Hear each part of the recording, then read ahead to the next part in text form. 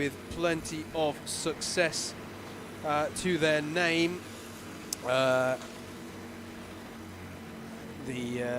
plenty of experience, and I believe I'm right in saying good to see them back this year as well. I don't think we saw them last year, so great to see them.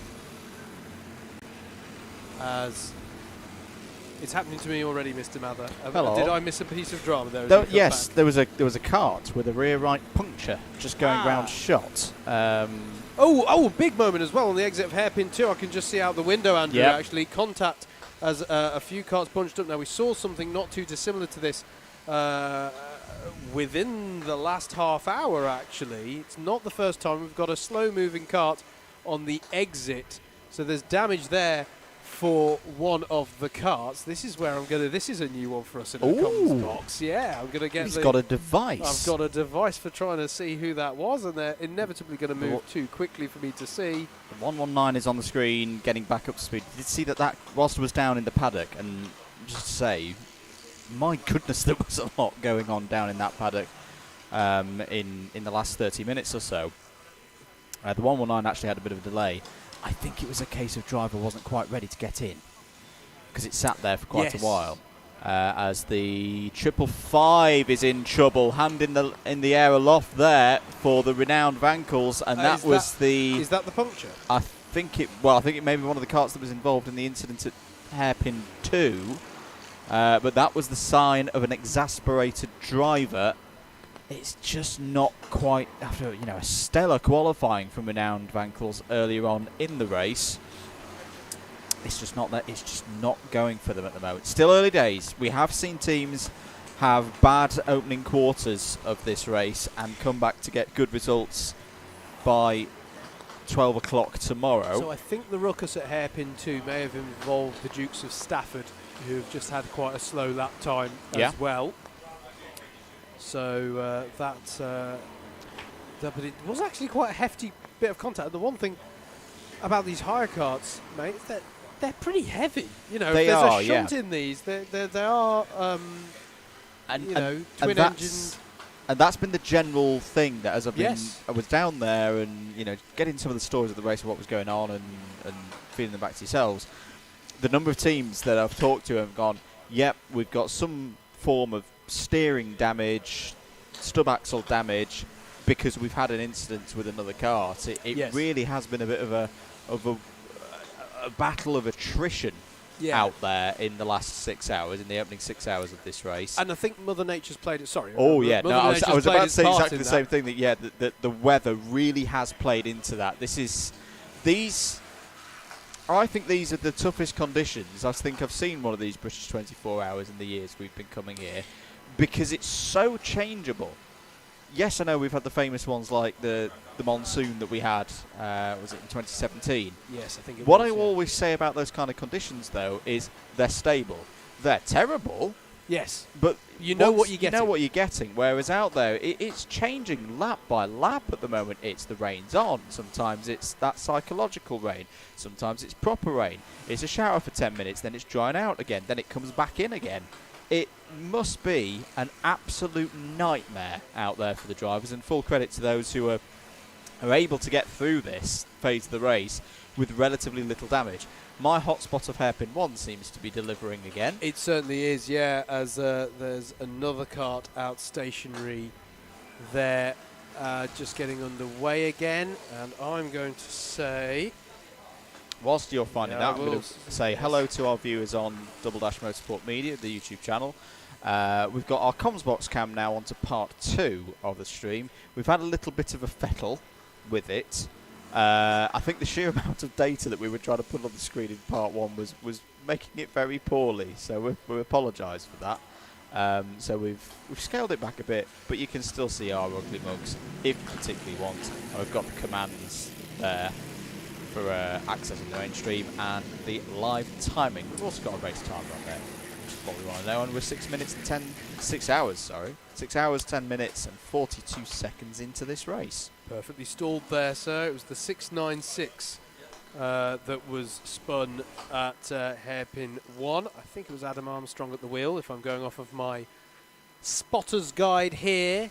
in the box. There's a yellow flag out that's now gone in, heading into the D chicane. Fantastic news has just come into us. Thank you, David, for letting us know that. Joe Patterson, our driver out there, going for the world record for the longest distance travelled in a go-kart in 24 hours. He's not just doing it for a world record, of course. He's doing it for charity. And he's just hit £5,000. That is an absolutely incredible effort. I love this community because it's a community that comes together in times of need, and that is £5,000 raised by Joe and the team for Doddy's journey. Absolutely fantastic. Please keep your donations coming in. Rethink Racing 2, I was just looking at where he is actually. He's just gone by Rethink Racing 2 in the order, who has actually just been overtaken by their sister car as well. And the reason why is the 104 is in the pits, Andrew, after they've only been out there for around about 25 minutes since they last pitted. So that's an interesting one. And this is a kart that we saw going into the tyre barriers late on, around hairpin 1 actually, and it was whilst we had the changeable conditions that I think drivers who were going out wide at hairpin 1, if they went on to have a drama, because they were already on the wet line, any drama was going to send them into the wall, and so it did. So I don't know if they're carrying any kind of enduring issue from that contact with the tyre barriers, because it was quite hefty into the tyres that the 104 went. Honolulu Juniors. We've got a viewer waving to us on the right hand side. Hello to Paul, who says, look to the right. We look to the right, and he gave us a little wave. Lovely Hope stuff. You're enjoying your afternoon and early evening here, Paul. Thank you to postcode Tom as well, who subscribed at DDMM. Love all the charity efforts in this race. Century Sim Evolution are racing for the Lilly Foundation in their first shot at the 24-hour. Full credit to him as well. Race for Ruben also. And great to see a good number of the Century Sim racing teams back for another year. There we go. Well, there's a straight away. There's a commentator curse. Bang. How many minutes did that take? 13. I mentioned a team and they got a curb warning. Yes, and particular shout out to them. So I've just realised something as well. I'll let you finish. They're an Xbox Racing League. Yeah. And this is their first kart race together. Excellent. I like the ambition there. I appreciate that. Fair play to you there, but stop hitting the curbs. With that being said, it's a long way to go yet. You want to try and preserve both yourselves and the kart. So the last time that there was DDMM involvement in one of these 24-hour races streamed by Alpha Live was a few months ago, down at pretty much the opposite end of the country. Yes. At Bookmore Park. Yes. This is where I have to make a public service announcement to everybody. We're approaching the witching hour, ladies and gentlemen. I will take bribes, mainly in cake form, for me to not talk about your team, because it was this period of the race that every single time I opened my gob about a team and them doing well, or generally giving them some praise, something bad happened. I was getting everyone. Jimmy Broadbent, Steve Brown, the sidemen, the leaders, the not race leaders. I was on a roll. And judging from that, from just mentioning Century Sim Evolution and bang, straight away they get a curb warning, I think it's going to happen again. Now, how do you play that? Do you put in your rival's name to us to shout out, or do you throw caution to the wind and believe that if you get it shout out twice, it will undo the first shout out? The polarity. Full course yellow. Let's talk about that. So full course yellow going out, and I'm wondering why. That'll be why. We've got a kart at the end of the. In fact, we can just see it from our comms position. This is at the end of the Bob Pope Straight. Now, all I'm going to say here is that was one of the cars. Don't get me wrong, there's not the only one. I would say probably about half the field were doing it. I think I know what you're going to say. I was stood down in the pits when we had that last little rain shower, and it was. This is why I was saying it's really tricky for the drivers to read what the circuit's doing. The number of karts that were getting it wrong on the exit of the D chicane and running over the curb to driver's right. And it's not just that you've got a bit of a nasty curb there. You've also the entry back into the circuit isn't particularly pleasant either. And I was thinking, it's like some of these karts are going to break.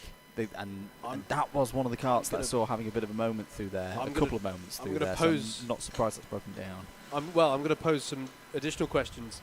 Yep. How long do we think the fuel tank should have lasted? Because they haven't been in the pits for an hour and 37 minutes, according to my graphic here. And what does the weather do to your fuel economy?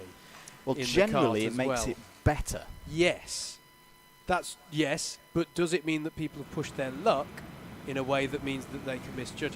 This is me pure speculation. No, I think I will cancel my previous statements. I think you've onto something there. That looks like your classic run out of go juice. And also, it's at the end of the straight, which is where you're going full throttle, and it's you're going to lose the pickup, and etc. etc. You can't lift and coast down that straight. So. Quad bike of shame is out. Is that 11? Is that our 11th full course yellow? It is, yeah. That is our 11th FC. Well, do you know what? We'd gone quite a long time. We had a period of full course yellows breed full course yellows a couple of hours ago. Probably 3 hours ago now, before I came on. But yeah, that is number 11, I believe. MSJSR in the pits. There are definite spots of rain down there at Rib Bend again. TTM are in. That was really one of the dramatic moments whilst I was down there as we go back to green. I've seen angle grinders out. Angel grinders have fluttered their wings at karts. Such has been the severity of some of the bits of work that have been needed to be done on the karts at this stage of the race. We've not even got halfway yet. MSJSR in the pits, Andrew, and I wonder if they'll have been a beneficiary of getting at least some of that stop done. Yeah, a little bit. During FCY. They were due to make a stop anyway, according to the numbers I've got here in the box. The A66 Clubman Owners entry as well, pitting, as well as the 113 of Core Blimey Racing and the JS Racing, the number 111 in higher karts. Bear in mind that some of the numbers that we're saying, the same number can be represented across hires and owners. Yep. So do just bear that in mind when we're saying that. MS Scorchio now showing as past X Racing, not too surprising, being as we've just seen what happened to X Racing. Joe Patterson on your screens then, the number 24, had a comfort break about half an hour ago. A little bit of care to the kart as well. Seems in good spirits. Had a little chat with his team. They were. He's not worried about grip there. The rain is concerning them because, of course, when the rain comes out, the pace starts to drop. Absolutely. The pace at the moment is not too bad generally across the field as we come back out of that full course yellow. Well, as we did hear from David as he was going out in stint at the top of the hour, he did have a decent cushion. Yes. I think he needed to have had 2.32 laps in the books, and he had, at that point, I think he had 2.56. So he has a good cushion. He's currently on 271 laps for that one. As we say, you can donate to Dottie's Journey there. Scan the QR code for the link. Go fund me the link there. And we've had a flurry of black flags, have we not? We have indeed. Dazzle Racing, the 818, the drama continuing for them.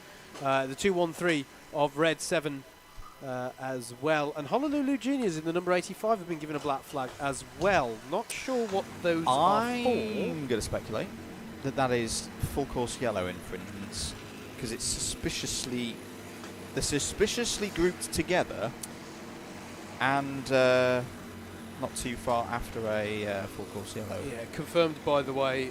X Racing were out of fuel, so that's the reason why they came to a stop. Okay. So that's the thing, isn't it? You're right, it does generally, it's not the same as driving on the road. Driving on the road in the rain, usually your fuel economy is worsened. Yeah. But that's because there's speed limits and you're probably, you're trying to achieve the same speed through standing water and stuff. Here, because the drier it is, the faster you go. Yeah.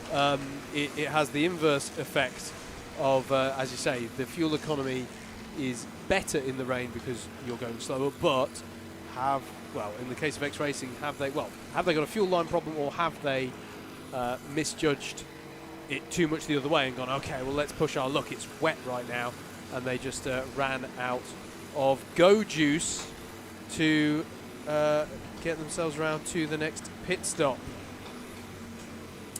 Boom have just gone past Simtech UK. That's for 50th place overall. Boom, that number 65 kart, being our highest placed novice hire kart by quite some margin as well, you've got to say. So really good stuff from them. Simtech UK, though, don't want to take away from them having a good race. They're still in the top 5 runners within Clubman Hire as well. So that's all good stuff for them. We will. It is 2 laps at the moment that Honolulu by Saints have in hand over the Race for Reuben squad. So a really impressive run from the Honolulu effort, Belgian team, to be leading the standings overall within the higher karts.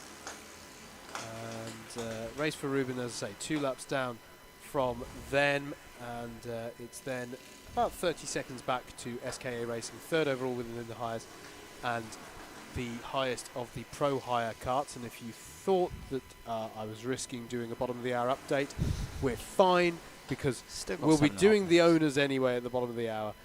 So I can talk about the hires as much as I like at the moment. But yeah, good to see what's happening towards the front of that. Red 7 still in the pit lane in that 213 kart, Andrew. Yep. X Racing back out, having filled their kart up with the rather important petroleum that will get them round. But either I've lost a sense of time, or my long pit stop sensors are tingling for that Red 7 kart, because it was off schedule as well. Yep. Going off of the track time that I have against them here in the box. I think we just saw the number 96 rolling down into pit lane for what should be a scheduled pit stop. Another black flag issued, this time to 213 of Core Blimey Racing. So they will be needing to play. I'm just looking out of our comms position here, and as is not been uncommon at all, massive gaggle of karts there. That fact that David was giving me earlier, that if you take the length of the track and divide it by the number of competitors, or the track time and divide it, it's a kart on average every 0.8 of a second. I like that. Around this lap. So that is quite something that they're having to deal with. No 2 laps will therefore be the same for any of our competitors. Yeah, I love that stat, indeed. Just looking at that shot there, I think we have got a classic Teesside situation. There are some volleys up just to our left.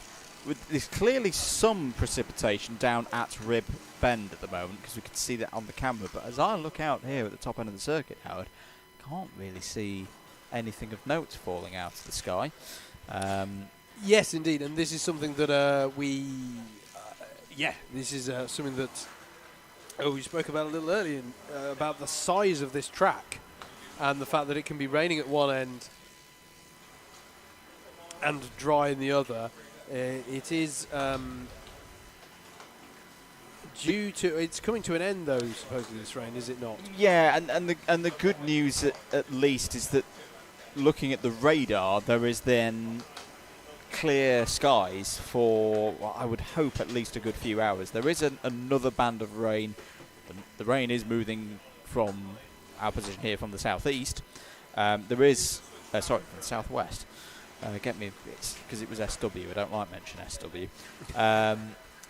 There's another band of rain that's kind of over Blackpool, just north of Blackpool at the moment. That might go further north than us here in the Middlesbrough and Teesside area. I hope so, because I think we've had enough rain already in this race. So it looks like this is going to start to get into a period where the track condition is going to be pretty good. I can see a black flag being prepared, yes, though. I think that's having to be shown. 213. Either to it is to the 213. We did see a re-showing of the black flag to the Honolulu Juniors as well, who I think hadn't duly reported to the pit lane. There's a yellow out at hairpin 1, and that's because we've got a spinner down there in Hires. It is the number 2, I think, of TYS Racing. Yep. And also, is that the 95 and the 96 at the Veterans Racing UK efforts. Yeah. So that is that the number 2, or is that... See, this is my 7. annual site test. It's the number 7 of Century Sim Evolution. Yep. I thought it was Century, because you can tell with the Century Sim karters with their distinctive black and yellow suits, kind of nice mustard yellow that they have. More pit activity, you can see the number 19, the Newmarket Buzz and Hornets, a name I very much appreciate. They're going to be in soon. Absolutely. I'm not sure we've mentioned that Team Tate Motorsport are back out and circulating that 318. If you hadn't, then they are back out on the circuit.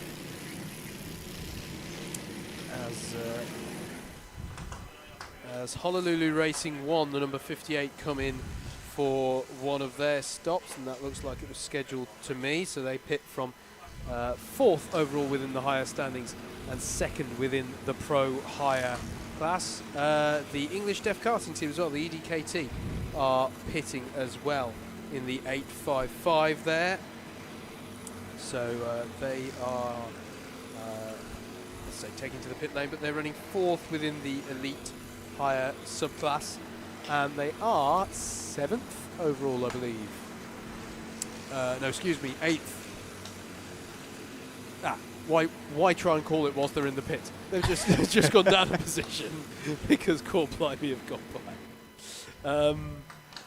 But running well nonetheless are the EDK team, and lest we forget to mention our pro hire winners last time out. And actually, yes, I should mention that in a correction to no, they are showing correctly on the graphic. They chose to go up to the elite subclasses. On the original entry list, at least the one that we had, they were a pro team, so returning to the class that they won last year, but they've elected to take on the challenge of being in the elite subclass, and I like that. That's nice to see them go, no, yeah, give us the challenge. We'll be in amongst the elite subclass. Let's go for it. So that's nice to see. A couple of questions regards who's in different karts. I can tell you that in the MS Lucas number 42, it's Ryan Cannon in at the moment, and that's not a bad peddler to have at the wheel of a kart, the current KZ2 British champion. He got in probably about half an hour ago. I saw him jump in the kart when I was down there in the paddock. I must have moved the number 43. I know they're out there, I know they're circulating. It's one of those, there's so many karts out there. I haven't actually locked eyes on the 43 for a while. They're in the last sector. In fact, I think that's them just coming through hairpin there, for now. Race leaders siding their way through. Here they come. Just going to have a look at the back of the suit. Give me a moment. Whilst you're having a look at that, I will tell everybody that BCW Mulsanne Racing, the number 36, are into the pits. It's Colin Lucas in at the moment, I think, for them. For the 43? Yeah. Yep. Blue and white MS suits with yellow, green and navy helmet. The 3-time Teesside Sprint champion. Pace at the moment for Lucas, a 1 minute 15.783 last time around. Gotta say that the pace, and this is the this is one of the good sides of the rain. Tyres will have been subject to a little bit less wear over the course of the late afternoon and early evening here, and it's showing because the pace. Cannon's just stuck a 1:14.841 in, fastest lap of the race still. Colin Lucas is 1 minute 12.102 all the way back on lap 11. Now, I've just seen out the comms box window, Andrew, the number 55 in hire karts, which is one of the Honolulu karts, as we'll get to that one in just a second. So, Honolulu Friends by Saints, rain suit on. Yes. Difficult calls to make in the changeable conditions we've had. If you don't put a rain suit on, you'll become a very water-sodden, soggy, unhappy kart driver very quickly in the rain. Yep. If you put a rain suit on, you might get a bit toasty towards the end of your stint because you're in a bit of a greenhouse. Yes. tough call to make. But I would risk it right now. I would say, having looked at the weather forecast, would go, no, I don't. I would. No, I agree. I would deal with a little bit of precipitation. Yes. Versus sitting in a steam bag. We are, as you've rightly pointed out to me, though, mate, we are at the bottom of another hour in the 2022 British 24 Hours of Karting. We are due to do a run-through of the owners' classes, and therefore I will bring this up here. It's MS Soko Select, the number 43, leading by 1 minute and 5 seconds because he currently stands over the 133 of TTM2 Rossa Corsa. MS Lucas Racing are next, a further 1 minute 11 back. In fact, that's just gone down to a lap, according to... Oh, no, that will update in a moment. It is still 1 minute 11. Then it's 8 seconds back to MS Car Shop. But what's interesting to me is the different pit strategies going on here. Just out of the pits recently, and 1 lap behind MS Car Shop in 5th place overall is MS JSR. And then it's just 27 seconds back to the 77 of Offline Motorsport, 6th overall and 2nd within the Pro owner class. Grabex Motorsport, Grabex Pro, the number 8 are then 8 seconds back from them, and they're very close on track. Actually, I'm not sure if we can pick this up. The number 8 of Grabex Pro and the number 3 of Omega Racing, who are battling out there at different points in their stint, but 7th place being contested. So if you sat around the circuit, look out for the number 8 and the 3 battling over that position. 9th place is Nexus Sport in the number 17 kart. They're not too far off the back of that either, just 16 seconds back from them. And then Team Tate Motorsport, we've seen them have a few dramas, seem to have a long stop in the last hour. The 318 rounding out the top 10. There's just been a change of position for 11th place in the race. And for the lead of Clubman owners, actually, it was as I was doing the first bit of this rundown. 303 Racing have got past Grabex Racing, so the 303 ahead of the 88.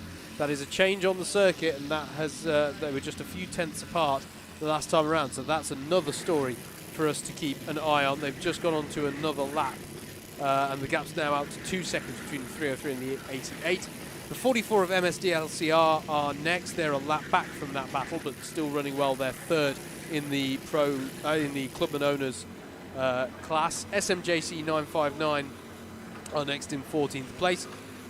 They're just some 30 seconds back from MSDLCR. And then another 17 seconds back from them is the 881 of Blue Speed Racing. Then we go back another lap to MS Scorcher, running 16th overall and 5th within the owner Clubmans. 10 seconds behind them is the 22 of JDM. And then it's 37 seconds back to the 36 cars of Grabex Motorsport. Themselves just 9 seconds ahead of the 19th place 113 of Red Graphics. They've had a few issues over the last couple of hours, but they are circulating at the moment, that elite subclass kart. 16 seconds back from them is Harry's Hot Wheels, the number 94, to round out the top 20. And then it's 25 seconds back to the, now with fuel on board, number 10 of X Racing, but we saw them conk out with a lack of the go juice within the last hour. They got recovered back to the pit lane. They're now underway again in 21st place. 2 laps back from them is the number 66 of A66, and they're running in 22nd. 23rd is Mad Motorsport, 1 lap back from them in the number 40. Then it's the Red 7 kart, which I think also had some dramas within the last hour, or certainly within the last 2 since we last did an update on this class. 1 lap back from them, the number 213. The 61 of Alessia as well are a further lap back then in 25th place. And then we get to Joe Patterson in that 24 Guinness World Record kart, just 30 seconds off the back of Alessia, actually running well at the moment. 284 laps in the book.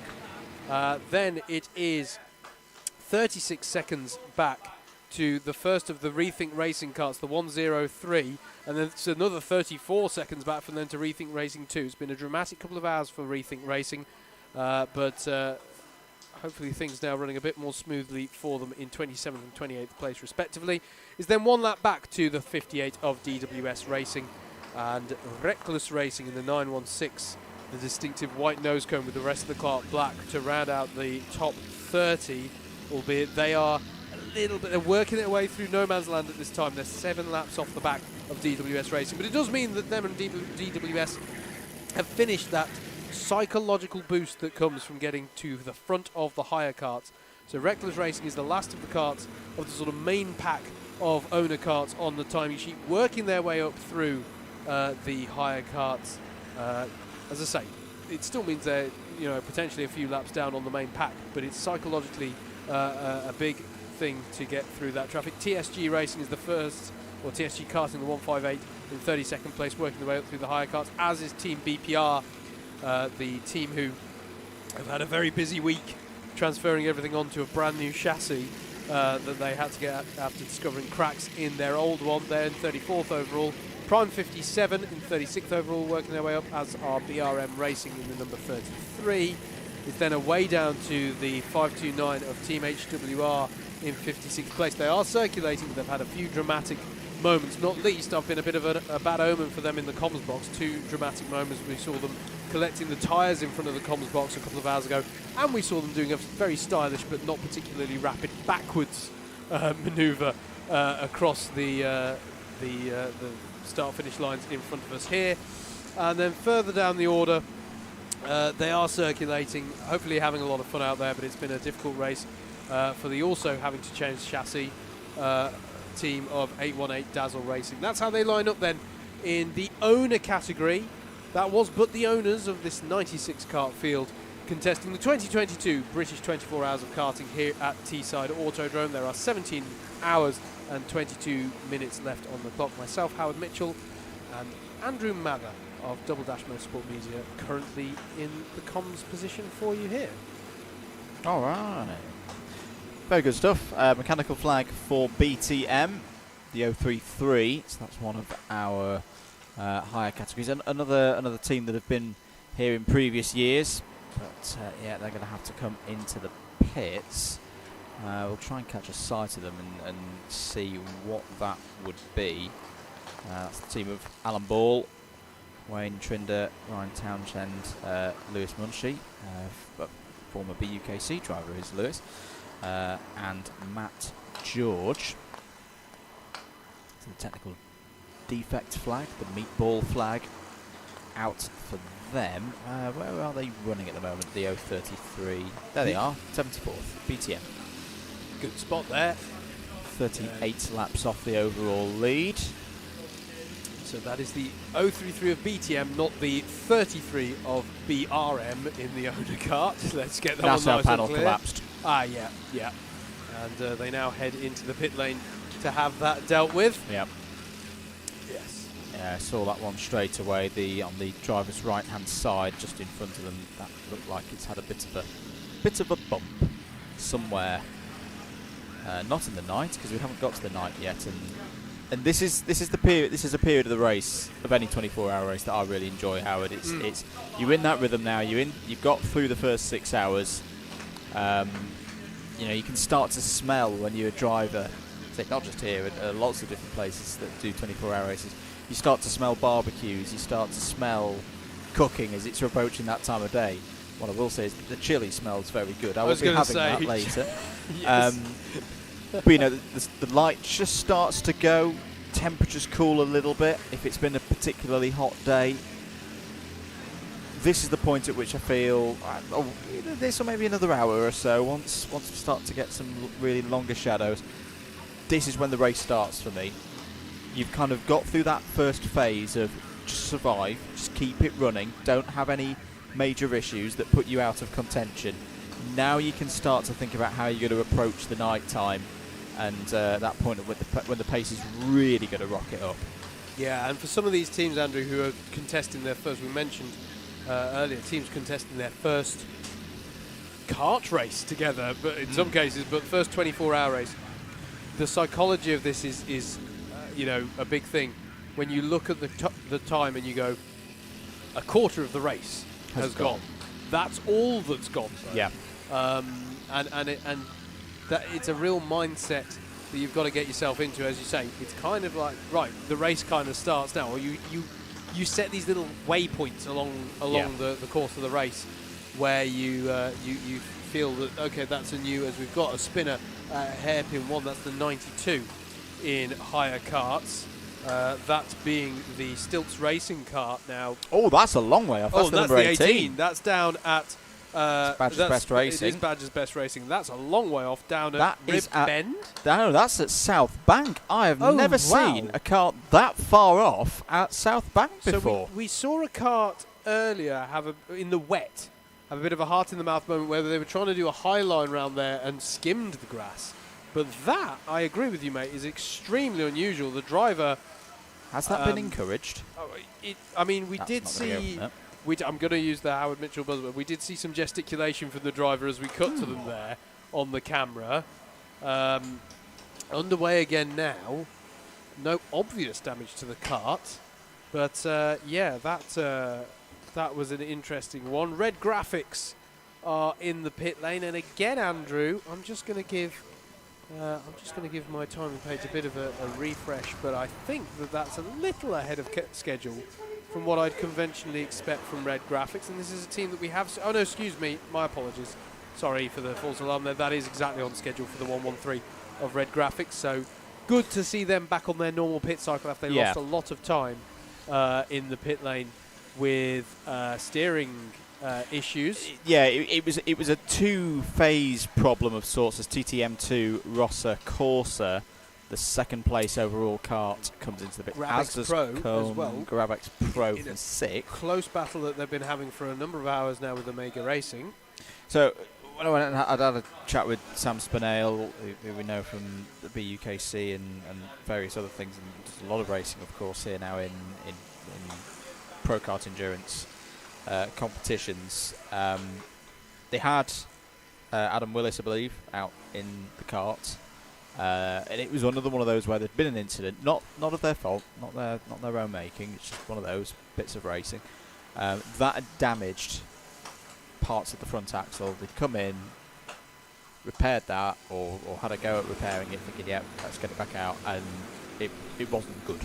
Yeah, it wasn't sufficient to repair to keep the kart competitive, so they brought it in. May seem to some a little bit extreme. As I say, had the angle grinders out and all the rest of it, sparks flying and everything. But thought, no, this is one of those issues where it's actually better to bring it in, do a full repair on it, do it now when you've still got enough time remaining in the race to claw it back. How many laps down are they? They are. Well, they've disappeared off the screen. They're a good 20 off of the leaders. Are they? Sorry, which car, mate? On this the 113. Yes, the one with 11 laps off the overall lead. 11 laps off of the leaders. Sorry, I can maths. There you go. But that's. It's going to sound strange to those who are probably watching for the first time of this race. That's recoverable. We have that seen. Is very true. I mean, they've got to have a lot happen, and they've got to keep pushing themselves. But we have seen teams be in a very strong position going into the night. We pop off for some sleep. We come back 4 or 6 hours later. They've lost 20 laps. Yes, because something's happened to them. So at the moment, if you read graphics, you've just got to keep pushing along. More pit activity. Offline Motorsport, the 77 are in. Graphics Pro have also been in. That feels like a while. Or am I just getting nervous? JDM are in as well, the number 22. We'll keep tabs on 17th place. We'll keep tabs on that with the Graphics Pro. Them, Omega Racing, and Offline Motorsport. Actually, I should have mentioned that as well. All of those three teams in a really good battle over second in the Pro owner class and 6th place overall. That's been good to watch for the last couple of hours. Also to note, one of our junior drivers, claiming as one of our own, is in that number 77, Josh Adams. Yes. Young driver in the BUKC, who did his first bit of endurance racing with our Club 100 endurance team last year. Oh, indeed. The year before. 2020 and 2021 kind of blanched into one in my head. 2021, I want to say. I think it was last year. Graphics Pro are back out now, so the number 8 back underway, and that looks like a fairly standard lap time, I would say, for a decent pit stop. So no concerns there. As the 22 of JDM are in the pit lane as well. I think this is a kart who did lose some time in the pit lane a couple of hours ago. It was whilst I was in the box that I think they lost a few minutes there in the pit lane.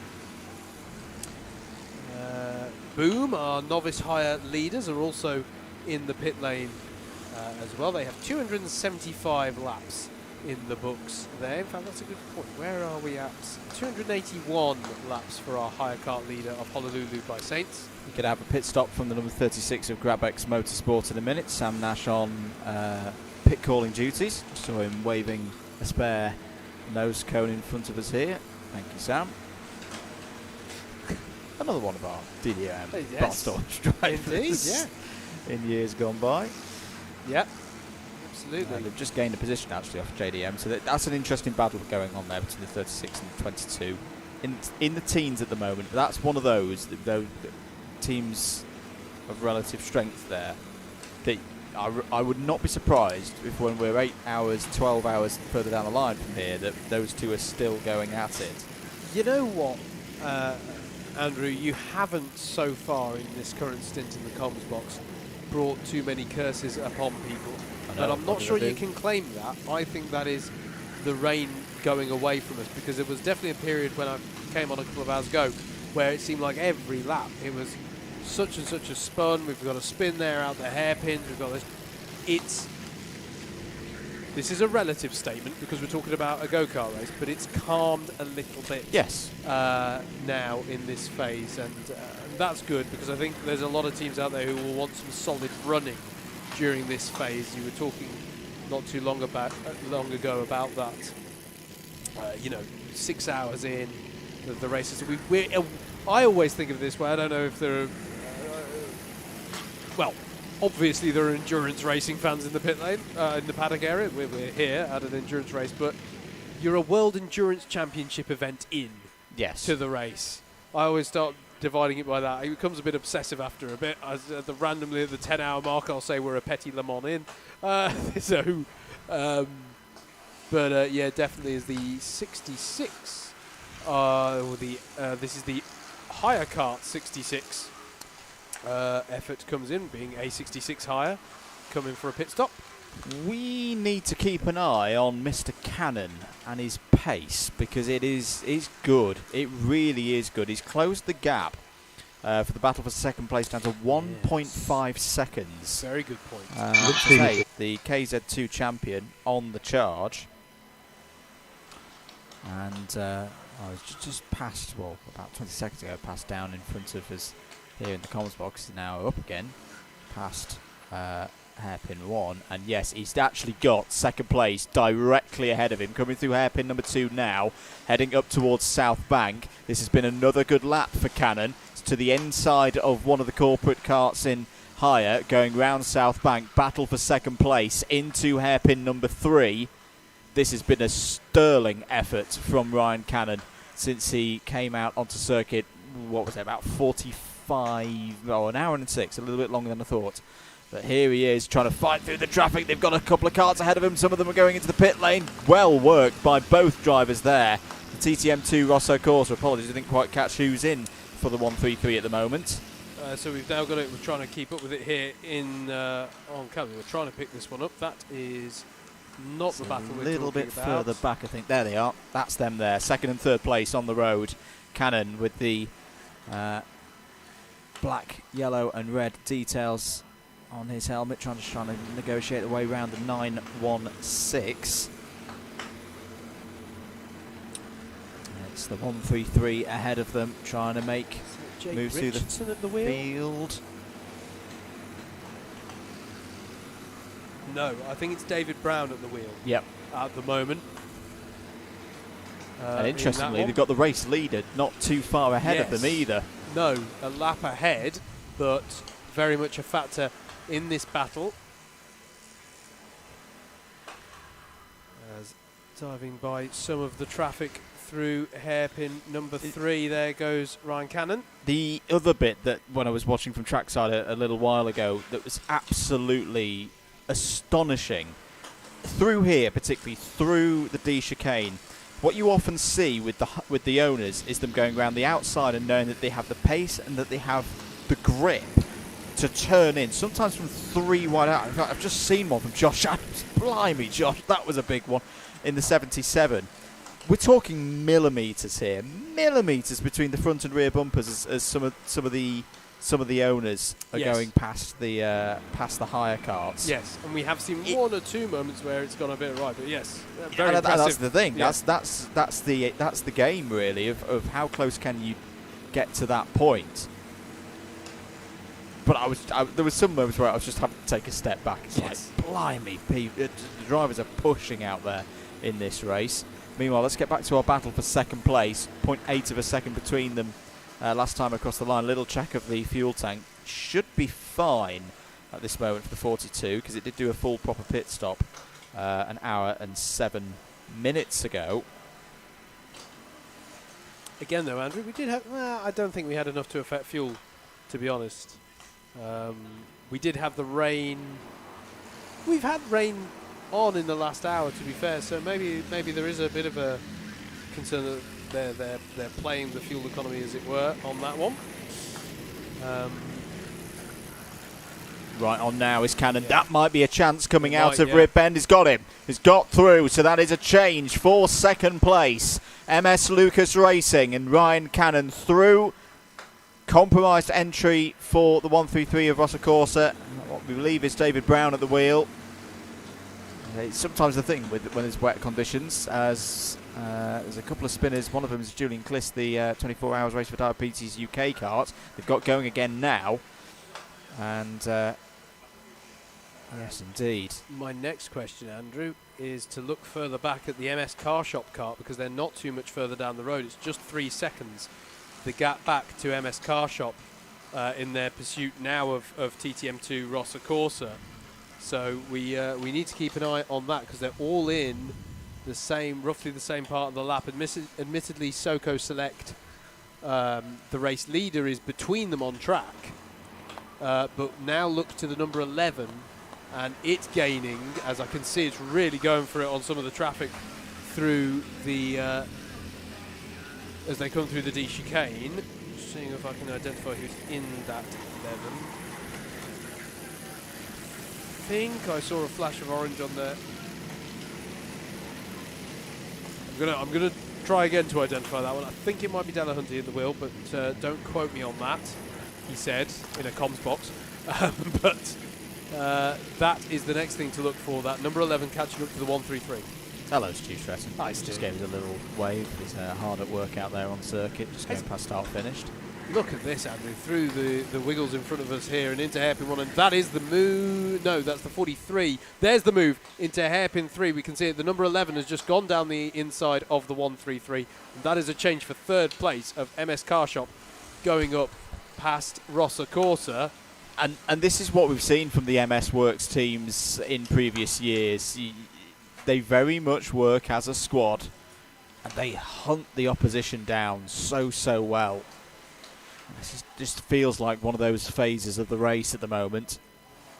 Got the 318 just ahead. It's the 43, the 11, and the 133 all in close proximity there. And the other astonishing bit is still this pace of Ryan Cannon. He is shot off the front of the field, because for him now, in fact, yeah, this is a very, I'm using the superlatives, of course, a job. This is a really key point of this race, I feel, for MS Lucas Racing. The timing says they're 1 lap. It's actually like 1.9 laps. And what Cannon's trying to do at the moment, he's not just trying to take second place, which he has done, and pull away from it. He's trying to keep that number 42 kart from going another lap down. Yeah. And stopping the Soco Select guys having a 2-lap lead outright here. Yes. And he's doing that. He is now through that traffic. It'll be interesting to see how the next couple of laps go. Has the number 42 got a bit more pace than the 43 at this stage of the race? Yeah, it's a really good point. Really good point. You want to try and keep those laps down. I mean, it just puts that pressure on. Is that pressure on the team if they have a mechanical, if they have a dodgy stop? It's keeping that pressure applied, and that pressure is there even if you're measuring the gap in laps. A full course yellow, for example. Yes. But it could be the difference between, because sometimes, and I've had this of my own experience around this circuit, if you, I'll say this as delicately as I can, if you end up behind a less experienced higher driver who's not quite as confident under a full course yellow of doing a within control speed, Yes. i.e. they basically become an unofficial safety car, Yes. you could be either side of that. You could be behind them. You can't overtake them. You know, you can't go, well, they're going too slowly, I'm going to ignore the yellow flag and go and do my own speed. No, that's against the rules. But if you're ahead of them, you can gain time. It's one of those natural things of endurance racing when you have full course yellows and safety cars that can happen. It's you kind of run with it, but it can influence sometimes. I think we have seen a bit of that already today.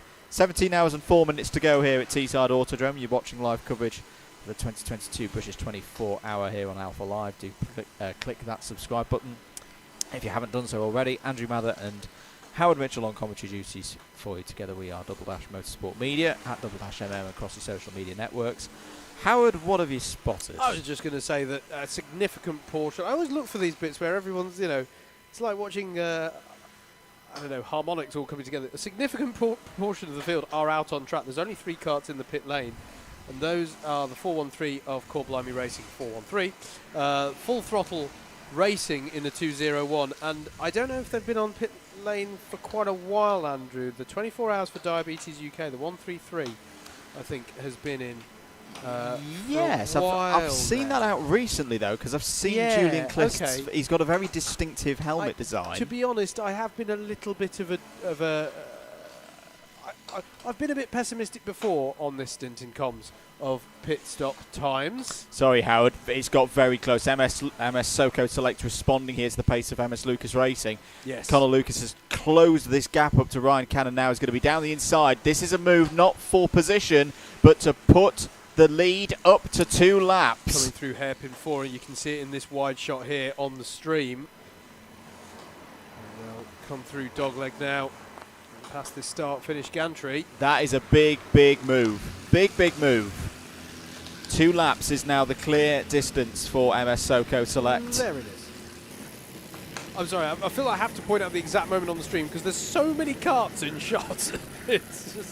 It's fantastic to see. But yeah, as you say, Andrew, a significant point there. The lead gap is now 2 laps that MS Soco Select have in hand. Is that a problem for the 318? I think there's a problem there for the 318. It goes from bad to worse. Yeah, we've seen them have some moments where they've had to spend time in the pits before, but yes, indeed. Engine's Motorsport. gone. Yeah, Engine's gone. Yeah, Tate Motorsport with an engine problem out there, as you say. It's the right-hand side engine for the driver. He's just waving to another one of the drivers. There's a possible bit of confusion under a one-corner yellow flag.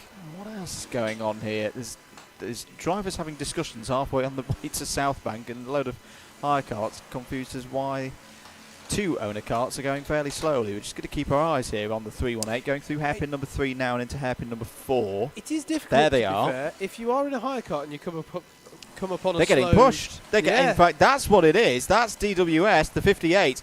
Are they out of fuel? They've been in recently. The 318's obviously going to come in here. Yeah. But what I think that was... Well, they can't be out. They've been out. Well, they could be out of fuel, but if they do, it's by way of a problem with their fuel I system. think that they've only been out for half an hour. A little bit of Apollo stablemate help there from the number 58 of DWS, both of them running Apollo chassis, to go, can you give me a push, please, to make sure that I get into the bay? It's a good point. I do actually want to correct one thing about the video that we showed an hour ago. Yeah. Where we looked at, and I said, oh, this is the Nexus Sport tent. It's the entire Apollo awning is the massive one that I was stood in front of. All of the Apollo karts in that red and white awning in the paddock. Here is the 318 though being pushed around, and will we see that one spending some time in the paddock? I fear we might, given that they've pitted off of schedule. We are... Change for second again, actually. MS Car Shop have got past MS Lucas Racing now, so the number 11 has got past the 42. What a drive that has been. In terms of fuel time, way too early to be calculating what this means in terms of pit stops. There's a lot of racing to go, but for what it's worth, MS Circuit Select and MS Car Shop do have 17 minutes in hand over MS Lucas Racing in terms of fuel usage. We are at the top of the hour. I do just want to give an update there for on the Guinness World Record kart, that number 24.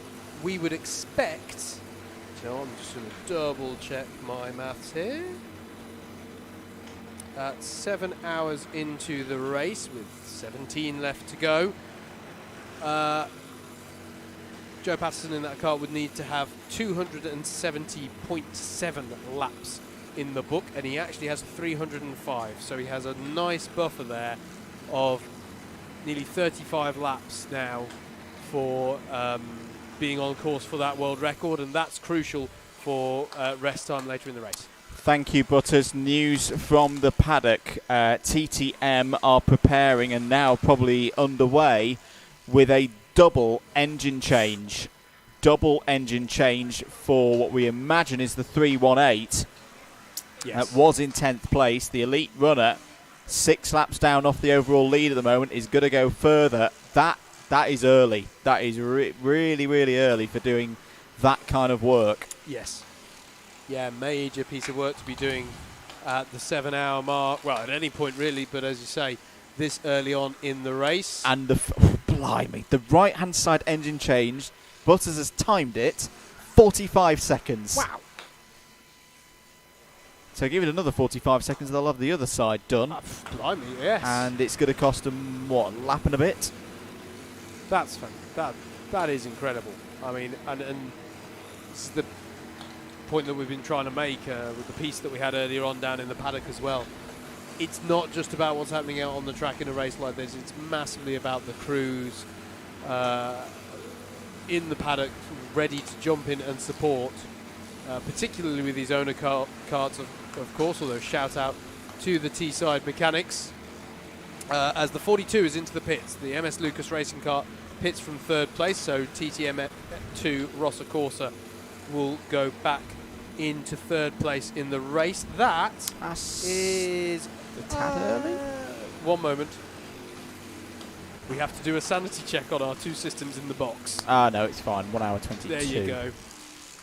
You've got to do that every so often with this one compared to that timer, and I haven't worked out why, but I have seen that before with this system actually. So more to bear in mind. More pit activity. MSD-LCR. This is the number 44 kart. Is in the pits. That's important because that was the kart in 3rd place in Clubman. Joe Patterson is in as well. Again, that's scheduled as well because I remember that MS Lucas Racing were heading out when I was down there. So yeah. Nexus Sport as well. Nexus Sport into the pits as well. That's on schedule for them. Sorry if you just mentioned that one, mate, but they're in. As are Rethink Racing 1 in the number 103. I'm delighted to say that that's scheduled for them too. So all good and harmonious in the ranks of owner cars. And what that does, Andrew, is that breaks it, because fair play to Brown in that 133 car. He was trying to keep them honest. Having been passed by the MS karts, he was onto the pace and keeping them very honest, so he's been a bit more effective with picking his way through the traffic of late. Just taking a look down into higher karts and what's happening down in those positions. Quite close between Honolulu Friends by Saints and CSM Racing, the Clubman higher leader, in 43rd position overall. Who else is having a close battle out there? There's always a race going on. How about Simtech UK and BCW Mulsanne Racing? 0.3 of a second last time across the line. The 420 and the 036. That is that well, BCW Mulsanne Racing, the 036, I want to say, did they have the mechanical flag? I've had some issues. I'm going to give a shout out to that was 036. Simtech Spinala, who are not spinalaing out there. They've just set their personal best team lap time of the race so far, 1 minute 21.328, and running nicely at the moment is the number 12 kart. As the 103 Rethink kart is in with a problem, Howard, if you want to try and see if we can get abreast of that situation. No, Simtech Spinala, they're racing as one of the pros in Hyatt. Those are the ones on the timing screen at home in pink, and they're running in 6th place at the moment in class. looking pretty good in that cluster of karts from basically the class leaders, Swindon Karting Arena Racing. The 103 down to the 50s. It all covered by about 2 or 3 laps. Very close. Yeah, the 103 was on schedule, so it's not a fuel issue, as we've seen with some of their fellow competitors out there. I think I did curse them because I think I said the sentence a few months ago of the 103 is in its on schedule, so everything's happy there. Pretty sure that's what I said, so whoops. Commentator's curse is in full, is in rude health. It is genuinely rude health as well. Hello to our spotter from last weekend when we were doing 24-hour activities of the iRacing variety, who's asking this weekend, Howard, are you getting more sleep here than you are at home? So far, yes. No, I don't think you need to say any more. Yes. I am so far. Although, no, you know what? Ask me in the morning because we'll see. I think the white noise of these kart engines is really going to give me quite a blissful night's sleep when I get a chance to get some sleep. The 555 are pole sitters as they were in higher kart class. The Renowned Vankles are now back out on track, I'm delighted to say. I just saw as well the 303 race in that distinctive red and black kart had just come in the pits. Again, these are all scheduled. These are all karts that came together at, around an hour and 20 to around an hour and a half ago. Slavek Pishkors has been in the kart for that one and completes that stint. Currently, your clubman leader, of course, in the owner category. So 10th place overall for Slavek. And once again, they've got some very good drivers in that kart again this year. I don't think we've covered the story actually with that 555 Renowned Vankles. So they sheared the left rear hub on their kart, and they're back out. And they lost around about 4.5 minutes there. As we've got a spinner up at the top of the hill. That's a tricky spot. Is that the that's the reverse corkscrew, yeah. It's Bottas boys. Now the difficulty is, that's wise actually. I think go down to the bottom, go to that piece of tarmac, which David was informing me is there because it used to be a full run through the hill, which is hard to believe the amount of earth that's there, but you can see it clearly on the track map that you would just go straight through and onto the back straight. But they'll have to turn it around there. Will the Bottas boys kart? Steering was the issue on the 103 Rethink kart, and I'm saying that in the past tense because I'm delighted to say they're back out on circuit again now. Are the 103, and they too they've lost about 3 minutes in that repair, Andrew. So little bits and pieces here, but as you say, with so long to go in the race, and we've seen it time and time again that everyone wakes up at a different point, but you'll wake up at X o'clock in the morning, come into the comms box, and the order will look dramatically different. Such is the nature of these long races here. 303 Racing in the pits at the moment. They are our clubman leaders, we should say. 11th overall in the race.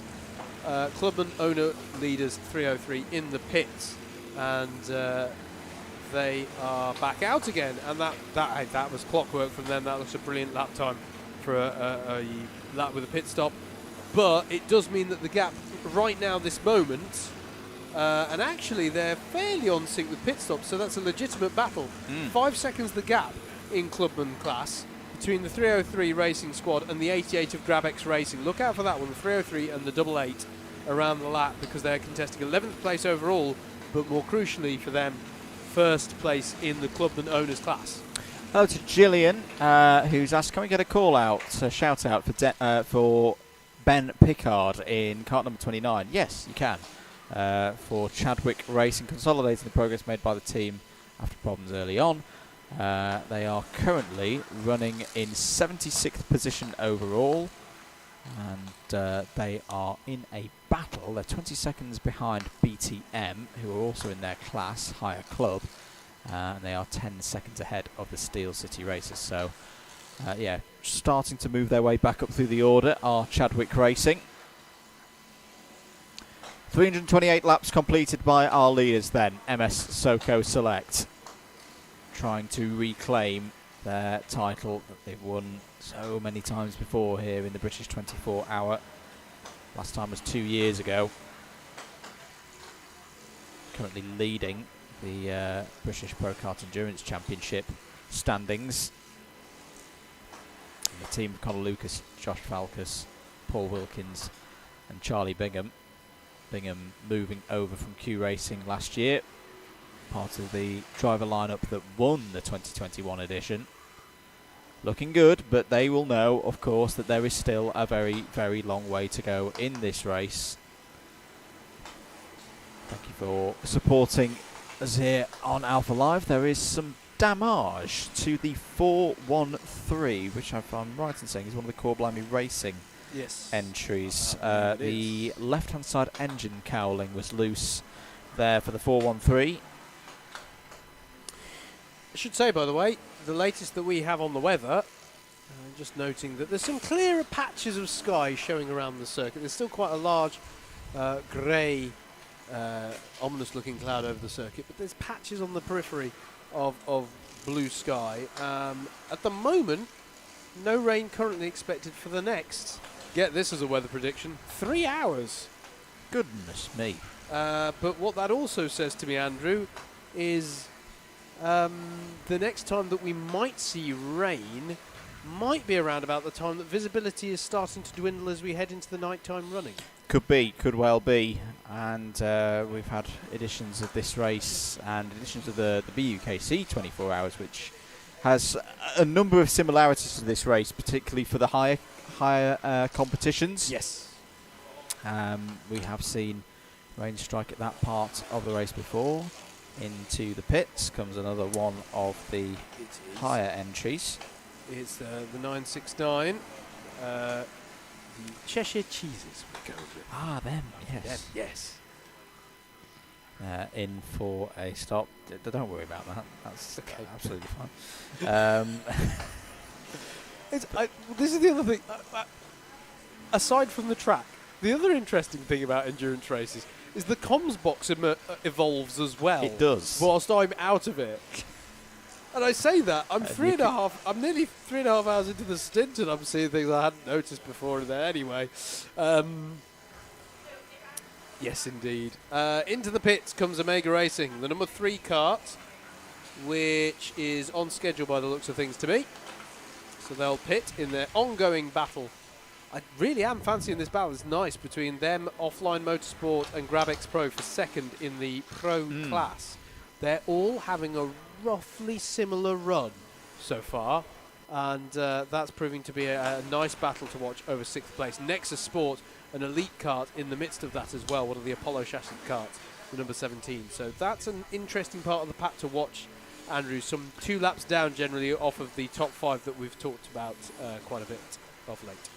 Just had another note from Butters down in the paddock that Joe Patterson's having a bit of TLC, and I think this is a good strategy that they're playing. That it was down there for his previous pit stop, and it wasn't a quick turnaround. But then again, it doesn't need to be a quick turnaround.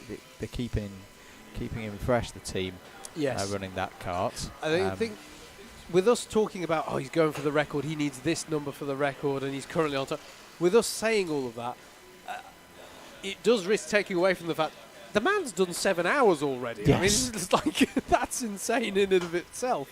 So, yeah, well, he might want some TLC at this point. And as we covered at the top of the hour, he has got a bit of a buffer. I think it was 35 laps we calculated as him having a buffer over what he needs to be on target of.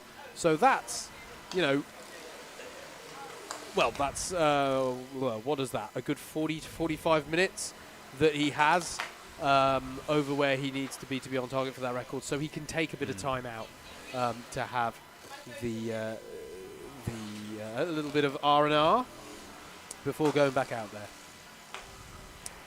Just looking down towards the bottom of the order, because I want to give some of the stories of those who have not had their finest days through bad luck and other events. I'm kind of going to go from 80th place down to Core Blimey Racing 3-1. It's been a tough day for a number of the Core Blimey Racing squads, but they're still going out there. And I'll go back to the point that you made earlier, Howard, about how they run things. A lot of experience being gained on there. Century Sim Racing in the same regard. The one I do want to apologise to, because I think I did put them down on my prediction list, and I did say that I would curse people, is probably the Renowned Vancals and the 555 were the pole sitters in hire, and now in 92nd place. Yeah. It's a tough way back from there. Yeah, it is. But what is we've got the 81 well off there into hairpin 1. This is the Team BPR kart, who, do you know what, had just finished the task of getting themselves up through the hire kart traffic to the point where that may have put them back behind the hire kart leaders on the road.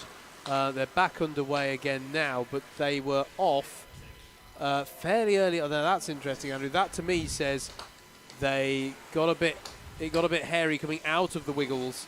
They maybe got on the grass whilst braking, and it was very early on. It wasn't like what we saw from Rethink Racing 2 earlier on, whereas late round hairpin 1, that was quite early on into the tyres. Hopefully, though, the kart still feels okay. So I wanted to go back to a point that you touched on earlier, particularly with Century Sim Racing, and how it's a sim racing community that have come together. This is another example of this, and how increasingly drivers are able to step across, and it's endurance karting that's providing a brilliant platform for them to do just that, stepping from the virtual into the real. Mentioned it earlier, the Buckmore Park 24 Hours that we had on the channel earlier on in the year. We had Jimmy Broadbent on, and he was saying how he was competing in a quite serious team, a quite crack team of drivers, but he had the ambitions, as do many people in the community, of like, you form these communities online with sim racing. You do some racing in that, whether it be in the league, you might form a team and do a big long special event like the one that we did last weekend. I think it is an increasing thing now that platforms like this, affordable racing, as there's the Core Blind 413 with its loose cowling, that's been going around like that for a few laps. And I think it only serves for the further advancement of the sport and keeping the numbers up. As I say, we've got nearly 100 karts running around here this weekend. It's very good to see. Yeah, I agree. It's really bringing race fans together. And it's getting them talking about what they can compete in, and it's making, it only takes one person within that group to sort of look across to what's available in the real world, and or full metal racing, as I know you and I like to call the non-sim racing motorsport. But yeah, it's fantastic to see, and I think it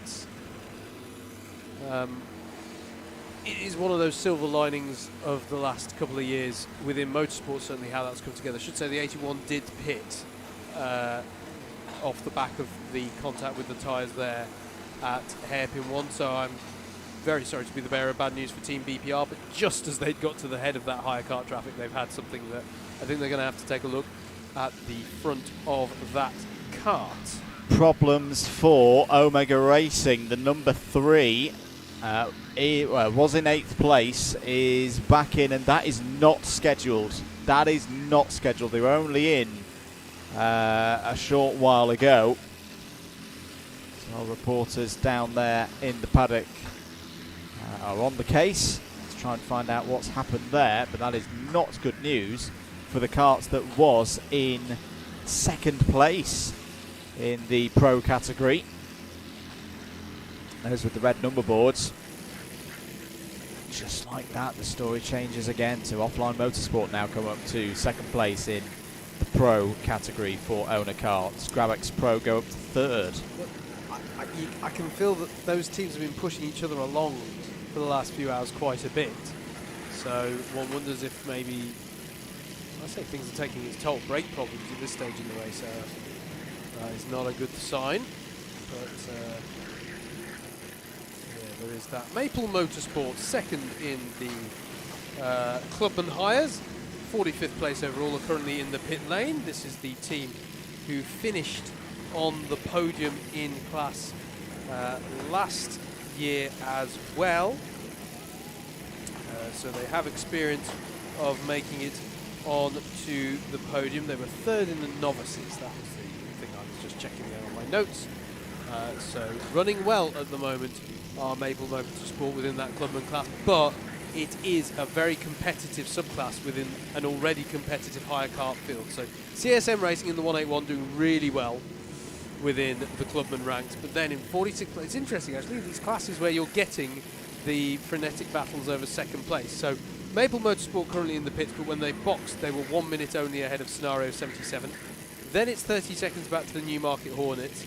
Then it's 13 seconds back to the Boneheads. That is, I mean, those aren't, you know, single-digit seconds, but even so, that's quite a fair old gap amongst those. That's quite a close gap. You know, that's not measurable in laps. That is nice and close between those clubman hire teams. Indeed, the number 77 has now gone past Maple Motorsport because of the pit stop that kart is having. So they're trading the positions with each pit stop, and it's going to be an interesting one to keep an eye on, as are many of the battles out there at the moment for the rest of the race. So 2 laps, as we've covered the gap for the MS Soco Select car, as Andrew was saying, former winners of this event. Still in the pits for Team BPR, still in the pits for Joe Patterson in that Guinness World Record attempt. TSG Karting, I believe, have just gone into the pits as well. So they'll be gaining some fuel, as have Team HWR, which I think, if I just give this a little bit of a refresh, is more or less on target for them in that 529 kart. So I'm not too concerned about that. Simtek Spinala, though, are also in the pit lane. And I think they've been there a little while. I'm going to keep an eye on them in that number 12 kart, because I want to say, Andrew gave them a shout out not too long ago. Oh no. I want to say that they have been on for a while, but we'll keep on our eyes on that. I have been a little bit negative about this already in this stint, and pessimistic and all woe is me. So maybe they'll come out in a moment. We'll keep an eye on that. Eat, Sleep, Race, Repeat also in the pit lane.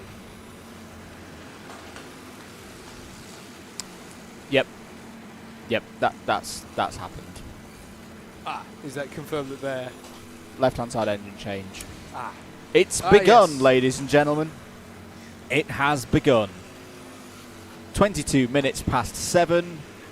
The Mather commentator curse in the evening of a 24-hour race is back. Nobody is safe until 10 o'clock. I'm not even safe, and I'm not driving. Yeah. So, Simtek Spinala, where were they? Part of the pro class, currently led by SKA Racing in 36th place overall. One of the Honolulu karts, the Honolulu Racing 1 kart, the number 58, are a lap down second within that class. And then it's another class where it's quite close for second place. It's only 9 seconds between Honolulu Racing 1 and JS Racing in the triple one. So look out for the 58 and the triple one within higher karts this is. Have we run through the flurry of updates from Mr. Butterworth? Omega Racing in particular, and what the issue was for them? I'm taking from the silence. There's no brakes. We did mention brakes. I think. Okay. I think I mentioned it, but in a very matter-of-fact way of like, oh, brake problem at this stage is unusual. Yes, indeed, it was brakes for the Omega kart. But they are back out again, as we say. Also seeing from Butters that the 24 Joe Patterson effort is having some work on it. Now, what I will say, things calm, was a fair amount of work on it on the last stop as well. Yes. So I do wonder, because they're not in necessarily a race against other competitors, is this more preventative work as opposed to, oh dear, something has gone quite wrong? Yes. Yeah, no, that's a good point. But yeah, so sorry, yeah, the Joe Patterson Guinness World Record car is having a bit of work done to it. Race leader in the pits, MS Soco Select, are in the pit lane.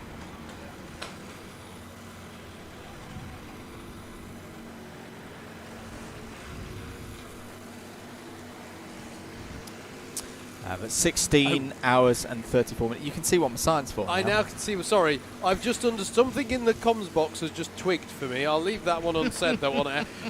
MS Soko Select, the race leader in the pit lane. I thought you were raising your hand to say that they had a problem. They're back out again anyway. And that's a decent time for a pit stop. That's a very decent time for a pit stop from our race leaders. 2 minutes 12 the lap time with a pit stop, which suggests that they were stationed. Well, they were slowed down by their experience on pit lane for only a minute. That's one of the fastest stops that I've seen so far. Blue Speed Racing as well, I don't think we've covered, are in the pit lane at the moment in the 881. So that is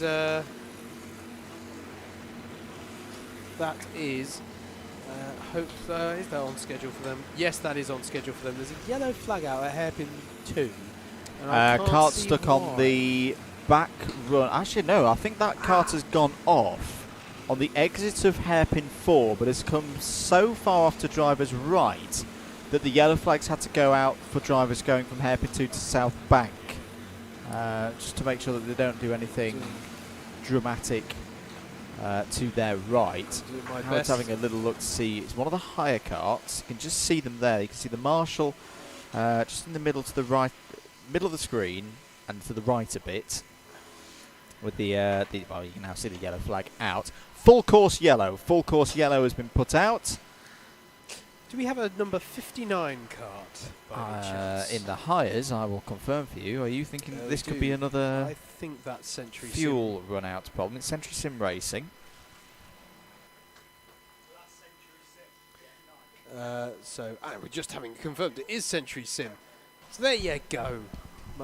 My eyesight wasn't too bad, but we have gone full course yellow because of that stationary kart of Century Sim. Did you just learn something new about it? No, they confirmed that it is the Century Sim Racing kart, their first entry. Well, it's fine. I can spot that. I'm doing my best Captain Pugwash impression over here with my telescope in the comms That's box. all right. So is David with his leg. Oh, yeah. That's true. Between us, we make a convincing pirate. Reckless Racing are in the pits, and Andrew, Reckless Racing, are going to benefit from this reduced pace under full course yellow. Blue Speed Racing back out again, by the way, if I hadn't mentioned that. But yes, Omega Racing still in the pit lane. At least they're repairing stuff under a full course yellow now, as the Century Sim kart is being recovered by, I'm going to call it the quad bike of doom. You called it the quad bike of shame. Oh no, I think I just saw a wheel off. Oh, I think I saw the marshal with what distinctly looked like a kart tyre in his hand.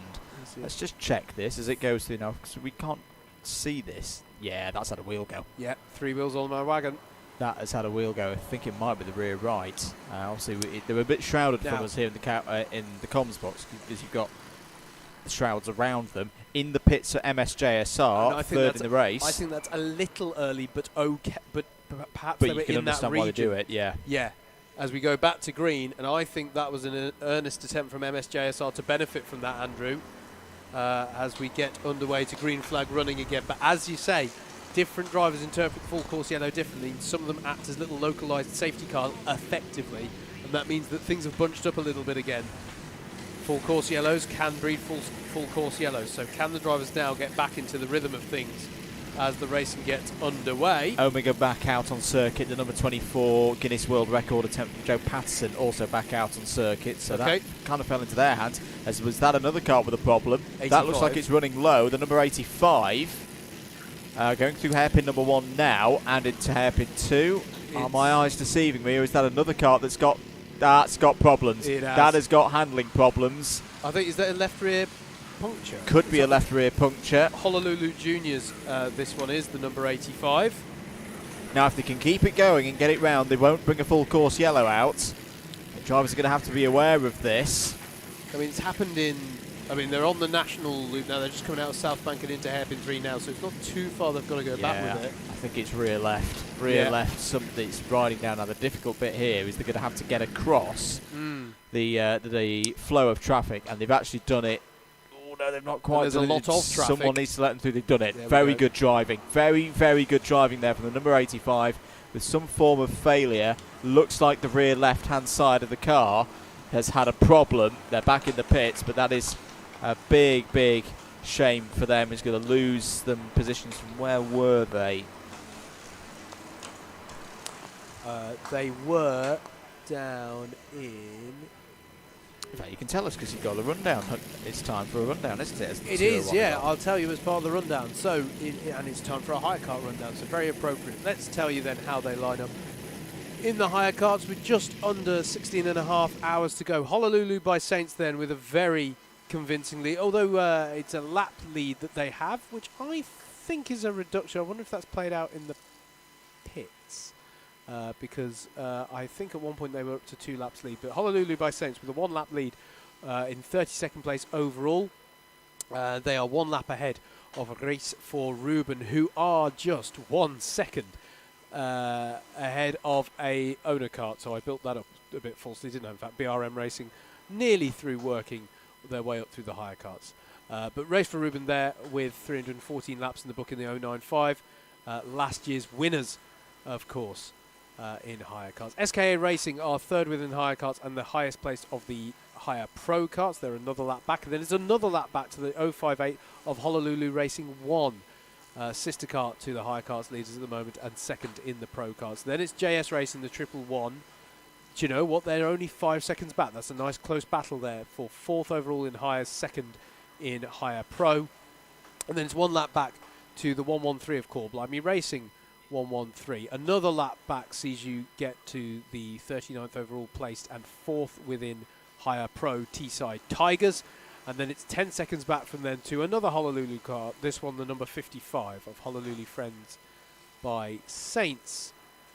A lap back from them is the English Def Karting team, the DKT squad, the 855. And then it's 24 seconds back to 43rd place overall and leader in higher clubman, CSM Racing. Who have they lost have CSM Racing lost a lot of time recently because suddenly their leading club is not very convincing. Not very convincing, not as convincing I should say. It's very convincing. So they've had issues recently and added a little bit of drama there to Hire Kart Pro because it's now just 51 seconds back to Scenario 77 who are 2nd in that class. 26 seconds then brings you to a close battle on track between ABC Racing, one of the higher pro karts, and Maple Motorsport, 3rd in the higher clubman class. So look out for that one. Newmarket Hornets and the number 9 aren't that much further back as well either. The 5 seconds I spoke about this, they're quite close running in higher clubman going on at the moment. So it's 5 seconds back to them, then 19 seconds back to Garage 29 Graphics, the 629. Then you finally get a bit of respite in terms of gaps. 1 lap back to the number 2 of Tice Racing, which is 44 seconds ahead of the 066 A66 higher team, who round out the top 50 overall in the race, actually. Norfolk Chances, they're 10 seconds back in the 667, and they are 9 seconds only ahead of the number 200 of Boneheads, a team with a bit of experience doing this race, that one. Then just on a minute back from them is Porsche Sport, the 590. And then it's 32 seconds back from them in Bonato. All of those karts I've just mentioned are in the clubman, so quite a lot of clubmans running in that pack with less than a minute gaps. It's really, really competitive class at the moment is that highest clubman. Next, though, 45 seconds back is Boom, the 65, leading higher novices they have done for a long time in this race. They are 18 seconds ahead of the 78 of Tockwith Motorsports, and then it's 4.5 seconds back from them to the 088 of V3 Racing, 2nd in the higher novices at the moment. If you go a minute back from them, you get to the 696 of Lock, Stock and Two Smoking Cheeses. Then it's only half a second back from them to 3rd in the higher novice class, the Newmarket Buzzin' Hornets, running in 60th place overall. Then it's LC Racing in the 143, another one of our novice teams. Very close battle out there actually with BCW Mulsanne Racing. Actually, no, that's not true anymore because there's a few pit stops going on, but Coulda, Woulda, Shoulda is running quite close to LC Racing. Then it's BCW Mulsanne chicane, and all of that happened just because coulda, woulda, shoulda just made a pit stop whilst I was trying to cover it live. Good Chip are next in the 888, and then it's the 172 of Receding Racing, who are 8 seconds ahead of Badger's Best Racing number 18. Next is Lads Racing, the 75, another one of our novice teams, who are 32 seconds up the road from the 666 of Simtech Super Pink. Then it's Honolulu Juniors in the pits at the moment, as we saw them have that dramatic moment a few moments ago with the left rear hanging down with some kind of issue on the corner of that car. Eatsley Race Repeat are next, and they're quite close on track with Chadwick Racing, less than a second between them on timing last time around. Steel City Racers are next from Chadwick Racing. In fact, they've just gone by. That is a battle on track right now. Look out for that. The 79, the 46 and the 29 really close together, contesting 71st down through to 73rd place. Half a minute back from them are Simtech UK, the 420. Then it is the 033 of BTM, another 30 seconds back. A lap back from them is the 777 up the rear kart. Then it is 52 seconds back to Core Blimey Racing 213. 7 seconds back from them is the 313 of Core Blimey Racing 313. In the top 80, sorry, I've skipped some there. They're moving around on screen. They shouldn't do that. That's just confusing. Core Blimey Racing 213. The Cheshire Cheeses next, then it's Core Blimey Racing 313. The top 80 in the race rounded out by Simtech Spinola.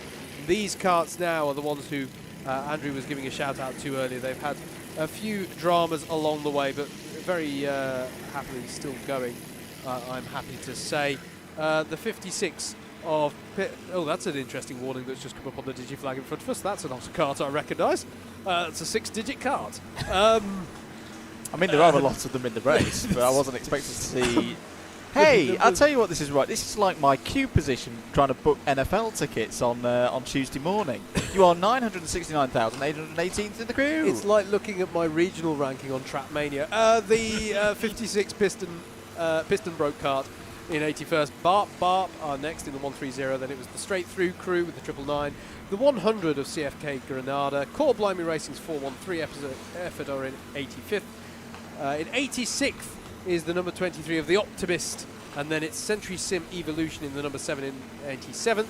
Then it's Century Sim Racing, which is the kart that we just saw getting recovered, having been off to driver's right on the back straight. The 96 of Veterans Motorsport is next with Full Throttle Racing, the 201. The Xbox Sim Racing Group coming together for their first race together. They're in 90th place overall. Then it's the Renowned Vankles, our pole sitters in this class, but it really hasn't gone their way. 291 laps in the book for them in 91st place. Then it's Stilts Racing, who we've seen have a few dramas along the way. The Dukes of Stafford are next of the higher kart runners in 94th overall. Bottas Boys are some 10 laps off the back of them, and then 15 laps down, I'm sorry to report, but doing a sterling effort to try and raise some awareness there. 24 hours for Diabetes UK. So they're still running, they're still pushing with this. That's how they line up in the higher kart within this 96 field contesting the 2022 British 24 Hours of Karting, and I'm delighted to say that the warnings have been cleared up now. Oh, I get it. It was a warning for the 999 yes. and the 969 at the same time. Right, that's what it was. It was not a six-figure kart number. That makes a lot of sense now that I realise that, but that's how they line up anyway in higher kart. Fantastic 61 kart entry in the higher karts. Lovely to see, with now 16 hours and 20 minutes just over of this race to go. Myself, Howard Mitchell, and Andrew Mather of Double Dash Motorsport Media, currently in the comms box.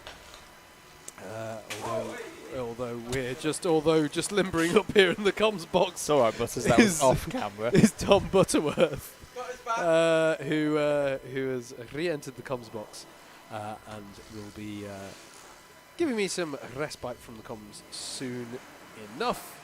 But I've still got 20 minutes to enjoy from the comms position of this one. There's a contact warning for the 667 of Norfolk N Chance. Norwich. I'll say that slowly. Yes. Norwich.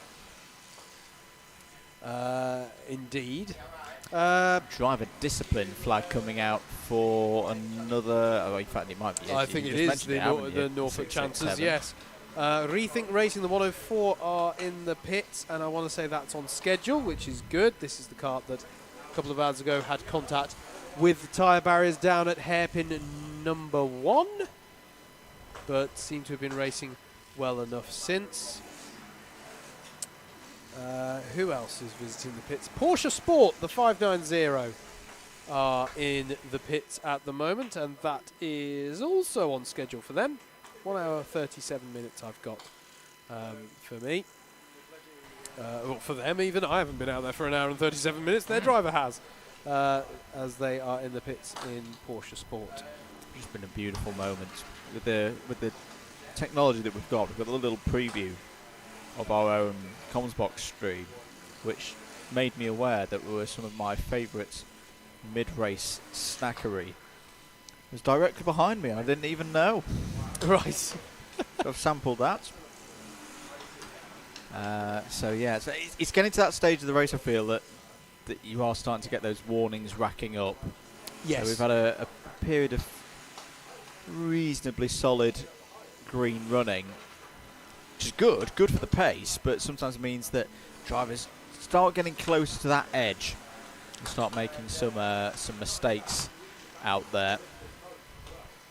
I was just going to give a quick check and a shout out to a driver that I have seen around the paddock, and yes indeed is now in the 158 TSG karting kart. It's the 7 kart chassis, to Amy Breacher, who's done a lot of racing in Club 100, raced through the Class 3s in sprints, has moved up, and I think I'm right in saying this is one of her first 24-hour race.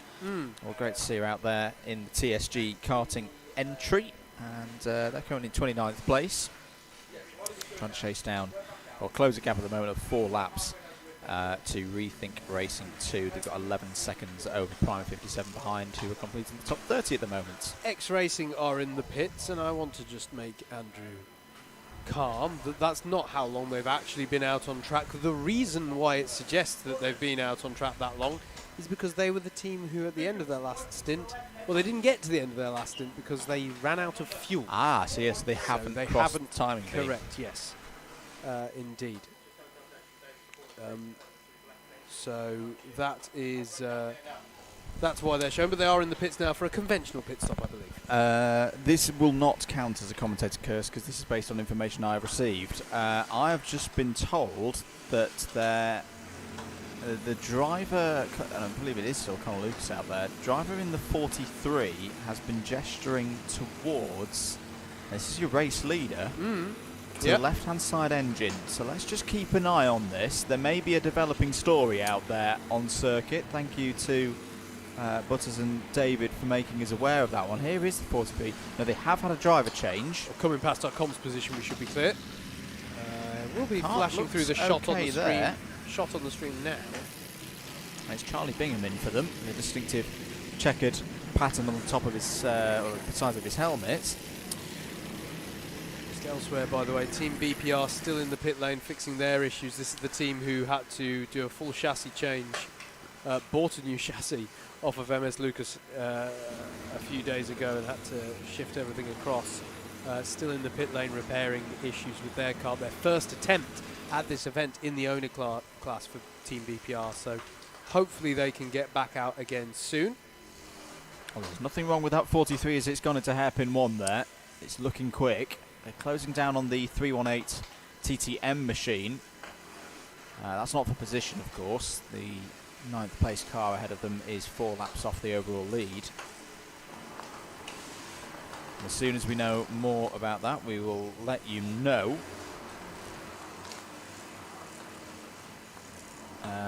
Holler Juniors have been in and out again. We saw them having that issue earlier on, but they've recovered and are back out on circuit. Still going round on the number 43, the leaders.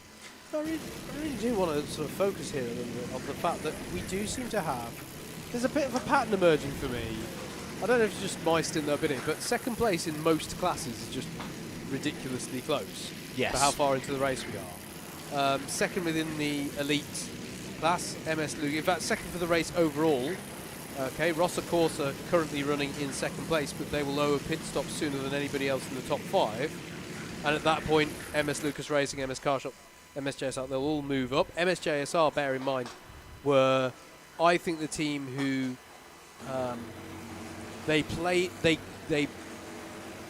gambled as much as anybody on that full course yellow, the last one that we had. Yeah. They pitted under that, so that may pay dividends for them.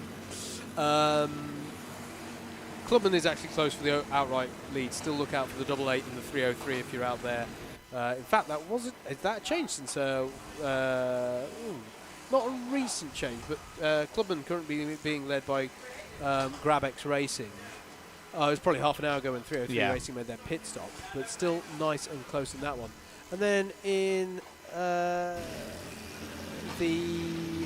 where else do we have? Actually, so yes, within the pro ranks, Offline Motorsport still just 23 seconds ahead of Grabex Pro. Within Hire Kart, the gap is just 5 seconds between Honolulu Racing 1, the 058, and the 111 of JS Racing.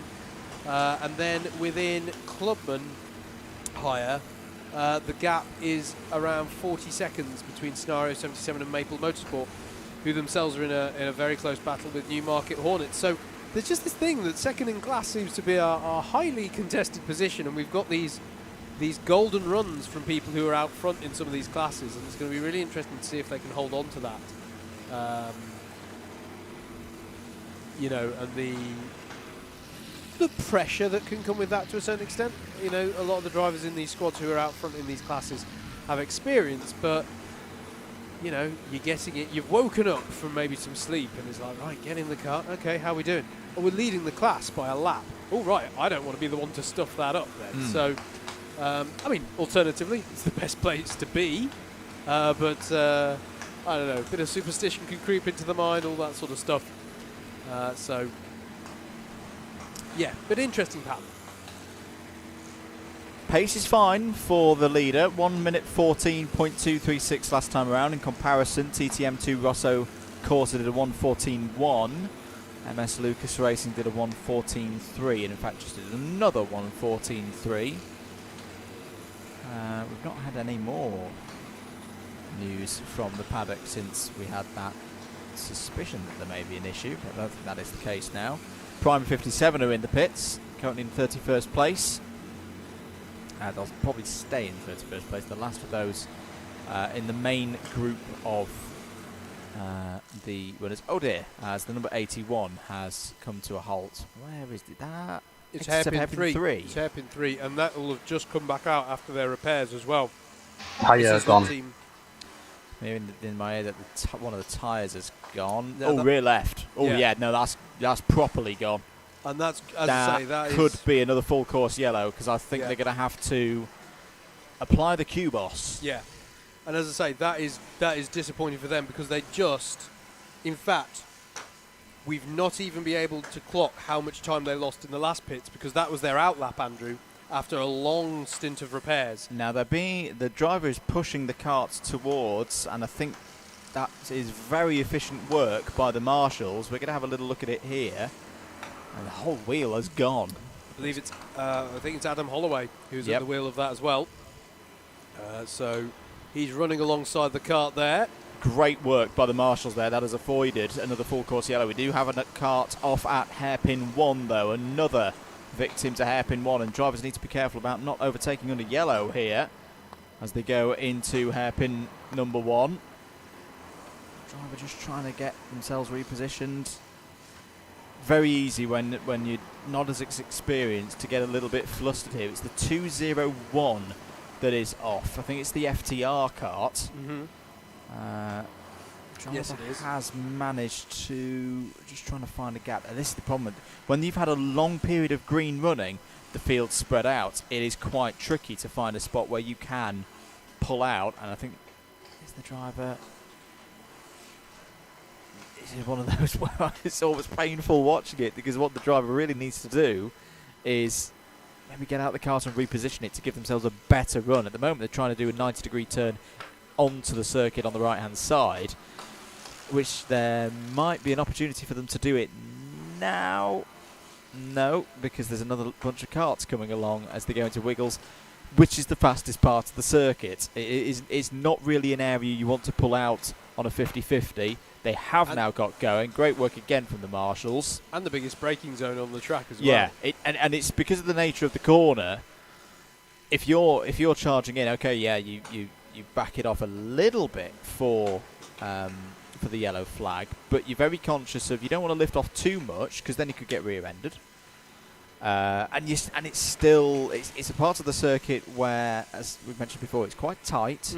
You haven't got a lot of room there to suddenly adjust to. Oh dear, a kart's coming on back on the circuit from driver's right. And I think the eye line of the driver as well was almost perfectly the line, looking directly up the line of the wiggles, and thus they're not judging the speed of the karts approaching them by side to side. That moved quickly through from one side of my vision to the other. It's just a kart getting bigger, and that's how you're judging the speed. You're like, well, it's getting closer, but have they backed off? I can't really tell. So yeah, it is now recovered though and underway again. So good job there from the driver of the 201. Unfortunately, a lot of time is lost there, but better safe than sorry, because you would not want to be collected by a kart in that part of the track. The 66A66 kart is in. That's from Clubman Owners, not to be confused with the 066 higher kart, the A66 higher kart. Simtek Spinala's still in the pit lane, I'm afraid. Full Throttle Racing, the 201, now in the pits after recovering from that spin, and Team BPR we just saw with that issue with the tyre. Have we found out, is the Full Throttle Racing team, maybe this is a job for Butters and David down there. Not. It is. They're not? They're not. Oh. They're an Xbox racing team. Oh, okay. To let the viewers and the listeners in on what on earth we're on about here. Full Throttle Raceway in Hales Owen. In Stourbridge. Sorry, in Stourbridge. Oh dear. Yeah, I got the look then. It's arguably the origin spot of DDMM. Yeah, you could argue that. In a racing capacity. Yeah. Both of us did our first bits of karting there. Oh dear, and contact and a near spin in the middle of the D chicane between a higher kart and an owner kart there. That got a little bit spicy. Warning flag's just been shown to the A66 team as well, and that's fresh out the pits for them. Yeah. Oh no, they're still in the pits. No, hang on. Timing is showing me that 10 minutes ago they got a warning flag. I've just seen a driver warning flag, a new one outside the window, but I don't think it's come on timing yet. Alex Holloway asks about Team BPR. We've just seen that is the kart that we just saw have a wheel off, rear left. If you're just tuning in on that one, Alex, BPR lost a lot of time in the pits trying to repair the kart during the last half an hour. In fact, I'm just going to check their lap time to try and work how much time, and then on their out lap, as far as we understand it, so they lost. Sorry, it wasn't quite their out lap. They lost basically 25 minutes in the pits to repairs, and then on one of their first laps back out again, Adam Holloway in the kart, tyre issue. So Alex therefore asking about the team of his brother, whilst his brother was in the kart. Tyre issue coming into hairpin 3. But it didn't cause a full course yellow. They were able to push it back, essentially from hairpin 3, missing out hairpin 4 and dogleg, and just pushing it into the pits.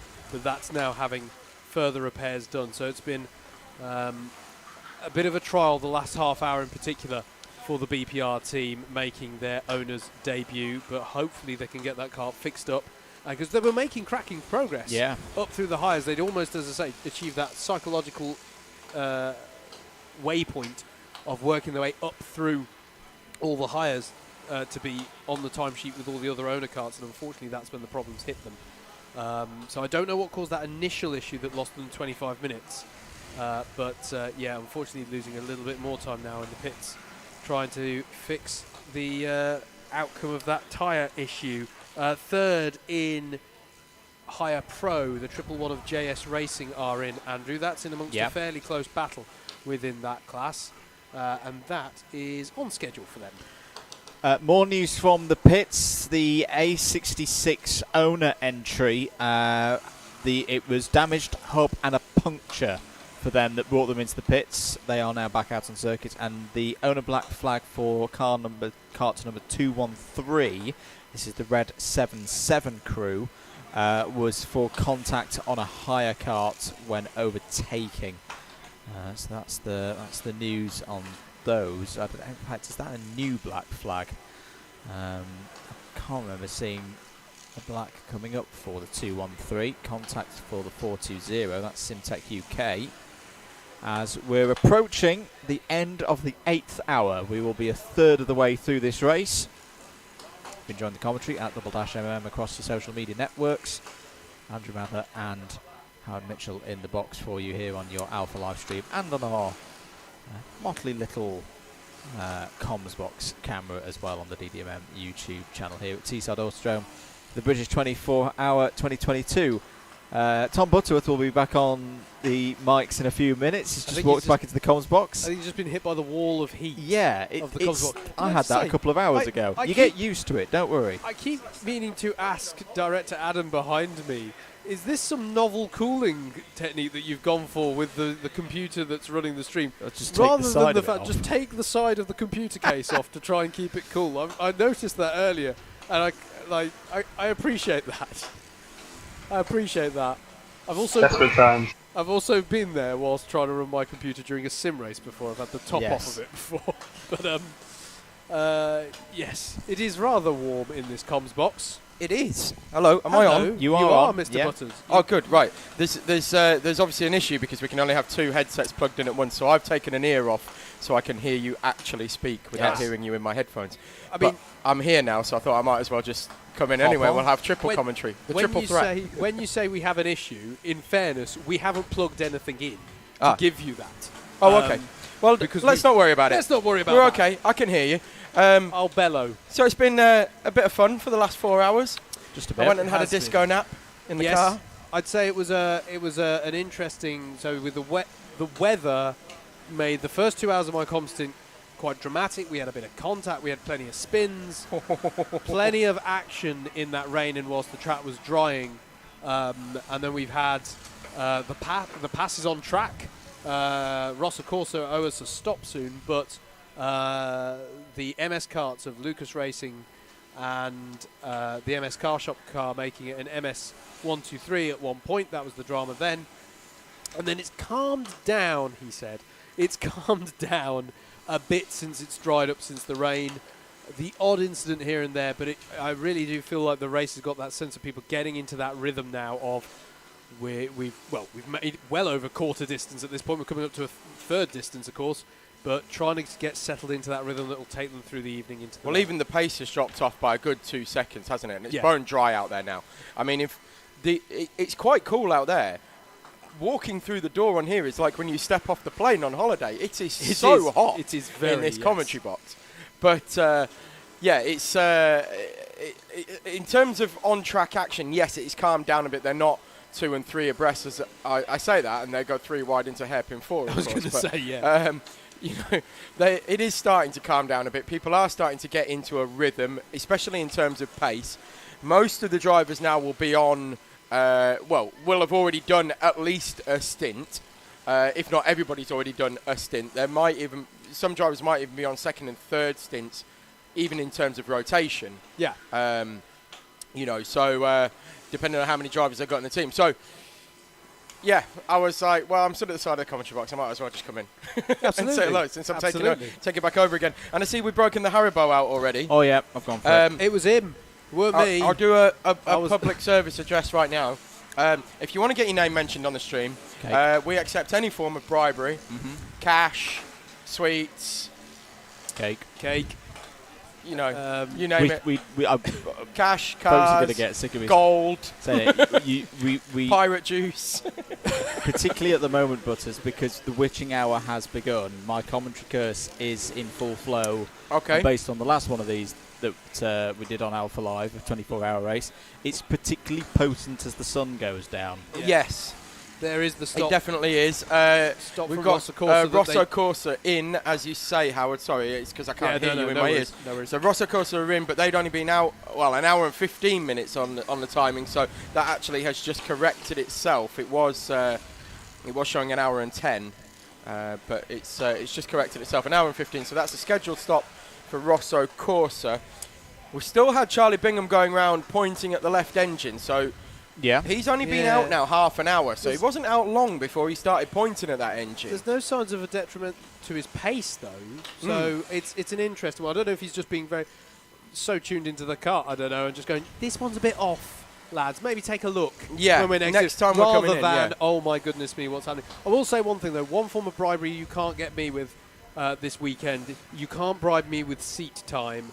I'm afraid the dad bod means I am in no way, shape. Oh well, you fit in very well in this commentary box, then definitely. We're all in that state, and that's why we're not out there right now when we're in this box doing commentary.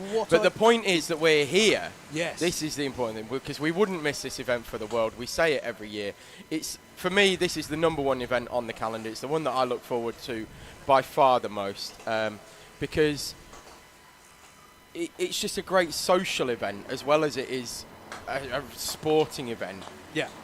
It's great to see everybody. There are faces and names and people here that I speak to while I'm here every time I pass them in the paddock. Yeah. But then I don't speak to them again for the rest of the year. Maybe the odd message on Messenger. It is a weird social like cadence that you get with this event. It's brilliant. I've seen people like, oh my gosh, as I say, because I didn't do last year's, it's like, I haven't seen you for 2 years. It's brilliant. Exactly.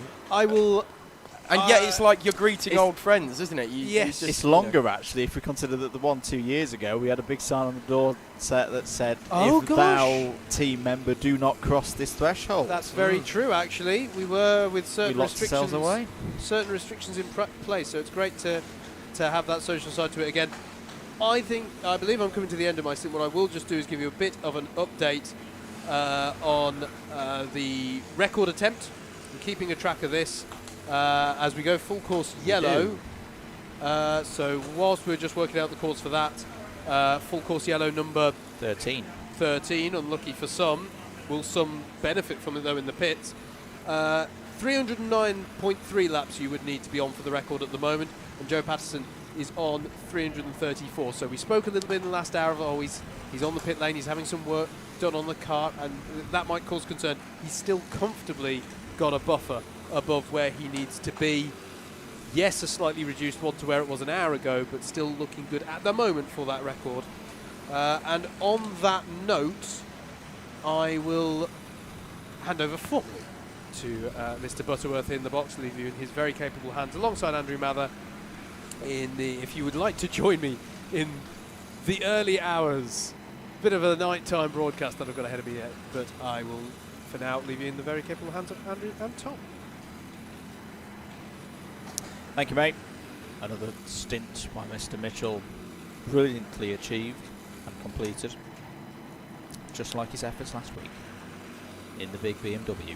The number 94 is in for a full course yellow pit stop. Now, have they timed this well? This is, I think a lot of teams got burnt by this on the very first full course yellow that we had, and we're not necessarily seeing the flurry of karts coming into the pits that it may normally would. It's still fresh in the memory how many karts, I think 5 or 6 were held up in the pits. The 130 is on down the pit lane as well.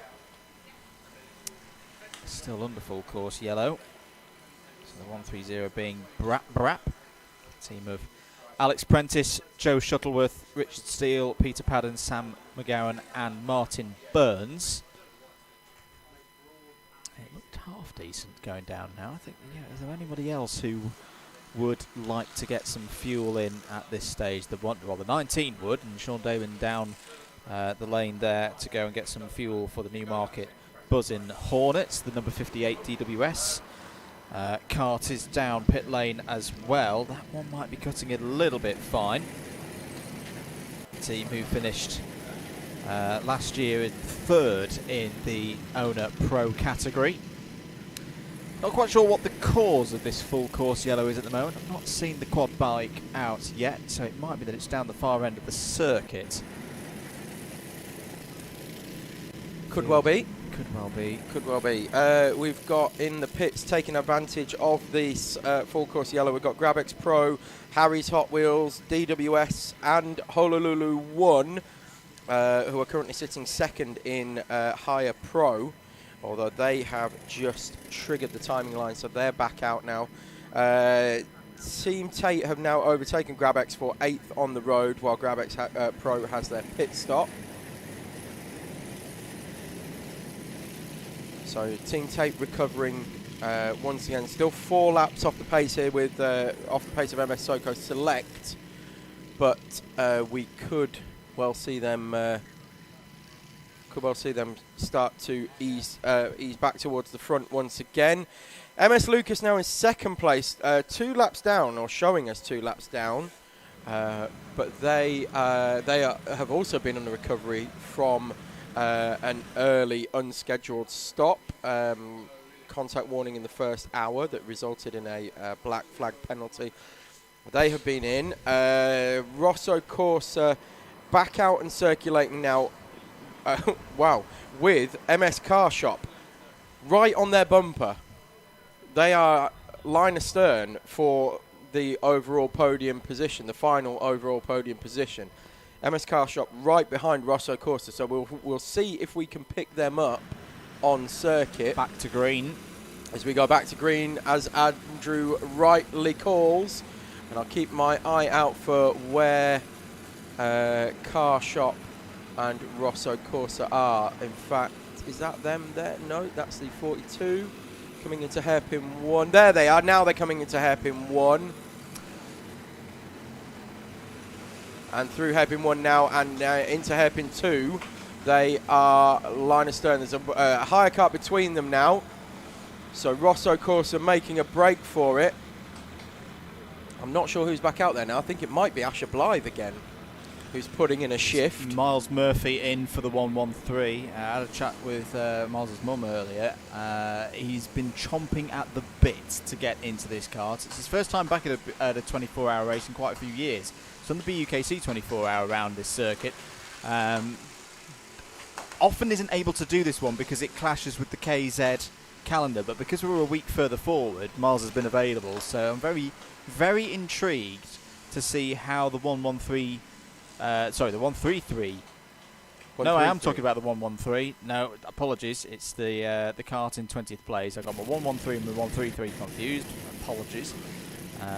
But good to see whether the elite kart's currently 20th place can start moving up the order a bit now that a former British champion of his calibre is in the kart. 15 hours and 52 minutes to go. Let's recap back in with this battle for 3rd place out there on circuit, the 133 and the 1111. Well, yes, we will. And just while Andrew gives us a quick update on the full course yellow count as well, up to 13 now. I just wanted to update that as a bit of admin. Yeah, 1.6 seconds behind between Rosso Corsa and MS Car Shop. Coming towards the line in a moment's time, we will see the gap and whether they have actually changed position. There goes Blue Speed Racing in front of us. There goes Rosso Corsa, and there goes MS Kart Shop. So now they're working their way through this snake of hire karts that's basically taking up around about half the track. They are about halfway through it at the moment, so it's just going to be who can pick their way through the best. I'm still trying to figure out whether that is Asher Blythe that's in behind the wheel of that. When they come down off the mountain section, I will try and find out. In fact, here they are. Well, this is the shot that we need anyway. There's tape 1. Someone's just gone off. Oh, we've got a crash. That's 303. 529.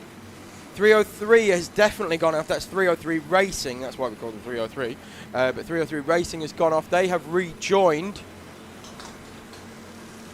That's a very odd place to... It's not the first time I've said that. That's a very odd place to have an incident. Coming together down the back straight. Here we have on screen. Thank you very much. This is the battle for the final step of the podium. third place overall. MS Car Shop on the tail of Toro. I've done it again, of Rosso Corsa. I'm going to ban that name for next year. It's because it starts with a T. It's TTM2 Rosso Corsa. It's throwing me right off, in case you hadn't noticed. Sorry about that, folks. But there was nothing between them over the line. 0.3 of a second as they headed over the line. We'll see them come down the hill in just a moment. There goes take one, just coming through the shot now. Oh, in fact, that is take two, followed by the 11. As we look at Blue Speed getting very sideways, coming in to hairpin 1. Just behind them, in fact, there they are, going through the screen now. Hairpin 1 and 2, exiting hairpin 2. Got blocked a little bit by the hire car, and the MS Car Shop driver, who I'm going to try and find out who that is, out for Car Shop at the moment, was not too impressed with that one.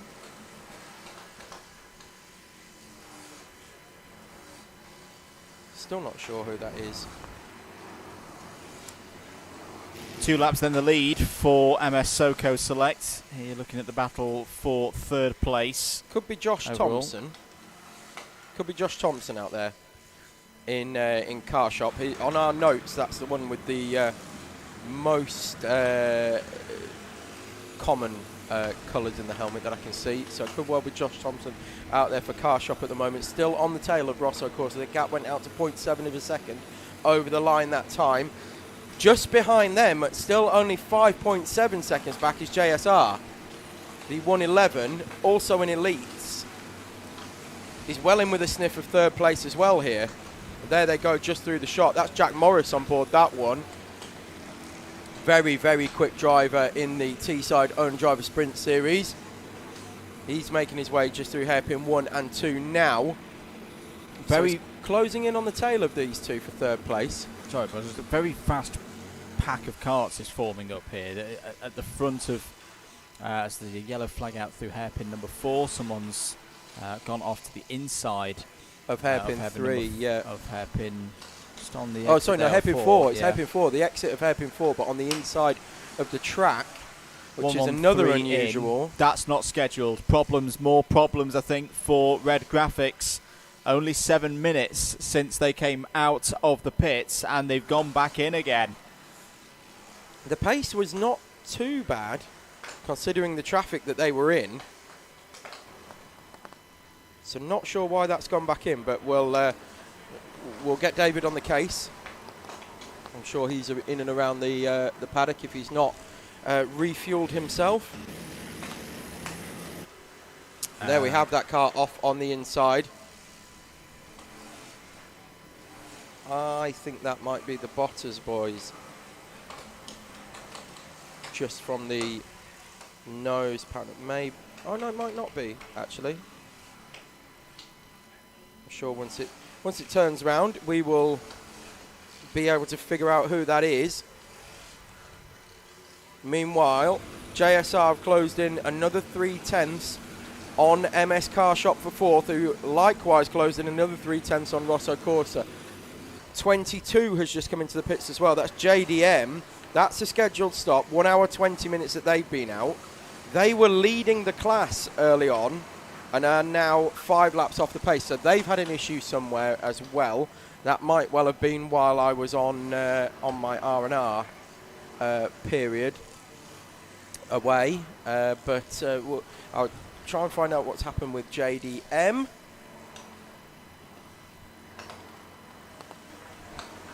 Checking back in with the number 24 entry, still circulating round, has been out for some 40 minutes, lap 342 completed by Joe Patterson. 0.2 or less than 0.2 of a second over the line actually for the 133 and the 11, very close out there on circuit, just trying to catch where they are on track once more. I think they're going on the back straight now. This is so close at the moment. Very important phase of the race to get yourself in a good position before you head towards, well, I mean, we've already started to see some of the owner karts having service stops, changing tyres and the like. Car shop's through. Yep, there Car they shop go, through at across the hairpin line. 3 or 4, I think that was. Car shop have taken third place from Rosso Corsa. JSR are now right on the back of them. They've closed up 5 seconds in the last 2 laps. Yep. So that's now a 3-kart train that is now headed by MS Car Shop, the number 11. That, I would remind you, is the primarily Isle of Man driver-based team, or Isle of Man-based driver team, if I get my words in the right order, instead of doing a Yoda impression, just changing the order around a bit. But the sentence Triple was one there. through. Triple one has got through the triple one through hairpin 2 now, right on the tail. MSJSR up alongside as they go towards Southbank. Surely they're going to have the move done here. They're not even going to be able to fight it. Our MS Car Shop through and into third place. What a lap this has been for MSJSR. They've got 2 positions and are now into third. Jack Morris absolutely flying in that 111. The way that picked up out of hairpin 2 and just drag raced straight past the 11. Amazing drive off that corner. So Jack Morris now taking third place. So all change for third place. Rosso Corsa now down to 5th, of course, after holding on so well at the front of this race. Starting to slip back ever so slightly, but still right there. That's the key thing. They're still right there. And they are around about, I'm just going to try and find the on the track roughly where they are in relation. I'm going to refresh the timing because I can't see where Offline Motorsport are on circuit at the moment. So bear with me a moment. Try and find where Offline are in relation to Rosso Corsa on track. Couple of pit stops to let you know about. MS Scorchio are in after a 62-minute stint. They're in 18th place. Still no re-emergence of red graphics.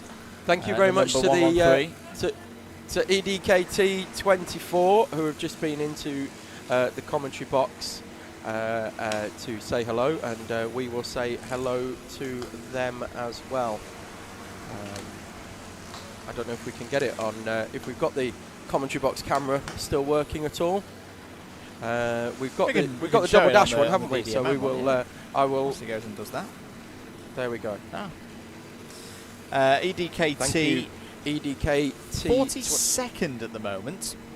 Good showing. Yeah, not doing too badly. They're this is their effort in the higher elite. Elite, exactly. They requested themselves to go into higher elite, which quite a few of us thought that was quite a gamble to move into higher elite, but they are showing very well in 42nd place, running very cleanly, and it's looking good for EDK 24T, and about time we gave them an honourable mention.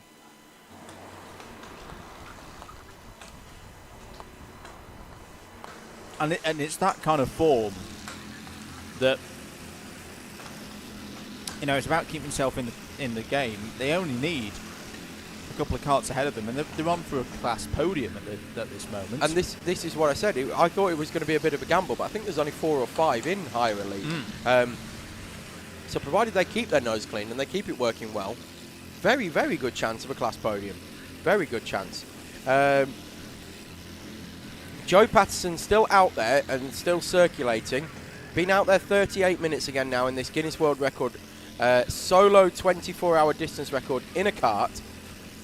Lap 346. So he's already a third of the way through. The distance that he needs. He's a third of the way through the distance that he needs. In fact, over that. And not only that, set his fastest lap of the race on lap 101. So he's not taking it easy yet, is he? I did speak to him briefly in the pits when he came in and refueled on some pasta and some chicken, and was getting some deep heat and things like that applied to his neck. He's starting to struggle with his neck. which is going to be induced by the ever-tightening south bank into hairpin 3 section. Realistically, it's a 360-degree corner. Yes. It just tightens and tightens and tightens. So it goes out on the back straight, just past this section that we're looking at now. They go through hairpin 1, then hairpin 2, onto the back straight, and it is essentially a 180-degree corner that immediately leads into another 180-degree corner. Yeah. But you just take it as one, so it just tightens up, tightens up, tightens up. So yeah, the left side of your neck is trying to support your head and your helmet for around about 7 or 8 seconds a lap as you head through there. Probably at the speed that I do. It might be a little bit less for some of the quicker boys, but about 7 or 8 seconds, and it's all that G-force is just straining. Here he is on screen. Thank you very much. That is Joe Patterson. He's currently pushing round. Is that the 58? It is, DWS. Yeah. Andrew Black at the wheel of that, working together and getting himself a nice toe there. But yeah, you don't then have the rest of the lap to ease off because it is still predominantly a right-handed circuit. And I'd say as well that that's probably the second after Rib Bend. We all know about Rib Bend. Yes. You can see by the level of movement of the karts through there. That's not porpoising. That's not Formula 1 ground effect style porpoising. That is the surface down there. It used to be worse as well. The efforts that Teesside have made to improve the state down there. But after Rib Bend, I'd say from my experience, hairpin 3 is the hardest because again it's you've kind of got to pick the right line to ride the bumps and ride the curves through there. Hairpin on top of 3 also having that tightening as you've been saying through the previous corner. Well, hairpin 3 is actually a lot smoother than it used to be. There used to be a big bump on the entry into there, and it used to really unsettle the kart. Now you had essentially 2 lines that you could take: over the bump and chance it essentially, or you had it, or you took the inside line. You made an early apex essentially, and then ran it out wide to avoid the bump, and it kept the kart nice and stable. That bump has been smoothed out a lot over the years, and now is next to non-existent. And I know that because we drove it on Friday. Next to non-existent. However, Rib Bend is tricky this year, to say the least. You can see them going through there, so you get kind of a washboard effect as you go in. There they go. Look, there's 4 or 5 different ripples that have now happened on the slope, purely down to the braking of much faster cars that are pushing down there, and they're pushing the tarmac up. And you can see that they're bouncing over that. Then they turn into the apex, and it looks like it's just a 90-degree right-hander as we look at the leader on screen. That is your overall race leader. We've got yellow flags as well down at hairpin 4. On the outside. It's the number 61 that's Alessia this time. 26th. They were in 26th overall. They're still holding 26th at the moment. If we can get it out on track fairly quickly. Team of Colin Palaccio, Danny Palaccio, Brian Bonner, who we spoke to earlier. Callum Stern, Ollie Walsh, Jordan Beamish and Mason Grant. There he goes. He's got hand up in the air, so I'll see if he's not waving it around like he just don't care, but he is coming into the pits. And yeah, no front wheel. Sparks. No front left on the Alessia. So that's at the very least going to need a new wheel. And it looked like the hub was still there. Yeah. To me. Driver's okay, just to affirm anyone's concerns there that the driver was leaning to one side. That wasn't him in pain. That was trying to counterbalance the kart and almost like a sidecar rider to pull as much of the chassis off the ground as possible, because you could see the sparks that were coming off the chassis grounding out against the track surface there. I've just seen Jess Alexander in the pit as well. So yes. Lucas Racing have been out there 1 hour 4 minutes, and so we'll be coming in fairly soon. Leader in just getting club is in. Grabex Racing. This is a key stop for the number 88. 303 Racing go back into the lead.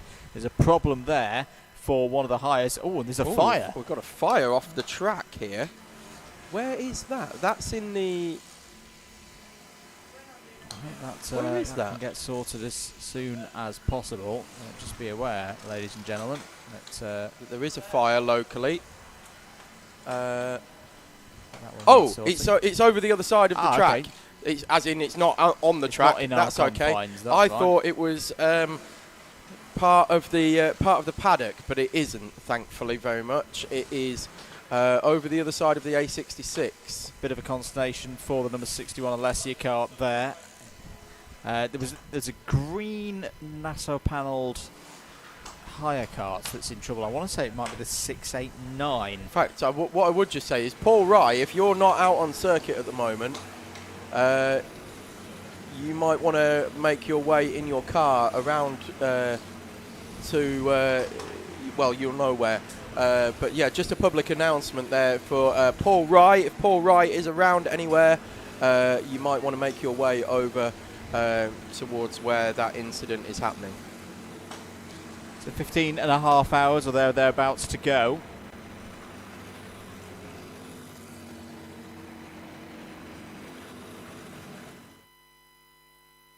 As the 777 on the screen. We've not talked too much about this this kart so far, so let's give him a shout out in the guide. We love an honourable mention. Up the rear. They were MTB Up the rear, last yes, year. of course. Great name. Dan Snell, John Bolter, Nick Trinder, George Withy, Elvis Batons and Matthew Curtis. How are they doing at the moment? They are currently 74th overall, running in the higher clubman class, which is by far and away the biggest class here this weekend. And closing in by the looks of it on BTM. They were, 8/10 of a second quicker last time around, and the gap to close is 21 seconds. The drone is back up and running again, I see, which is very good for us and our pictures. Hello to Stephen Hicks, one of our Club 100 community. He said, how is it that light in the north? How dare you? How very dare you? Because it's beautiful up here. It's getting dark down in Leamington apparently. And is the 43 sporting a legal rear wing? No, I think it's just very quick. Very, very quick. Our race leaders at the moment, MS Soco Select. The yellow flag out just coming through Paddock Bend. You can see on the right hand side of your screen now, it's now been withdrawn. Probably for something that was momentarily going on down at Rib Bend. There is the number 11, now in 4th place. MS Car Shop. Pace for that kart at the moment, mid 114s. Seems to be the order of the day. Still very competitive at this stage as they approach. Well, we've already gone through a third distance. Getting closer and closer to sundown, which, if I'm memorising my notes enough, is within an hour to sundown. Floodlights are now on. In fact, I can see more of the floodlights being prepared, so that definitely is a sign that night time is coming. A few karts in the pits at the moment. Offline Motorsport, the number 77, second place in Owner Pro. They are in Nexus Sport. Again, another kart that we've not talked too much about, the number 17. They've been quietly getting on with their work. They're in 7th place. 5th place of the elites. They're in for what looks like a fairly standard stop. They were out for 1 hour 17. In fact, that was a very good run for Offline Motorsport. They managed to get 1 hour 37 out of that one. Gravix Pro are back up to 8th because TTM have been in the pits as well.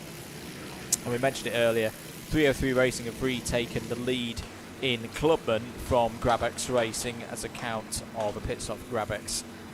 303 Racing probably in, we'd say, within the next 20 minutes. Yes, it shouldn't be too long at all. So Offline Racing pitting from Offline Motorsport, pitting from 2nd in Owner Pro. Grabex have now retaken Team Tate for 8th place, but that is because Team Tate have just pitted. Of course, Grabex only been out 8 minutes now themselves, so there's going to be around about 28 seconds between them. As Grabex now takes 7th from Nexus Sport with their pit stop. So it's still very, very close inside the top 10. There may be a lap here or there between some of the trains, if you like, but then, there's a group together. So JSR now in front of Car Shop by 8.8 seconds. JSR moving on to the back now of MS Lucas as well. Yeah. They're only 14.6 seconds behind, but they're over a second a lap quicker at the moment. So JSR starting to come to play. They are joining the party. They're a bit late, but there's still 15 and a half hours to go. So it's a marathon, not a sprint here, and they're coming to join the party at the front of this race. Jack Morris has been absolutely flying in that car. He's been out there 42 minutes so far and has really lit the blue touch paper. Even in traffic, he's pumping in 1:14.3s, which is pretty much the quickest car out there, give or take. Car Shop matched him with a 1:14.2. But other than that, there's no one really touching them at the moment. Soko selected a 14.5. Tate's did a 14.3. Everybody else is in the 1:15s. Some really good pace coming in at the moment from GrabX Pro. This is the number 8 kart. 1 minute 13.909 last time around. They've taken that position away from Nexus Sport as Nexus were completing their pit stop. I'm just looking at that gap that they've got up the road to Offline Motorsport. Butters of 13.8 seconds at the rate that they're going. That is going to close over the course of the next hour. So we need to keep an eye on that one. All teams in that train that's currently in and around Offline Motorsport for 6th overall on the road. So you've got 13 seconds, 18 seconds, 10 seconds, then back to Nexus. So it's all up for grabs in terms of 6th place on the road. Then you've got Team Tate. Yeah, even they are only 10 seconds back as well. Then it's 303 Racing 2 laps back. They are now leaders of Clubman owners, but they are due a pit stop in about 15 to 20 minutes time. So that will recycle back to the 88 of GrabX Racing. So we've got a few GrabX teams here. So we've got GrabX Pro, who are currently leading in terms of the GrabX crew. We had 3 of them on the qualified, all line astern on the grid as well. So we've got GrabX Pro in the 8, then we have GrabX Racing in the 88, and then in 16th place overall we've got GrabX Motorsport in the 36. It's Chris Bell at the moment in for GrabX Pro. Big thanks to the guys on cameras for picking that one up. A driver who I've had the pleasure of sharing the circuit with in Club 100 in years gone by. Always very quick and very reliable. You know what I mean when I say a driver that you just know that 99 times out of 100 they're going to be on the pace. They're not making mistakes. They're just the kind of driver that you want in this environment in endurance.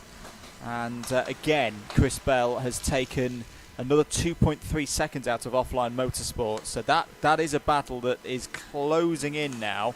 And at that rate, it's not going to be an hour for Bell to catch the number 77. And it's going to be a matter 2 of laps. seconds that lap as well. So it's down to 9.3 now.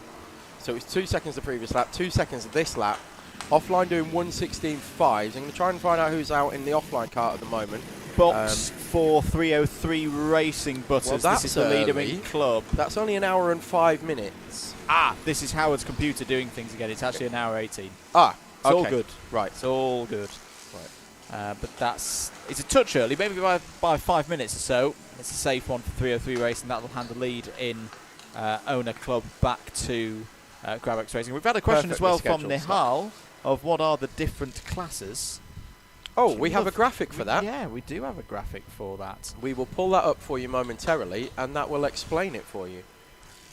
But generally, it's almost a little bit like World Endurance Racing, where you have 2 different types of karts. So, like prototypes and GT cars, here you have the owners, which are the quicker karts, and the higher karts. And then within those groups, you have Elite, Pro, and Clubman on the side of the owners, and then Elite, Pro, Clubman, and Novice / Rookie for the hires. essentially, if you're in either the owners or if you're in an owner category, you're running to the same regulations. If you're in the higher category, it's all the same machinery prepared here by Teesside Karting. Into the pits has come the number 42 MS Lucas Racing entry. There it is. 1 hour and 24 minutes was that stint. I'm just looking at the pace that Joe Patterson is setting in the 24-hour world record attempt. He's basically running top 10 pace at the moment. Excellent. Love it. I mean, we like to see it, but pace yourself, Joe. Just take it easy a bit. You know, it doesn't matter if you ease off and lift and coast a bit and try and take it steady, especially through South Bank Corner and into Hairpin 3. Just take it easy and get yourself there safely, and just make sure that you break the record. You don't need to smash it. He's just in a 14.6, which would put him... there was only 4 or 5 karts quicker than him. Let's go. Lap. Let's go, He's Joe. not hanging about, is he?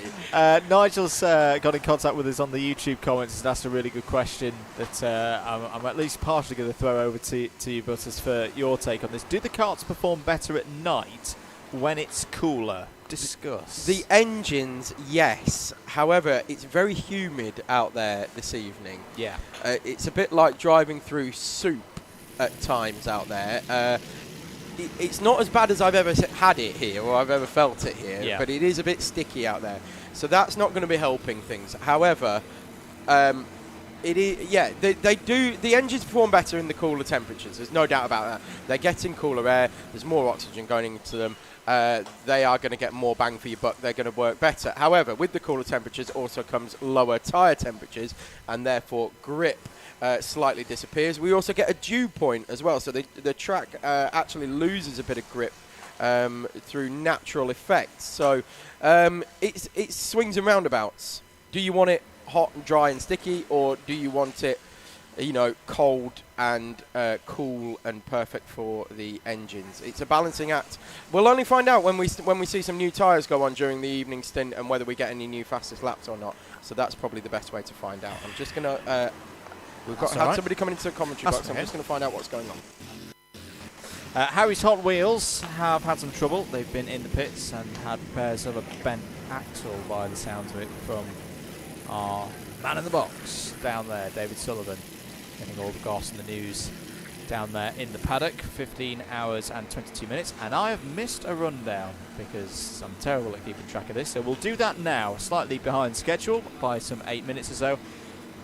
It's an odd hour to go, so we'll run down the owner entry at this point. And to be fair, there was a bit of pit stop activity going around, so we've cleared through that. So here is the standings in the the owner categories with 15 hours and 22 minutes to go. Your leaders, having completed 397 laps, is the number 43 of MS Soco Select. Their lead is 2 laps clear of the 0111. That's the MS JSR kart. And they've got a 12.7 second lead over MS Car Shop. That's you 1, 2, 3, both in overall and in elite. 4th place overall and 1st in pro. The 133 of TTM2 Rossa Corsa. They pitted some 37 minutes ago. They're slightly off schedule in relation to the rest of the entrants read out so far, including as well the number 42 of MS Lucas Racing. They've just pitted. They are now in 5th place and on a fresh tank of fuel. 6th place and 2nd in pro is Offline Motorsport, the number 77. They are rapidly being closed down though by the number 8 of GrabX Pro. That's 3rd in pro, 7th overall. Nexus Sport are in 8th place overall and 5th in elite. TTM are 9th and 6th in elite. Both of those karts are 5 laps off the overall lead. 7 laps down are GrabX Racing, the number 88, completing the number top 10 at the moment. 303 Racing are in 11th place overall, 2nd in club, 8 laps off the overall lead. Also 8 laps off the overall lead is number 3 of Omega Racing, 4th place in pro and 12th place overall. 3rd place in club is the 959 of SMJC. They are 13th overall, as I say, in the reckoning for a club podium. Do interrupt me, Butters, if we see that number 8 getting very close to the number 77. What I did see is Joe Patterson just did a 14 flat, which was the 3rd fastest lap out there. Very good stuff indeed. Carrying on with the rundown through the owners then. 14th place overall is the 881 of Blue Speed Racing, another team quietly getting on with things, 9 laps off the overall lead. They're joined on that lap by the 15th place number 44 of MS DLCR. 2 laps further back, you find the number 36 of Grabex Motorsport in 16th place overall. X Racing in there, number 10, has had a difficult first half of this race. They're in 17th place overall. 12 laps off the overall lead. In 18th is the number 22 of JDM. These are all club entries, by the way, outside the podium class spots at the moment. 19th place overall, the number 95 of MS Scorcho, 13 laps down. 20th place, the number 40 of Mad Motorsport. They are 15 laps down. Lots of trouble for the 113 of Red Graphics. Back up and running again now, but in 21st place. They are 17 laps down, ahead now of Harry's Hot Wheels and number 94 in 22nd. A66 are next up in 23rd. All 18 laps down. 20 laps down is the Red 77213 in 24th. DWS Racing 58. So far it's not been their year in Pro. They've got a lot of work to do from 25th. Rethink Racing number 1, the 103 kart, is in 26th place overall at the moment, 21 laps off the overall lead. 2 laps ahead of Alessia, the number 61 in 27th, who themselves are 2 laps ahead of Rethink Racing 2, the 104 in 28th. Then find the TSG karting effort, the 158 in 29th. And Reckless Racing in the 916, completing the top 30. All there goes Grabex Pro up the inside into South Bank and takes 2nd place in Higher Pro. Sorry to just cut across you there, Andrew, but that happened out of hairpin 2. It's Tom Murray driving for offline at the moment, and he's just dropped out of 2nd place in Higher Pro. What a run this is from Chris Bell, and he'll proceed on now to see what he can do about cutting down the deficit to TTM2 Rosser Corsa. It's quite a big gap, it's a number of laps, but he'll keep pushing on. Let's complete the rest of this rundown then of the owner karts. In 31st place overall you find the 33 of BRM Racing, 33 laps off the overall lead. Then have to skip down a bit past some of the higher karts. You find in 34th place the number 24 of the Guinness World Record effort by Joe Patterson Racing, 35 laps off the overall lead. Won't care one jot about that though at the moment, because he is on schedule to break that world record for the longest distance travelled in the go-kart in 24 hours.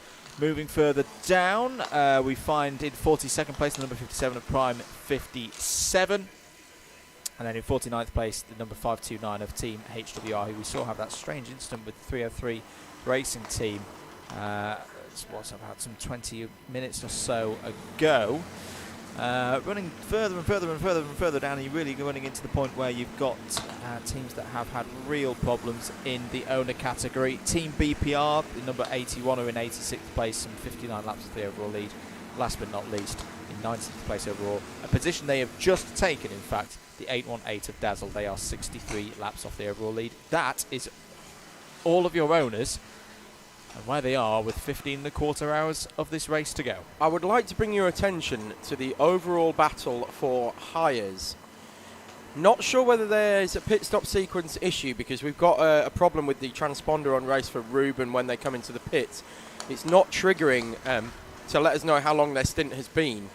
But Honolulu and Race for Ruben now only separated by 13 seconds on track, and Race for Ruben going around about a second a lap quicker as well at the moment. So we're going to keep an eye on that as well as that starts to develop. SKA Racing now 4 laps down off the overall higher lead. However, 41 seconds in front of Honolulu Racing 1 in Higher Pro. JS Racing, the 111 in Higher Pro, are following closely behind, 29 seconds behind, but all 3 still on the same lap. So we are currently 8 hours and 44 minutes in, and our front 3 in Higher Pro are separated by just over a minute, which is pretty good going. Very good stuff indeed, is what we come to expect from this competition. Garage 29 Graphics, chat game for disaster. We know what happened to them. Not in detail, unfortunately, but they're in 77th place at the moment. 52 laps off the overall lead. I should give a shout to the gentleman who just came in to see us. I'm just going to try and find where they are in the running order, but that was the Dog in a Hat Team Bonato efforts. Oh, is it under Bonato? Yes. Okay. Oh, yes, of course it is. Yes, because they're running 987, aren't they?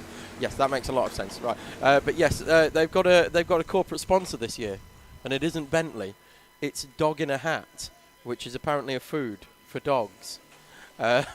So I think they're going to come in and talk to us a little bit later on this evening, potentially about how to go about getting some sponsorship in racing, because it's a very difficult thing to come by. So that'll be an interesting little chat, I hope.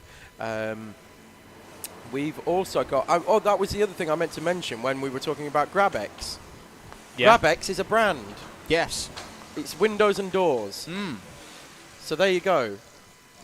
You put your name on a car, and we'll talk about it. And we'll talk about it, Yeah. because it's only the right thing to do, really. These teams work incredibly hard to get this kind of sponsorship and get this on board. Of course, Martin Grabowski, who's not only racing in the team but is helping fund it as well.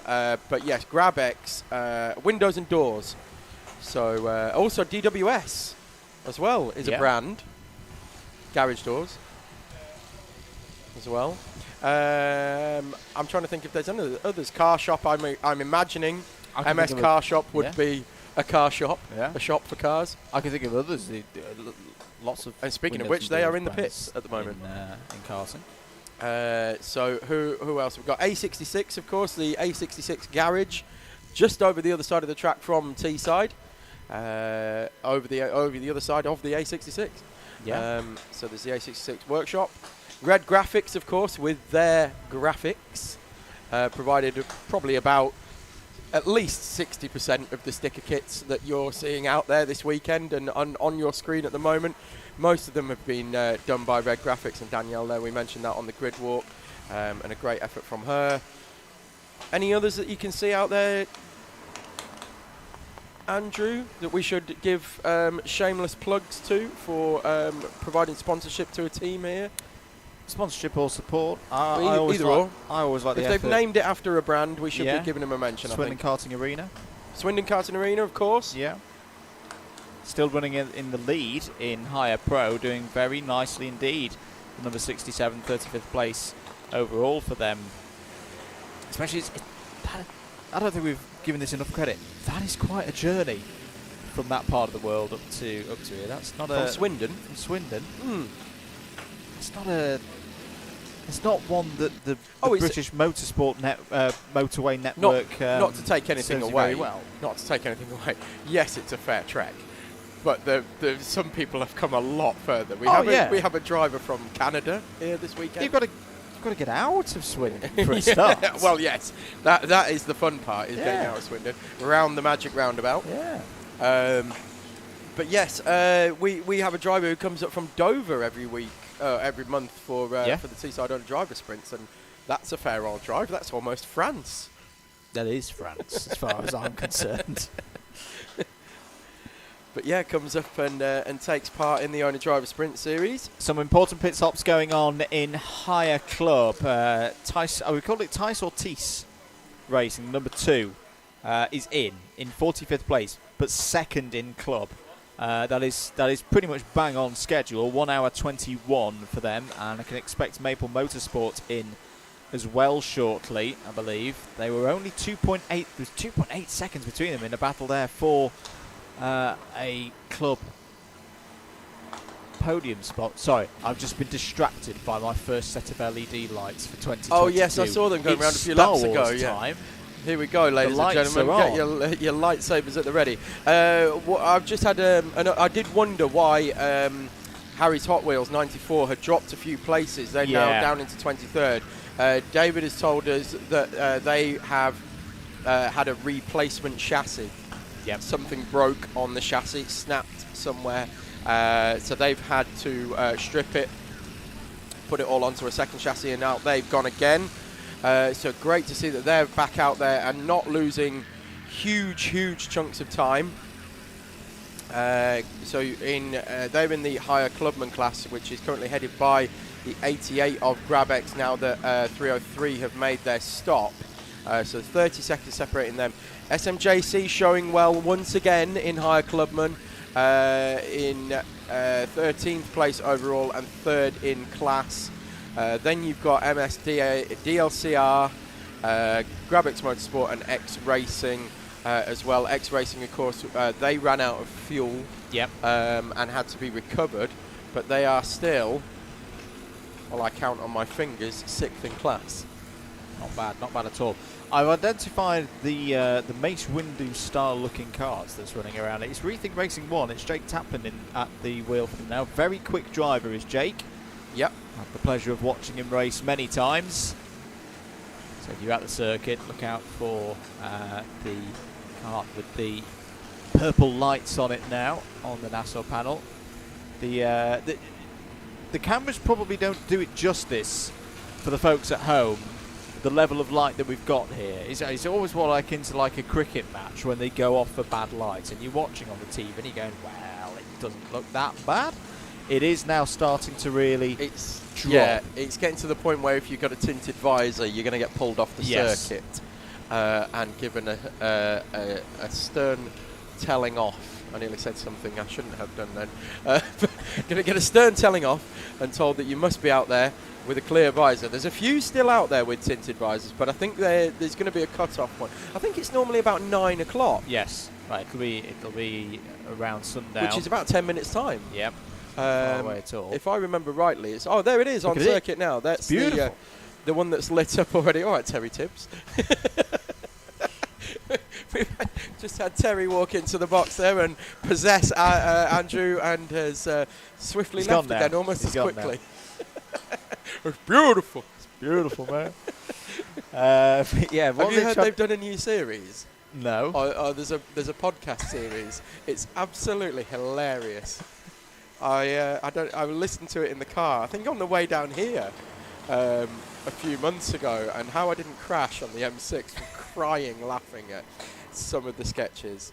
Yeah, it's well worth a listen. I would highly recommend the Phone Jacker podcast series.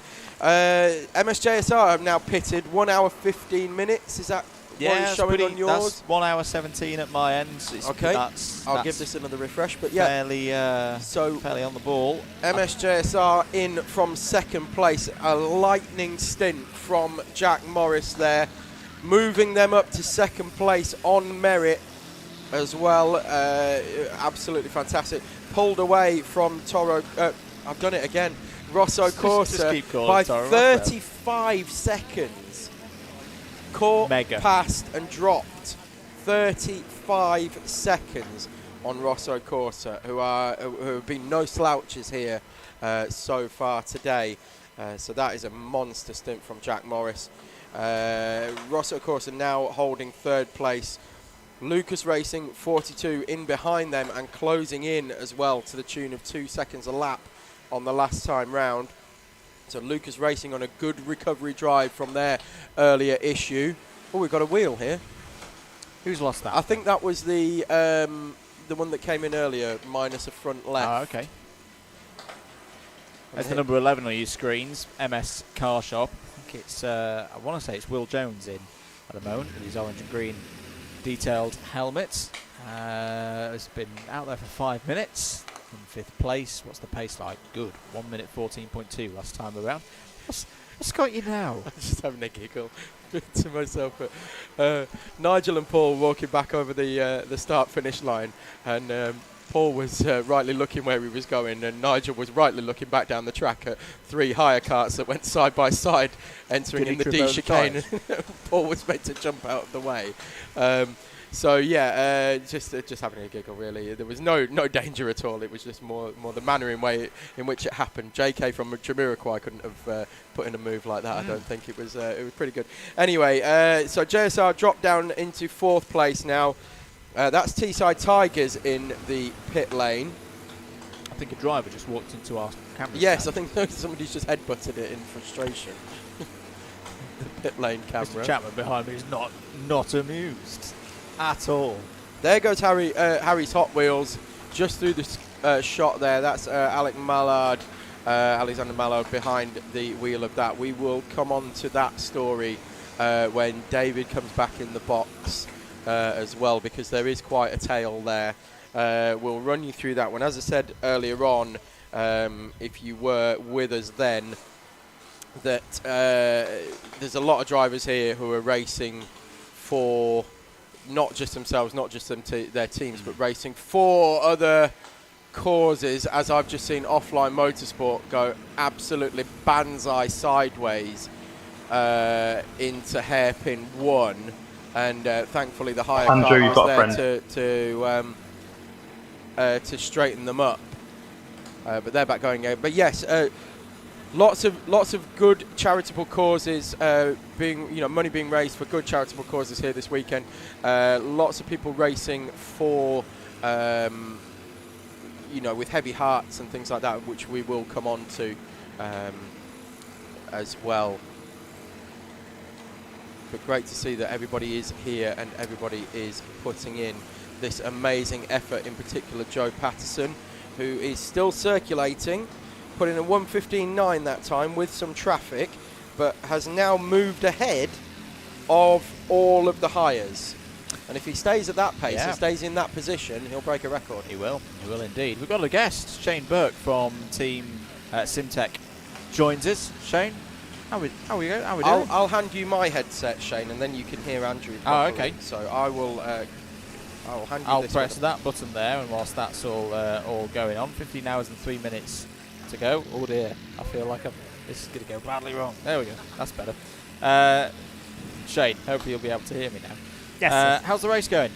Oh, rubbish, to be honest. I had to come up here, since we're not up the front, showing off the sponsors, I had to come up here and give them a mention. Absolutely. So, I may as well thank them right now. StageX Motorsport, Sim Racing Cockpit.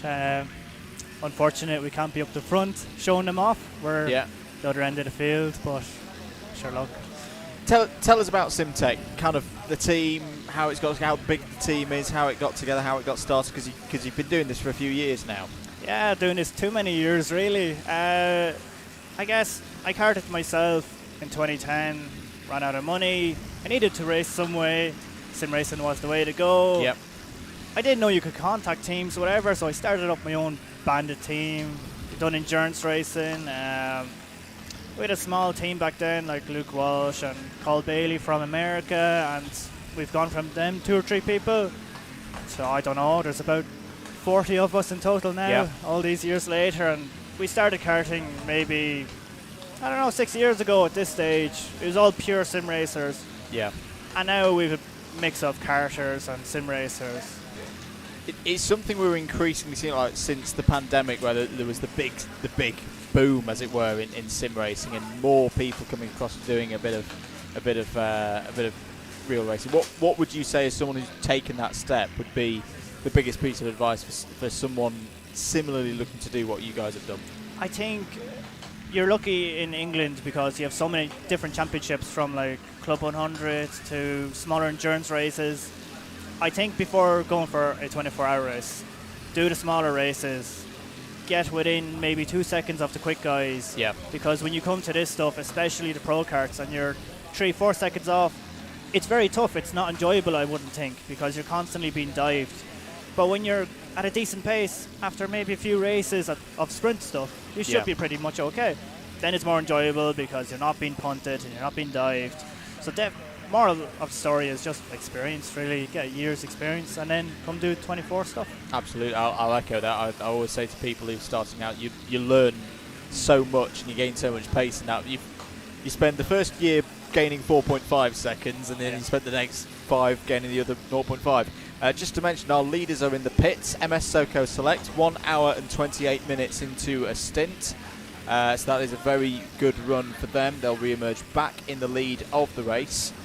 2 laps still in hand for them. 303 Racing also in the pits. That hands the owner club lead back to Grabex Racing's number 88. the story of your race so far. It's not quite gone to plan, but talk us through how the day's been, how the week has been so far. I don't know really where to start. I suppose Friday was not too bad. It seems like we had an okay kart. Tried not to do too many laps because the track's very tough on the karts, on the bodies. So we seemed to be okay. Turns out, we missing a little bit of pace, which we just didn't realise, to be honest. Qualifying was pretty bad. We decided to go for the fuel. We needed the fuel anyways. A lot of people stayed out for the last 5 minutes, which the track got so quick, so we started 43rd. First stint was fantastic. First 20 minutes was fantastic. I don't know, I must have gained 20 positions. Myself and Paul just worked together, teammates just pushed our way through the field, and the brake disc protector bent up into the brake disc, and that was that. I wish I knew what caused it. We had the issue at Le Mans as well, where we were quite quick.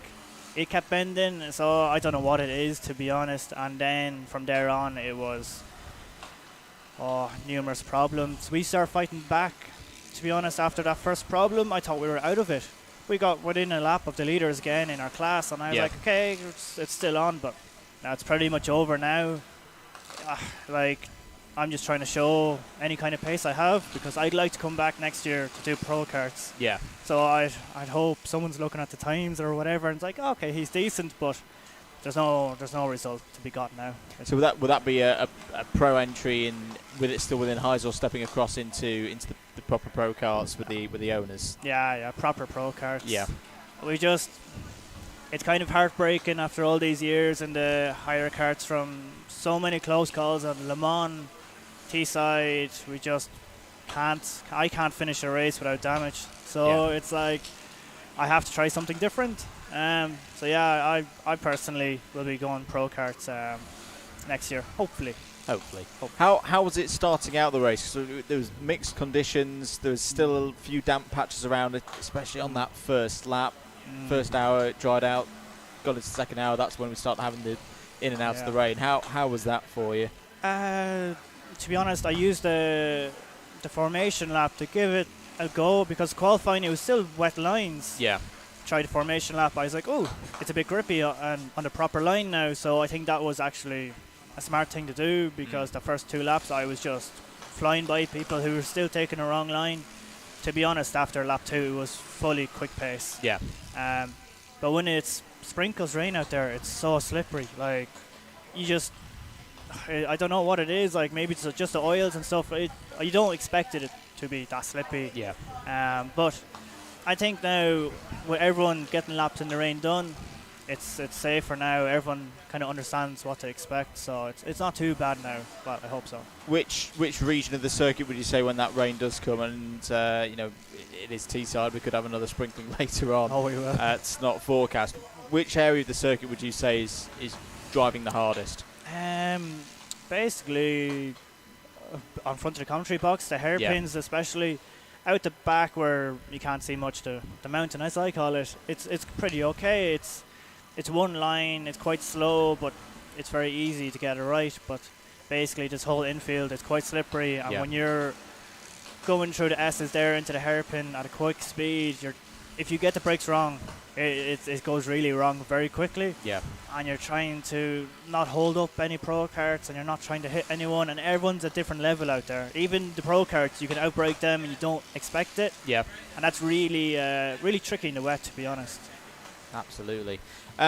Last question before I let you go, because I know you're probably going to go get some rest. SimTech, people want to get involved. How do they get involved? Ooh, with the team or sim racing? Both. Well, the team, just look up on Facebook or Instagram, SimTech Motorsport, and if you're anyway decent at all, sim racing, karting, like, we'd happily take people on. Once people are just sound, nice, like, we're a big family. That's one thing I'm proud of. We're a big family. We do everything together. We put a lot of effort into everything.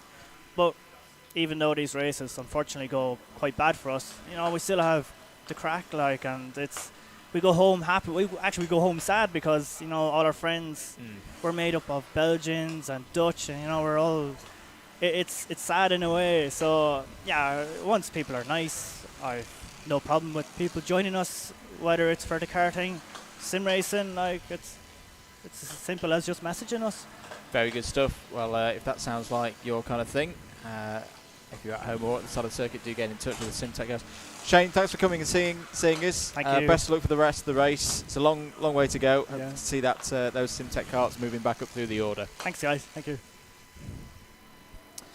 Shane Burke there from the SimTech team, and Look at that. Beautiful. For a skyline. Terry's back. I mean, that is that is a That's a proper sunset. it is a proper sunset, is that? And you know what they say, don't you? Red sky in the morning, shepherd's warning. Yeah. Red sky at night, barn's on Shepherd's. fire. Barnes. Too soon. Too soon. There we go. There is the swiftly on. beautiful sun, and you can see it just to the right of the screen. The sun just dipping behind the trees here. Absolutely gorgeous night here at Teesside. So while that interview's been going on, I've been keeping an eye on events happening on track. CSM Racing and Newmarket Hornets are doing battle here over second place in Hire Club. Currently separated by 1.8 seconds. And Newmarket Hornets have been pretty quick over the last few laps as well, so they're closing that gap down. Your leader has been into the pits as well. I know you mentioned that, Andrew, on the stream, but the 43 is in, and Paul Wilkins has taken over the wheel of that.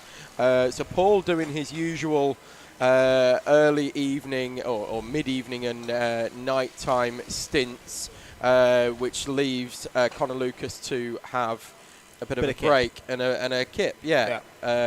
So that seems to be a usual running order in that team.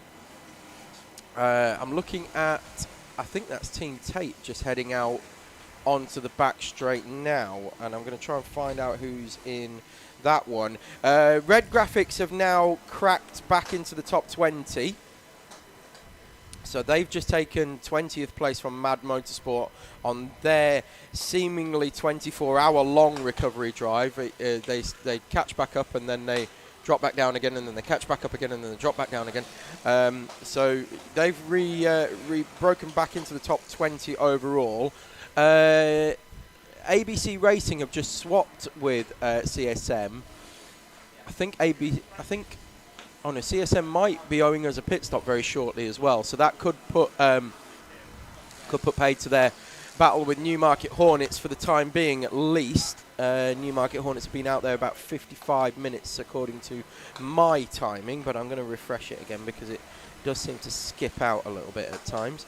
But CSM have taken 44th on the road, second in class in Hire Club.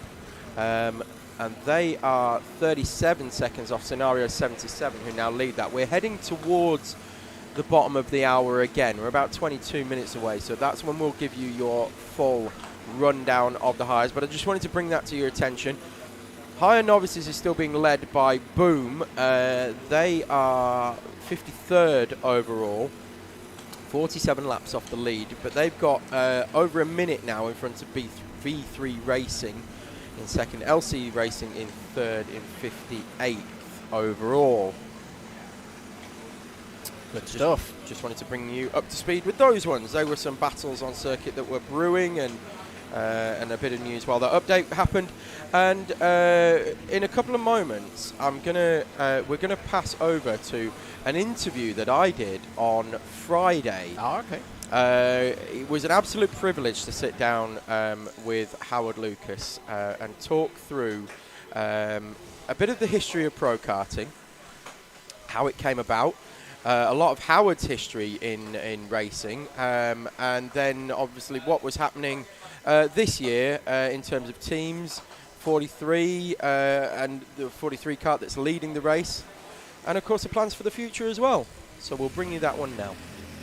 I'm joined now in the bottom paddock by the legend that is Mr. Howard Lucas, known to everybody around us. H, talk us through a bit of history. Give us a history lesson. I want to know how you got into pro karting, the history of pro karting, and all things in between. Right. Well, the original history of it, I suppose, was motocross was my original sport for many years, and that started getting too painful. And then we discovered karting, and you sit down to do it, so nothing hurts. Yep. And then at the time we had an indoor karting centre. Yep. And then from there we started racing the twin engine karts with Bob, of course, all those years ago. Yep. And then There's 8 minutes on this. And then the indoor karting centre came and went, carried on with the team, and slowly just arrived to where we are today. So you are, am I right in saying, the importer for MS Karts? So is that correct? Yeah, we're the sole importer for MS Kart in the UK. Right. So walk us through that then, how that came about, what your status is at the moment in terms of how many teams you run, and all that kind of thing, and then also, you know, what your relationship is like with MS. Yeah. The MS story started way back in '99. And went on a summer holiday with a friend who works in the Czech Republic. We went a few places. One of his friends said, "Oh, my mate's into karting, come and have a look." And we went to the MS factory. And I walking around as like a kid in a candy shop going, wow, you know, these boys are excellent. You know, we can build some karts. And from there we built the kart, had the first kart, 001, raced it here actually for the first time in the November of that year, 99. And had the first production batch in the year 2000. And you've been doing it ever since? And with MS Kart ever since. They've been super loyal, and we've been loyal to them. Well, that's great, isn't it? And it's a brilliant enterprise that you've got running here as well. So tell us a little bit about the recent history of your results in the 24-hour. How many times have yourself and MS Karts won it? Wow, the biggest claim to fame for us as a team, I suppose, is Le Mans. We didn't always win it on an MS, though. We won Le Mans on an Anderson first time round. And then 4 times on the MS. So we've won Le Mans 5 times. Here, more than 5 times. But, you know, the racing's got more difficult. Yeah. You know, the style of racing's got more difficult. It's not like an endurance race now. It's just a mad sprint race. So, yeah, but we've won it a few times. Hard to win. It is very hard to win, and it's a flat-out 24-hour sprint now, isn't it? I want to talk to you a little bit about your lad as well, because Connor's now racing. Not only is he racing pro karts and winning in pro karts all the time, I think it's fair to say. Certainly in the sprint series as well.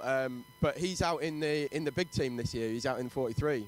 Yeah, he's racing in 43 this year. He did last year. He's been dotted around in other teams leading up to this, but then he's good enough to step in those shoes. Sometimes a bit awkward, dad and lad. But we got over it, and yeah, he puts his heart and soul into it. So passionate, you might say. Oh, he certainly is, and very good with it. So how old is Connor? Connor's 26. So Connor's 26. So you've been doing pro karting longer than Connor's been around. So he's pretty much born into it. So when we first won Le Mans, which was '97, Connor was 1. Right. So he's been there throughout the whole journey, hasn't he? And it's everywhere we go. And now he's right at the top table as well, as he should be as well.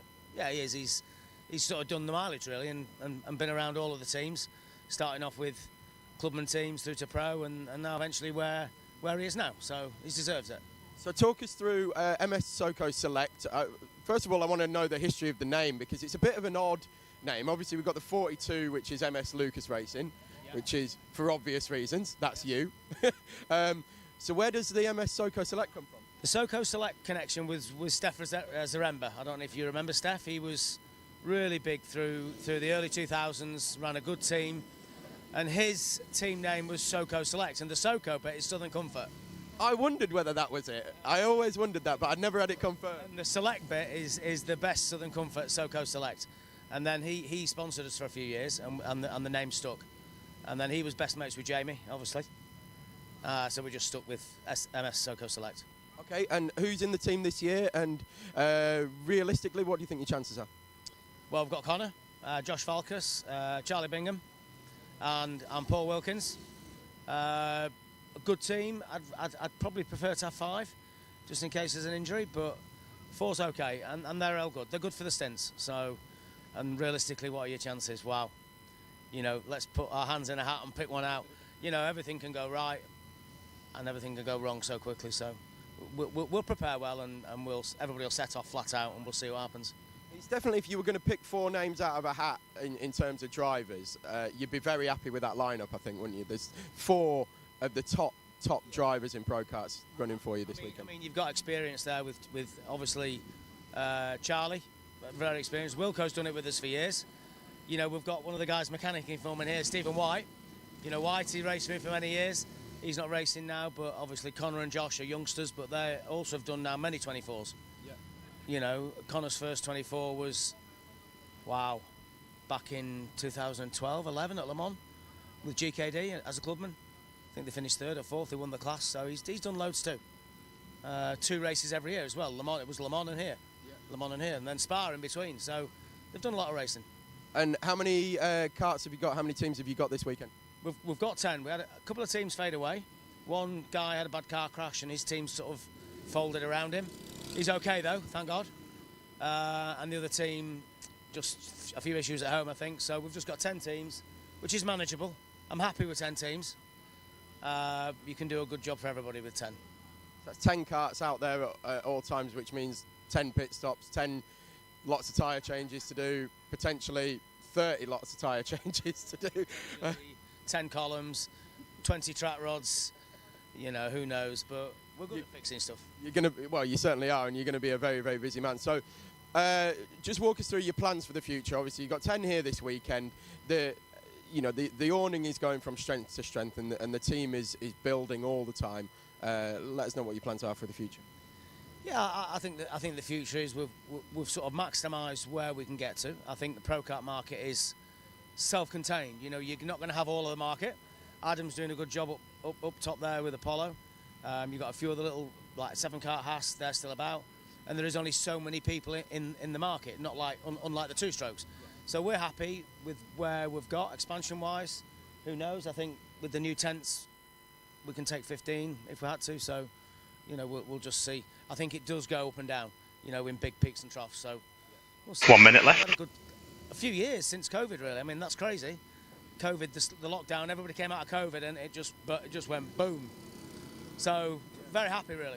We're running about 40 or 45 is max grids now in the BPEC series. As many teams as we can run, you know, on a race weekend as well. So the future's looking really, really bright for pro karting in general. Yeah, I think the guys at BPEC have done a great job. Bobby and Ange, they've done a great job. They've made some rule changes, made some good changes to the classes.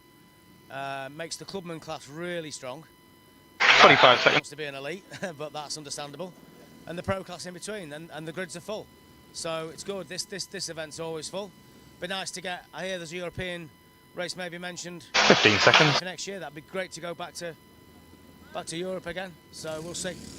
Great stuff. Well, thank you very much for talking to us, Howard. Always a pleasure. It's 5, 4, 3, 2, Cheers.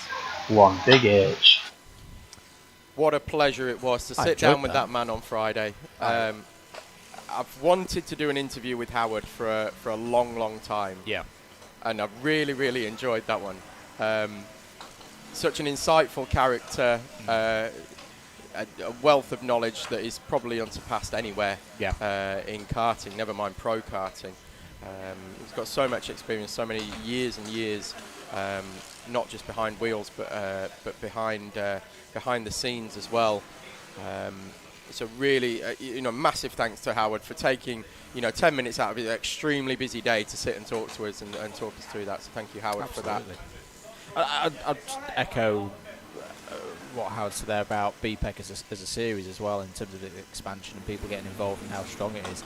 I've not got round to getting this out. I have had offers of going and doing some testing, and it's just not quite got round to doing it. But it's definitely do testing, just do a race. Definitely something that if you want to drive, get on the BPEC page. Go to bpeckarting.co.uk. I think it's .co.uk, and you can find it anywhere. Just search BPEC Karting, BPEC Karting, British Pro Kart Endurance Championship, and you can get on the Facebook page as well, which is on BPEC as well, or under BPEC. Just have a conversation with people on there. Let them know what your experience is, that you're looking for a drive, and somewhere, some round, a seat will become available, and you can have a drive. Pay your money, go and drive. I'm going to throw in the other way as well, because we've been talking about sim racing a lot tonight, and because I should mention this, because if I go back to Leamington and I have not mentioned it, I will be in serious trouble. In return, for those who are already in BPEC, and if they want to do some sim racing, their entry into BPEC means that they are open for the Club 100B UKCR Racing Championship. Ah, there we go. So anybody that does iRacing that's part of the BPEC series can come and join that one. Come and join that one. Probably won't be in chance of winning the championship this year, but come along, have some fun with it. We race generally once a month. We're on a summer break at the moment, but we'll be back in September. So get involved with that if that's the kind of thing. Club 100B UKCR Racing on Facebook and Discord, or just send us a message. Do you do endurance races in that as well? We have had an endurance round this year. We did a 4-hour pro-am round Le Mans, where we put all of our drivers into either pro or am, paired them up, gave them 2 weeks to train, and get themselves used to each other and working as a team. And it was one of our best events of the year so far. Brilliant. Very excited. It went down to, was it about a couple of seconds between first and second? Because that was we did it over the 4 hours. We did it as a live draw. We drew the teams at Le Mans on the big race week, because we very much wanted to make it that thing of like, we don't want the drivers to set their own teams, because then the best pro will end up with the best am, and that won't achieve anything. So you had a real eclectic mix of different levels in there. So yeah. So if that sounds like your thing, you are a BPEC driver, registered, get involved. I'm just keeping an eye on Rosso Corsa, who have pitted from second place and have dropped down to 5th, trying to see if they are back out on circuit. There they go. They've just come across the line now in front of the commentary box. So they have resumed in 5th place now that it's all shaken out with pit stops. We're expecting GrabX Pro in any moment now. When they come across the line, we'll see whether that gap is still over a lap between them, which will of course extend once they make their stop.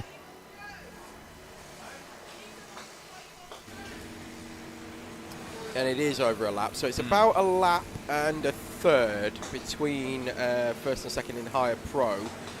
Offline Motorsport still in 3rd place and holding steady there. They are currently around about, let me do the quick maths on it, about 30 seconds give or take off the back of GrabX Pro now in for second in class. Nexus Sport in between them, and Team Tate as well.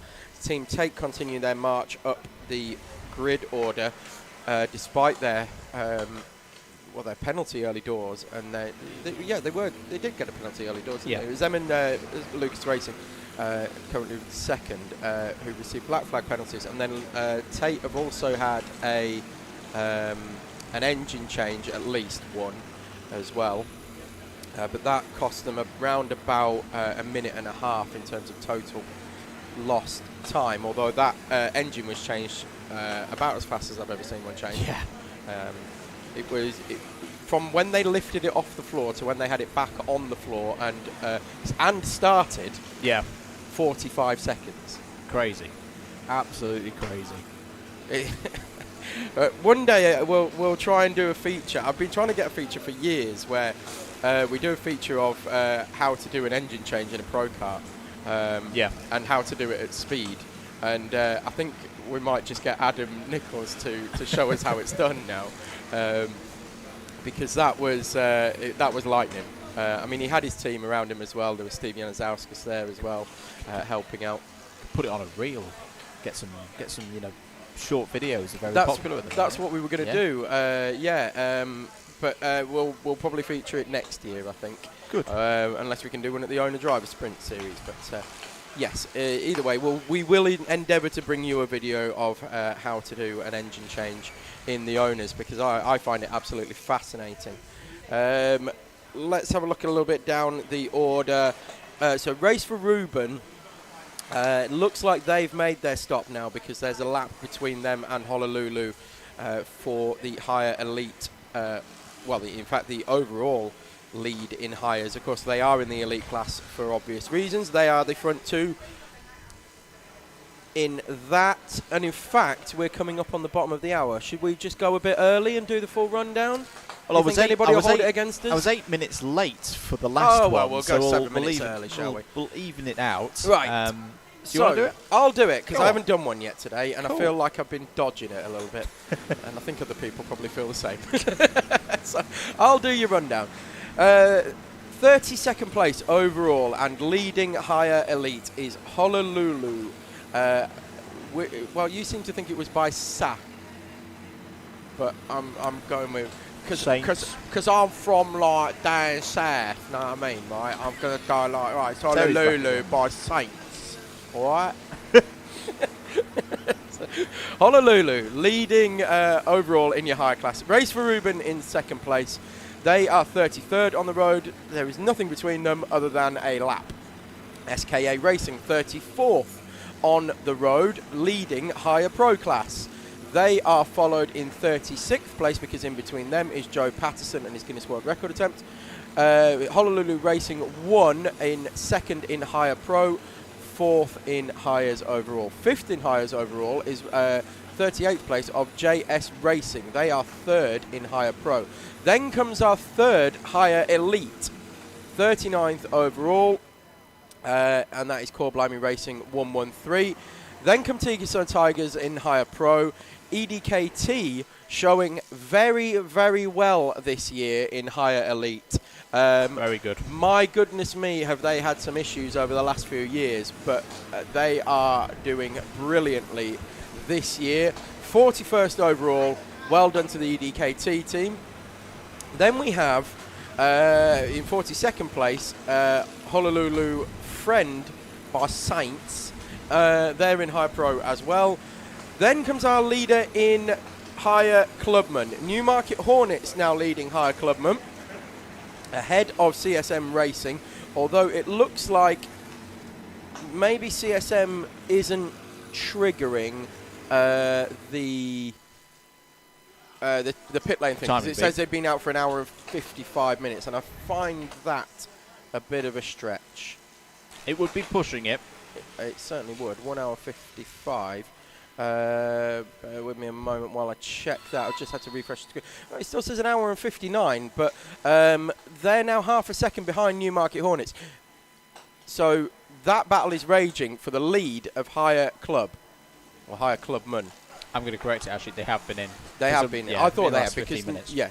So, CSM, Newmarket Hornets, then CSM, 43rd and 44th on the road. Then in 45th place, ABC Racing in higher pro. 3rd place in higher clubman is taken by 46th place TYS Racing. They are around about 35 seconds off the lead in higher clubman. So higher clubman, although it's our biggest class here this weekend, the battle for the lead in that class is raging. And that is one that we really need to keep our eye on. 77 of Scenario 77 is 47th. So all the sevens. Higher clubman class as well. Then it's A66 higher in higher clubman. They are 48th. 49th is Maple Motorsport. 50th is Boneheads. 51st is Bonato. All of those in higher clubman. Then we have your higher novice leader. They are led at the moment by Boom in 52nd overall. 53rd goes to Tockwith Motorsport. 54th is Porsche Sport. 55th is Lock, Stock and Two Smoky Cheeses.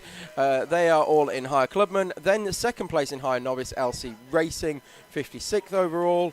57th BCW Mulsanne Racing, also in club, as is Norfolk and Chance. They are 58th.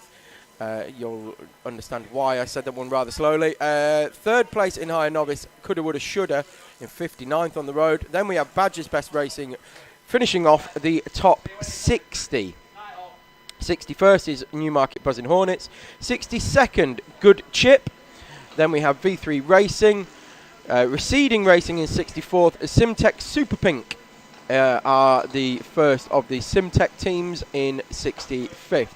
Steel City Racers are in 66th. Then it's the second Simtech team, Simtech UK. They are 67th. 68th is Chadwick Racing. 69th, Eat, Sleep, Race, Repeat.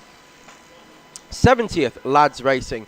71st, Honolulu Juniors, who have had a fair few problems and have been in the pits quite a bit. Then we have the Cheshire Cheeses, as we're calling them. You can call them what they're properly called on the screen, but if we do, we're going to get banned. 72nd place for them. 73rd, Core Blimey Racing 213, another one that's been in the pits quite a few times.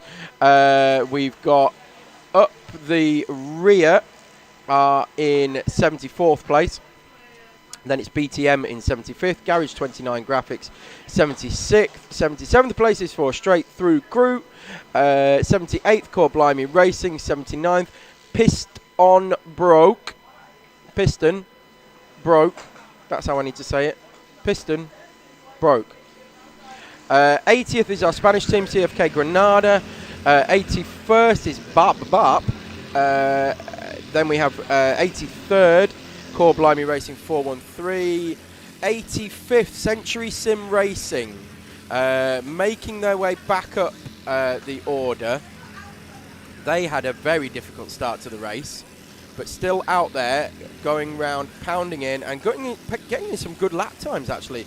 In the 121s, there's not many around them, in fact, there's nobody for about 20 places in front of them running that kind of pace. So Century Sim Racing, now that they've got those problems sorted, are flying. We will keep an eye on them. Then it's 86 is the Optimist. 87th, we've covered the issues with Dazzle and their owner clubman. Century Sim Evolution in 88, so that's the other Century Sim team. They're also pounding around as well, but they're in the 125, so that might have been with traffic.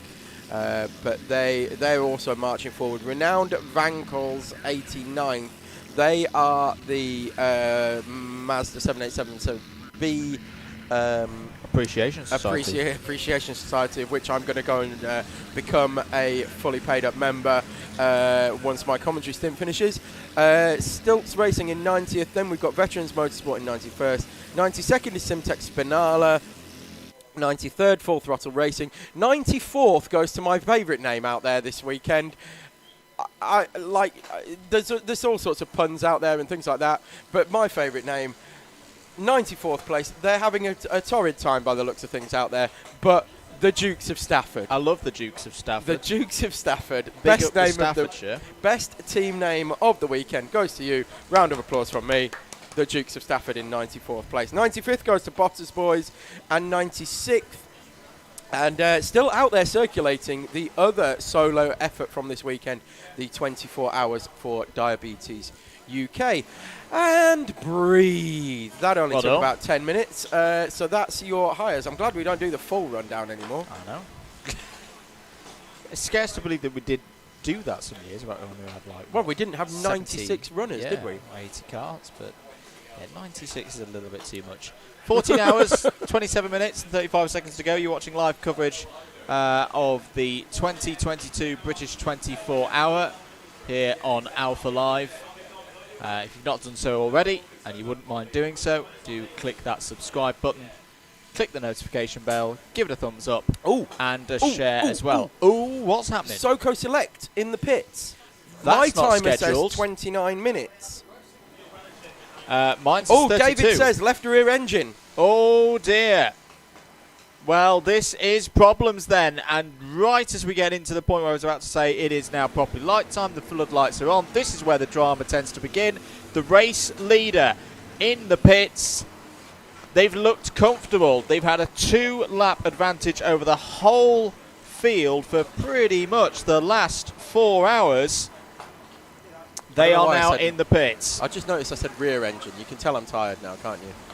Left rear engine as opposed to the left front. You were just did he? Okay.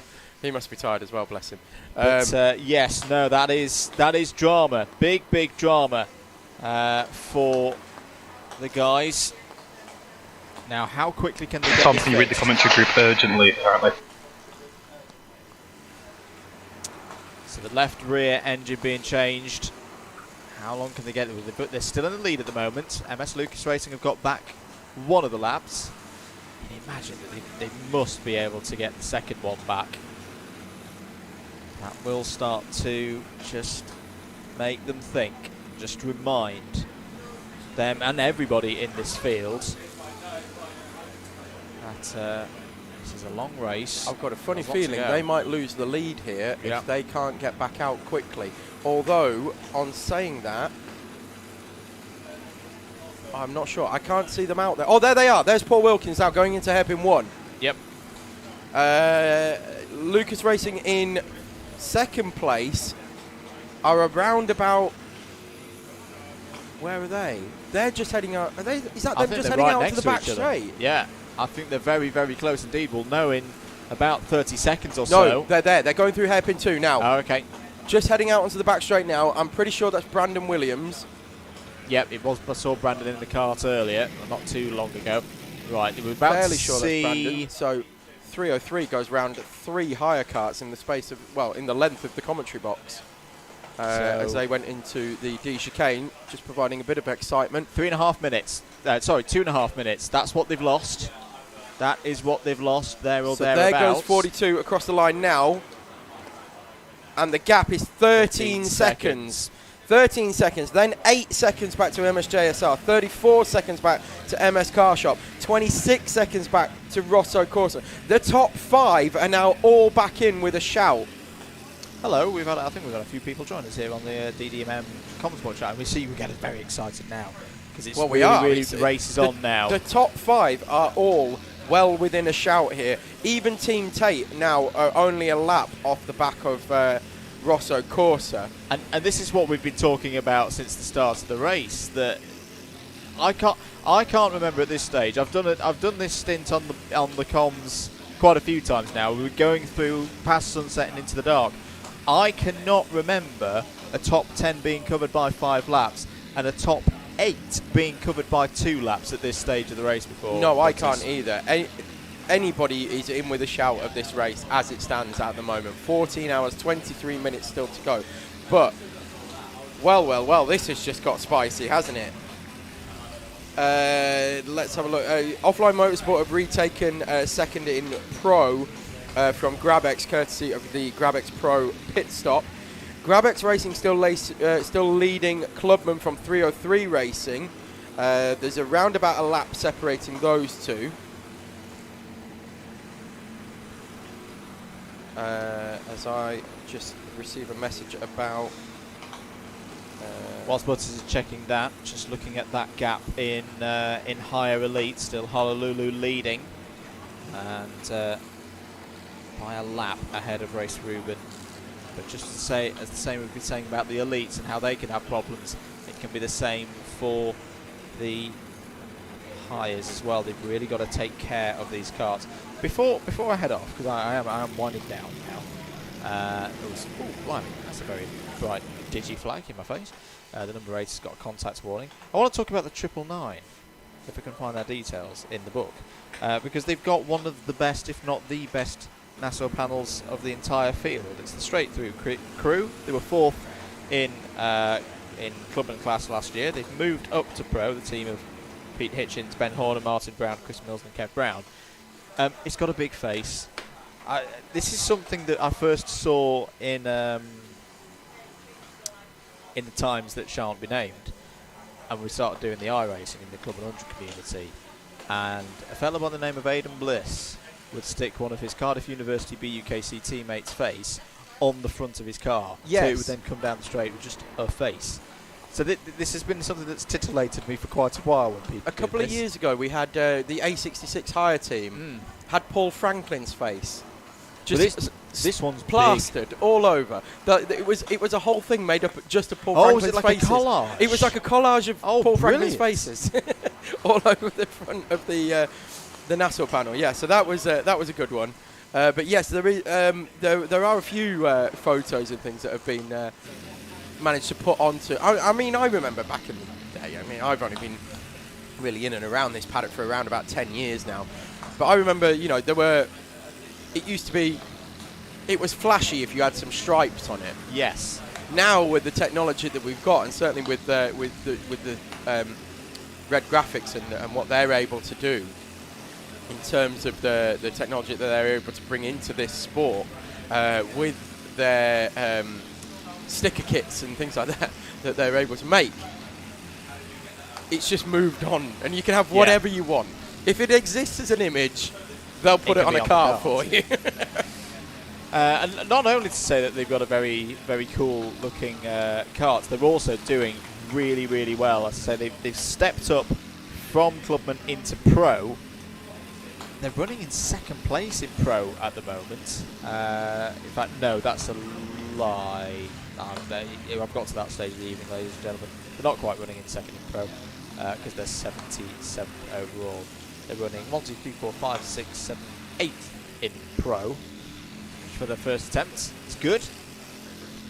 I'm just going to wait for them to come back out and around. If they have not done so already, they should be due out very... I mean, it was a scheduled pit stop, no need to worry about that. It was 1 hour and 30 that they'd been out for that stint. The colourful lights. And to say that, it's not just for show that the teams put the LED battens and things of that nature on their karts. It is very, very good for them in terms of calling and pitting and strategy, especially when you get tired eyes. If you can put something distinctive on your karts, because a lot of the especially if it's like a black Nassau panel, they all start to look a little bit same. Yeah, they do. At 2 o'clock in the morning. Yeah. And what tends to happen as well is during the night, a lot of the teams tend to switch off, or not so much switch off, but let's say power down their efforts. Yes. So there might only be, where there was 2 or 3 keeping an eye on what's happening with the car on track, 1 person on the radios, that kind of thing. During the night shift, especially between sort of 1 and 3 o'clock in the morning, there's usually 1 poor soul who is left to man the team. Normally they're the one who's in the cart next. Yes. As well. You've got to get in the zone, if you like. So you might as well be on the radio. Face. There it is. There it goes. Watch it in another minute and 20 seconds when it comes back round. It's a big old. Oh, here it comes. There it goes through the shot there. Hey! Love it. I think Tomo's back out in Blue Speed Racing. I'm pretty sure that was his helmet going through the shot as well. Although it's dry, so I've got to ask Blue Speed Racing, what's your strategy here? Change for second place in Clubman in the owners. MSDLCR, who I feel are another one of those teams that we've not talked about, but they are quietly, efficiently moving their way through the order. A bit like Nexus, yes. Yeah, they've just taken second place away from 303 Racing on lap 438 for them. And they're also trying to close down Omega Racing. That is for position. The number 3, the 44 and the 303. 3 karts all within a second of one another, fighting over 11th place overall. Great to see. It is. The number 25 is in, Honolulu by Sant. This is going to be the leader in higher elite. That was a good stint, 1 hour and 31 minutes for Honolulu. We've seen them racing this series before. Very strong efforts in the past at Le Mans. And I've got to say, that of all the teams out there, they really have impressed me in this first half of the race. Still a little bit of that first half to go, of course. Hello to Mark Young as well, who says that we need to have a 12-hour cake break. I absolutely agree with this. Coming up at 10 o'clock, stay tuned for hashtag Cake Chat. I know, all our usual Owner Driver Sprint Series viewers, don't worry, we haven't forgotten you. Cake Chat is incoming at around about 12 o'clock. Not only is Cake Chat incoming, but it's birthday Cake Chat. Excellent. We've upped it for the 24-hour. We've upped our game for birthday cake chat this year. For this particular meeting, should I say? Birthday cake cat. Yes, that I've missed the memo. Whose birthday is it? It's Steve Januszowskis in X Racing. Oh, okay. Cool. He's an age. 21. Yes. Yeah. But he is now. I don't say it's getting right. I say level up. I've leveled up. He's leveled. I've gone up a level. So Steve Januszowskis has gone up a level today. He's gained a level of experience. See, I do it the other way and say that because of the year that was and everything was disrupted, I never had my big 3-0 birthday party. Therefore, I am not 30. Oh, fair enough. Yeah, Fair enough. that logic checks out. Yeah, sure, Yeah. sure. Good night to Chris Simpson, who's got an early start because he's on the cameras at the motocross tough tomorrow. at the top, what with his Whitby. baps of betrayal. Baps are in. Take your baps of betrayal and have your early night, Chris. In the fridge, ready for the morning. You won't be missed. What do we want to see the baps of betrayal? Sorry, I've got the voice in my ears. Yeah, you can see the baps if you want. Oh, okay. We're going to put the baps on screen for you. Hello to Chelsea. This is not a euphemism, by the way. These are actual bread rolls. It's past 9 o'clock. Chelsea Actual bread Timmins. rolls. It's better on here being able to see you guys. Thank you very much, Chelsea. There You're we on go. the DDMM The stream. baps of betrayal. The baps of betrayal. Perfectly formed in their way. Oh, dear. To be eaten tomorrow. On a camera Shall I post for Alpha Live's run coverage through the story again? at Whitby. Shall I run through the story again of why Go we on. have hashtag baps of betrayal? Let's get it trending, shall we? Let's see if we can get it trending. It's during the night. Twitter goes very quiet. I'm sure if we try hard enough, we can get baps of betrayal trending in the UK. We really push this. Anyway, Chris likes to do some home baking, bake his own bread rolls, and he sacked us off for the last meeting. He had a better offer. Normally he's a perennial cameraman. He's the man who works the South Bank camera normally. And he actually does a very, very good job for us, in fairness to him. He does do a very good job. And that's kind of why he was so sorely missed at the last round as well. But he got a better offer and so decided to go and work somewhere else. And decided to start posting his baps all over Instagram. Which we were not happy with, and we've now named them the Baps of Betrayal. So we love him dearly, and we do miss you here this weekend, Chris. And I'm glad you can join us on the stream anyway. Hello to Matt Hale as well, one of the organising committee for the Club 100 of the UKTR Racing Championship that is available and open to all BPEC drivers. I'm going to get that plug in again. Double Dash were missed at Lid today. I miss Lid today as well. I love Lid, but unfortunately things clash, and this being one of our main events of the year, we weren't down there at Club 100 Did you bring today. your Baps of Betrayal with you? No, I'm not skilled enough to make Baps what with of having a Betrayal. better offer?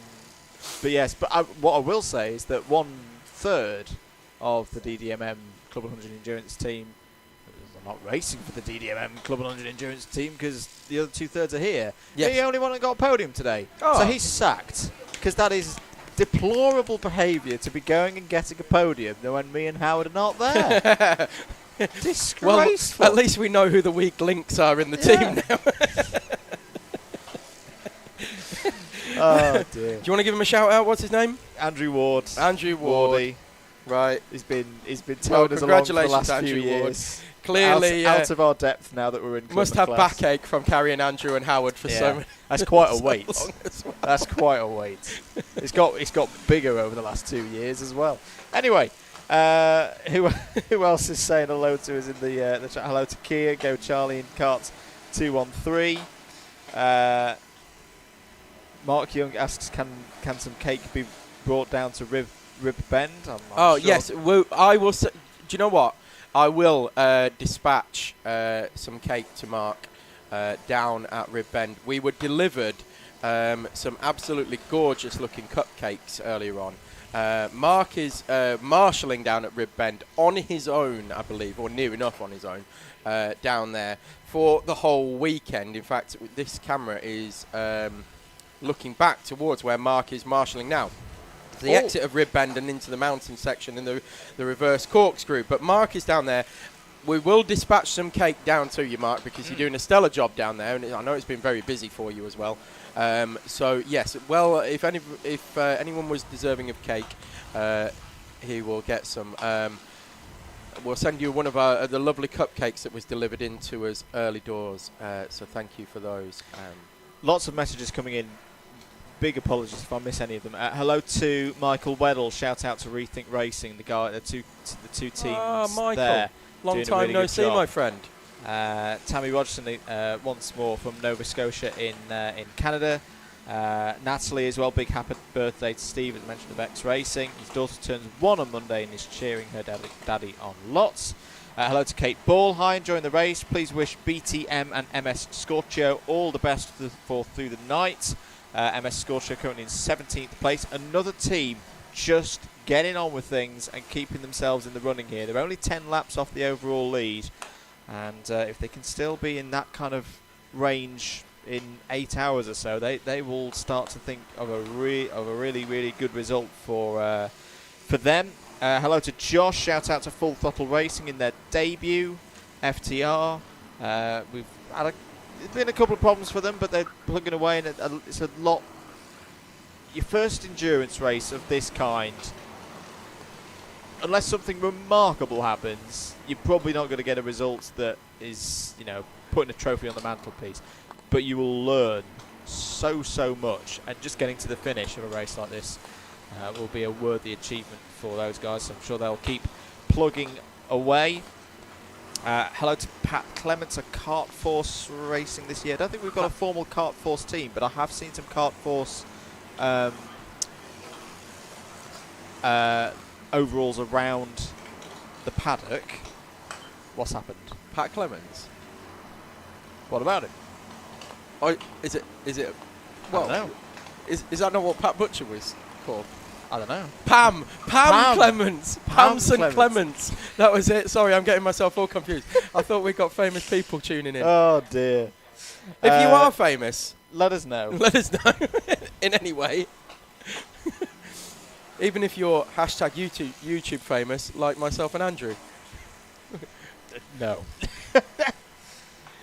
Oh dear.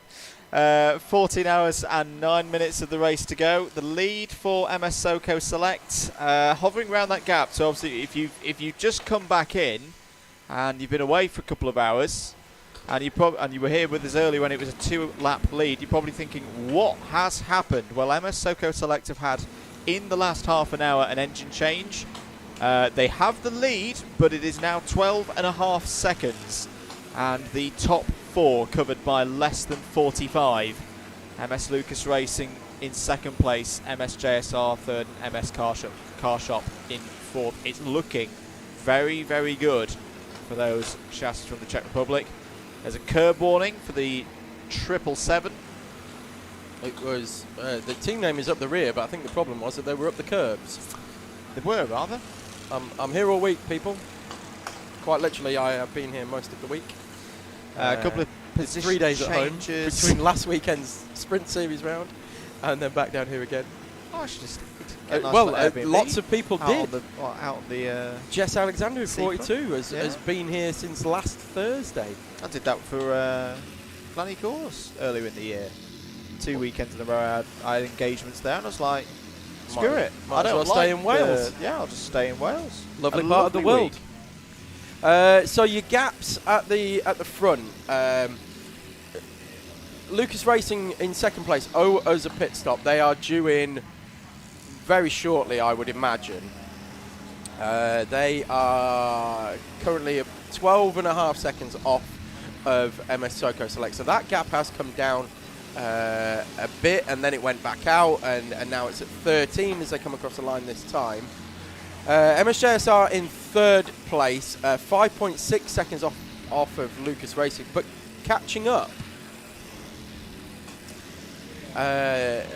Certainly on that lap, JSR closing in onto the back of Lucas Racing. MS Car Shop 41 seconds back in fourth place, and then Rosso Corsa another 34 seconds back. So really we've got about a lap and a quarter separating the top 5 now after 9 hours and 53 minutes of racing. More comments coming in. Hello to Paul, who is watching from the Dominican Republic. Does that win me the furthest watching? I'm not sure. We had a Singapore early, didn't we? Michael Burke watches from Australia. There we go. Sorry, Paul. But I'm not sure what part of Australia. So if any other Australian viewers are watching... So if he's like Perth, if you're in Tasmania, you're going to get it. Yeah. If you're in Melbourne, there's a high chance. If you're in Perth, yeah, maybe. I'm not sure. I'm not sure where Michael Burke watches from. I'm sure he'll get in touch at some point. I want to say he's near Bathurst, which means he's... You wish he's near Bathurst, which means I that if we plug him enough, you might be able to go stay at his house to watch Bathurst. I mean, I've already someone's gotta sussed do out it. your intentions. Someone's got to do it. Hello to Shameless. Joe, who just says, "Puh." Christopher He Pope. says what? Puh. Oh, off of Pat Butcher. Yeah. Christopher Pope. Big shout to Norfolk and Chance. Keep it up, boys.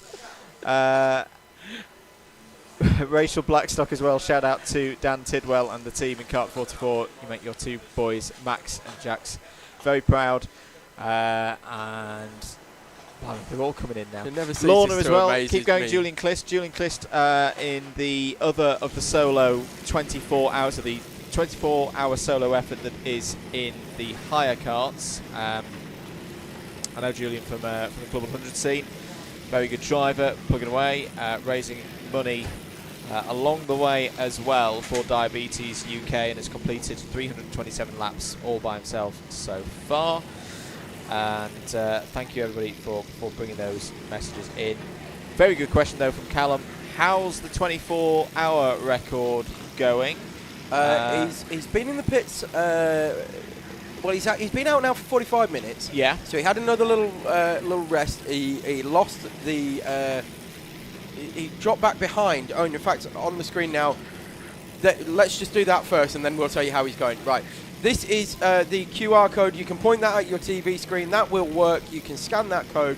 That will take you through to the page where you can donate for Joe Patterson and Dottie's journey. Joe Patterson out there racing this weekend. Solo British 24-hour record attempt well underway. He's been out there again 45 minutes. Honolulu Racing and Race for Ruben, the front of the Hires, have just overtaken him. He's about 2 laps behind Honolulu now, but lapping at least 5 seconds a lap quicker normally. So keep your eye on him. He will retake those positions, and then as he stops, if it was me running this record, that's where I would want to be. Where he is right now, in and around the very, very front of the higher elites, because you know, as a team of 3 or 4 drivers, they're going to be doing, where they're permitting, around about 1,000 laps. Yeah. If your target is 922, if you're in and around that area, you're on pace for 1,000 laps. So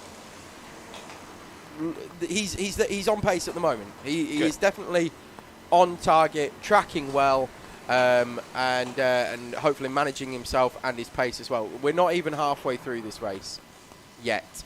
We've still got 2 hours to go. So a long way. He's pushing hard, and he really is pushing hard as well. As I said, I saw him before I came onto my stint, so coming up on 2 hours ago.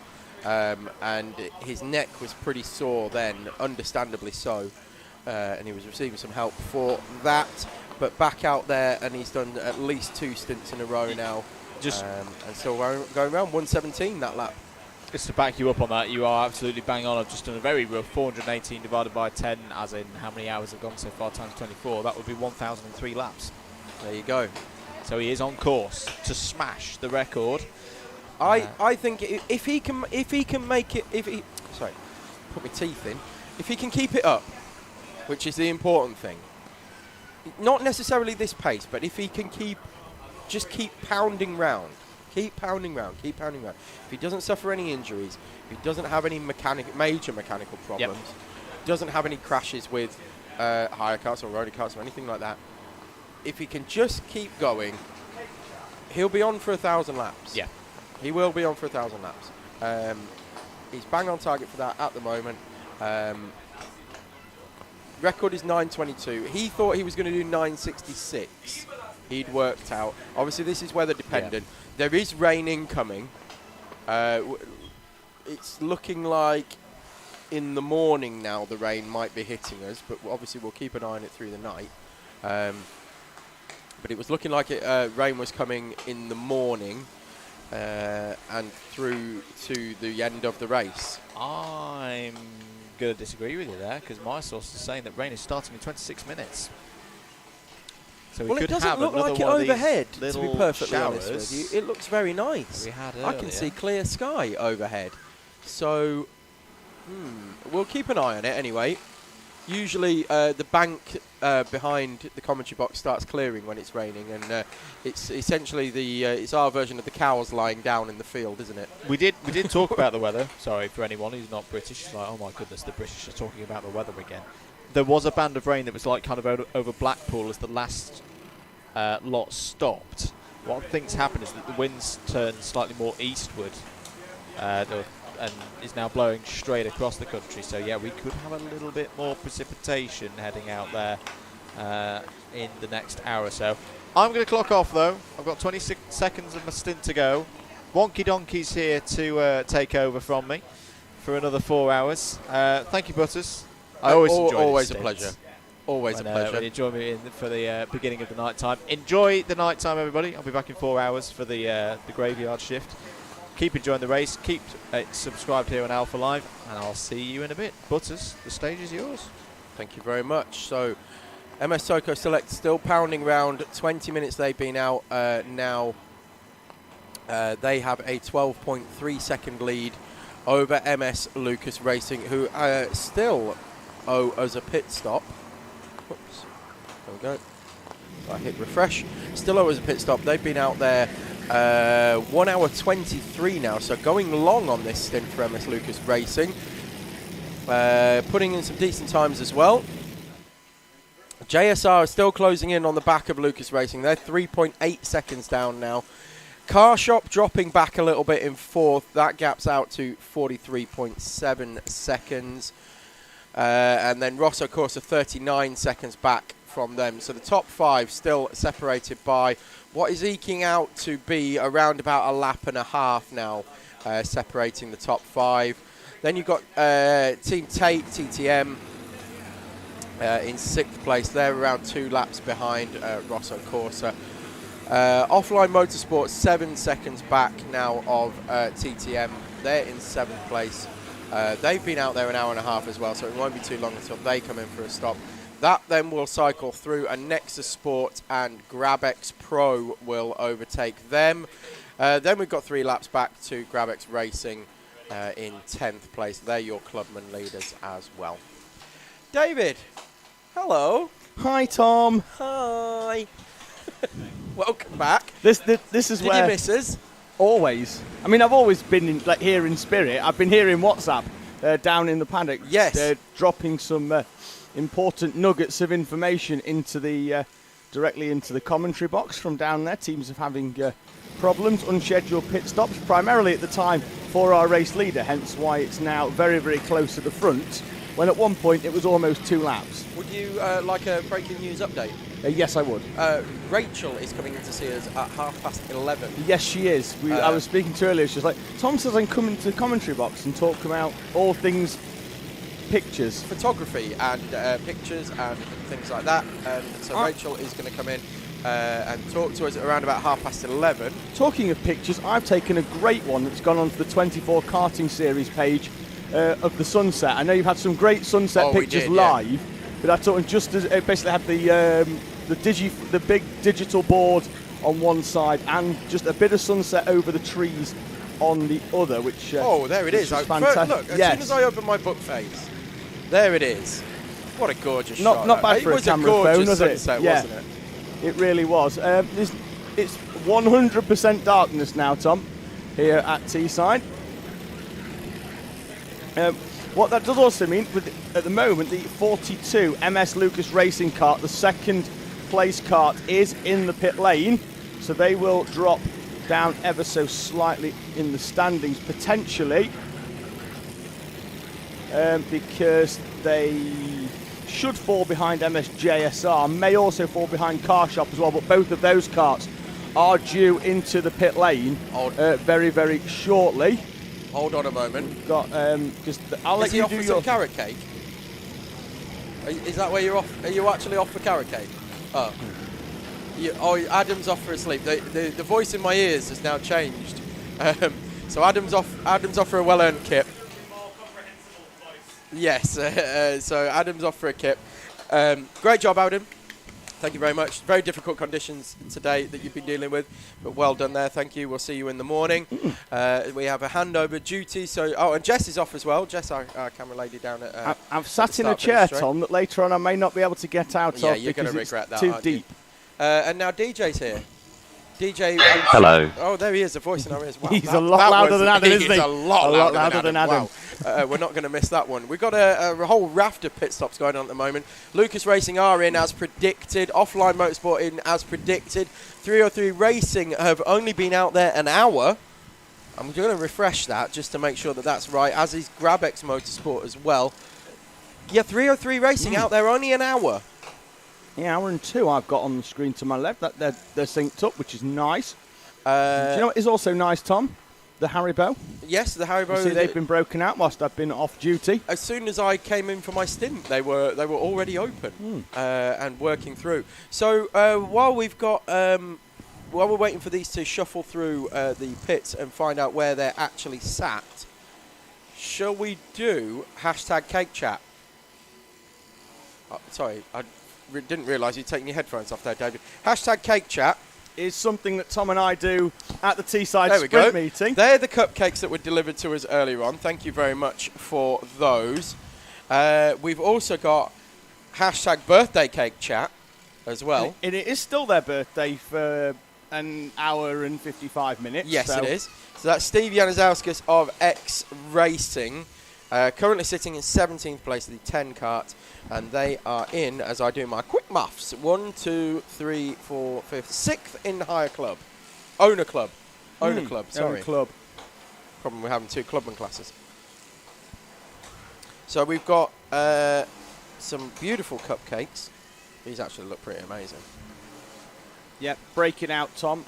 I'll let you go first. I'm diving in for this one here with the sprinkles. And the beautiful buttercream icing. Wow, that looks incredible. we keep the lights off in the combox because it could be too bright, and when teams are going past, they might miss the digiflag. I'm going to have that one, the chocolatey one there with the chocolate on top, which in the picture on the screen was top left. I went top right. Now, what Tom and I do at the Teesside Sprint meetings here, which we cover on a monthly basis, is the first 3 cycles of heats they go through, and then they give us a 20-minute lunch break where Tom and I make a very quick beeline to the cafe here at Teesside, and we make our way up. We both pick a cake, and then when we come back at around about 5 minutes before the racing action is due to resume, Tom and I talk about the cakes, and it generally goes down quite well in the live chat. So it goes down about as well as the cake does. So I've got a request from the marshal down at Rib Bend to send one down there. Yes, Mark Young. I've literally just had that conversation with DJ. We're going to send somebody down there and bring you one of these delightful cupcakes that have been dropped off into commentary box. Yes. There's no one to deliver it. Chat is going off in the YouTube comments. So yeah, let us know in an Alan Partridge style. What's your favourite cake? Bring it in.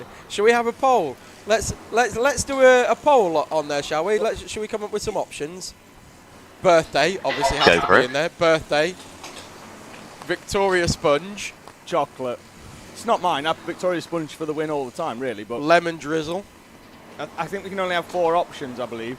Later on, it's one of them won't be carrot cake, and I can assure you of that. It will not be carrot cake. I've already said to Andrew around about 1:30, bearing in mind that for the last 2 years, he has missed the start of his 2 a.m. stint here by sleeping through.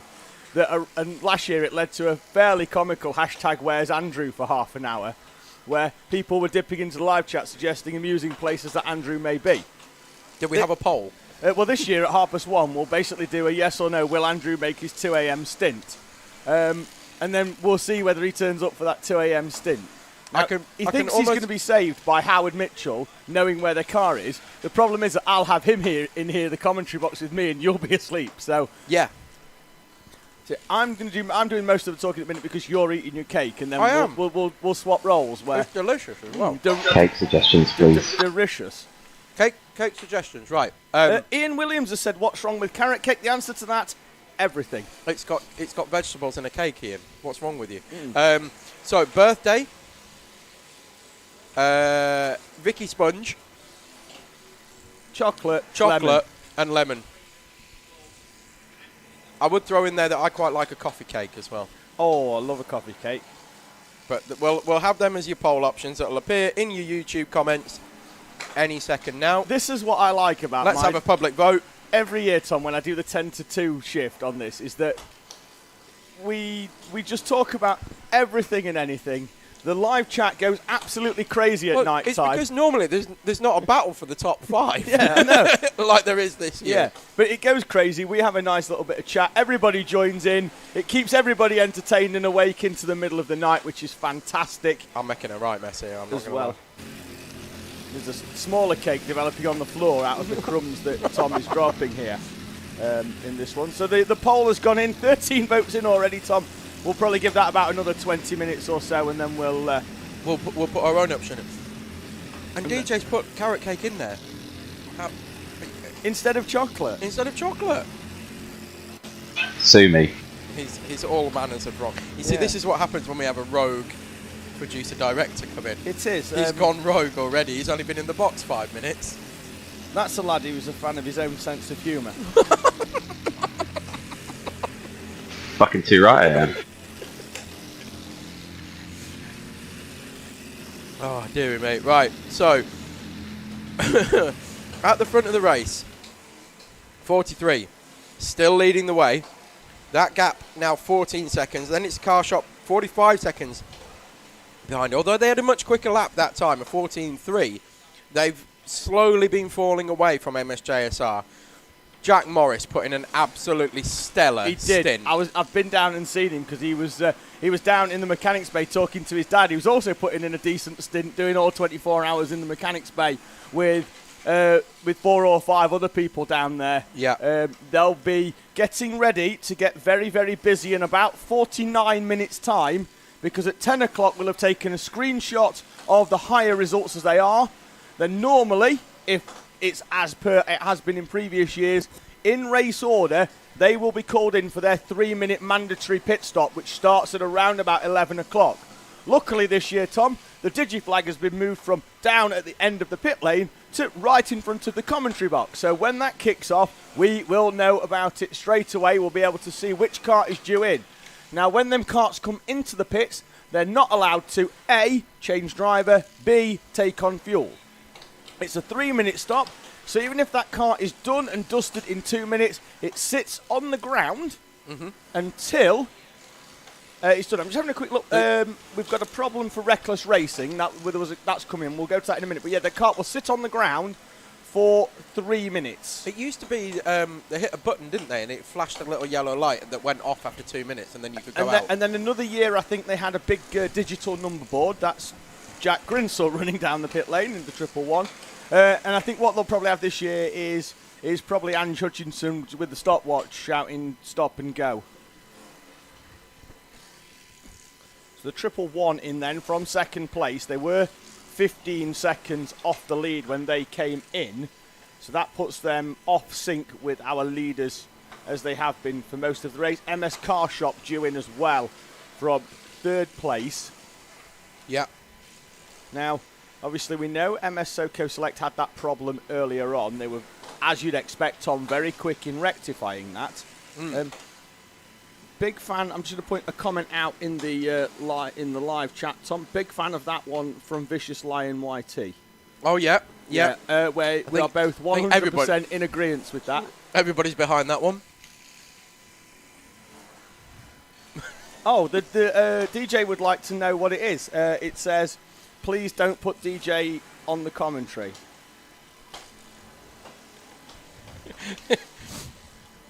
So set him up there, don't I? Yeah, and with everything. He was out of that chair very, very quickly. If everything goes our way, your wish will be granted. So we'll give it till what should we say? The bottom of the hour. We'll give it to the bottom of the hour. Then we'll reveal our cake vote as well. So please get involved in that.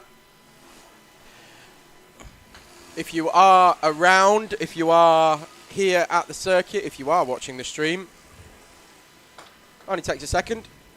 Give it a click. Get involved. Just most of the chat is currently about cake, with a very interesting question from Lee Woods in the middle that says, where's Q Racing this year? Well, Q aren't doing it, but every one of their drivers is, albeit in different cars. Austin Mundy is in the Team Tate Motorsport car. In fact, I think he could well be, or has been very recently, out in it. Currently in 6th. Yeah, then we've got a few others as well. In fact, I highlighted them all, Tom, on the com notes in gold. So Sam Spinell and Adam Willis, they've stayed over that sort of side of the paddock. They've gone into the 113 red graphics car. Spinell has raced that for most of the season alongside Ed Hack, who's also in that. They share that kart with Miles Murphy. The big change, Tom, was the Charlie Bingham. Yes. Which I sent you a message about 6 weeks ago that said Charlie's in the 43, and you replied with, "Don't be silly." Words to that effect. I think there was more swearing involved. Possibly so. It was a bit more creative. Yes, we were. It was a bit of a shock, to say the least, because Charlie's been part of the Haas group, and he was key import, the sole importer for a number of years. A few off in front of us. One is an owner car. I think that's TSG. Potentially. We've got 4 off now at hairpin 1. One led to another.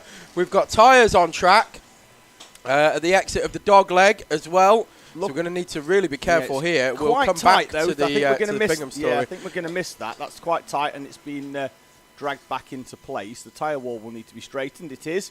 But we've still got a stationary hire car. Bit of unburnt fuel there coming out of the exhaust. Exactly. I know what you mean. He doesn't want to be standing too close to that if that's going to happen again. This could result, Tom, if he can't get that going, in another full course yellow, because it's in a very precarious position on the outside. I think they probably want to step away from that because it looks like it's got very hot very, very quickly. Don't know what the number is, but the driver looks devastated. So there's a guess here, Tom, that they were running quite well towards the front of their class. We may well go full course here. Yeah, we've got it on the screen, Tom. Marshall's run over with a fire extinguisher, which is probably well advised. Yep, by far the smartest thing we could be doing right now. And it is Nigel Moore there, who's got a wealth of experience in not just karting but all forms of motorsport as well. So let's see if we very safe pair of hands dealing with that at the moment. We've got a light on here, but I think that's because that's where the Marshall is, and he's got it fired up, and that car is already back out on circuit. What a stellar job! Yeah, brilliant job, Nigel Moore. Yeah. Thank you very much, Tom. The reason why that team, Tom, you need to buy him a tea. The reason the driver was quite angry is because they've been going quite well. It was Scenario 77 who at one point were leading in higher club. They are currently in. Well, last time they came over the line, they were in 5th place in that class, but they will have dropped potentially behind Maple Motorsport, maybe even behind Boneheads. They're all quite tightly packed in there as well. So we'll check that when they come over the line shortly, because they're probably going to make it round. Now, hopefully, they'll be round quite quickly. I have a pertinent question. So do I. Is it the same? Well, you tell me yours, and I'll say. Is it about the 111? It is about the 111. Right. So there's a rule regarding lights on your kart, which the 111, amongst many others, are carrying. You'll see them come through the shot here that we've got, this static shot. You will see a group of them come through with lights on the kart. Now, this is so that when you stand up on the banking or you stand at the side of the track, you can easily identify your car out there. It's very distinctive. In fact, in about 10 seconds' time, you're going to have a group of 4 of them come through, which is going to be headed by the offline number 77. Now, I know that because I know how they put their lights on the car because I saw it before it went out. Here it comes, heading towards us now with the red on the, and then it's followed by 3 here. Now, the rules say those lights cannot flash in any way, shape or form. And the 111 seems to have a loose connection. It does, doesn't it? And it's acting like a strobe light. And luckily, it doesn't seem to be overly bright. And I know that it certainly wouldn't have been the intention for that to be flashing as it is. Of course not. But, now, just to be clear on them lights, they're not a headlight.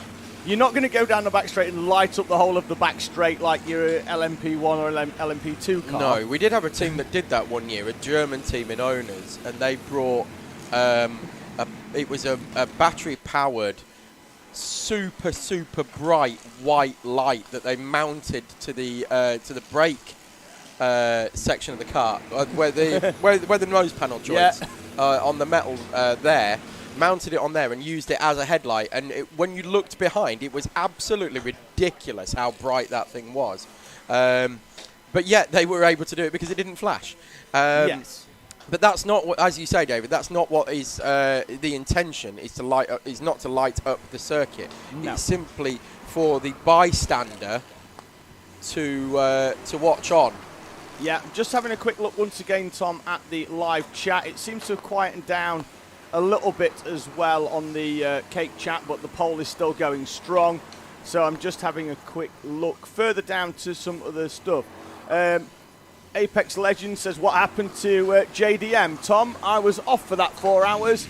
Any update on what happened to JDM? No, we don't know. They were in for around about the time it would take to change an engine. Could well have been that. So that's what I would imagine. Danny Bean says that I am the funniest commentator without doubt.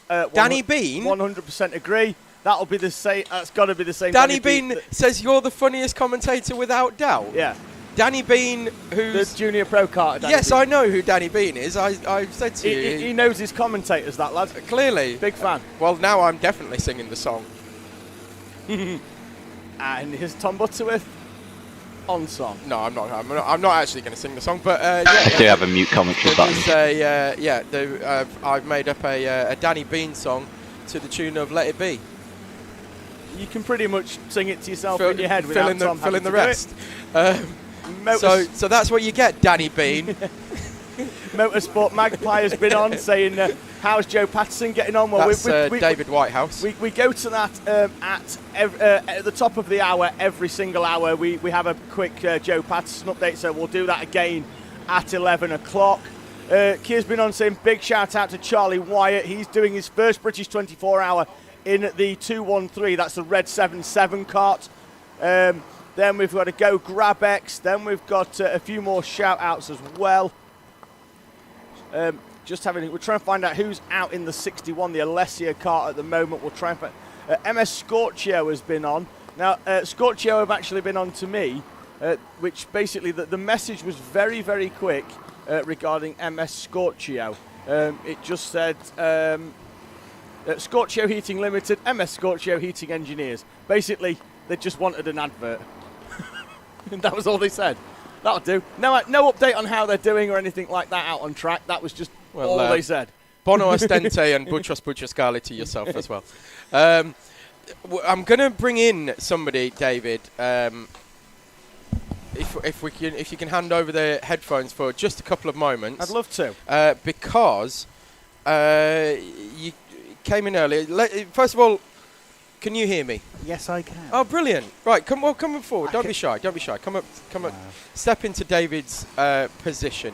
So, introduce yourself. What's your name, first of all? My name is Rob Chalmers. Rob Chalmers. Who do you drive for? I drive for Team Bonato. In the 987. And we are currently under the name of Dog in a Hat. Dog in a Hat. Oh, Team Bonato powered by Dog in a Hat. Powered by Dog in a Hat. Yes. And yes, we said earlier on, myself and Andrew, while you were away, David, that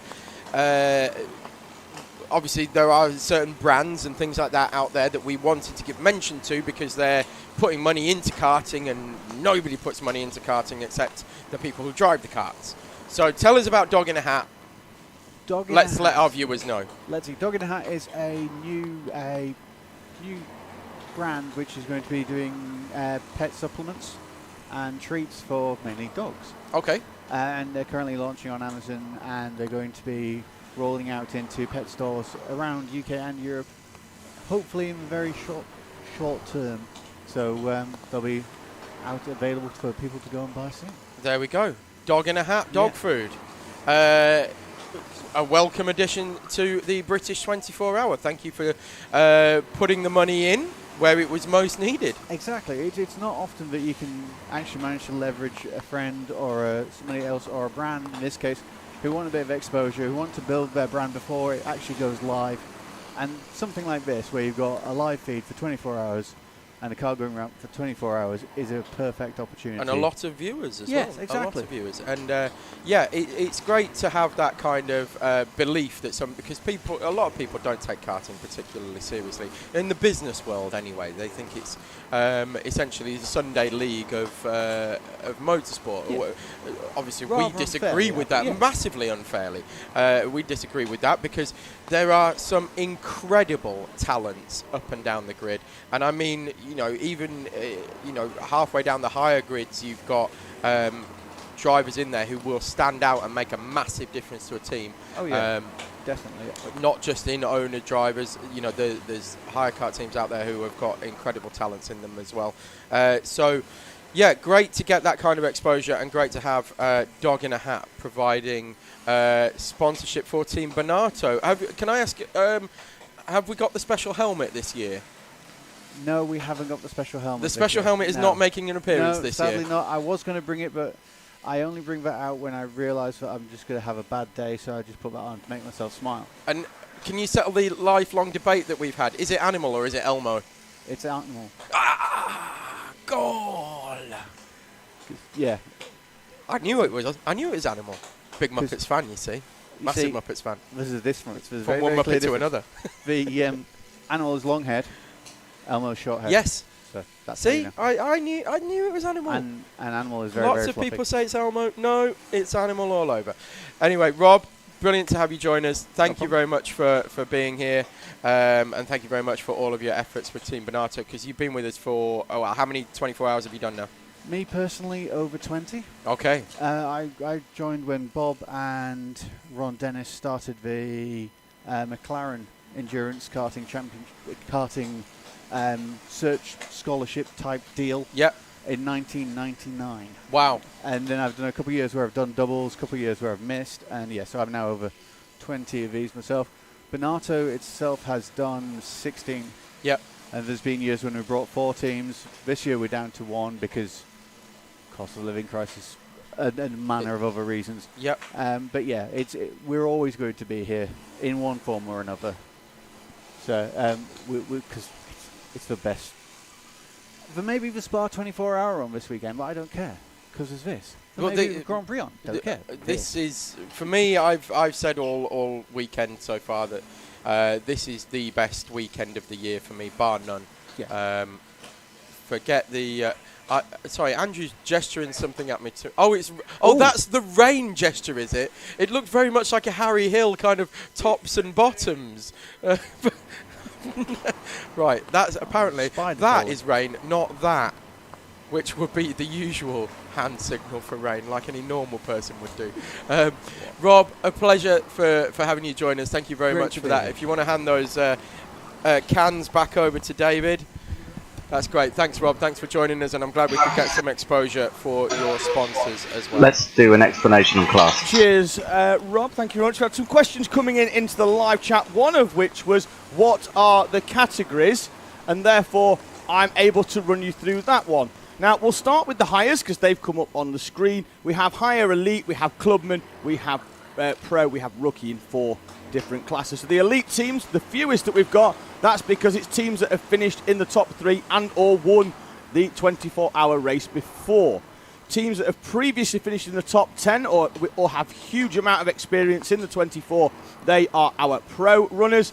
Then we have clubman class as well. They're teams that have had over 2 years experience but are yet to attain a top 10 finish. And then pretty much as it says on the tin, our rookie class are for those teams entering their first 24-hour race. We have in our owners, we have 3 classes as well with different colour backgrounds, the elite and then pro and then clubman. Elite runners, they're the teams that you are either fully or semi-supported manufacturer and or BPEC Pro Class winners previously. So if you win the Pro Class at BPEC, you get automatically promoted into that elite class. Then we have our pro runners. They're the experienced self-run teams with only really 1 level elite driver, but in the same case of stepping up. If you win the clubman class in BPEC, you're promoted into that pro class. Then you've got your clubman class. It's really at the entry level, hence why we've got almost twice as many clubman runners as we have pro. And basically that's with drivers that are coming in with no elite class experience, so we don't allow runners that normally race in the elite class in BPEC to sort of jump into a clubman kart for the 24-hour race. Other questions coming in, we've got other people answering them as well. So Craven Racing Allen's jumping in, explaining that they're twin-engine 200 karts, because Lely's been asking the question certainly about what engines now.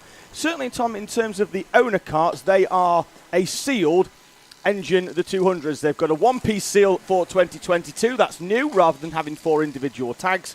It's a one-piece seal all the way around. It really is a balance of performance style class, made even more so by the ability for teams to what we call buy back the engines. So if you think there's another team out there that have got better equipment than you are able to purchase their engines for a preset amount of money. Now, it's more than the initial purchase price, but not a huge amount more. Generally, that means then that you're taking a chance that it really is the engines causing it, not the drivers. But nonetheless, it means that nobody's going to do anything silly with their engine and spend huge amounts of money on it when it can be bought for a fraction of that potential cost, which I think really keeps this class as it is, and basically means that BPEC has become a sold-out series pretty much, Tom, in 2022 and for most of 2021 as well, because they're pretty much filling out most of the tracks that they go to with well over 40 entries. Yeah, most of the tracks are doing around about, they cap it at 45 entries, as we just saw the 111 going through there as well with the lights still flickering. We haven't seen them be pulled in for that yet, so it might be a case of you can stay out there until your next stop, and you better fix it when you next come in. Otherwise, there it is splashing through. Actually, the 43, I think, was that the 43 with a very similar issue? It is. The 43's got a blue light, and that's also flickering. Yeah, it came as well. through, and that helmet was definitely like Wilco-y. Poll has ended. Oh yes, good point, DJ. The poll has ended, and how did we end up? Did we vote on it? Well, we didn't. It wouldn't have made a huge difference. Landslide victory with 40% for birthday. Yellow flag flashing on the overhead gantry. Crikey, that's bright. Yes, and we'll go again. And immediately cleared. Okay. So it wasn't a full course. Birthday cake won at 40. Carrot cake, the controversial entry, finishing in second place at 28%. So there's some of you people out there that have obviously been drinking very early on this Saturday evening. 28% of you either drunk or wrong people. Or both. And then very, very close battle. In fact, only a tenth between them, I think, between Victoria Sponge and Lemon Drizzle. And 94 votes nice as well. Boys. Thank you very much indeed for getting involved in that. It's only a bit of fun. Look at this beautiful view over the circuit this evening. Look at that, just pans down over the lights and of Middlesbrough. There's a dual carriageway between that, Tom, and you can't see it because of the trees, the dual carriageway and the rest of it behind. Yeah, and there was a fire over there by A66. I saw that earlier. I saw there was a PA announcement out. Unfortunately, he was out in the car. On circuit. I didn't notice that as well. Yeah, Paul. It was a massacre when he did an 11-minute lap, when he just went through the pits, out of the gate, all the way around to it, and just brought the cart back onto track. Just a couple more questions, Tom, that have just come in.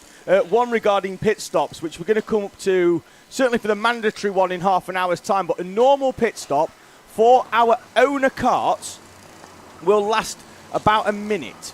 So we see them going out. They normally lap at around 1 minute 12, 1 minute 13.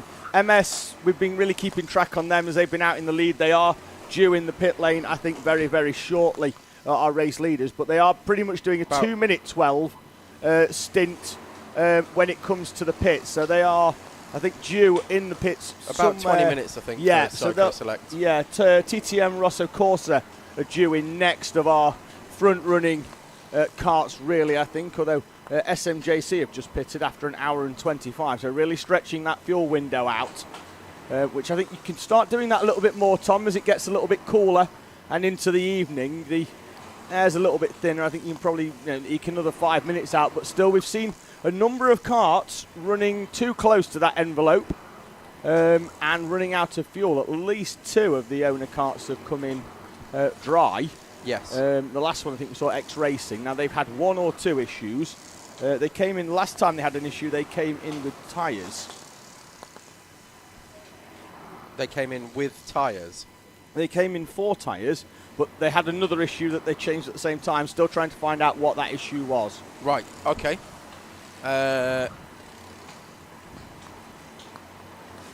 Yeah, they've actually dropped to 9th in club now.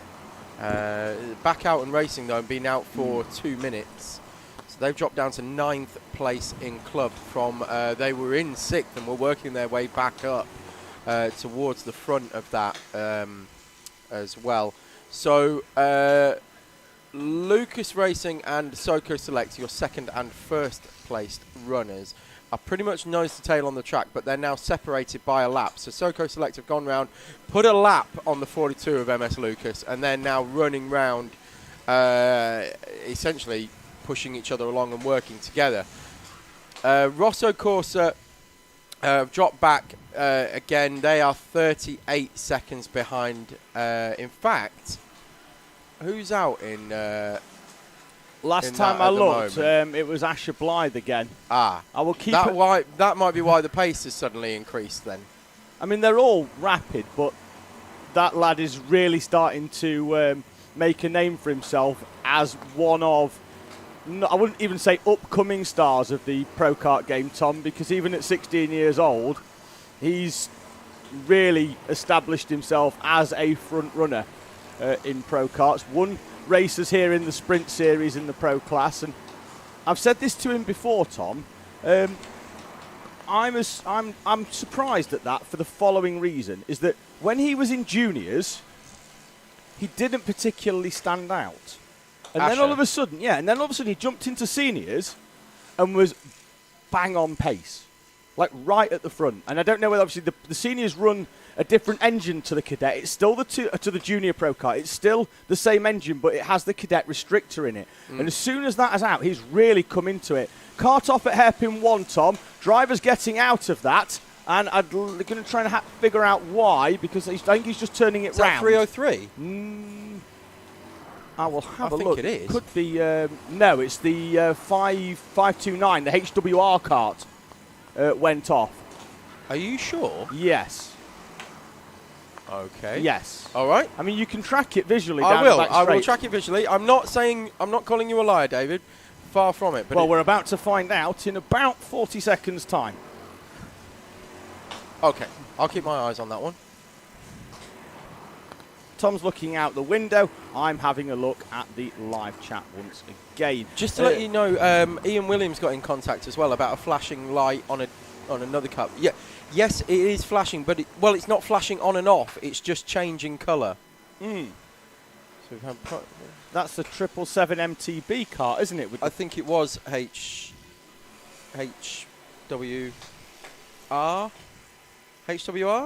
HWR. Yeah. Wow, it's been a long day. Yeah, HWR it was. Good call, David. Just two more things to address quickly. We've had an update on the 595 SMJC. Craig Johnson was in that. We've just had an update that it's Max Prentice that's now in the seat of that one. People seem to want to know, Tom, what's happened to my leg. So I don't know how much you spoke about that whilst I've not been in We here. haven't, other than calling you Peg Leg Pete, Sir Limp-a-Lot, Hop Along, and various other one-legged jokes. Which is going to go nuts in the live chat now, isn't it? Yeah, because it's self-inflicted and I deserve it. Yeah, very much so. You deserve it. Yeah. David managed to do himself an injury because partly because he's an idiot, and partly because I'm cooler. I thought I was cooler than I am. Yeah, partly because he thought he was 17 years old and jumped off a stage in Pop World in Middlesbrough on Thursday night at about 2 o'clock in the morning. Yeah, 2:30. What I would say about it is that whilst I was in the air, I was gracious. The landing less so. Without meaning to exaggerate this in any way whatsoever, and I am genuinely not exaggerating, we were steaming. I'd had 1 or 2, so had you. Absolutely steaming. So, yes, David's inhibitions left him completely and decided to jump off the stage, landed awkwardly. And what have you done? Broken your... Well, I thought at the time I'd just pulled some sort of muscle, but it turns out I've broken my 5th metatarsal, so I'm in a moon boot. I'm in a moon boot for 4 weeks, but I'm still clocking up some mileage around this paddock, Tom. Yeah, you are. It's been a good effort. To the amount you have been up and down the paddock as well. It's not held you back, and lots of people going straight away were like, "Well, how's you going to do commentary?" He's not broken his voice. He says he's broken his foot. Well, wheel him in if needed. To be fair, I bet some people wish I had. Hey! Self-burns are the best. Yes. Not me, though. I would have missed you. I'd have still hurled you pelters, but I would have missed you. Thanks, Tom. So, yeah, that's what's happened to David's foot. He did himself an injury by being a bit of an idiot. I've had a direct update from Race Control. Okay. And it regards the 213 Red 77 entry. They've had a pit lane or paddock violation and have been hit with a 10-lap penalty. Ooh. Do you know in football when the score exceeds 7, they put it in brackets, and then spell the word out? Yes. That's probably what we need. That's 10 laps. TEN laps. Not quite sure on the specifics, but it sounds very serious if that is the that's the penalty. It's kind of one level away from you're not going back out. Yes. Take the wheels off it and put it in the van. You're very lucky to still be racing. Wow. In all the years we've been doing this, I've never seen a penalty that big. No, I'm not sure what it's for. I will endeavour to find out later on the specifics, but we shall see. Just once again getting people, Josephine Fox has been on saying, a massive shout out for Boom. Just going to have a quick look at them. Last time I was on comms, they were leading the way in novice. They are. And I think they are still leading the way in novice. They've got a lap on LC Racing. Do you know what we've missed? We got giddy, didn't we, with cake chart and polls and everybody going crazy. So I'll let you do that, Tom. I'm going to keep an eye out on TTM2 Rosso Corsa at 1 hour and 19 are the next of our front runners due into the pit lane. So I'll keep an eye on that and whether they drop down if you want to run us through our owner class. Okay, so owners is being led overall in terms of the race as well by MS Soco Select, leading the elite class by over a lap now from MS Lucas Racing.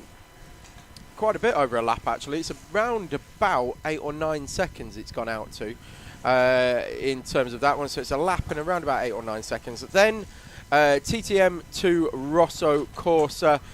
They are your leaders in pro and they are 3rd on the road. 4th on the road. 3rd in elite class is MSJSR. They are closing in onto the back of Rosso Corsa. I think once it all shakes out, I think with a net result, I think they are 3rd and MS Car Shop are 4th on the road with Rosso Corsa in 5th. But we'll await what happens once that pit stop comes through. So 3rd for Rosso Corsa, 4th for JSR, 5th for Car Shop. Then it is 6th place for Team Tate Motorsport, TTM. 7th place for Nexus Sport, all of those in elite.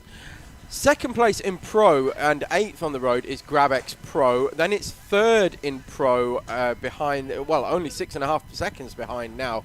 So that battle's heating up for 8th place on the road, 2nd in the pro class.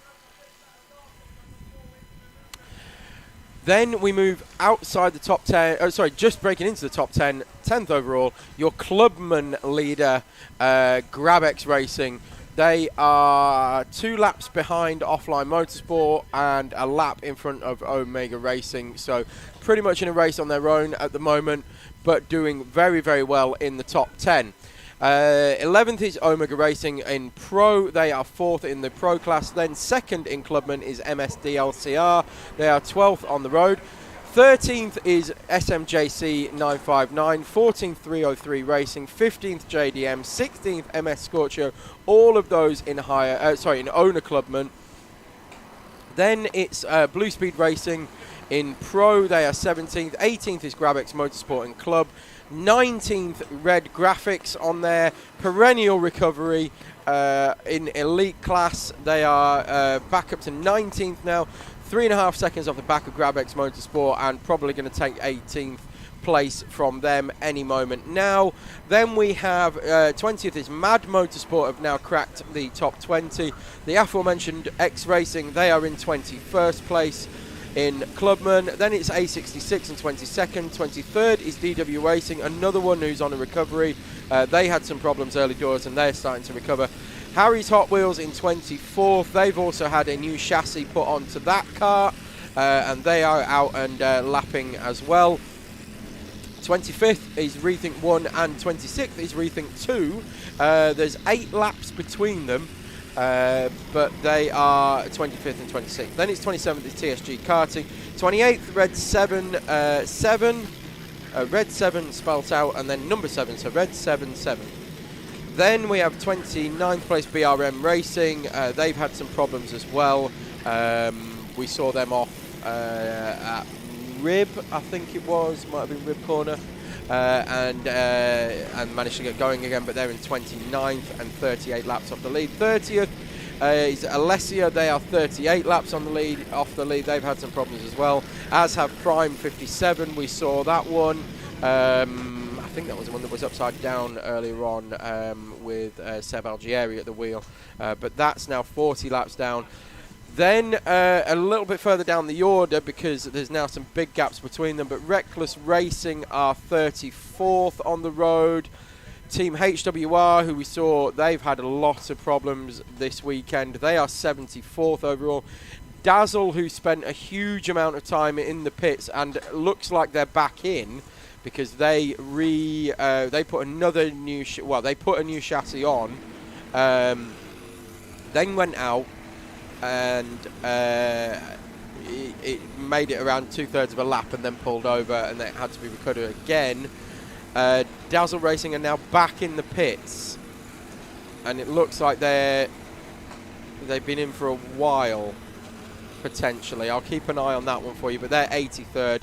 And then 93rd is Team BPR.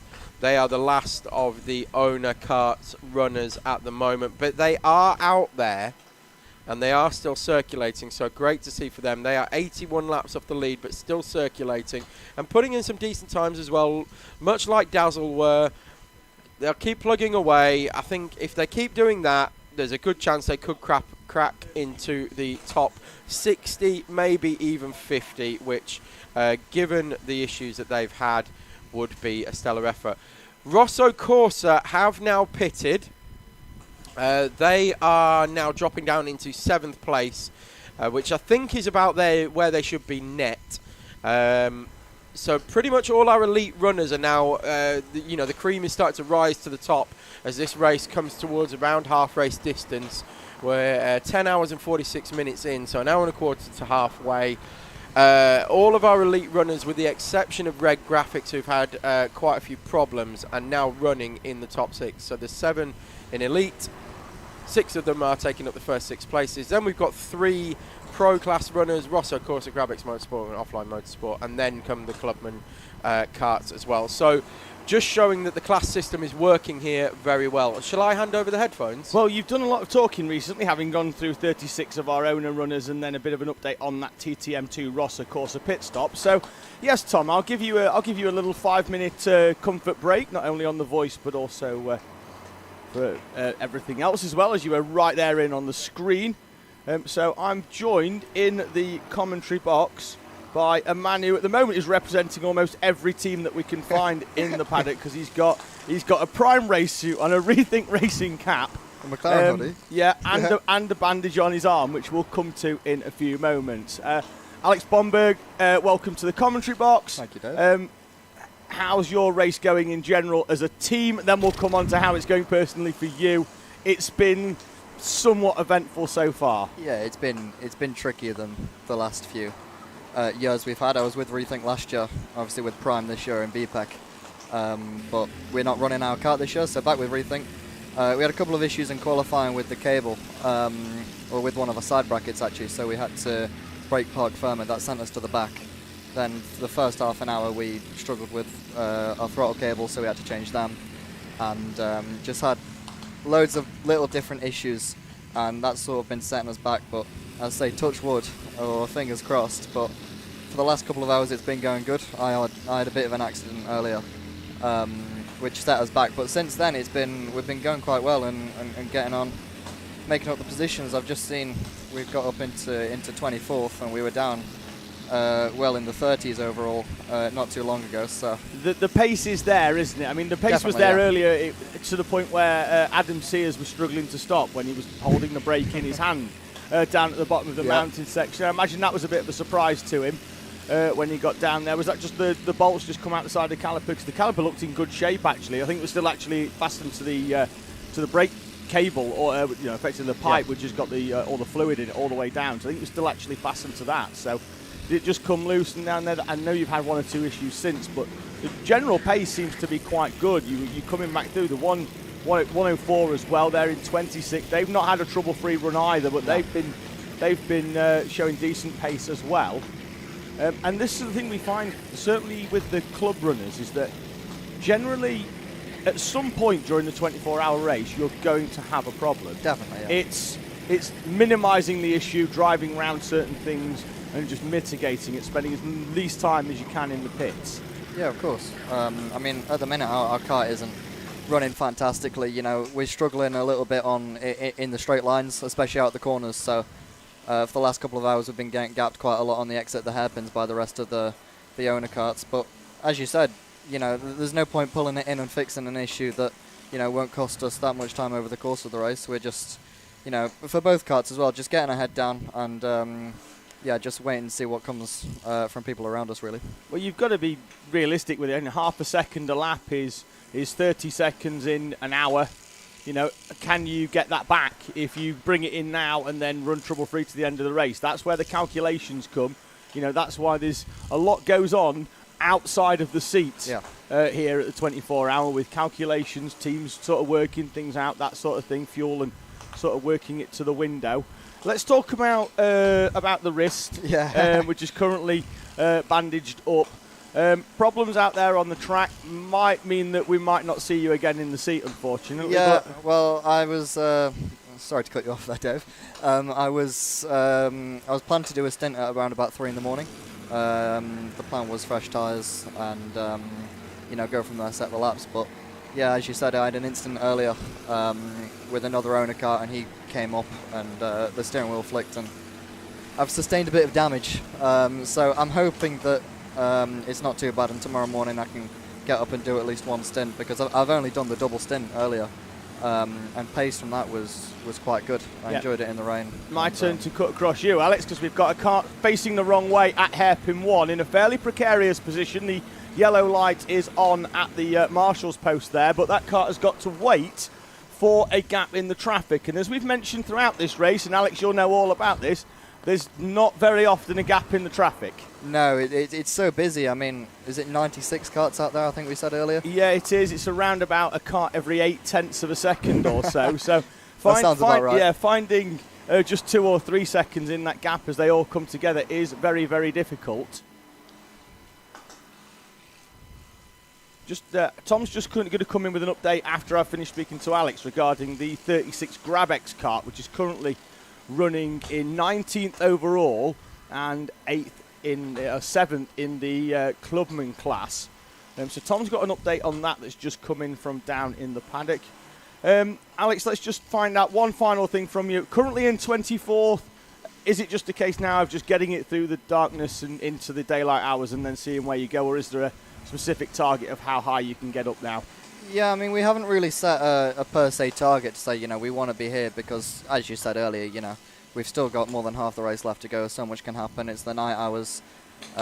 People are going to be making mistakes. People are going to get tired. So I've just said to the boys, let's keep it on the track, see what, we'll control what's in our hands, keep it on the track, don't make any silly mistakes, and, we'll be able to go from there. You've got a fan in the Ben Foden. Chat. Do we know him? I do. I raced against him at one of Daytona's series. Hello, Wonderful. Ben. Well, he is happy to hear your voice. It's time, though, to hand that headset back to Tom because we've got a very, very important update on one of our GrabX teams. Alex, thank you very much in the combox. Just having a quick look as well at some more of the live chat. But Tom, I'll let you go in first with GrabX, and then I'll have a quick look at anything coming in live chat. Well, we'll do the GrabX one first, but then we have big breaking news from Andrew, who's doing a stellar job down in the paddock for us. GrabX number 36 driver has a suspected broken hand. Ooh. Had to pit early. Team has changed tyres and put Sam Nash out there. We're not sure what driver it is at the moment, but a driver out there with a broken hand. What? Somebody, Tom, has gone heavily through the tyres at the Wiggles because the marshal is currently reassembling the jigsaw of the tyre wall. Okay. They've gone in there hard because them tyres have moved about 8 foot. Carried on, though? Yes, they've carried on. For now. Yeah. I'll keep an eye out on anybody pitting. We've also got breaking news on our Guinness World Record attempt. Currently dropping down the order significantly. In the awning, in the Apollo car awning with mechanical issues. This is not what Joe Patterson needs. However, he's well ahead of schedule. Needs to be, Tom, at the top of the hour at 4:25 laps. Well, he's done 4:47. So has a bit of comfort there. We'll also be using this time, I imagine, to get some fluid on board. Whilst it's not ideal in terms of that car having problems, we'll give him probably an extended rest break just as we head towards the night. Black flag for 959 SMJC. Not quite sure why, obviously, because it just flashes right up in front of the commentary box. It's very, very bright, takes us by surprise, but they are in third place in class at the moment, 13th overall. Potentially the issue in the Wiggles? Potentially. Potential cause of the issue in the Wiggles? Whether they were the ones who went through it, or whether they put somebody else through it. They've boxed already, Tom, so they've seen that one earlier and come straight in. Now, we know normally them black flags have been adding around about 30 seconds on as they come in and have I've had an update from Poggy of Offline Motorsport, Tony Pogson, who spoke to us on the grid earlier, who said 959 went through the tyres. Ah, yes. So it's 959 who went through the tyres at the Wiggles. Potentially as well, Tom. I've had an update there that black flag could have been also. They've had it for that's for overtaking under yellow. For the black flag, the going through the tyres has just added to their woes. Okay, and Andrew has updated us on the 24 and said it's not a major problem for the 24 entry. It's in for a general service. So it's in for its maintenance stop. Ah, wonderful. Well, we knew that was coming, didn't we? Potentially fresh set of tyres. Yeah. Have a look at the oil level. Have a look at the wear on the brakes. Well, when we were speaking to John earlier, who's the one of the two mechanics on that car, they said roughly about 10 o'clock they were going to come in and give that a good service and make sure it was all good. That was just before the engine seized earlier on, after it had stopped. Now, because of that probably put them back a little bit. Joe isn't going to come in the middle of a fuel window, so he's going to run that until it's pretty much dry, bring it in. So that's why they've gone just before the 11 o'clock mark for that. That's why it's sat down there. 11 o'clock as well, Tom, does bring round the mechanical stops for our hire carts. They will be brought in race order from around about an hour ago, I believe. That does mean that the light in front of the commentary box is going to be flashing on and off and on and off for the best part of the next 2 hours, Tom, as our mechanics down there really do get themselves working very, very hard down that end of the paddock. So if you are here just watching and you're also keeping track on the live stream, pop down there. Keep well out of the way, of course, because there'll be carts going in and out and people working very hard down there. But it is a sight to behold, watching the mechanics and the mandatory pit stops down there when they are servicing 60 carts. One after another, after another, after another. They just yes. So just to clarify, as David said, there is as Core Blimey Racing comes in for their pit stop. That's only an hour and 7 minutes. Is that what you've got on yours, David? 38th place, Core Blimey Racing, and they've only been out there an hour and 7. I've got them at an hour and 24 minutes. Now I have as well, now that I've refreshed it. Oh, we've got full course yellow. We do. Oh, that's because we've got 2 off at hairpin 1. And one of them is an owner kart, Tom. 2 of them are owner karts. Yes, potentially. They are. Potentially. Yeah, I don't know. Does that looks like, is that a big foot? No, that it's is a big higher. foot on That the is left, a isn't it? But that is an owner kart on the outside. Just had a. I've got a marshal giving us. They'd like a shout out, Jack Weston. He's working one of the posts, so he's going to be out there working hard. Full course yellow, though, Tom, means that we're going to potentially have some pit stops for some of our karts. So we're going to find out who that is. Is that, is it DWS? Is that Steve Nichols? Possibly so. It's a blue suit, isn't it? I think that's Steve. He's up and out of the cart, gingerly. Yeah, it looks like he's had better days, if I'm being honest, Tom. Yeah. We'll keep track of that. He is up and out of the cart, which is good to see, and is walking away. I think that's Steve Nichols. I can see the DWS on the front of the suit. We'll endeavour to find out, obviously, what happened there and whether they are able to continue. But we've still got one off one of the owners off. Sorry, one of the higher carts off on the inside. Yeah, of don't know what the number one of as the well, higher and cart that's is, not Tom. been recovered. No, don't know what the issue with that is. It's really quite tight to the inside.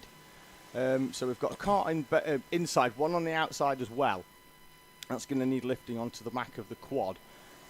I think what we are actually just doing here, Tom, is the field generally tends to go into a train, or at least 2 trains, which will provide, in about 2 or 3 minutes' time, much more space for our marshals to work.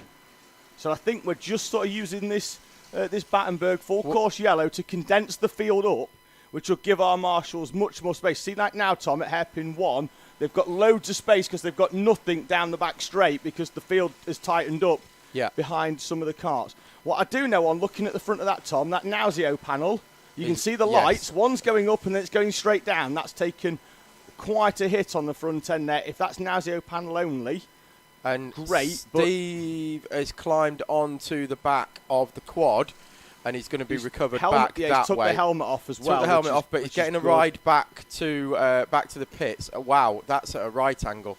Yeah, there'll be.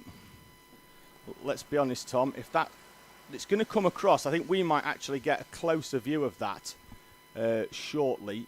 Well, we very much hope that Steve is okay. He looks to be okay. A little bit gingerly out of the cart, but looks to be okay. We'll get an update on his condition as well. The best way I can describe that cart at the minute, Tom, is about 5 inches shorter than it was 10 minutes ago. It's gone in hard. Nose hard. We've got another higher cart on the inside there as well. That's going to be recovered shortly, but obviously we've got the quad going off with one cart on. Then it will come back to receive the second one. So we are under a full course yellow. We have cleared the 500 lap mark, and the race leader has taken the opportunity of this full course yellow to come into the pit lane. After 1 hour and 27 minutes, they've really stretched that one out, have MS Soco Select. Particularly when we've not had a huge amount of full course yellows in the last hour and a half, to make that to 1 hour and 27 minutes. And now there's only 2.6 seconds separating the leaders. Very interesting. Of course, Lucas will be coming in around about 20 minutes' time. Yes. The higher cart that was on the inside has moved under its own power, but then I believe has stopped again on the outside of hairpin 2. I think it's the same one.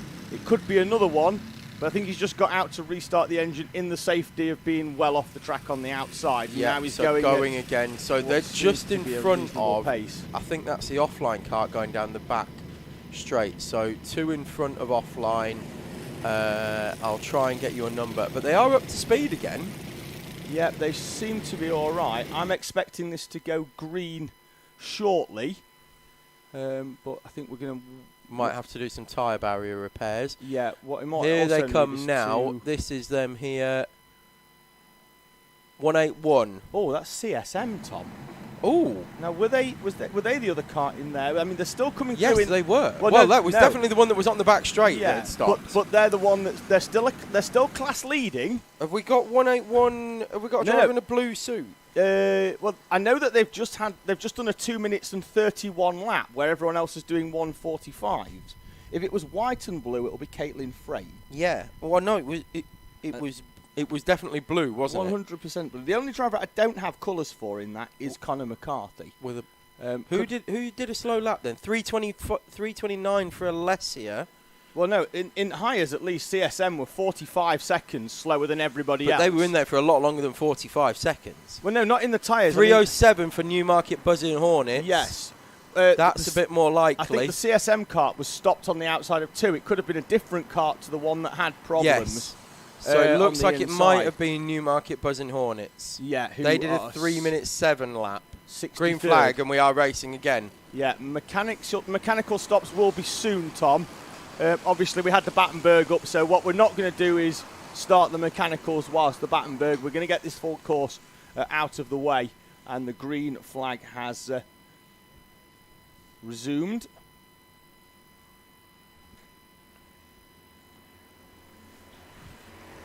We've cleared the top of the hour, Tom, and obviously we normally check in on Joe. Not sure, is he still shown as being in the pits, Tom, or is he back out there?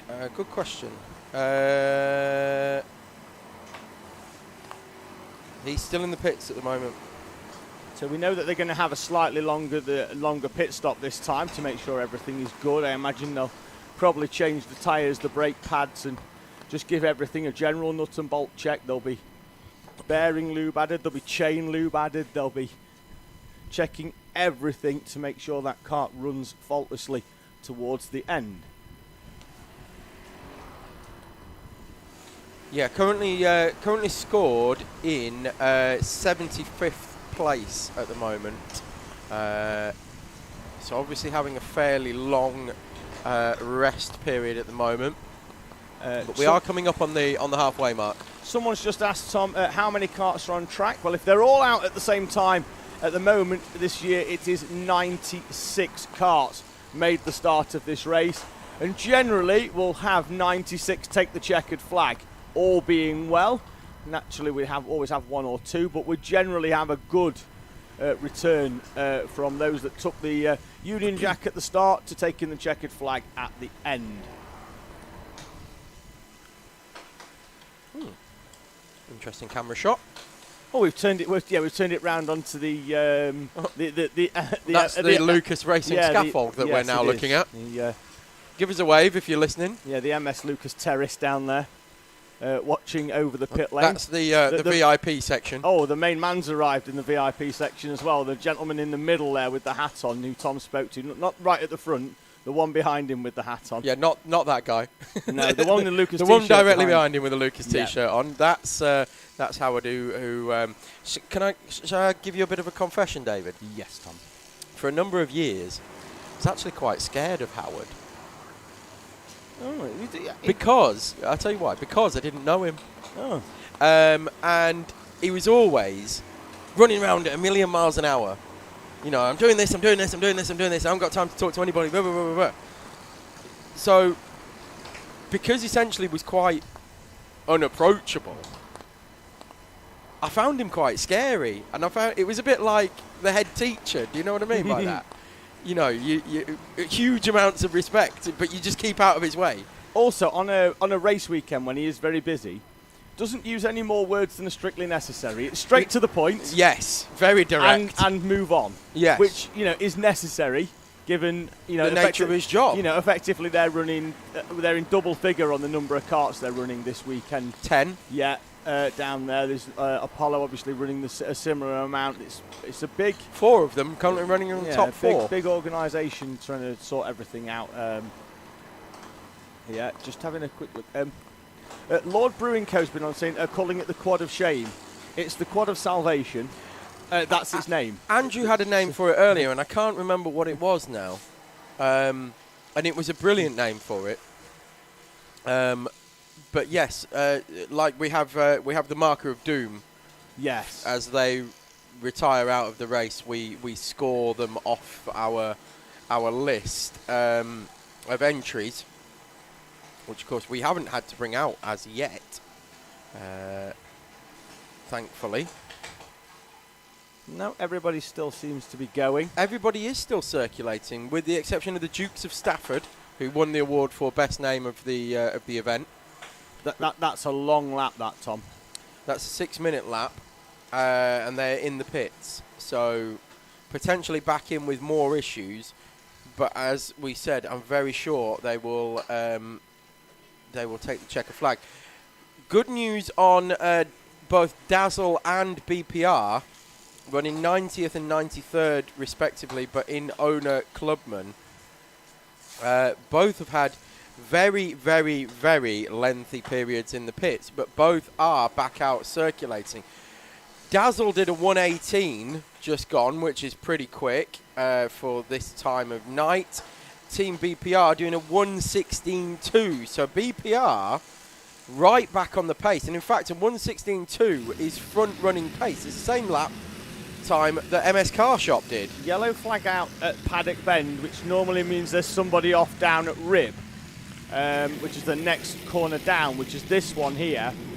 Nobody's obviously gone straight in because that's the static camera. We might be able to pick it up if we look at there, Tom, is a cart going through the camera shot. That's a hire cart with being recovered. Some lights on it in a V. So not that one that's just gone through the camera. And what there we go. Yeah, and it won't trigger the pit, I think, because they're going the wrong way up the pit lane. Correct. And back in. I would like to just point out something as well, David, while we are pointing things out. The Haribo that have been worked through for the last, 3.5 hours in the commentary box. The ones that are seeming to be remaining from the Star Mix seem to be the hearts. Because they're not very good, Tom. Yes, I agree with that.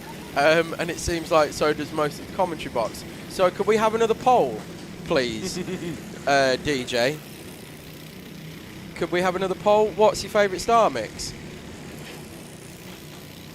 Cola bottles, obviously. Rings, gummy bears, or other. Or other, yes, indeed, other. Other meaning anything with the white stuff on it that's meh. Fried eggs and hearts. So cola bottles, gummy bears, rings, t'other. Thank you very much. Get involved. Let us know your choices in Star Mix.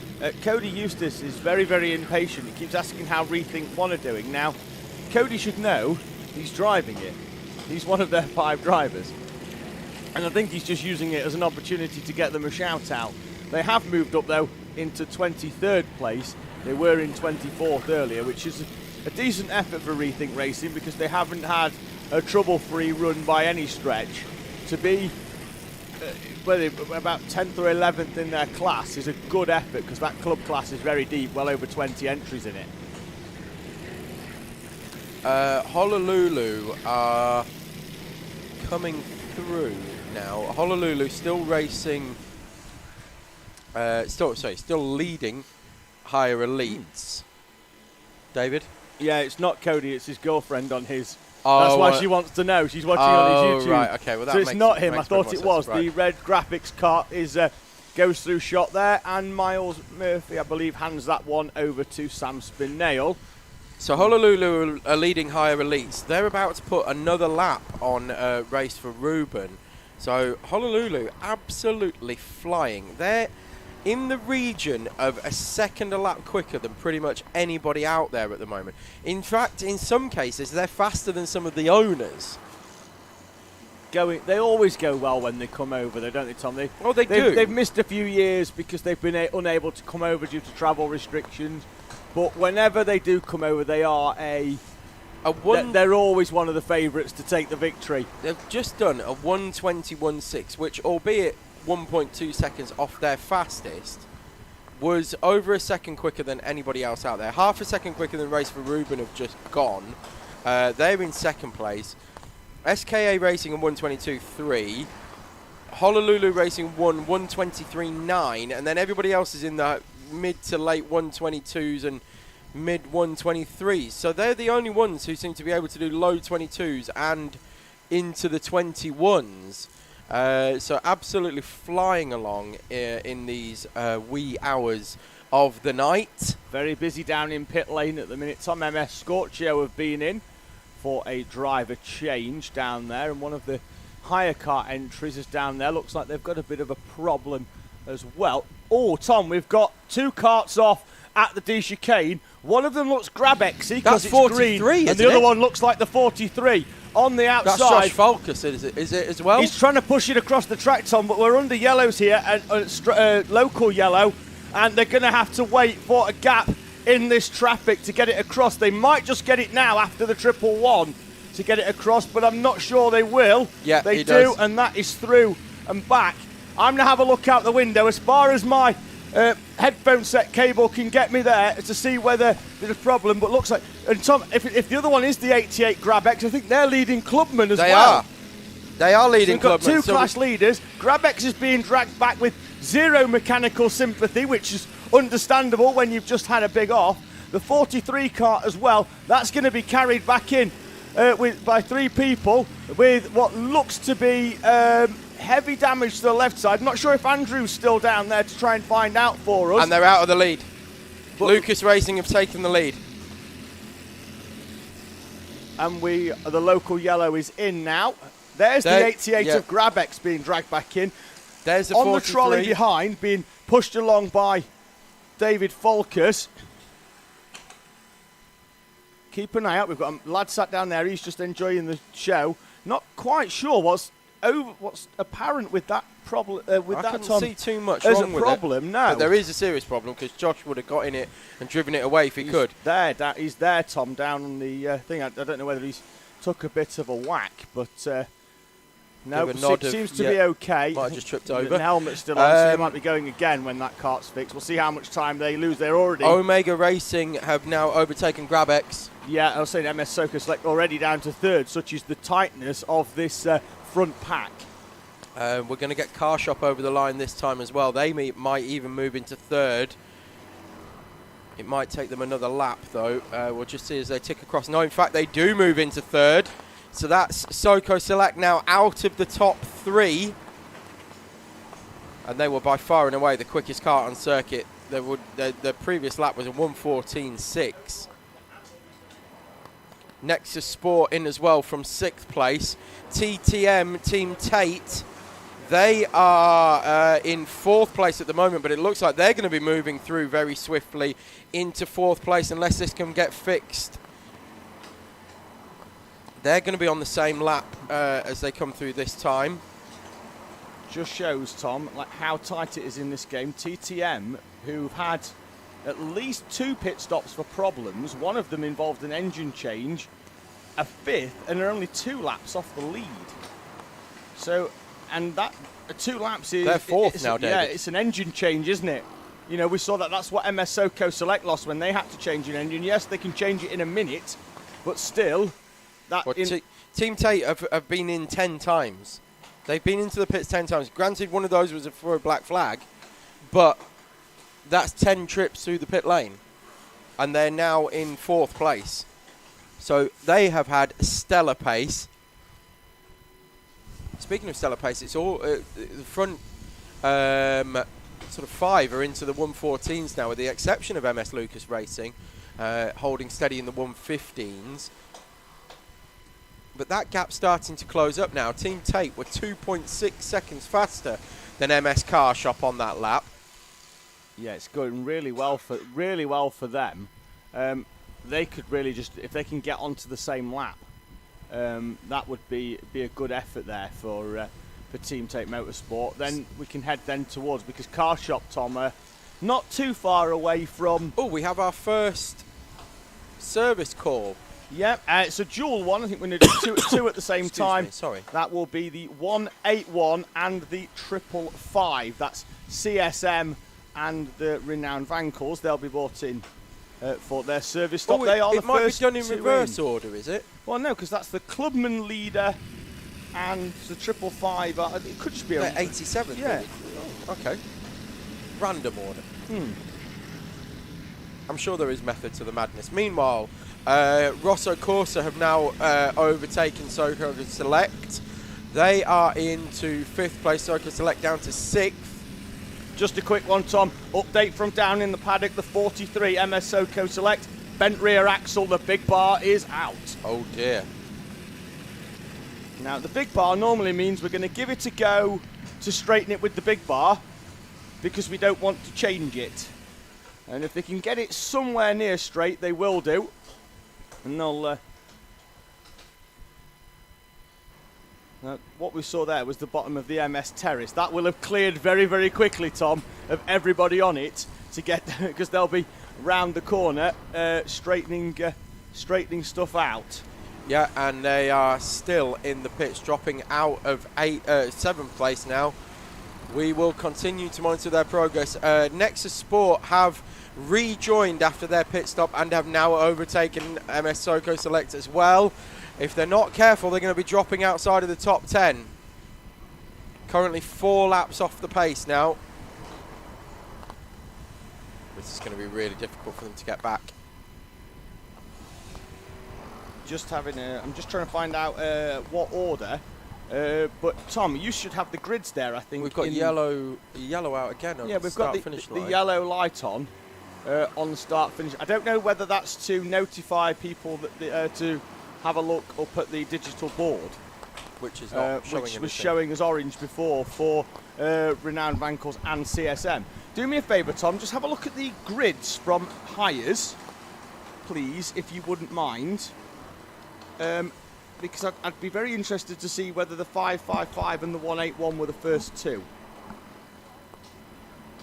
There's your answer. That's the order we're doing it in then. Right, we're doing it in quali order. We knew there was method to the madness, and that is the method. Well done, David. I mean, some years we do it in the order that the grid was at 10 o'clock, in that order, and this year we're going to do it in quali order to mix things up a little bit. We'll give it 2 more minutes and then we'll get to the Haribo poll, shall we?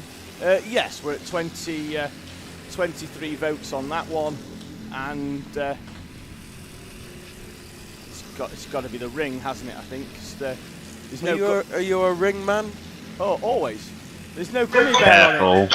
There's no gummy bear on it because Love, Heart, and Eggs are both on there, and they're. We give you these suggestions and then you just change them up for no apparent reason. The cola bottle would be the one for me. Is cola bottle on there? Yeah. All right. Well, my vote goes for cola bottle, but only just above gummy bear. But nobody said eggs because they're not in that star mix tub, are they? So. Still no sign of 43 on circuit at the moment. Down to 9th now, Tom. Almost dropping outside of the top 10. Yeah, Omega Racing and now within a lap of Soko Select. Real shame for them because they had so much pace coming from the very back of the grid as well, and they were leading within half an hour.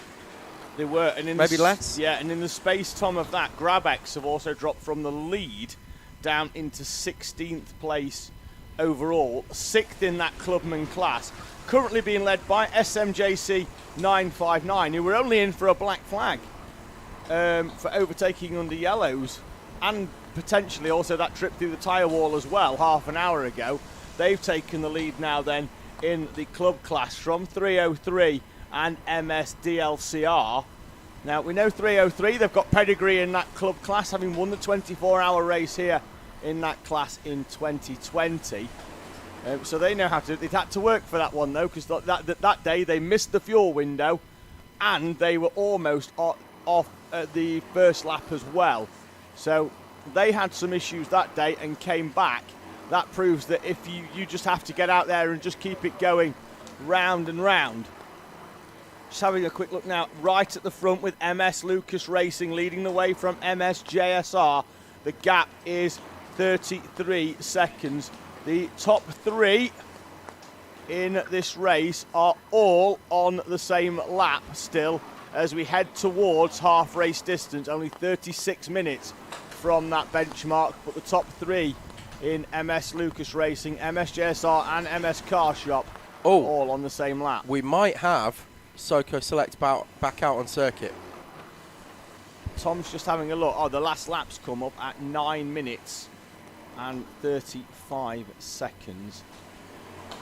I'm going to keep an eye out for them. Yep, Core Blimey Racing. They're the next ones up to serve their mandatory pit stop. Now, having a quick look, Tom, that's dropped CSM, who were leading the class, down into 4th now in that higher club, behind TYS Racing and A46 Hire and Newmarket Hornets. They are only 1 lap down, and with 3 minutes, that should, all being well, promote them back up. But depending on where everybody else qualified, they could have a longer run on this one. As we see the club runners there, all in green on the bottom left corner of your screen, with a couple of pink ones for our pro runners in there as well. I can't see 43 out there. And still showing us at 9 minutes. That's still showing us in the pits, but could well be out there, but we haven't picked them up. I don't think they are yet. I don't think they're back out yet.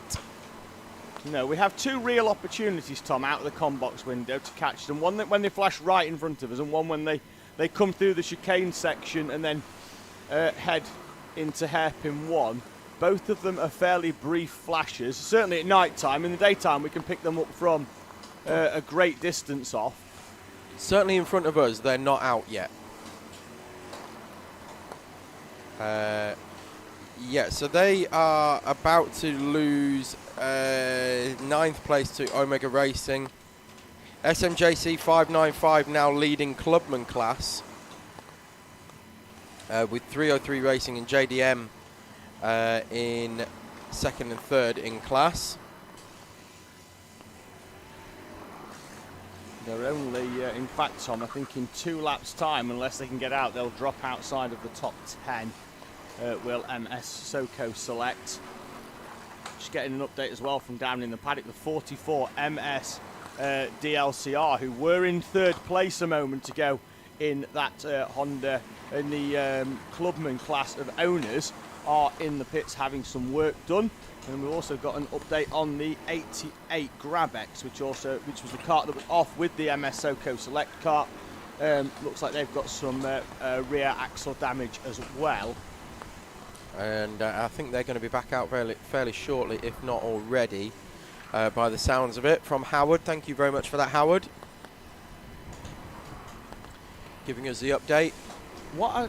Just a thought, Tom, yes, regarding that MS SoCo Select effort at 9 minutes. Grabex is showing that their last lap was a 1 minute 15. I wonder if MS SoCo Select have been out, done 1 lap to see if it's all right, and have come back in again. Hence why they're showing at 9 minutes and 35 seconds for a lap. Potentially. Because if they'd just come in the pits, it would still be showing as their last lap time that they'd done, which would be a 1:15 roughly. 1:14, wasn't it? Yeah. So I wonder if they've done like a 1 lap sort of recce. You know, like you often see F1 do, where they go out, do a systems check. Potentially it could be that, and they've come back in because all is not well. And they will this time round when SMJC 595, our clubman class leader, comes over the start-finish. The 43 of MS SoCo Select will drop outside the top 10. At the front, though, the gap is closing ever so slightly between MS Lucas Racing, which has Sam Fowler on board, and MS JSR. The gap now down to 29 seconds. All of them, Tom, due in the pits I was shortly. just going to say that, to complicate things further with 43 being in the pits for this lengthy period, Lucas Racing, JSR and Car Shop are all going to be in the next 10 minutes maximum, I would imagine. The hope there is that it's fuel only and they've not been nursing a problem until the fuel window, and they've got a little bit of work to be done, because I can tell you all of the focus at the moment will be on that 43. So it might, if there is an issue with any of them top 3 that they've been nursing, be it a slightly bent track rod or something similar to that, Tom, it could be that they're going to have to do another stint on it whilst to free up some space down there in the MS awning. And they're out of the top 10 now. Dropped out of the top 10. They are currently scored 9 laps. Excuse me while I have a yawn. Crikey, it's been a long day. 9 laps behind. 303 Racing have now dumped them out of the 11th place, just tumbling down the order now.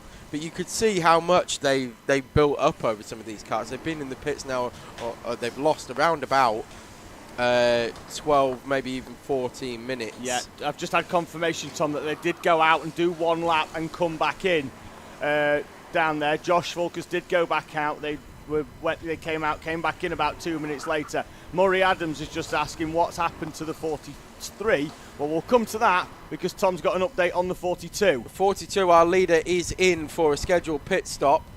So that's going to complicate things down in the pits. Fortunately, there are plenty of people in and around the MS Lucas awning to help out if needed. But as you said, David, this is going to complicate things for the 43 because all of that focus. MS DLCR are in as well from 15th place overall and 5th in Clubman. Well, they were in a few moments ago, Tom. Earlier on, Howard reported that they'd been in with a problem. So it looks like that problem not solved and they've come back in, have that car. Although it was showing an hour and 20, was it there on that? An hour and 30, yeah, so maybe they haven't triggered. Maybe, yeah, either that or not quite sure whether it's that car or another one. But nonetheless, Murray Adams was just been on and Jamie Crees is just filling him in on what happened with that 43 car. Yes, contact at the D chicane with the class-leading Clubman car as well, Grabex. Both of those carts have been into the pits with problems. Grabex are still there. They've just dropped down into 23rd place. MS Soco Select have been out for a cycle lap and have come back in with their problem. They lost 9 minutes with the original issue, and they're probably going to have a similar amount of time, if not more, this time round, because I think they're out. Oh, they are. They're out and they're circulating. They've just triggered the beam and come straight back in again. That was a 111 coming in, Tom, for the pitch. Yeah, they've come in. Okay. It's just showing they took the lead I just briefly. saw one come in. That was yeah, all. They're all very similar colours. Yellow number. So MSJSR are in, the race leader, having taken it when MS Lucas, the 42, came in. What I would say about that MS Lucas 42, Tom, is it's been in the pits a while. Could that be a tyre change, or they've dropped, no. 205. 205, it's about right, actually. They look like they've been in longer. But yeah, 205, it's about, it adds roughly a minute on, doesn't it? 50 seconds. That's a very quick stop then by the 42 cart. We'll keep a tabs on that MSJSR cart and see how they pit. We'll see who's out in that as well. We'll try and figure out where the 43 is and who is behind the wheel now. We're literally you look for the 43. I'm looking for the 42 to see if they've had a driver change. There's 42. That's Brandon Williams. Yeah, that had Sam Fowler in it before. Yeah, so Williams is now out in that once again. With MSJSR due out, having pitted. And then we are still looking for that 43 car that's triggered timing earlier on. To be back out. Did we catch just how much time they'd lost, Tom, there? Or no, they've been over the line twice, lapping the 1:14.5. So that's pretty good pace. So the pace is right there again. Well, they're going to need it. There's Tom. the 111 coming through now. So they're back out after their stop. I still can't see 43 though. I did see it get dropped off the trolley. I think it's back out. We'll keep it. Oh, there it is, and Josh Folkers is back out. Oh yes, there he is, coming through hairpin 2 right now, and going full send as he's going to need to for the rest of this race. So, as it stands, Soco Select lost 10 laps to Lucas Racing. Race for Ruben. Their service stop has been called, but they are back out and circulating now. So. 10 laps, barring any problems for the front runners. It's going to be very, very difficult to make up. Yeah. The chat has started again on the Haribo, Tom. Very controversial comment has come in, actually saying it's clearly the Hearts from Emma Butterworth. Well, it's not. That's Entitled to your opinion, even when it's wrong. You're getting very brave, Tom. I am. Right, let's. Nice to have you with us, love. Did we end the poll, DJ? I think have we got some results? I think we better do before this escalates very quickly. Oh, cola bottles taking the win with 37%, 23% for love hearts, 22% for eggs, and 16% for rings, which just shows that people know absolutely nothing. Emma would like you to take the hearts home, please. Okay, I can do that. So, 303 Racing in for a scheduled stop. We're expecting offline in as well. I'm just laughing at Tom being put in his place on the live chat. It amuses me greatly. Talk amongst yourselves. Offline Motorsport, we're expecting them in any time now. They've done 1 hour 26. So we'll see them come in soon. They are currently third in Pro. They're only 13 seconds off GrabX Pro, for 13.9 seconds off the back of GrabX Pro for second. Now that battle has raged throughout this race. Really, the two of those for the last, 3.5 hours have near enough been nose to tail. Yes. With the ebb and the flow of the different pitch strategies and things like that. But I think when it shakes out, 13.9 seconds offline off the back of GrabX Pro. Obviously, we'll see where that shakes out throughout the next 12 hours. But they're very, very close in terms of pace. Of course, coming up behind, you've got Omega Racing. Now, they had issues. They were in twice in about 10 minutes or so and had to make some changes. They're in fourth in Pro, but they're 4 laps off. But in 12 hours, it's not beyond the realms of possibility.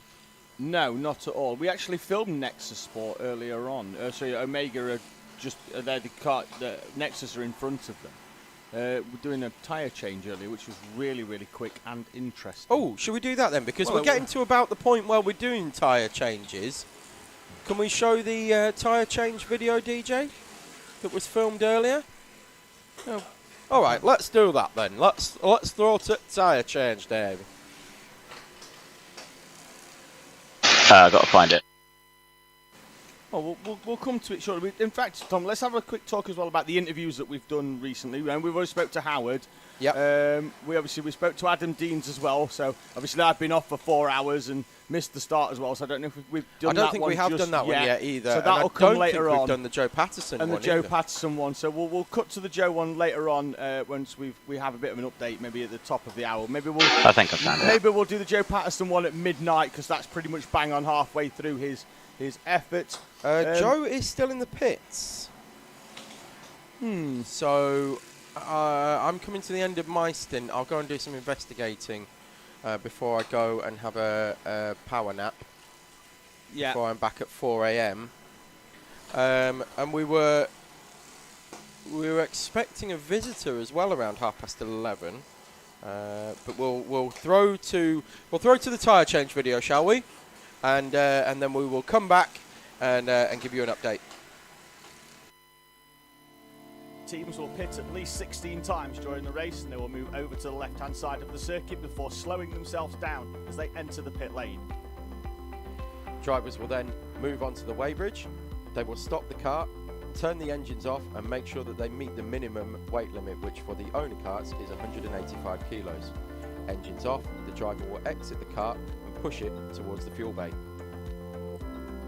Once the driver arrives at the fuel bay, the attendants will remove the fuel cap from the top of the tank and fill it up.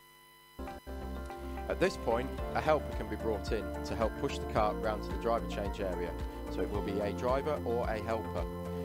They will push the cart without engines on, round and turn the cart left where there will be a line where they can start the engines.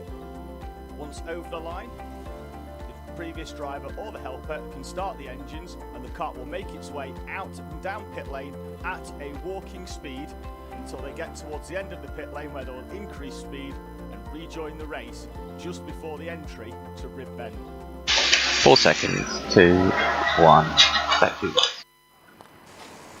Well, that was how you do a pit stop here at the British 24-hour race. We obviously will have a tyre change video hopefully later on, because earlier I saw Nexus Sport and they pretty much had 2 people on each corner. It was like an F1 style pit stop. They had all 4 tyres off. They were doing the usual chain lube. They were checking the brake pads to make sure that the wear was reasonable and they didn't need to change them as well.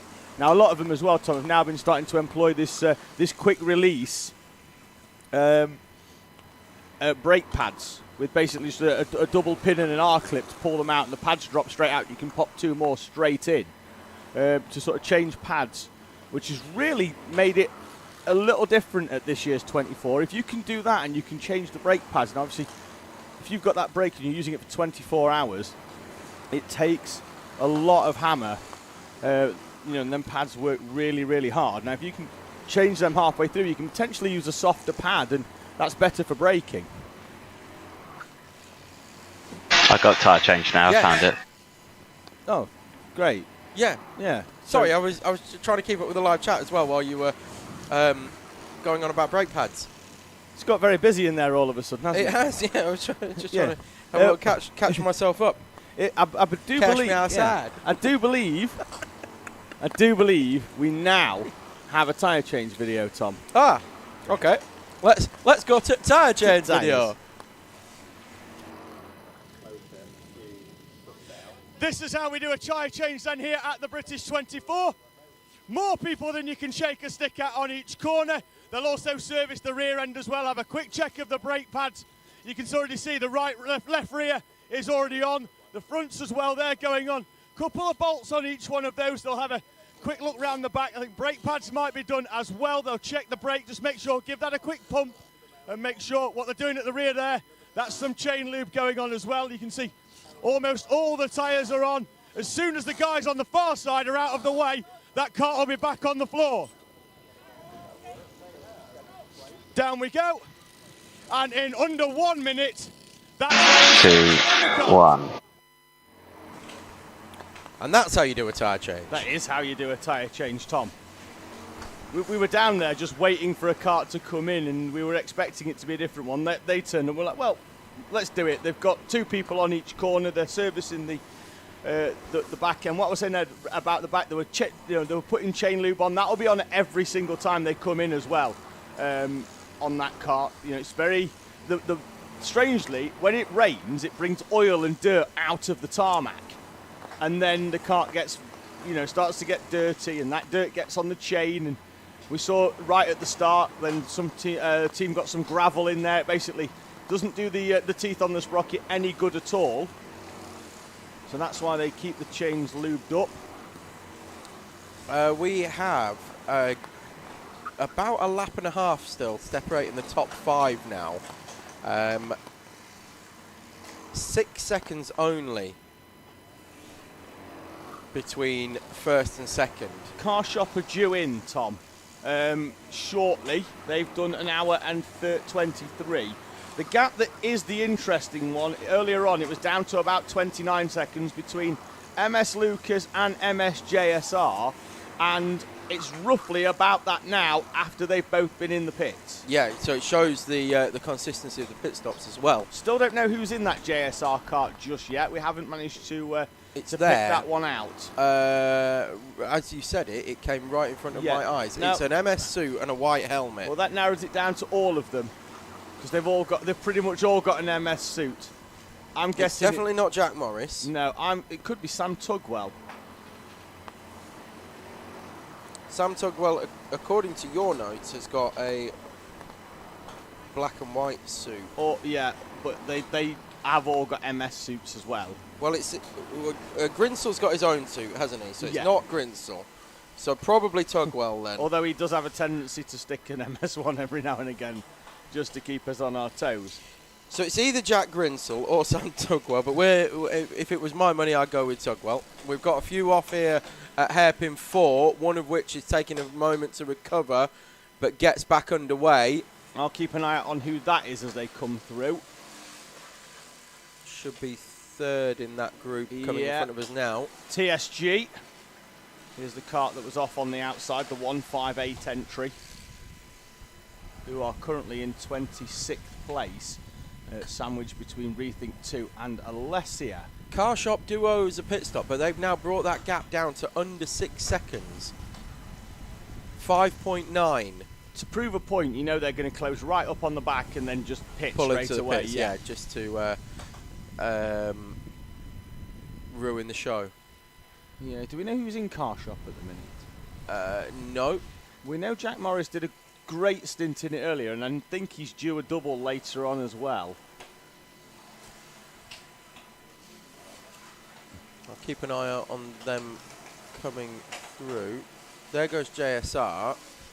Whereabouts are they on circuit? About coming up on halfway through, so they should be coming through somewhere around here about now-ish. Well, we've seen the 42 come through, haven't we? So we're expecting to see that's Andrew Delahunty. Easily spottable from the bright orange helmet, barely able to see over the steering wheel. Ah, yes. Of course.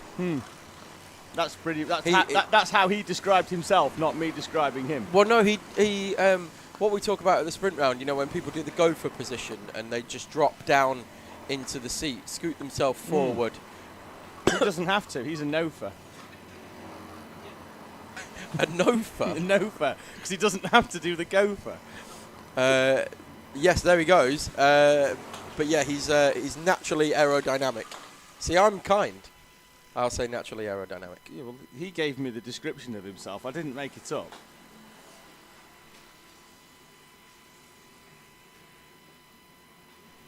Tom's having a quick look at the...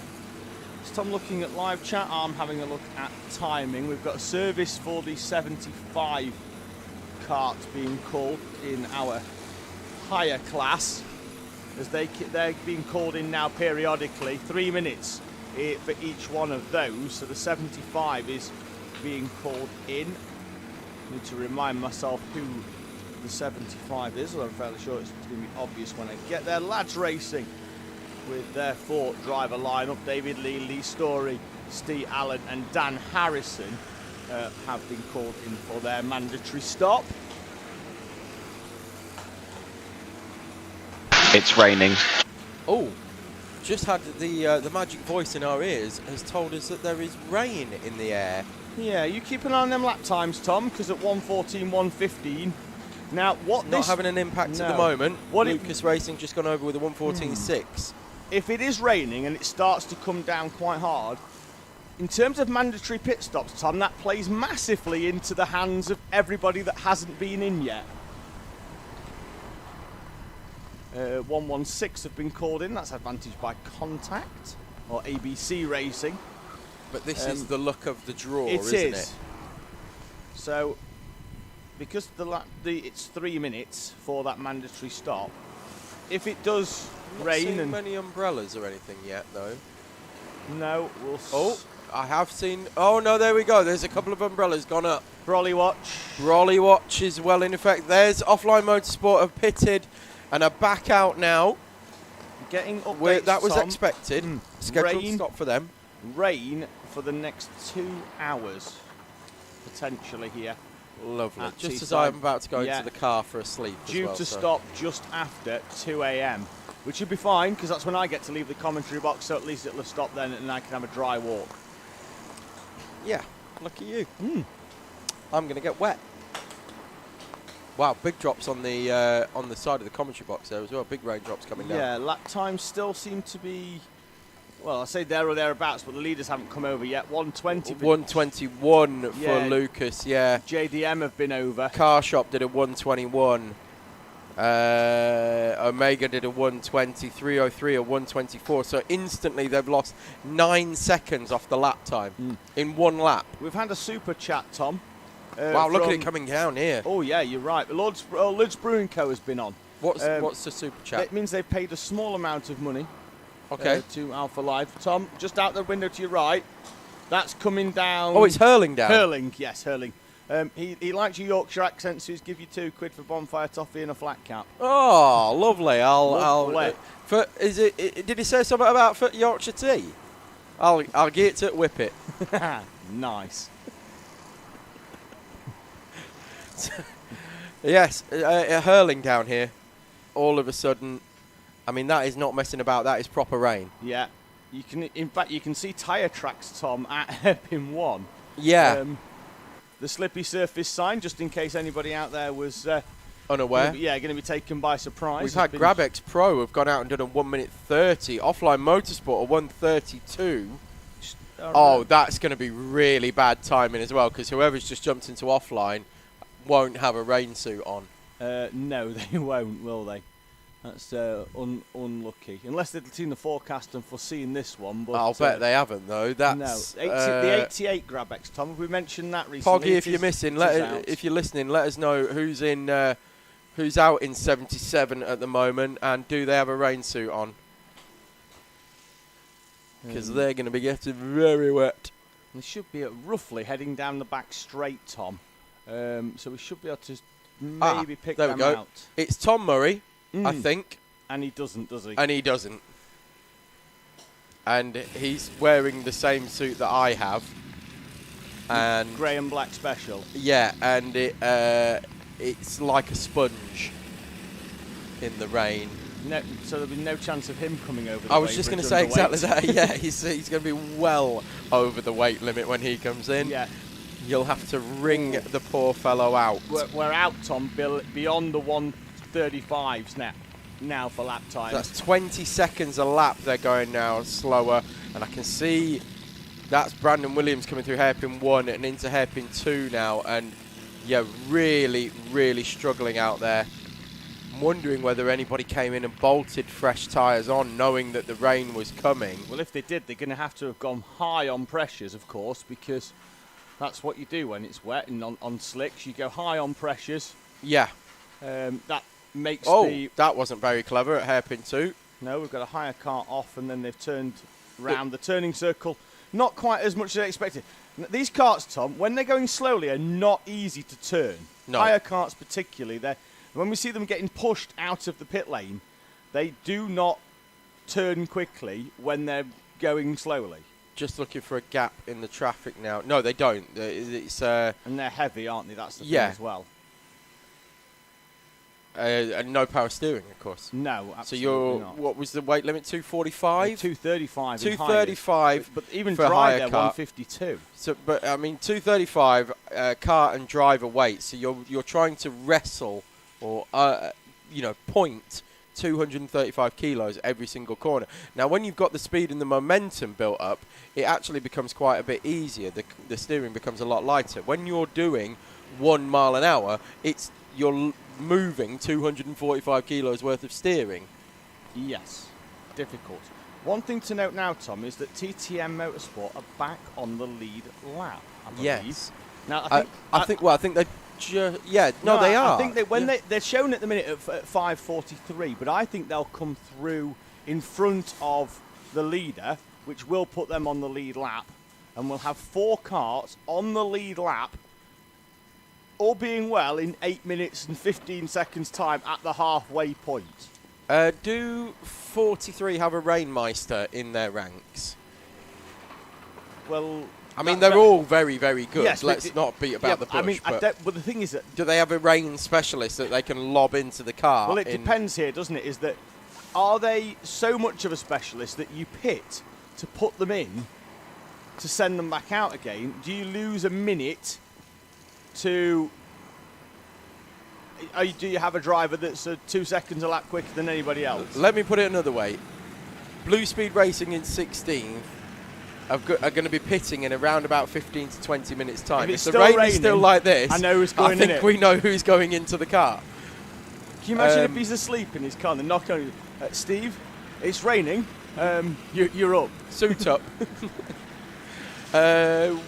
What car is Willis running in this year? He's in the 113. Adam Willis running in 113. They are... They're 17th, aren't they? They've had some problems. Yeah. Oh, in red graphics, of course. Yes. So, again, look out for whether he is out in these wet conditions, or rather we will look out for you and keep you updated, because a few years ago, Steve Thompson and Adam Willis were lighting up the timesheets every single lap. They were 2.5, 3 seconds quicker than anybody else on track. It was 5 in the morning. I think there were about 65, 70 entries, and there was nobody within 2 seconds of those two. It was an incredible stint.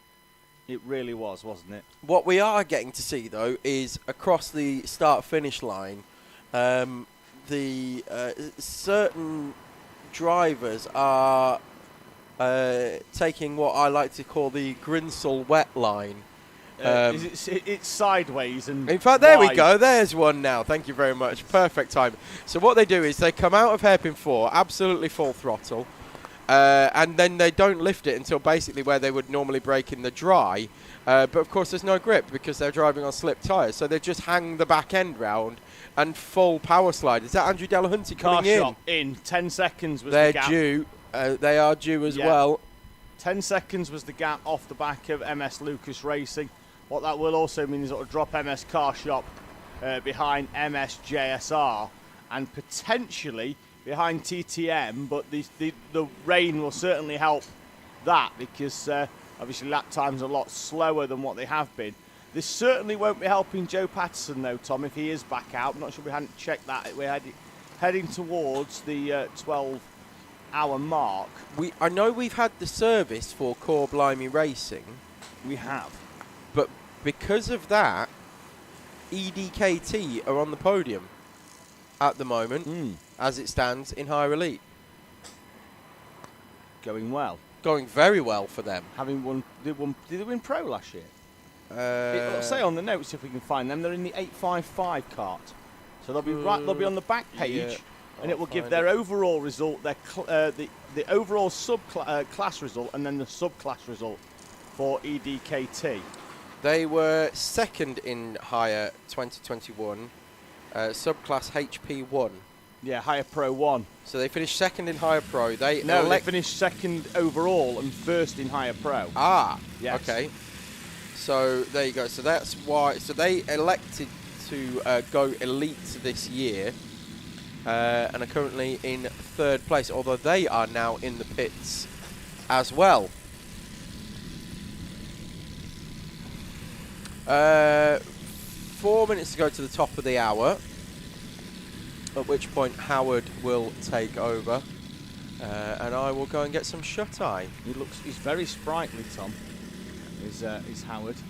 He came in with a head torch on. I thought it was a unicorn at first. No, it's just the lesser spotted Howard Mitchell. You're not Howard Lucas. You're not having a great. I'm not having a good one with names, names, am I? I'm having a shocker.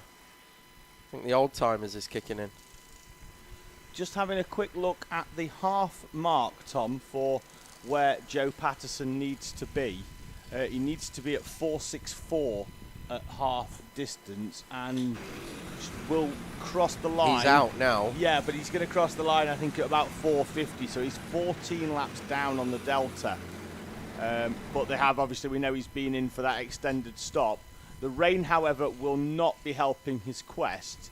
It will be helping his neck and shoulders and arms. Yeah. Because he's not going to be working himself at the same sort of speeds as he was before. But he's currently lapping 20 seconds off his best lap. So he's essentially he's losing 20 seconds a lap at the moment. So for his quest to work, we do need the rain to stop fairly quickly, maybe in the next half an hour or so. We've got a cart off at hairpin 1, that's facing the right way now, it's one of the higher entries. And we have a curb warning for Teesside Tigers in the number 1 higher cart entry. Just going to have a look at how far... well, DWS are still in the pits as well. Obviously, we saw... What was a very knackered front end on that one. We didn't see the actual incident, we just saw the 2 carts involved afterwards, and that cart did not look in great shape. Now, it could well be, Tom, that they're going to have to reframe that in the same way that Dazzle did earlier on. Potentially, but they've dropped way down the order now, and they are scored in 57th place, 62 laps off the lead, which by any stretch of the imagination is huge. We've got Honolulu still leading elites overall. I think they put potentially another lap on race for Ruben. The higher pro is headed by SKA Racing, but JS Racing 111 are going around about 3.6 seconds a lap quicker than they are. Yeah, 667 Norfolk have been called in for their mandatory service stop. Tom, before we're heading towards the top of the hour, we've got about another minute with you, and then before I welcome Howard in, I'm going to get your headset put on the man that's just joined behind me here in the commentary box. I'll have a little chat with him, yes I will. Right. And then we'll bring Howard in for his 4-hour stint on comms. So, Tom, thank you very much for joining us. You'll be back at 4 a.m. to take us through till 8 o'clock. And then I imagine you'll grab the microphone right at the end of the show to do some interviews as well. Something along those lines, yes. It's been a pleasure as always, and I'll see you around 4 a.m. Thank you very much, Tom. Headset off, Tom. And we'll just mute that quickly, and then we'll get it onto the top of, onto the head of this fine gentleman who's going to join us in the commentary box. Connor Botting, welcome to the Alpha Live commentary box. Now, bit of a change up for you this year. This will be your first 24-hour race in the owner class. Talk to us about how that one came about. Well, about a month ago, I was still meant to be racing for Core Blimey Racing in their 213, and then Matt Davies, who sort of oversees all the organisation, got a message from Andy Vesley in the Mad Motorsport number 40, saying they needed a driver and if they could borrow me or they'd have to pull out. So yeah. So the transfer request came in. Yes. Was a fee exchanged or for your services, or was it just a gesture of goodwill? It was, well, Mad needed drivers, so they sort of did it on the cheap. Obviously, they're good friends in the BPEC paddock, because I usually race with another one of the prime karts. And, you know, I didn't want to leave Core Blimey in the lurch, and Matt and Ben Winter encouraged me to take this on because they knew I wanted to try and go all out for the win next year. Fantastic, mate. And obviously, you're doing the BPEC series now with the primes at the 65 kart you're in normally. Yes, sir. But that's the thing when it comes to the 24-hour race. Normally at BPEC we see often teams will do it with 2 or 3 drivers mainly for that event. Sometimes they'll go with 3, and we know that the fuel tank normally does about an hour 20. That's 4 stints out there. So generally you'll have one guy who double stacks, whichever track you go to. I imagine that's what practice is for. You find the quickest and he gets to do 2, and the other guys will contribute as well. But when you come to a 24-hour race, 3's not going to cut it. You know, we know that we always have people out there doing it as a 1, but if you want to be running at the sharp end in a class, you need 4. We often find 5 is more of an optimum. You know, it doesn't work in terms of an even amount of stints, but 5 we found most of the teams are running as an optimal is 5. So you often find teams banding together. I know Prime normally run 3 karts in BPEC, so you obviously find them sort of merging together to make teams, hence why you've moved out of one kart into another. We saw we had Alex Bomberg in earlier, who races in the Prime kart. Is it the 65 as well with you, or is it one of the other 2? Yeah, he's my teammate this season. Yeah. Yes, but obviously that kart's not running, so he's gone with Rethink for the for the 24-hour. So it really is a mixed match of teams coming together for this race. Still amazed how we managed to get 36 of you out of a paddock with some, but it's sort of supplemented every now and again with teams joining us just for the 24-hour.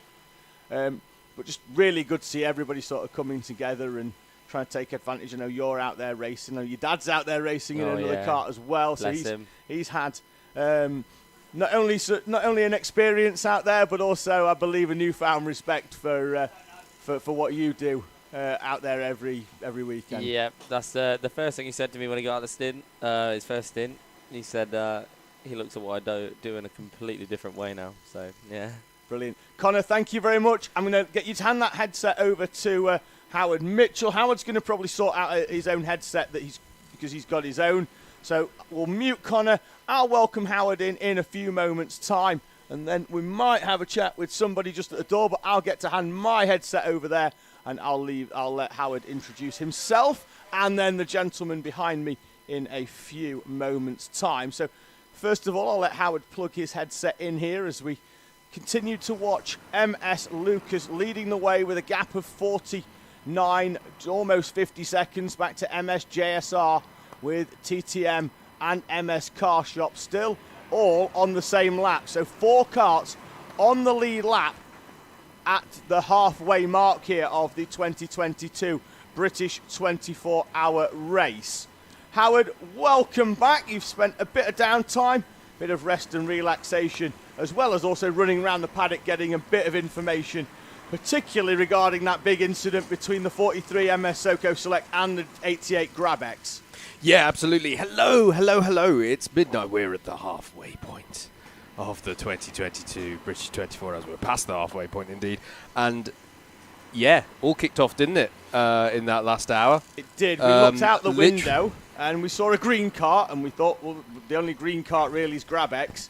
And then on the other side of the track, it was yellow and it's MS, isn't it? I kid you not. I had literally just come around the corner and the first thing I saw of the track was those carts basically coming to a stop. And the rear left axle of that 43 cart bouncing up and down like a nodding dog. Really, I hope the GrabX Racing driver's okay, by the way. I did see him having a bit of attention from the medic, which suggests that it was more than just the rear and maybe it skimmed over the front right. But yeah, dramatic moment in the race for certain. Yeah, wonderful. Thanks, Howard. I'm going to hand my headset over to a wonderful gentleman who's been working hard, at the very least, for the last hour, because he's been down there servicing Joe Patterson's number 24, the 24-hour record attempt. Yeah, absolutely. I'll just give them an opportunity to hand over the headsets there. Hello, sir. Hello. It's John here, Joe's brother-in-law, Dottie's dad. So yeah, we've just had a service stop for Joe. Just got some tyres done, chains done, oil check, just make sure everything's all good, as well as trying to make sure Joe's fully fueled. Yeah. So he's had a nice little break. The neck's the only thing that's giving him a bit of issues at the moment, which we've sorted out with a neck brace. Okay. Wrists are fine, legs are fine, ribs are fine. So we're happy. As long as he's happy, just going out putting the laps down. The rain's obviously going to make things a little bit easier for him. So we've just got to plod on, put the laps on. You know, the main reason we're here is obviously to raise money for Dottie and to raise awareness on that front. You know, Joe's putting himself through this 24-hour madness. Bless him.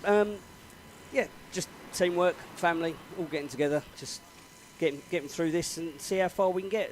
I think the rain will help him. Yeah. We're doing all right on laps. We've set a record for 12 hours, which there wasn't one set previously, so at least we've got that one covered and signed off. Do we know what the bit of housekeeping, by the way, is the Prime 57's being shown mechanical flag? Do we know what that? Have we got a number for that record? How many was he on? I'm just going to finalise that with Joe's dad, Jim. I'll finalise those details. There was a minimum of certain kilometres we had to cover, but we know we've done that. Brilliant. So yeah, we'll see how we get with this 24. I don't think anyone's ever completed 24 hours in an owner-driver kart. No. On their own. No. So even just taking the checkered flag will be a huge achievement. Yeah. Yeah, absolutely massive, and yeah, I mean I think we've got the detail. We've been flashing up periodically for how people can support, and well, I've had some sleep. So I know that the 5,000 target was hit hours ago. Yes. Hours ago, actually. Yep. Goodness knows what it's at now. Is it 5165 is the live figure I'm getting there. Absolutely fantastic stuff. Absolutely fantastic. That's astounding. And yeah, you know, the more people that hear about Dottie's story, and you know, that can lead on to other people getting treatment quicker. And it's all about raising awareness, and just plodding on, having some fun while we're doing it, and making some memories. Brilliant stuff. Well, give the crew and Joe our best. There are the details for you on screen on the stream right now. If you would like to go and support Dottie's journey, check out the whole story there as well. It's a fantastic initiative, and We're all rooting for you all and for Joe. That's and congratulations on saying that's one record done. That's it. There you go. That's it. There you go. That's it. At least that's something to take away from it. But yeah, no, thank you guys for your support, and I'll pop back up in a little while and check in and give you another update. Cracking stuff. Fantastic, Brilliant. lovely. Cheers, Thank you very much. Cheers, guys. You take care. There we go. Really, it was a good heartening update that on the status of that 24 hour and a record already set. There you go, 12-hour record in a go-kart. Will it be that 24-hour record? At the moment, by our maths, he is on course. I'm just trying to find exactly how many laps are in the book on this one. At midnight, he needed 464. He was around about 14 laps down on it, with the weather conditions not helping at all. Yeah, that's true. And the fact that they came in for a long pit stop just to make sure everything was okay on that kart. They planned on doing a long service stop anyway, so they came in. And just as Joe went back out, it started to rain, Howard. So luck wasn't really on their side. Yeah, so small when correction. That came in, because if they'd have run, in hindsight, if they'd have run until it started raining and then pitted, it would have worked out slightly better for them. But it is what it is. There's not much you can do. You can't guess the weather, unfortunately. You can't. No. I've had just looking at the chat, and I've been asked for an update on the red graphics kart by Mick Barlow. Ran well at the start. Ran into some problems. Ran into quite a big problem at the front end. They came in, changed one thing, sort of hoping they could then just drive round the problem with the other things. In the end, they had to come in, and I think it was a stub axle change on the front. I think initially they'd just changed the track rod, which would have been bent. I think they were hoping to drive round the problem. It was undrivable, brought it in, dropped them right down the standings to around about 20th place at the time. They have recovered now up into 16th there. On the same lap as MS DLCR in front of them, but they've still got 5 laps to close in on the nearest elite runner, which is the recovering MS SoCo Select in 11th place. Yeah, I was surprised, by the way, when I did head down to the paddock following the 43 and the 88 having the contact. I was surprised to see a lot of frenetic action around that MS DLCR kart. I sort of got... As I approached, it was getting to the end of all the drama with it, but I couldn't quite tell what issue had befallen them, but they were clearly quite frantically addressing. There was something on the front left as I arrived, but there was also stuff going on with the rear axle. I don't know if they were doing a general service. I don't know if they were fixing something, using it as an opportunity to do a general sort of mid-race service, but it was fairly frantic activity there. TTM2 Rossa Corsa currently in the pit lane. That is on schedule for them because they've been out for some hour and 20-ish, 22 minutes or so. Blue Speed Racing as well have just made a pit stop and lost a fair amount of time, actually. They've been working on something there. Who was that, Howard? The 881 of Blue Speed Racing, they've just set a lap time of 6 minutes 26, so that's some 5 minutes that they've lost in the pits with that. Again, we are at that stage in the race where we would see some general housekeeping servicing going on these karts to a certain extent. It depends a lot, doesn't it, as to whether if they're going for 2 sets of tyres, as we've got a kart facing the wrong way down there at the mountain section, is if they're going for 2 sets of tyres, because you can use up to 3 in the owner class, you can, if you're only going with 2 and you're going long, particularly if it rains, you're going to get more life out of those tyres. They could well have just used that as a tyre stop. But that does seem a little bit long for a tyre stop, so I think they may have well had just a general service as well, or potentially just sorting out a bit of a problem. That has dropped them a little further away from those in their class above them, that are all still fairly tightly packed, with TTM2 Rossa Corsa in 5th overall, GrabX Pro 7th with Offline in 8th and Omega in 9th, and Blue Speed are down in 19th. Although lap-wise, they're still within 10 laps. So I think the I mean, the thing that we should probably emphasise is, as we're now a quarter of an hour into the next half, but at the halfway mark, the top 4 are separated by 90 seconds, basically. In it's this unreal, race. It's isn't it? fantastic to see. You know, at one point, MS Lucas were 2 laps in front. Then they came in with an engine change. That was their first of their problems. He's now managed to.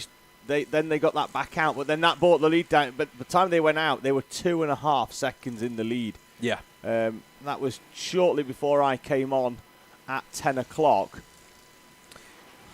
Still, I have to say, although we've seen issues for Omega Racing, still the battle for second place in Pro is ridiculous. That has just been that has been the stick of rock of this race.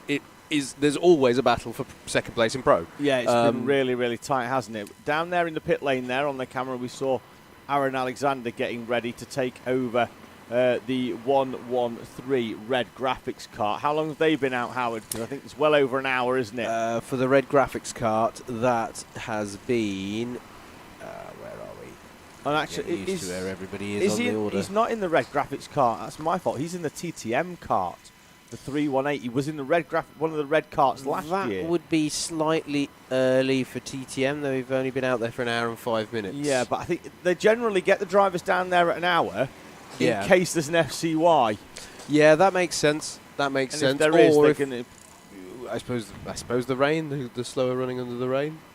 Yeah, potentially. If the rain's just, it does look like it may have subsided somewhat. So maybe they're doing a calculation. Yeah, that times for the front runners are down from the roundabout 142s they were running at earlier, so they are a bit quicker. Yeah. So maybe they're treating that a little bit like the end of an FCY, sort of going, the track's going to get faster now. Or maybe they're putting someone in who is a bit of a drying track specialist. Yeah. Sorry, go on, David. No, I'm just looking at the live chat. Ian Williams, is the 24-hour for Diabetes Kart Solo Driver 2? Yes, it is. And there's been an update asking for any chance of an update on MS Scorchio.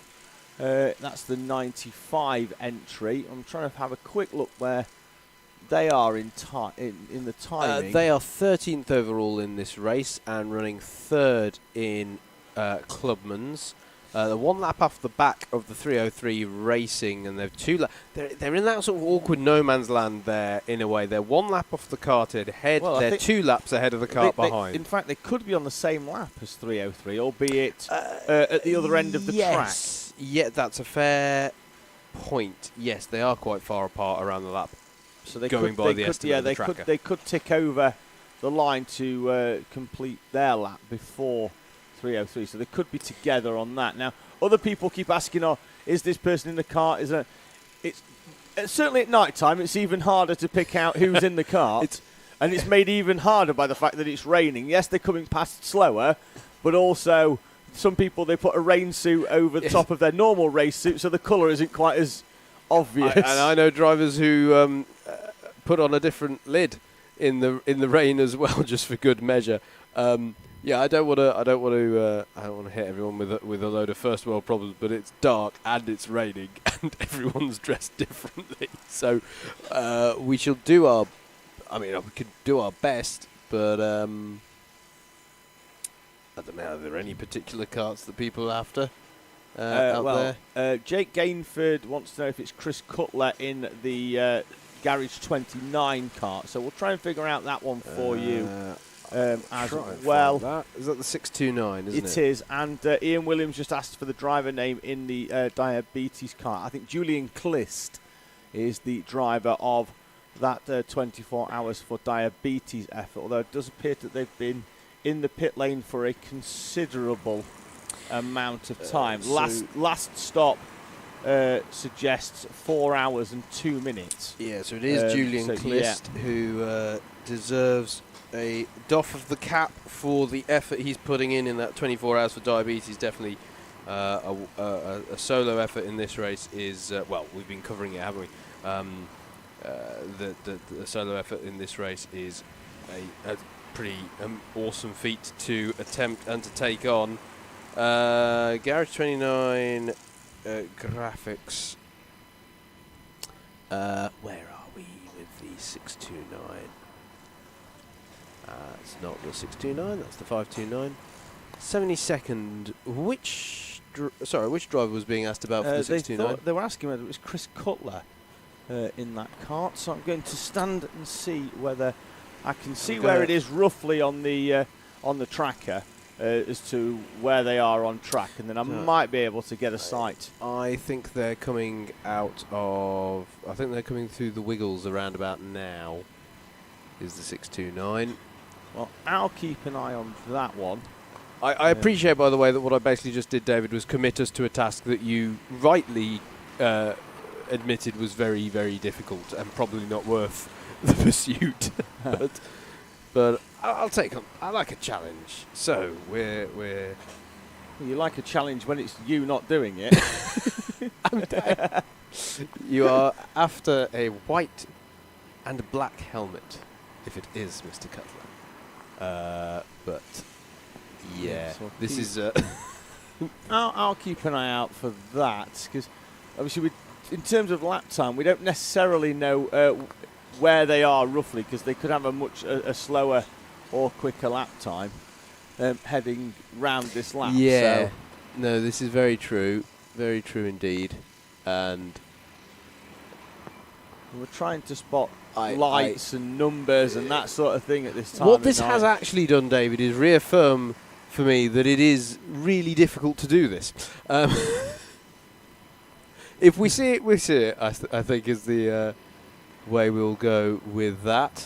It might be easier if one of their teams watching just to come in and let us know. That would be easier. That would be a lot easier. Got a kart spun on the outside of hairpin 1, Howard. It is in a precarious place, and that because was they're going to fairly tight on the facing rejoin, the right way, though, but they so managed that's fine. it. Service in for the 92. Stilts Racing called in for their mandatory pit stop, as are the 133. Can't quite remember off the top of my head who the 133 entry is. So the 133? Yes, in hires. In hires, the 133 is. I'm just looking to clock which driver it was that we saw the spin from. The 133 in hires is that 24 hours for diabetes with Julian Clist doing the solo effort. Yes, I'm not sure if he's going to serve his service stop. He has been in for a while now. We had a kart off on the inside of hairpin 1 as well. That's the Stilts Racing kart that's due to come in for its service, that was not only spun on the inside, Howard, but was also stuck down there's a bit of a groove down the inside, so had its wheels stuck down there. Yeah. Was struggling to get back out again, needed some marshal assistance. Yeah, it is the thing around here that there are some corners where you can sort of hook the cart, which can sometimes be beneficial, but also you do have that risk, not so much in the wet but in the drive, pulling the tyre off the bead if you drop it down there and bounce it back up again. Yes, that's true. So there is a risk, risk reward type effort there. Now you're looking at the amount of time left before it stops raining. Yes, I am. Anytime soon, mate. So the last time I looked at this, genuinely, it was that no rain for 3 hours. Now, that was about 7 hours ago that I looked at that, ladies and gentlemen, so, don't pay any attention to that. It's now saying rain for at least 120 minutes. That is grim. Certainly for Joe's 24-hour attempt, which was well on track until Mother Nature played its part. Grabex Racing, the number 88, has a slower lap because it's just come out the pits. And unlike an hour or so ago, that I believe was a planned one there. Reckless Racing have been in the pits for quite a while. I don't know if, well, it looks to me like the 916 might be having issues.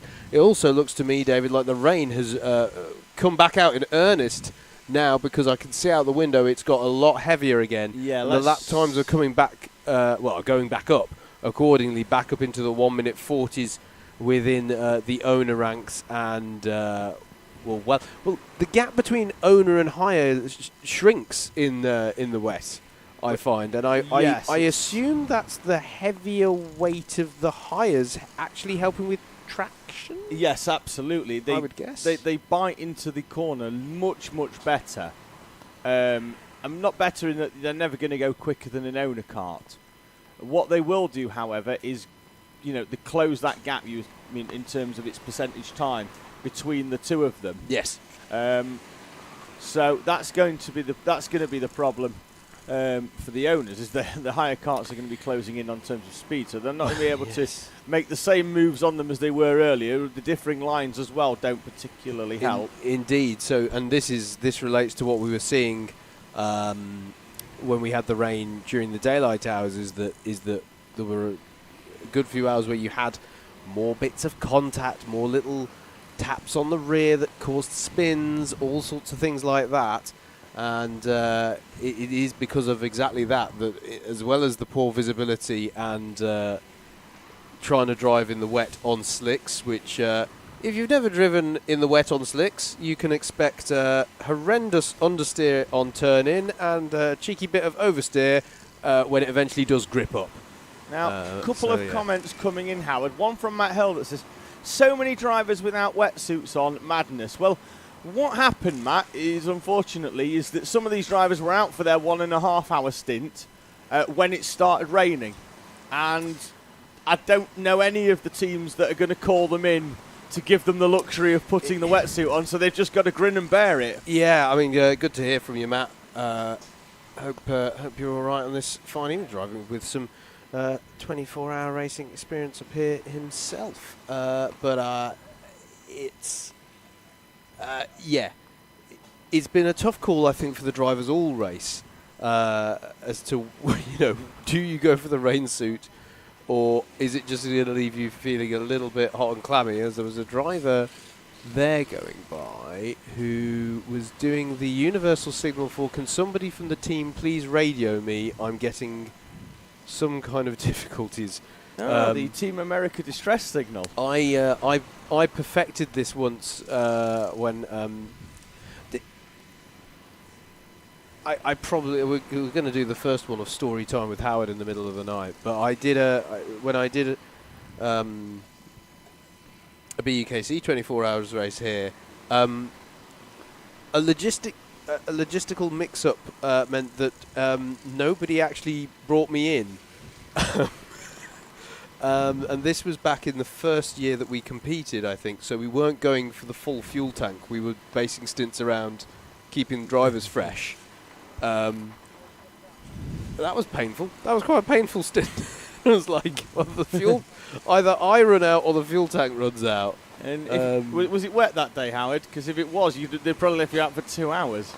It was not wet. But to be honest with you, the wet, because you're going slower, you aren't putting so much force through your body as there's a warning for the MS Soco Select Kart.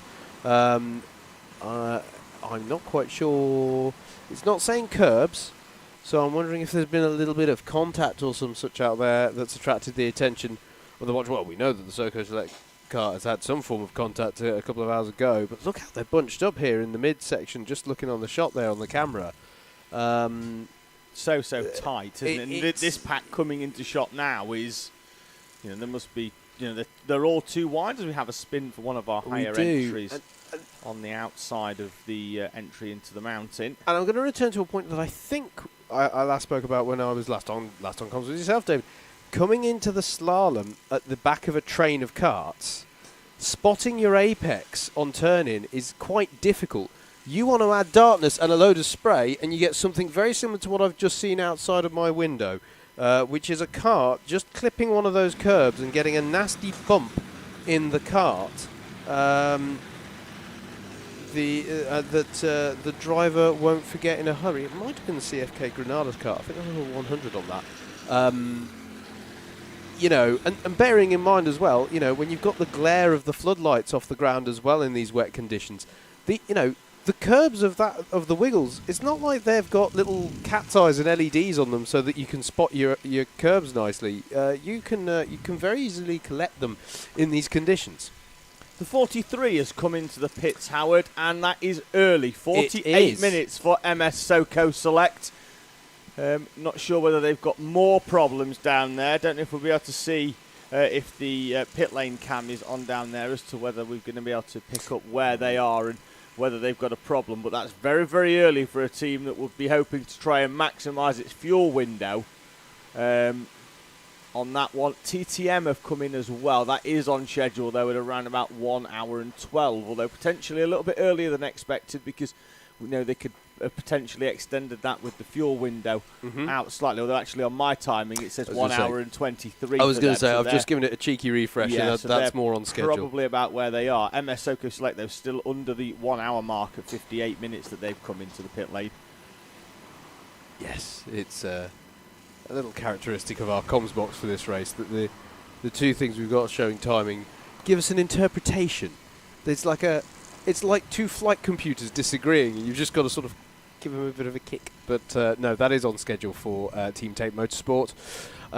Omega Racing in as well, and that's not on schedule actually. 28 minutes they've only been out on track, David. So the Omega Racing squad may be in for more issues again, because that's not on schedule. As the service flag comes out for the 888 and the 213, still cycling through. That's the 213 and hires, of course, the core blimey effort. 888 will be good chip. It will be good chip, and they're in 51st place because they've just scrolled through the timing stacker on the left-hand side. Indeed. So as the services continue to crack on, the Teesside mechanics doing a fantastic job down there in the paddock to turn these karts around.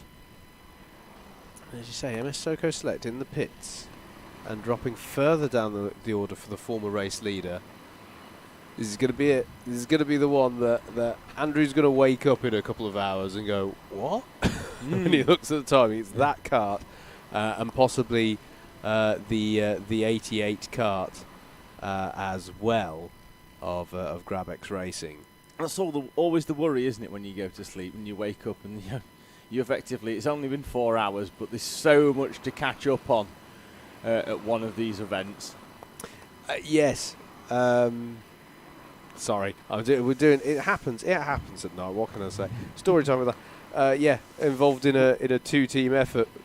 We should have made a jingle. I should have made a jingle. Story time with Howard. Two-team effort once one year. I went to sleep, and in the time that I slept for, I got 2 hours of sleep, and in that time we ended up having had 3 engine changes. And the other car had a fuel line issue, which meant that every time it had been out on track for half an hour, it came back on the back of the quad because it had just been hemorrhaging fuel out the fuel line. So, yes, it can almost feel like a jinx sometimes going to sleep. But this is the other thing as well, the logistical challenges of particularly, and I do want to speak in particular, I think, towards the, some of the, we've got some amazing factory efforts in this race, but some of the what I will, in absolutely no means of meaning to disparage, but the sort of amateur efforts who are entering, in the hire kart team, the groups of friends who come together and enter this race. This is for me where the logistics challenges really are. Have you got the right people awake? Have you got somebody on duty at all times? Have you got somebody sat up on the bank in the rain? Yeah. Absolutely. Have you got someone on the pits? As I say, I've had it before where I just got left out on track, and as I understood it, that wasn't because I'd upset anyone in the team, because they duly pitted me once the daylight returned. It's just that nobody was awake, or the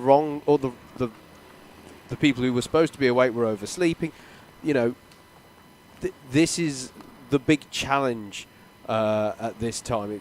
It's where I'm always impressed, and I know I keep harping on about it's not just about what's on the track, but it is the point where I am the most. When I was down in the paddock then, David, in that last hour, where all of these Grabex Racing were doing, I couldn't actually see what they were doing on the kart because so many people were around the kart working on it. and the MS squad, but with they had two karts in because the Soco Select car was in, and the 44 MS DLCR. So that awning was a hive of activity as well. Then the 818 coming in with the Betsy, and just everyone's on it and reacting, and it's really impressive to see. Really impressive to see. But it's also essential. Whilst the higher kart teams, aren't fixing things on the kart themselves, that's passed on to the Teesside mechanics. There's still that support that's needed to turn these drivers around and make sure that your lead ballast is correct, so you're not going to lose things on the weighing bridge. It's a massive effort to do this, and I'm continually impressed by teams who take this on and do it successfully, as the 96 is coming in to the pits, and nobody's where they were before on the timing order. That's the Veterans Motorsport UK kart. You're looking where they were before. Yeah, I've got a sort of muscle memory for how far to scroll. We're in the middle of the service stop window. Of course, yes. And they're not being brought in the same way they were last year. Last year it was based on the positions at a certain time prior. Right. This year it's being done on a slightly different format as well. So I think it's based on for the results at a different time. So nonetheless, everybody will still get a service stop. It will be 3 minutes mandatory. What it has done, though, because 5 or 6 carts actually, Howard, came in whilst it was dry. Yes. And now it's wet. Yes. Is that luck of the draw, those teams that are coming in under the wet conditions are losing less time to those in front. Yeah, it's one of those things that's sort of considered to be in the lap of the gods, I suppose. Well, it's rain, obviously, but it's one of those things that the teams have just got to take the rough with the smooth. That's a re-showing of the 213 service board, I want to say. Well, they only get 2 bites of that cherry before they go all the way to the back of the queue again. And by that, I mean they're not going to have the opportunity to take advantage of the fresher tyres. It is a fantastic feeling when you get the fresher tyres. I've been in a kart here before. Sorry to cut across you, No, Howard, no, but go we've for got it. a slow-moving owner kart, and that looks like it's the 529, the HWR entry. That's going so slowly that on it, unless they can get an engine started there, which is not in a great place on the outside, we could have a full course yellow to recover that kart. Well, I'd love to confirm which kart it is, but they've fantastically pulled directly behind a tyre wall. Yeah, it looks like it could be. There we go. Straight in front of the commentary box. It's very, very bright, Howard. I just thought I'd let you know. Do you know what it is? It's kind of like, the startup sequence for Formula One this year where they've got all the light board behind them. It's that. Except I don't look as glamorous. Full course yellow. Wonder whether MS Lucas Racing or MS JSR, who've just ticked over the 1 hour mark, we were talking about earlier as to whether at the 1 hour mark, do you get your driver down there just in case we can stop under a full course yellow and save some time. The 42 has rolled through with Brandon Williams still at the wheel of that kart. Then we've got MS JSR and MS Car Shop still on the same lap as well. Then TTM are a lap further down, but they have pitted only 7 minutes ago. Will MS JSR come in and save time as the kart is being recovered on the back of the Quad of Salvation? How have we been doing on tracking how many FCYs we've had, David? We are bang on, I believe. Certainly, there's a piece of paper right in front of you there. And when I say right in front, I mean behind all the other paper. That one. Yeah, that one, where we've just been doing the gates. That one looks like it's 16. I agree with you. FCY is 16 there. Keeping an eye out for that 11 kart coming round. Should be roughly about now on the normal tracker, but we'll be down into further down the order because they're going a lot slower under this FCY. So keeping an eye out for that 11 as to whether they pit that kart. The 111 rolls straight through MS JSR at 1 hour and 5 minutes So neither of our two front runners electing to pit under this full course yellow, even though they are roughly, what I would say is in the pit stop window. Now, obviously it's raining, so they're using less fuel.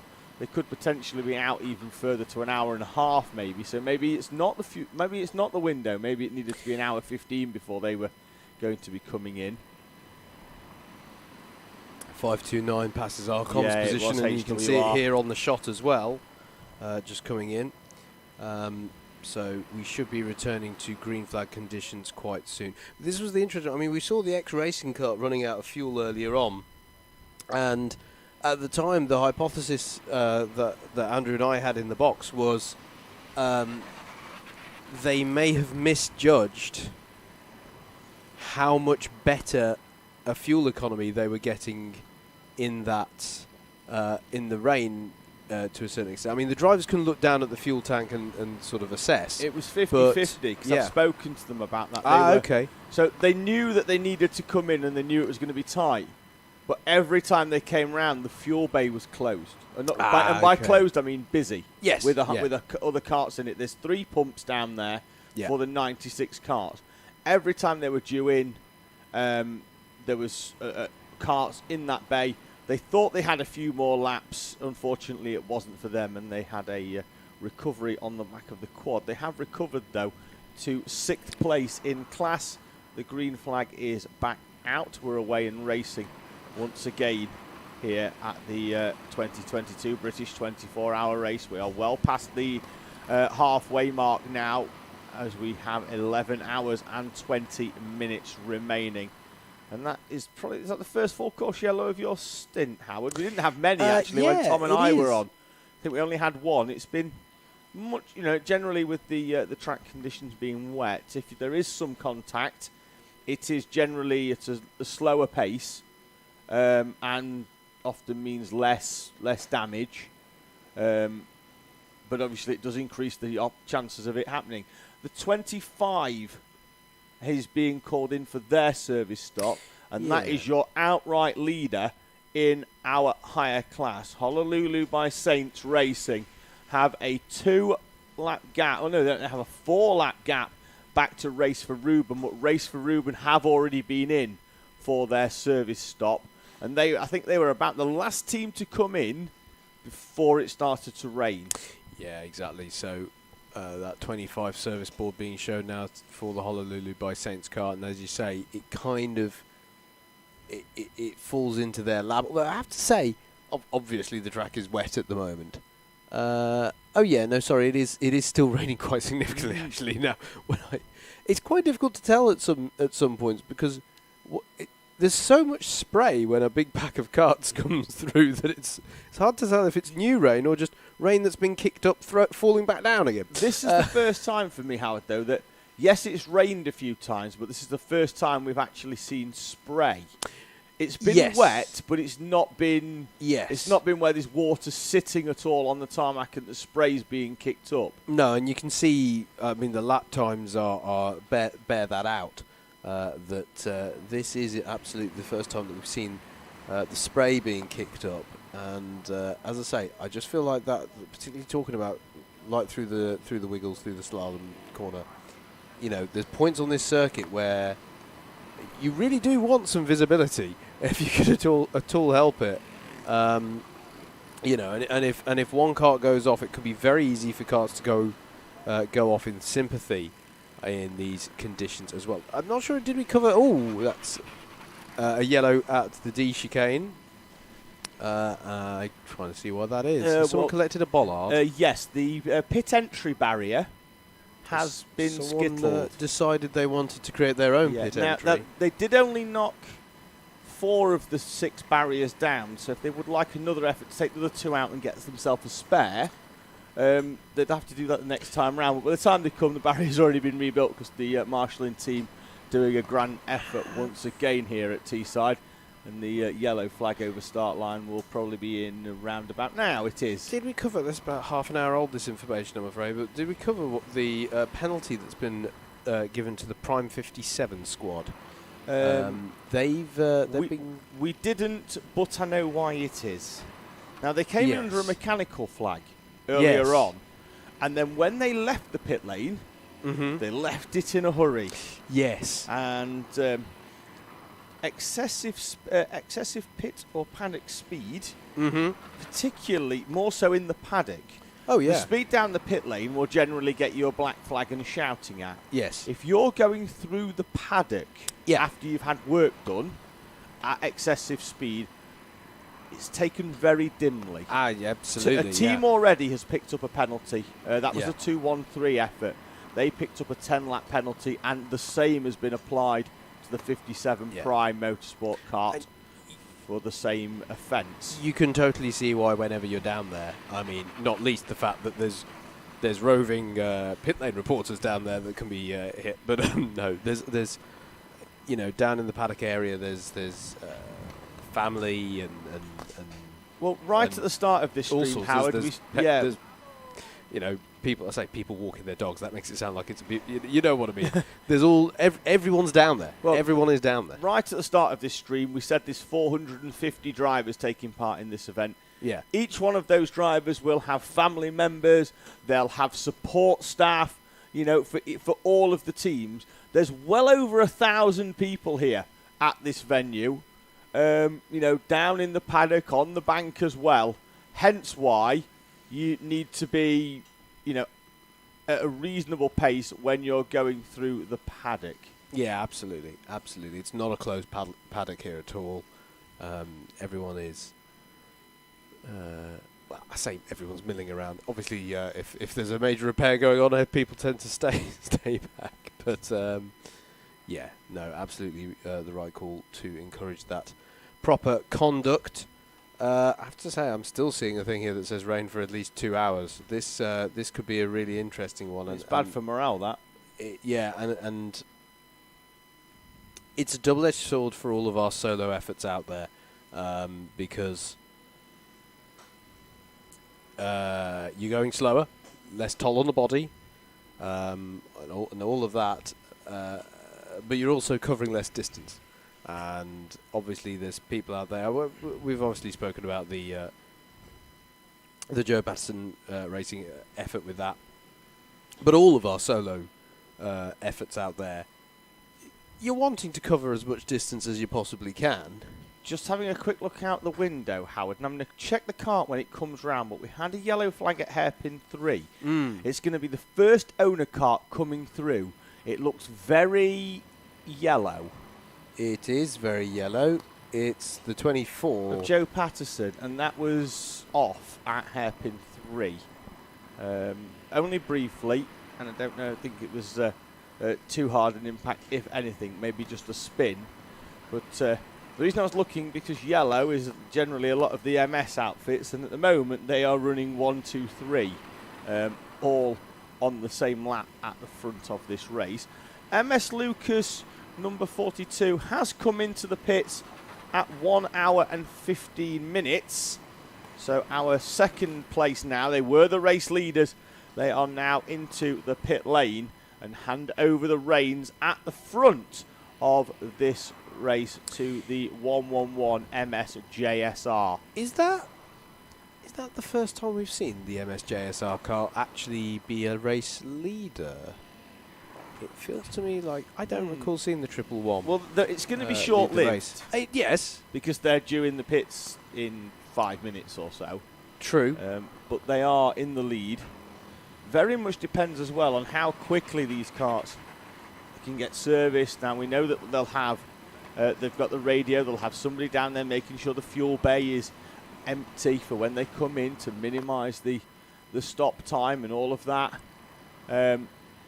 It adds roughly about a minute to their lap time, so expect the MS Lucas kart to clock through at around about 2.5 minutes in terms of time when they come through, all being well down there in pit lane. The 666 is now being called in for their service. 303 Racing in the pits as well as that MS Lucas Racing effort. Rethink Racing 2 in the pit lane. Honolulu Racing 1 also in the pits. as are the 181 of CSM Racing and Century Sim Racing as well in that 59 kart, who gosh, it would have been a while ago now, as we've got a spin for the 33 at Hairpin Womp. BTM, that 33 entry round. We've had another poll, which I believe Anthony, our producer for this evening, has put in regarding what is keeping you awake this evening. Energy drinks was the winner at 45%, with coffee at 27%. With David and Howard at 13% and another option at 13% as well. Matt Hale says, what's the rule on lights on the kart? No flashing lights. That's pretty much it, really. And Nick Mason would like to know how Slavek and the 303 are doing. Well, they've just been in the pits, so we'll give them a lap or two to sort themselves out. They were third in class when they came in, or at least showing there now, but will probably return on the same lap as JDM. It's going to be close. MS DLCR. So we're going to have 3 karts on the same lap there for third in that class.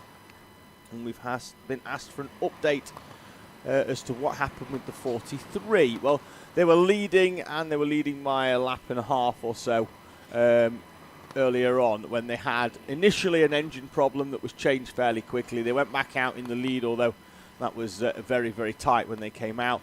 And then they had an incident with the 88 GrabX kart. I didn't see it out the window until they were both stationary. Howard seemed to have a little bit more of it, but I think he just was it came round the corner and they were both there facing the wrong way. If I'm piecing together what I saw, a bit of crash scene investigation here,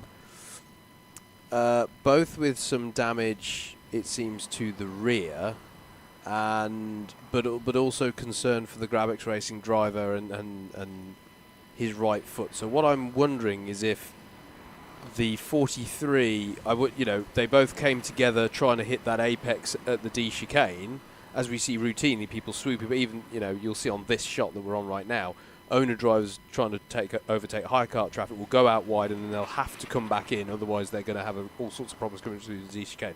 So what I'm imagining happened is that that happened, and the 43, I'm speculating, rides up on the 88, causing some damage to the rear of the 88 GrabX Racing car, skims over, perhaps clipping the foot of the driver, so skims over, and on the way back down that's damage to the rear left axle of the 43 as it clips the front of the GrabX Racing car on the way down. That's my speculation. It potentially happened a little earlier on, actually, than I'm saying, than where you would routinely come back onto a common line, because the 43 car was well off, sort of almost down the pit entry. So it happened early on in that complex, whatever it was. But that was the impression I got, that it must have been contact on the rear that launched the 43 over, and then it would have collected its rear damage as it sort of came back down again and clipped the car. Might not be at all how it happened. I did not get to be. It was one of those situations, David, where I wasn't feeling like sticking my mug into the situation and go, "Can I have a word about how that went?" It was good to see the GrabX Racing driver fundamentally seemed okay, but yeah, it was a heavy one, and it's a high-speed part of the lap, and even in the wet, you are while slower, flat out through that bit that we could see on camera, and you can still see it now on the middle to left, just to the right of where Reckless Racing are currently being shown in 42nd. It's flat out through there, not at all straight, even in the dry. You don't straighten up there, you're still at a curve. Even more so in the wet, because you're taking a much wider line. Questions still coming in again, which is great, of people trying to find out more info about this event here at Teesside Autodrome. Stanch Lotus would like to know, do the higher karts have slick tyres on? Well, everybody has slick tyres on because we don't do wet tyres. Pro karts, even normally, not just at the 24, they don't do wet tyres. It's slick tyres no matter what. Even when we have sprint racing here at Teesside Autodrome and in the BPEC series, higher karts, they are on slick tyres as well. Yeah, it's just not practical for you couldn't have everybody having the apparatus to well, it wouldn't really be in the spirit of hire karts to have everyone have the apparatus to change their tyres. No. Because it's very much meant to be that a arrive and drive philosophy. It wouldn't be practical for the mechanics to switch over all of the tyres. And the other thing to bear in mind is that the hire karts have the have all the cowling, have all the bumpers around them, so that the wheels aren't exposed to discourage karts riding up on each other. Takes longer. It's like one of those old. I don't usually liken go-karts to this, but it's like one of those Citroens from like the 80s that had the wheel arches. Citroen BX. Yeah, it's like one of those, and it's a pain to change the tyre. So it's not. They're not karts that are designed to have quick, rapid tyre changes done to them. That's not how they're set up at all. So. It's slick driving in the wets, it is. Yeah, I saw them actually. Yeah. A kart had a clutch bolt come out. Oh, that's a hire kart going. It's two involved there. I think they've sort of pirouetted together. It's an owner kart as well. Oh, it is owner kart, sorry, yes. I'll try and catch that one on the way round. Is that 81? I think I did see the 81 on the side of it, that'll be BPR. We'll try and catch that. It's the only kart with lights on that are white down the back straight. 77 has been, that's scenario 77, have been called in for their service stop. They are currently in second place in the higher class, and that will drop them down a little further, because they come in for their 3-minute mandatory pit stop. So we look out the window. It's not. It's the 104. It's the Rethink Race. Yeah. Nearly useful there to have a little telescope here, because I was like going, that's not the number 81, but I can't read what it is. But yes, that is the Rethink Racing 2 kart. Not the first time we've seen that kart off there, actually, at that hairpin. They went into the wall there. Heavily earlier in the race. Almost head on as well. Yeah, we're talking about 6-7 hours ago maybe for that. As second in the race, or pitting from the lead actually is the correct way to say, isn't it? MSJSR are in the pits. That looks on schedule to me. And it gives the lead of the race to MS Car Shop, who aren't due in for around about another 20 minutes. So they're going to have 20 minutes of glory.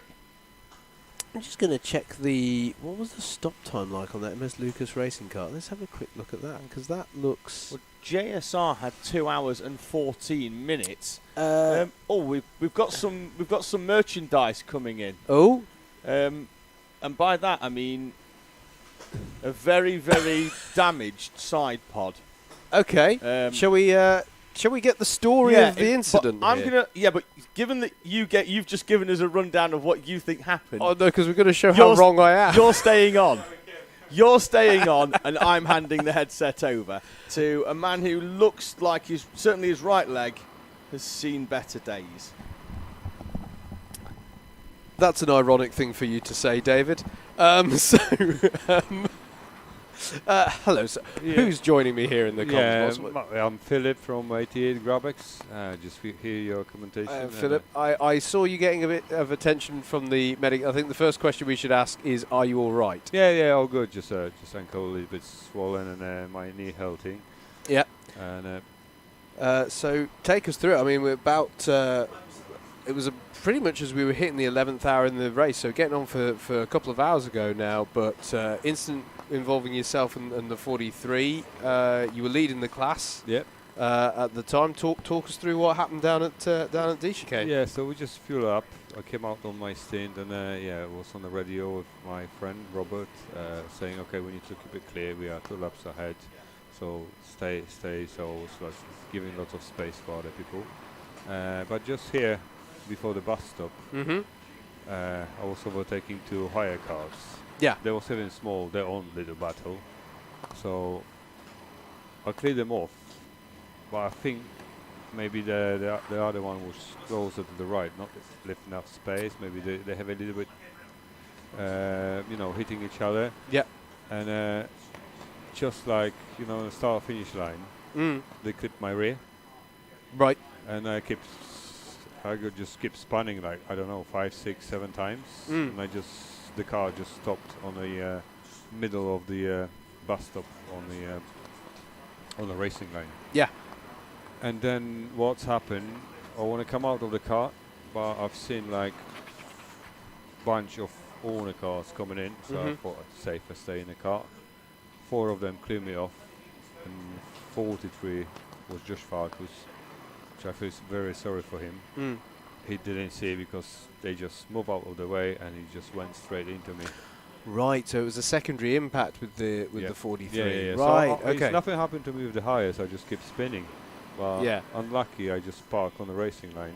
Yes. And he couldn't see me, and he was full power. Okay, so was that a head-on impact then with the 43? Were you facing the wrong way at that point? I think I was kind of sideways. I was like sideways, so my back wheels was like on the curb, and I was facing other side of the truck. Right. Okay. And talk us. I have to say, I was literally sort of heading back to the comms position, so I happened to be in the paddock. I won't lie though, there were so many people around your car repairing it. I couldn't actually see what they were doing. Such was the effort from the Grabex Racing squad. So what was the damage? What was the diagnosis? The bumper gone, side pod, like you can see, we just brought it with us. Yes, we've got an authentically dented triple size ankle, yes, double size knee. Yes. And they changed the whole rear axle. That was bent. Front of the car was okay. I think the impact went from the side. Yes. He must go through my ankle, knee, and fly over. Yeah, I figured that there was. It must have come over because I saw what had happened with you. What I heard from guys now, the Josh Farkas is having lots of bruises. Yeah. He didn't feel right. I went there to see him, but he was gutted because he was leading the race. I'm gutted for him as well, really. Yeah. Not for myself so much. It's on camera there. Yes, the side pod of the 88 there. There we go. Yeah, I like that idea for demonstrating that on the stream, David. But yeah. So yes, you went and spoke to Josh. No, I just went there when he was when they was fixing the car. He was very gutted. I just say, if it's my fault, I'm really, really sorry. And but it's one of those things we've been saying that if you're at the back of a train of carts, your visibility to spot your apexes and spot any hazards that are in there is I impaired. can see his point because 4 of them were just clear off. When they clear off, it was just me. He couldn't do anything. It's no his fault whatsoever. That's why I came to see to see you, just to clear off. No, thank you. Yeah, he couldn't do anything. Yeah, on that part. David is about to tease me when he comes back on for how wrong I called it, because I tried to extrapolate back from the damage that I saw in the paddock, and I got it slightly wrong. So we're very glad that you've come and cleared the record on how that one went down. The funniest bit was lost the conscious for like 5 seconds, and I didn't know where I am because my helmet went up, and I was thinking, where am I? I'm still in the Premier Inn? What? And I just put the helmet back on, and I started fixing cars on the grass. Yeah. Unfortunate. Wow. And. Were you due to be back in the cart? Do you think there's any prospect of? No, I can't walk. No, I can't walk. So. Yeah. So that's an impact on you on the squad strategically to work around that, or had you done most of? We covered with drivers. Okay. It's just that we lost like 10 laps. Yeah. So we trying to claim it back. You mentioned with Josh gutting for him using the overall lead, but for you as well, being in the lead of the class, it was a tough blow for the race effort. Well, to be honest with you, I'm more gutted for him than for myself, really. You know what I mean? We just grab man, we're coming here for fun. And the last thing what I want to do is ruin someone else's race. But totally. Unfortunately, I couldn't do anything about it. Yeah. No, we appreciate that, and we definitely appreciate you coming on as well to talk us through it. And racing incident, as they say, these things. Yeah, all the best to 43, and I hope they will come back. They're a strong team, fast drivers, so good luck to them. Former race winners, they've got pedigree doing it, haven't they? So we'll see how they get on, but thank you very much, and all the best for the rest of your race as well. Thank you very much. For the GrabX Racing squad and all the teams there. So yeah, cheers. Thank you. So there you go, the record set straight there, and I only called it slightly wrong, David, as in pretty much every single aspect of it. Yeah, but it sounded good whilst you were going through it. It did sound like you knew what you was talking about. It so did, didn't that's it? Always, Actually, always a good thing. I called it right in one sense, which was that he had been coming out wide to go past some higher carts, and it was coming back across onto the line that put him into a spin. But what we didn't realise was then a secondary impact with Josh Falkus in that 43 cart, because he was behind a load of higher carts and they would have all gone every which way, and then suddenly, a cart. And that's one of those classic racing incidents where there's so little you can do about that. You see it so many times on the start line, don't you, where a cart stalls effectively and everybody goes one way or the other. And then, unfortunately, there's someone who's unsighted and they just go in. And you see it at all levels of motorsport as well. In fact, I want to say that there was a bit of a controversial one in Super GT earlier this year where on the long straight at Fuji, a driver had that and they just ended up making contact because they just didn't see the hazard as a spinner is recovering onto the track out of hairpin 2. They're getting underway again. I don't think they lost too much time on that one. No, but yeah, was joined as well. That was really good of Philip to come and clear that one up. And, yeah, gutting for both squads. But, yeah, for MS Soco Select, they've now got it all to do as the service flag is being shown for the number 2. They are our class leader in higher clubmen. They are indeed. They might have enough of a gap, though, back to 866 higher, who this ran about 2.5 laps. That might be enough with the time being as it is in terms of, I think teams are only losing a lap and a half as opposed to 2.5 laps, which they'd normally lose in that 3-minute higher service window, because it is it's raining and the lap times are a lot slower. Yes, still no let up in the I say no let up in the rain. The impression I get is that it's a little bit lighter, but the damage has been done because the track is already very, very wet. The damage has been done indeed, and even what you can say for certain is, as long as it is still raining, it isn't about to dry out. Even with 96 carts going around to try and clear the water, obviously on slick tyres, not clearing as much as wets do, but still, it does rather help if you do have a large tarmac space that you would like to clear of rainwater. 96 carts going around it is actually quite effective. Well, we saw that actually in qualifying, didn't we? Because our owner carts went out at 9:15 whilst the track was very wet still after the overnight rain. As we've got a cart off at hairpin 1. We do. We've got another one going off in sympathy as well. Yeah, we've got 2 off then now at hairpin 1. Yellows are out there, but they're both recovered, so that's good. Yeah, so the owners went out whilst it was the track was still wet. It wasn't raining, however, and it did dry up a little bit towards the end of that session. Now, 15 or 20 minutes later, our hire carts went out, or 60 of them. They had half an hour of practice and went straight into their half an hour qualifying. So it was just green flagged halfway through, and by the time they'd finished, they would almost all of them had gone quicker than our owner carts. Yes. Yeah, absolutely. Now, it didn't make any difference in the end because the owner carts start in their own grid at the front and then the hires behind, because that would have just been like potential for carnage. Well, yes, I think as by the way, one of the carts that was spun off at hairpin 1 was the number 33. Yeah, we've got a yellow flag out on the paddock corner, which probably means there's somebody off down in the gravel at rib. Yes. Yeah. Very unusual it would be for someone to have gone off through out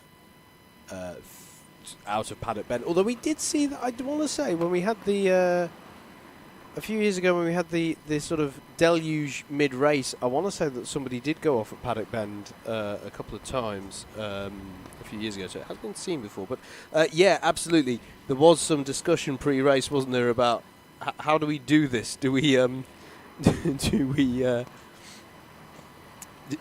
do we do this as they qualified, or do we set the record straight? They have the two classes starting apart. I think the right call was made on that one. It would have been a very interesting trip down toward Rib Bend. It would, wouldn't it? If the hires were in front of the owners, the closing speed's obviously quite a lot, and by then they've started to easily make their way through them by the time they get down to that first corner. So yes, I've got the owners and hires video if you'd like. Which would be a great time, I think, Howard, to just really show the difference between our hire carts and our owner carts. Yes.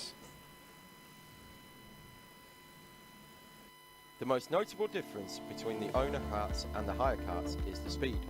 Whilst both carts use two Honda GX200 engines, the owner carts run the sealed RPM Pro Extreme engine, which has around 30% more power than the hire carts. Furthermore, the hire carts have a slightly heavier frame as well as a thick plastic wraparound, adding around 50 kilos to the overall weight. It's not just about going flat out though, you've got to be able to slow the cart down when it comes to the corners. The owner carts will make use of a 12mm vented brake disc, while the hires have an 8mm brake disc. When it comes to connecting with the circuit, owner teams can make use of up to 3 sets of the Dunlop S1 tyre throughout the race, new for this year. Hire teams will run the far more durable but slightly less grippy Duro tyre, and they will receive a new pair of front tyres during the mandatory service stop. They will, however, run the same rear tyres for the whole race. Hire carts also have wider seats and adjustable pedals, enabling drivers of all shapes and sizes to take part in the race.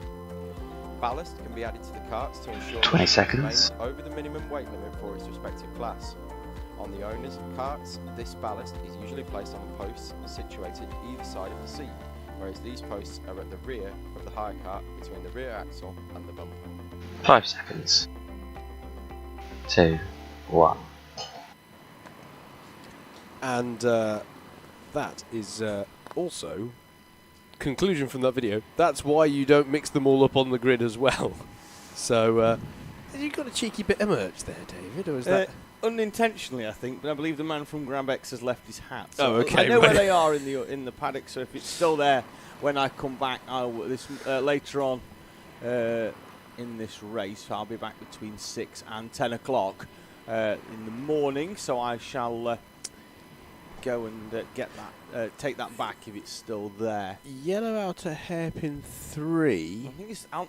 Yeah, the flag's out at 3, but I think there's a stationary cart. There's a marshal on the outside of 4, and there is a stationary hire cart. It's on the outside of hairpin 4. We can see it. You can tell it's late at night because the producer just had to remind us that it's on the screen in front of you.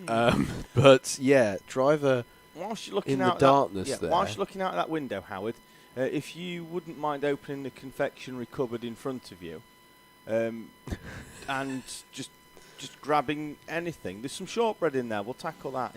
They're in a blue bag. I sense another poll. Oh yeah, they're in there. Let's tackle them. Nice. There we go.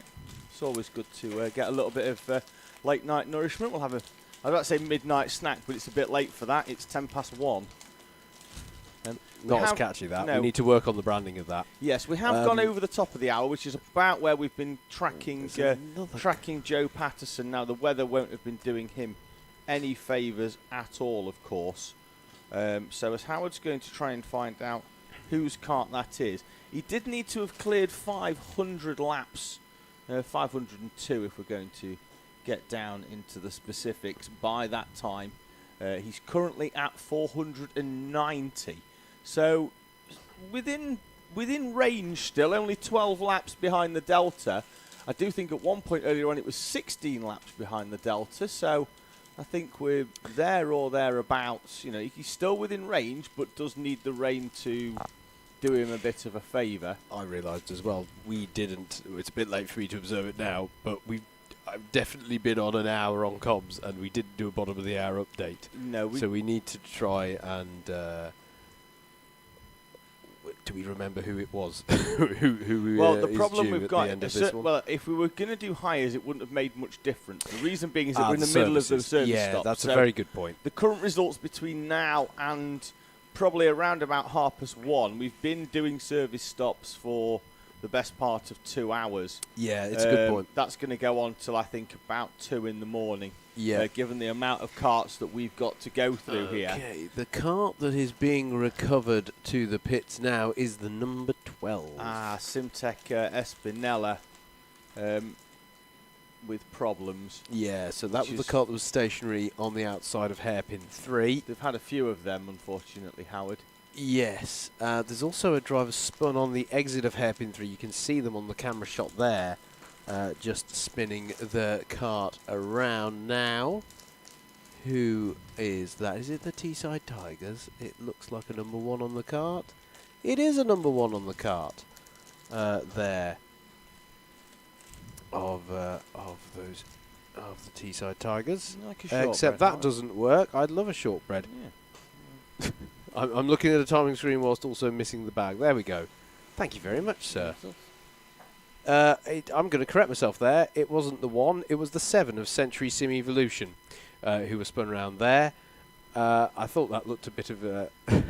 It's some fonts are like that on the number plates as the driver runs back from the number 12 cart. The cart went ahead of them, and so the driver is now heading back to the pits.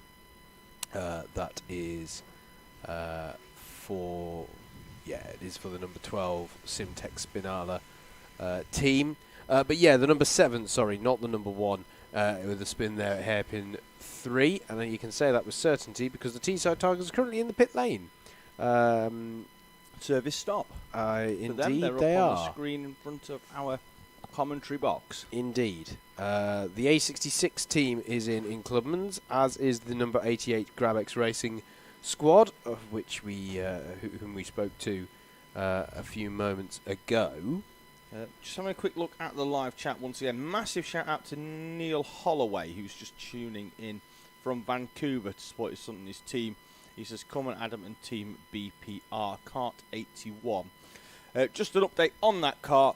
Not had the best of races in terms of staying out of trouble, unfortunately, for that kart. They have had 1 or 2 trips down into the pit lane. Currently stand in 86th place and are in the pit lane at the moment again. Now, that was 1 hour and 31, so that could be well on schedule for them. But they are down in the pit lane. Just a quick one, Howard. That kart for Simtech Espinella had been out for 2 hours and 10 minutes. Now, it's wet. We know it's all right on fuel economy. That's stretching the elastic. Definitely. Yeah, a lot, Definitely, isn't it? that's pushing it. Definitely, that's pushing it. So it's a good point there. And yeah, just on that 81 team BPR as well in the pits. Eventful week it's been for them, making their owner kart debut. A large portion of that squad previously of the Hopeless Disaster team effort in hire karts in previous years, and having to buy a new chassis off of MS Lucas earlier on in the week because of cracks that they found in that chassis. So they've had to. I'm sure it's been quite a learning curve for them, all making that happen. And to a certain extent, I think they should be. I think they should be proud to be. This is the thing. It's a 24-hour race. You should be proud with the race effort, pretty much no matter how it's going in many ways. It's character building, to say the least. I've done 2 British 24 hours in hires, 1 in owners. Owners was possibly one of the most character building 24 hours. Yes. I have ever taken part in. We knew as a team we weren't going to win the race. We came with the plan of just stay out of trouble. Yes. Which was going well until 3 hours in when it didn't go to plan at all. There was contact with the kart at the mountain section and it caused huge amounts of damage. And as a clubman team, and clubman teams back then really were privateers, the best part of 10 years ago. Yeah. Things have changed ever so slightly now. The awnings are bigger and the definition of a clubman team is very, very different to what it was back then. But nonetheless, we persevered. The handling wasn't great towards the end. We did have an hour or two out here and there because it just wasn't where we wanted to be. But we got it back out in the end to take the checkered flag and complete the event, which we'll see, I think, a lot of these teams doing during this event. Particularly tomorrow, we'll see karts that haven't been out for the best part of 10 hours, maybe if they've had a really bad problem, rolling out at 11:45. Absolutely. The class leader in higher novice has just come in, the Boom team, number 65.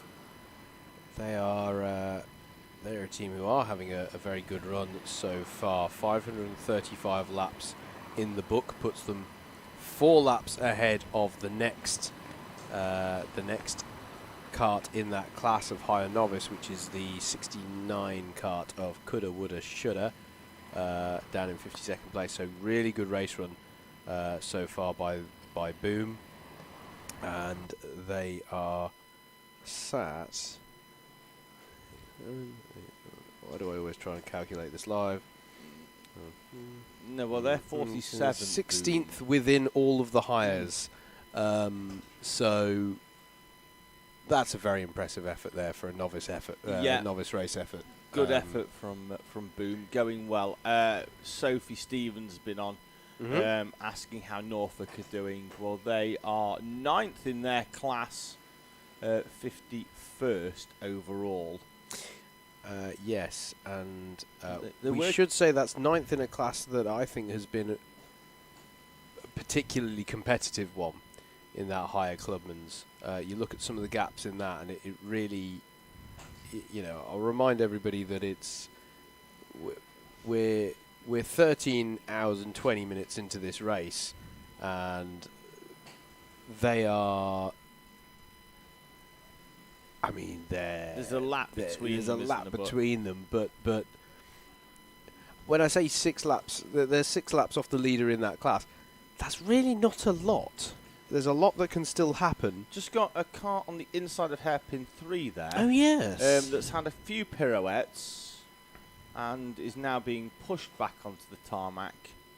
Because obviously the tarmac is wet, but the grass as well, so it's not easy to get back onto. That's a kart with a red Nauseo panel. They'll be coming round hairpin 4 now. Howard, and are onto the straight. They'll be coming through now with that red Nauseo panel. It's the 667. So just an update on how the Norfolk team so it's the Norfolk chances. Is that they are... Oh, God. They were 9th, and then they were on the grass. They may still be 9th, but they have had a bit of a trip across the grassy knoll down there at hairpin 3. They are experimenting with alternative lines. There we go. What we have figured out is that grip levels on the inside, on the extreme inside of hairpin 3, are limited. Yes. No, that's very true. So yes, it's due a stop, Howard. We are, aren't we, from by the our leader? leader? Yes, MS Car Shop. I would expect to see into the pit lane anytime soon. And they are going to hand the lead over to a team that, if I'm being honest, Howard, after their engine change and slight other issue earlier on, that I thought game over. Yeah. For this team. It was a team that I honestly thought, we made our predictions.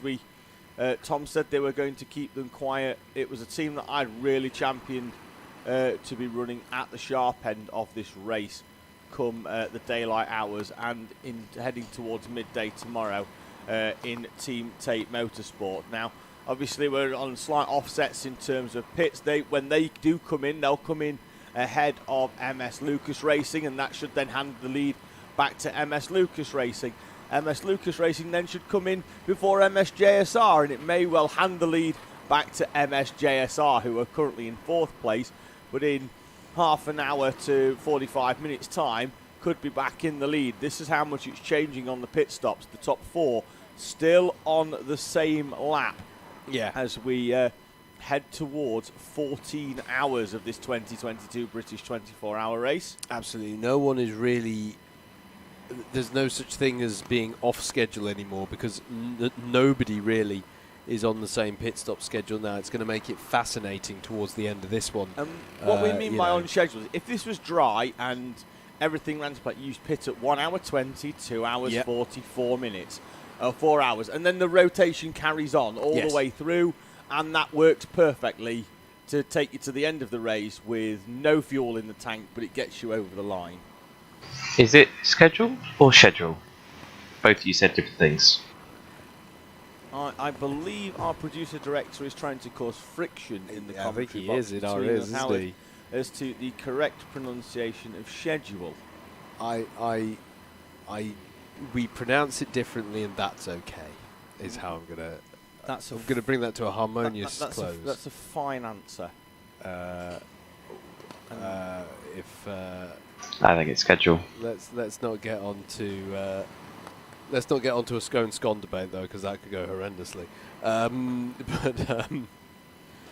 So yeah, we do expect MS Car Shop to come in soon, as we were talking about earlier with the issue that befell the X-Racing squad earlier on. You're looking for that clear fuel Bowser. You're pushing your luck. Maybe you're seeing how much you can save in the rain, and I think that's really a big factor. You know, if you are a squad, imagine if we're still getting this rain in the last couple of hours of this race, and teams are looking tight on the fuel. You're gonna gamble, aren't you? You're gonna try and go for glory with it. And well, if pitting takes you out of the lead, yes, you're not coming in, are you? I mean, if you're going to get to the end as the leader, you might as well get to the leader. If you get to 10 minutes to go and it doesn't happen for you, then at least you've give it a good shot. We're expecting them to come in because it's they're about to 1.5 hours now. MS Car Shop in that 11. Just having a quick look at the car that's just come in, Harry's Hot Wheels 94. They have been out for 56 minutes, and their driver has come in frantically pointing at the right engine, which isn't a good thing, at all. No, I'm kind of relieved to see that, because last time around I noted that the 94 was waving their arms, and I thought it was out of frustration at some traffic, but I think it was much more. That contextualises it differently for me, which is good to see, because I couldn't see anything that the hire car had done wrong. So that is never a good thing if their right engine is down. Oh, and the floodlights have just gone off in hairpin 1. The hairpin 1 floodlights have gone. Luckily, we've got quite a big one on the other side. We have and quite a lot down this front straight, so it hasn't made a huge difference. But the two central pylons have gone off at hairpin 1. 19 has been called in for a service stop. That'll be their mandatory time. Is that a yellow showing at the? Yellow at Paddock Bend post, as well. Yeah, as well. That normally means someone's off at rib. Yes, which I wouldn't be too surprised. These are exactly the conditions where I'd expect someone to be off at rib, and in fact, we can see just there in the distance. Marshall's done a run across there, hasn't he? Great effort from the Marshall. It looks like there could be more than one off there, though. Yeah, so Marshall went running one way, and then he's now coming to get the other one. Yeah, so just where we've got these flashing amber lights there, you can see the movement of the driver getting back into their cart, and at least one of them now getting underway again. Or is he? He's back out of the cart by the looks of it. This is looking back from the reverse corkscrew. Difficult. I don't think I've done. I'm sure somebody in the composition has had this discussion, but difficult corner, the reverse corkscrew. I've always found, David, you're trying to carry the speed. Well, you're trying to get up a big hill, right? You need to get up a big hill. You need to carry as much speed Someone as possible. off at the chicane. As there is somebody off at the D chicane. It's the 57. Oh, it's prime Henry Trina, I think, potentially with the yellow helmet. And he's not the first driver to skittle our barrier. He is not. That's there to slow people down on pit entry. Kart is still stricken down at Rib Bend, at least one. I haven't seen any of the karts get underway again The yet. driver's out of it, and Yeah, that's not and a I saw the good driver sign. get in and then get back out again. There's a as I marshal could tell on it. overstart finish, and It's we've gone FCY. FCY full course yellow with 10 hours and 32 minutes remaining, and there has been a change for the lead because I think MS Car Shop have been into the pits. This will be their out lap. That looks like the 818, I think. Potentially Blue Speed. Oh, is it 818? That'd be Dazzle if it was 818. Blue Speed at 881, and we've got an 81 but it was as well. black number plate, so I don't think Yes. it can be Blue Speed. And we'll keep an eye out on whichever kart comes through here, because they'll be due to make an appearance shortly down the back straight. There's a higher kart bouncing over the curbs, Tom, and Howard, and going off into the tyres under a full course yellow. That is not conduct to be smiled upon. Your black What a lad. Your black number was Reckless Racing that was off down at the mountain section, because they don't have numbers on the side, only the rear, and they've just come through as the first kart visible with a black side pod and rear.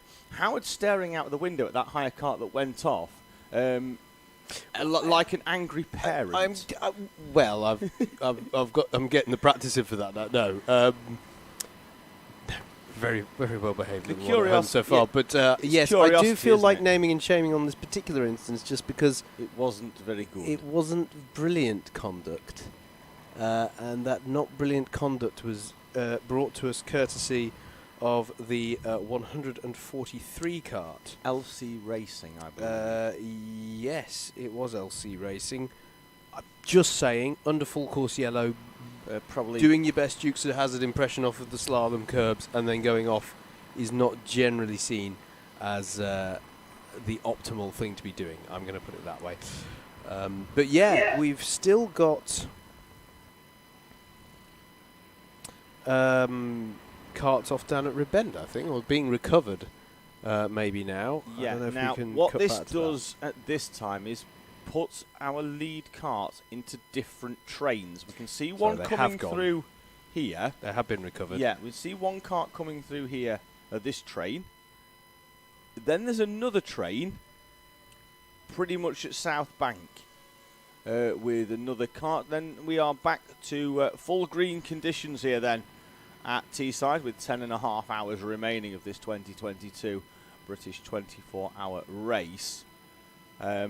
With Team Tate Motorsport, who were out of contention, at least in my opinion, 4 hours ago, leading the way. It's time for a bottom of the hour update, David. Do you want to do the honours or shall I? How do we want I'll to do it because it's the last one I'll have of this stint. Yes, You've indeed. got more time. I do. We will do owners because hires are still cycling through towards the tail end of their mandatory pit stop. So at the moment, Team Tate Motorsport lead by 43 seconds from the 42 of MS Lucas Racing, with MS JSR still on the lead lap as well. Fourth place now is Team Tate Motorsport 2 Rossa Corsa, our leading pro class runner, in front of the recently pitted MS Car Shop. We'll keep an eye out on what their lap time was when they came out, but they've obviously had that under that yellow flag.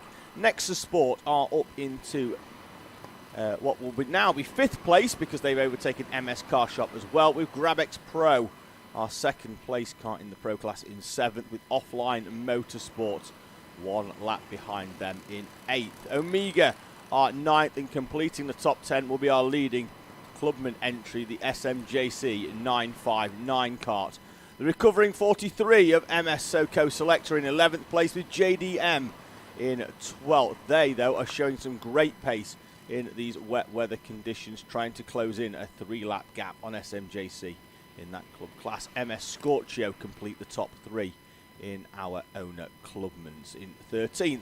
14th will be 303. Then it's Red Graphics, the 113 kart, in 15th place, with MS DLCR and X Racing 16th and 17th. GrabX Motorsport, the 36 entry, is in 18th with the top 20, then completed by Blue Speed Racing and Mad Motorsport.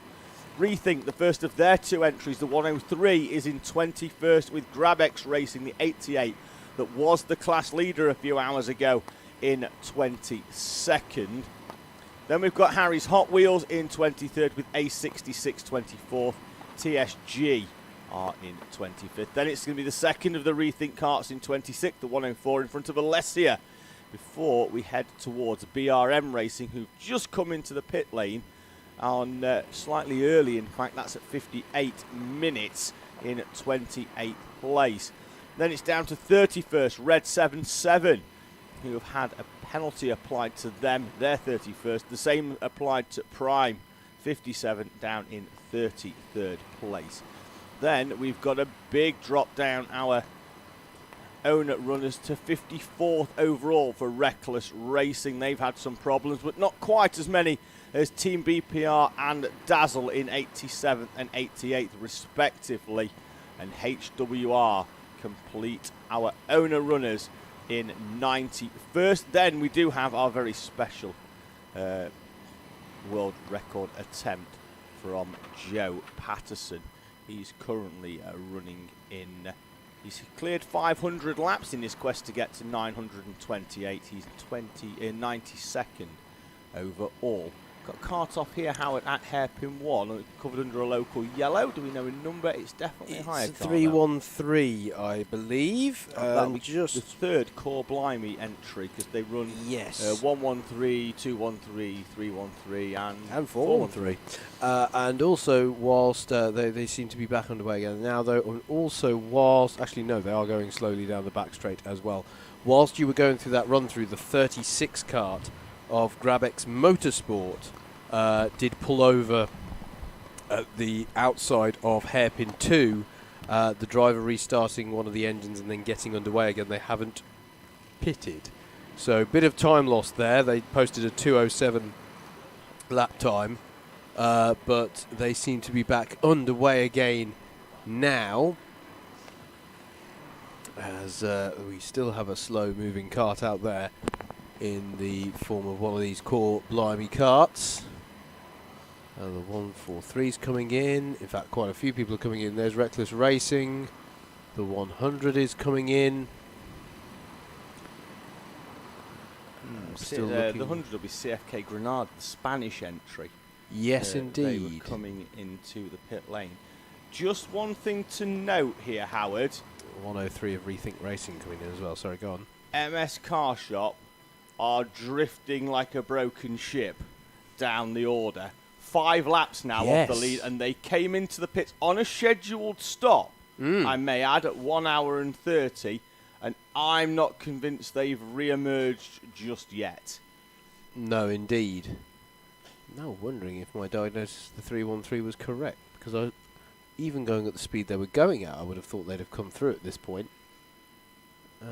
But I've not seen them. I have to say, my visibility down towards South Bank is a lot poorer than this shot, actually. This shot is the best view that we've got, because there is so much glare off of the floodlights into my window here that I've actually got fairly poor visibility off to my right. One thing also to note, Howard, is that X Racing came into the pits with a lap, and then they came back round with a lap time of 3 minutes and 48 seconds and peeled straight back into the pit lane. Currently 18th in class. That sort of lap time suggests very much like it's going on one engine. Yes, and also, the 313 has continued to circulate, albeit with a very slow lap time as well. Is it possible, what can happen with these karts in terms of flooding of the engine? If you hit a bit of standing water badly, I suppose that can cause one to cut out potentially. Well, we saw it last year, right towards the end. Obviously you didn't, Howard. You were off getting ready to get married. I was. But right towards the end, there was a huge deluge, and engines were cutting out left, right and centre. There was carts coming in. Now, you bearing lube or brake cleaner is the best. You spray it on the car, obviously not too close to anything that's too hot, obviously. But basically the idea there is that the water just runs straight off it. But we were having problems with engines cutting out, karts trying to complete the race on one engine because they were starting the last lap and they just wanted to make it round to the checkered flag. So yeah, that is the problem. The thing with them is that they've got a switch on the front to turn the engine on. That does have an electrical cable that goes around. It's only about 3 or 4 inches long, but obviously a connector at each end, and it's fairly widely acknowledged that anything that's electrical or cable or type effort doesn't mix overly well with water. No, rather famously so, it has to be said. But yeah, I have to say, I'm getting to that stage where, we've read through the order, so I've mentioned karts. There are certain karts that I get to at this point in the race, I'm like, I haven't actually seen that kart. Like, obviously I have at some point had it in my vision as... Looked very blue speedy, didn't it? Is the 881 of Blue Speed coming in? Indeed it is. And so too is the number 7 kart from Hires, which is the Century Sim Evolution. Yeah, Blue Speed Ballpark on schedule, 1 hour and 16 for that one. Mm-hmm. Oh, it's not actually, it's 1:27 actually, so they've gone right to the edge of their fuel window potentially. That might explain why that kart was coming in gingerly. Might not have all the fuel in it, but he got it back to the pit lane nonetheless. Grabex Pro have gone long as well, as they've gone to 1 hour and 38 on this stint. MS Car Shop have had a long pit stop at 13 minutes and 40 seconds. So a kart that was battling for the lead and came in at a scheduled stop. I can only imagine as that's come in, they've either been nursing a problem to there, but the pace was good prior to that, Howard. The chances are, once they've got out the kart, they've noticed a problem with that car and taken the opportunity whilst it was there to fix it. But still, 13 minutes, when we'd have expected that to have been under 3, is a big loss and drops MS Car Shop down to 8th place. I tell you what, a team that I'm happy to see coming back up there, but this is what the Knight can do in an endurance race. Nexus Sport up into 4th place now with other teams around them having dramas, losing time in the pits. They are creeping up that order, aren't they? They're 2 laps off of the... You've got this top 3 now. It was a top 5. MS Car Shop, as David was saying, have had their dramas. MS Soco Select have had their dramas. So there's a top 3 that are all on the same lap. Equally spaced, by the way. 40 seconds the gap from 1st to 2nd. 40 seconds the gap from 2nd to 3rd. And then 2 laps back is Nexus Sport, and they're just plugging away at it. They're just, ploughing through, getting the laps in the book, as we've got a spinner at hairpin 1. Oh, and a big impact outside of our comms position there into hairpin 1. The 92 was involved. Stilts Racing.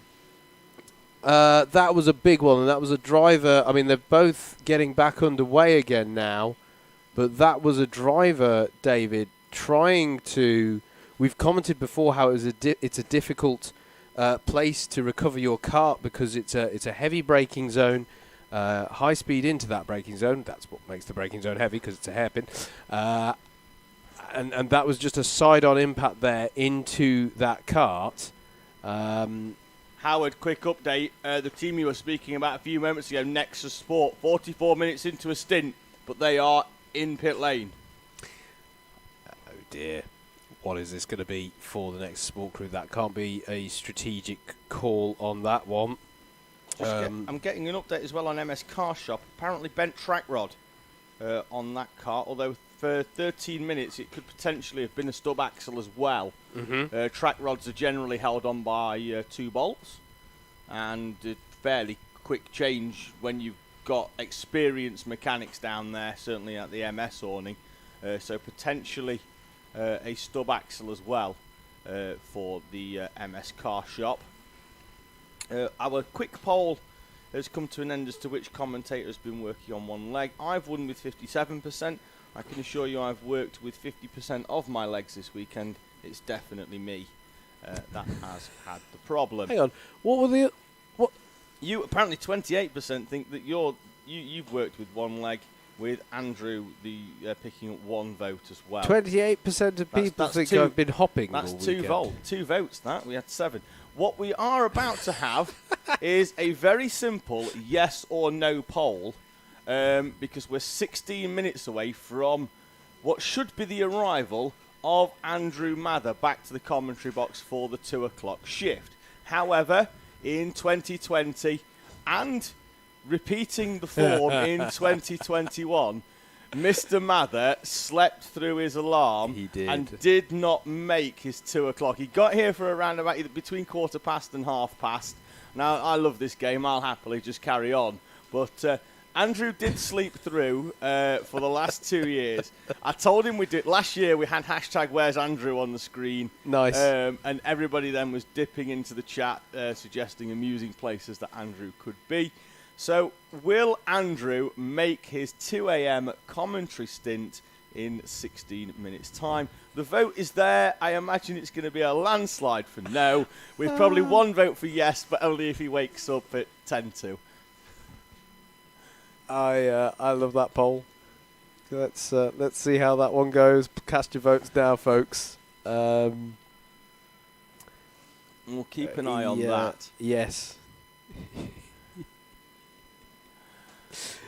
I'm like, I mean, as you say, David, you're in the game, right? You're happy if we'll make it last. I've got a good flask of tea here. We'll be fine. We'll get through it. I've got a coffee on the go early because the kettle took our producer director by surprise because it makes a very similar noise to if his PC was breaking. So he was very worried. Our race leader, Team Tate Motorsport, are in the pits. So at 212 laps and a gap of 15 seconds when they came in to MS Lucas Racing, the number 42 kart. So we are expecting a change for the lead. We've got a marshal out there, I think, having a quick look, trying to get the floodlights, which went down about 20 minutes ago in the centre of the track. Although, I'll be honest with you, Andrew, if they hadn't have flickered at the start and went out, we might not have noticed because it's not, given how dark it is with the rain coming down, it's not made a massive difference. Well, this is the thing, but the circuit is so well floodlit that you can lose a few bluntly. you can see fairly well to drive by. The only section where I think it's pretty crucial, I have been out on track here once where a floodlight was briefly lost through the mountain section, and that was not a lot of fun because it's a blind, as you go over the crest there, it's a blind corner. Got driver off right in front of the camera here, and that's the 22 JDM kart. But they have managed to, they were pitting anyway, but pirouetted on the way in. Race leaders in then. Team Tate Motorsport, the 318 is in the pit lane now. And that is on schedule. I'm just going to do a quick refresh here. I think that's on schedule. 1:16. They've been out. Okay, yeah. So they could have probably gone longer, given that GrabX Pro have done an hour 45. Yeah.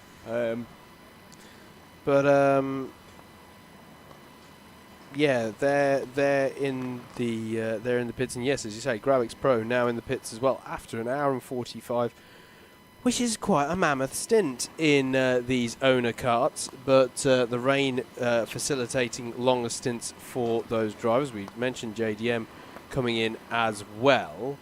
And Omega Racing, I'm delighted to say, having a normal length pit stop. It's been a while since I think I've seen that from the Omega Racing crew with the dramas that they've been having of the last few hours. I am determined. I return back to my point, David, that I still get to this point in the race sometimes, and in a field this big, there are certain karts I haven't consciously clocked and seen out there. One of them, they've gone under the radar. I've highlighted them, and I'm determined to see them go by because the leader in hire karts, this number 25, Honolulu by Saints squad. Oh, just a quick one, Howard. Sorry. Go on. Caught in the tyres on the outside of the first chicane, the chicane and into hairpin 1. Drivers had to get out of that and pull it out of the tyres. It's gone in quite hard, and he's it's lost the an 413. It's a core blimey kart. Yeah, he's lost an engine as well. He's trying to pull start that one. We may get it back under a local yellow, but it might be risky, so I think we might end up with another full course. The only thing that drew me attention to that was the fact that the driver was getting out and stepping on the tyres. I think he's got it going. No, he's getting out again. Yeah, I think that's Tom Dowden in the kart at the moment. And yeah, he's a way off there. He's clearly the engine may be fine, but obviously given that he's on an uphill bit on grass, yeah, that's spinning, he's struggling to get grip with his feet to physically push the kart. So he's going to try now. Can he find traction on this bit of the grass? It looks like he can. But yeah, he clearly got all crossed up there coming out of the wiggles and trying to get it stopped. He is now underway again, but a long way off, as you say there, into the tyres. Well, Howard. Yeah, he does seem to be a bit sluggish on the get-go, doesn't he? He's swamped by other hire karts as well, isn't he? So yeah. He's going to have to bring that one round very, very gingerly. Yeah. Wonder whether he elects to take hairpins 3 and 4 or whether he cuts round the barrier on the outside of South Bank, which will save him a bit of time, but will also save the rest of the field having to try and swoop round the outside of him into hairpins down there at the bottom end. Question regarding David's leg. Oh yes, Hey You's been on just asking how I banged my leg up. Was it a scramble for the last Haribo? No, because we've still got Haribos. I was about to say yes, it was. I went for it and Butters kicked me, but that's not the true story. In brief, nightclub, jumped off a stage, thought I was cool. Turns out I'm not. Broke my foot. If you would like the bullet pointed version, frequently asked questions, we can do that as well later on, but it is a little bit deeper and comes with far more detail of my own stupidity. Yes, indeed. Sorry, kart spun out on the on hairpin 1. Now underway again. That one's going rather gingerly, although that is actually going. I think it's full pace now, which is good. Yeah, that had the look of a driver who was going gingerly because they just spun rather than because they were under half power. But yes, I think it's a fairly exciting story. There was some more boring stories for how one can break their leg. That's Omega off down at the reverse corkscrew. It's very busy. There's a huge gaggle of karts there, isn't there? That at points there were 3 wide on entry into the reverse corkscrew, and they're going to come into sight roughly about now. Yeah, here they are. Yeah, just coming down that back straight.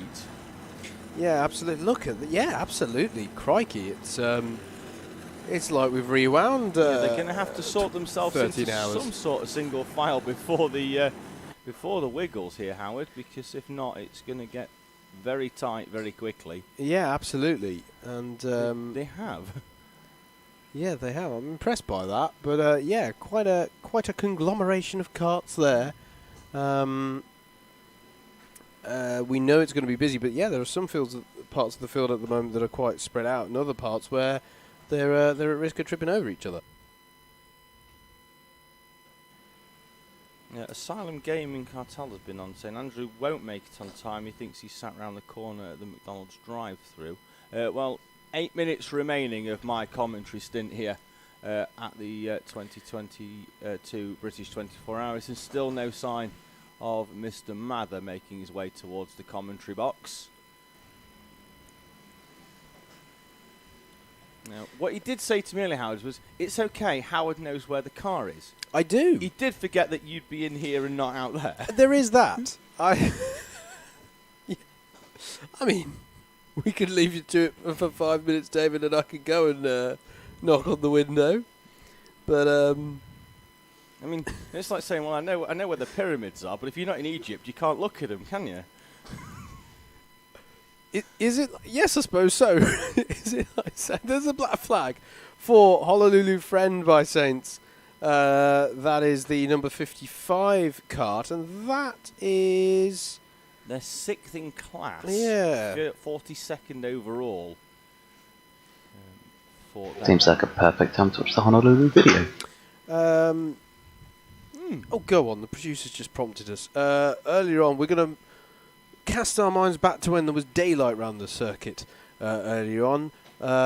We were taking a bit of a look around the paddock, and well, you'll see the Honolulu Racing Squad were good enough to talk to us. Let's take a listen and a look at that for a little bit now.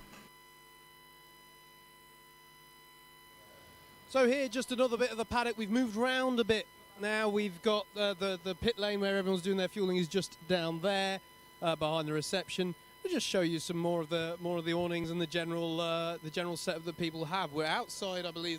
This is the Nexus. Yes, indeed, it is the Nexus Sport tent and setup there. Tent isn't very charitable, is it? The massive awning they have here, and then we've got the Team Tate Motorsport setup over here, and if we just keep tracking down here, we've got a few more squads. The unmistakable awning of Honolulu Racing is the one that, well, it's kind of difficult for it not to catch the eye, really. Squad with a lot of experience down here. Just, as I say, just another area where there's awnings of all these squads. And up onto the banking, you've got the people who are sat out as well, waiting for stuff. Should we be a bit? Let's be a little cheeky. A little cheeky.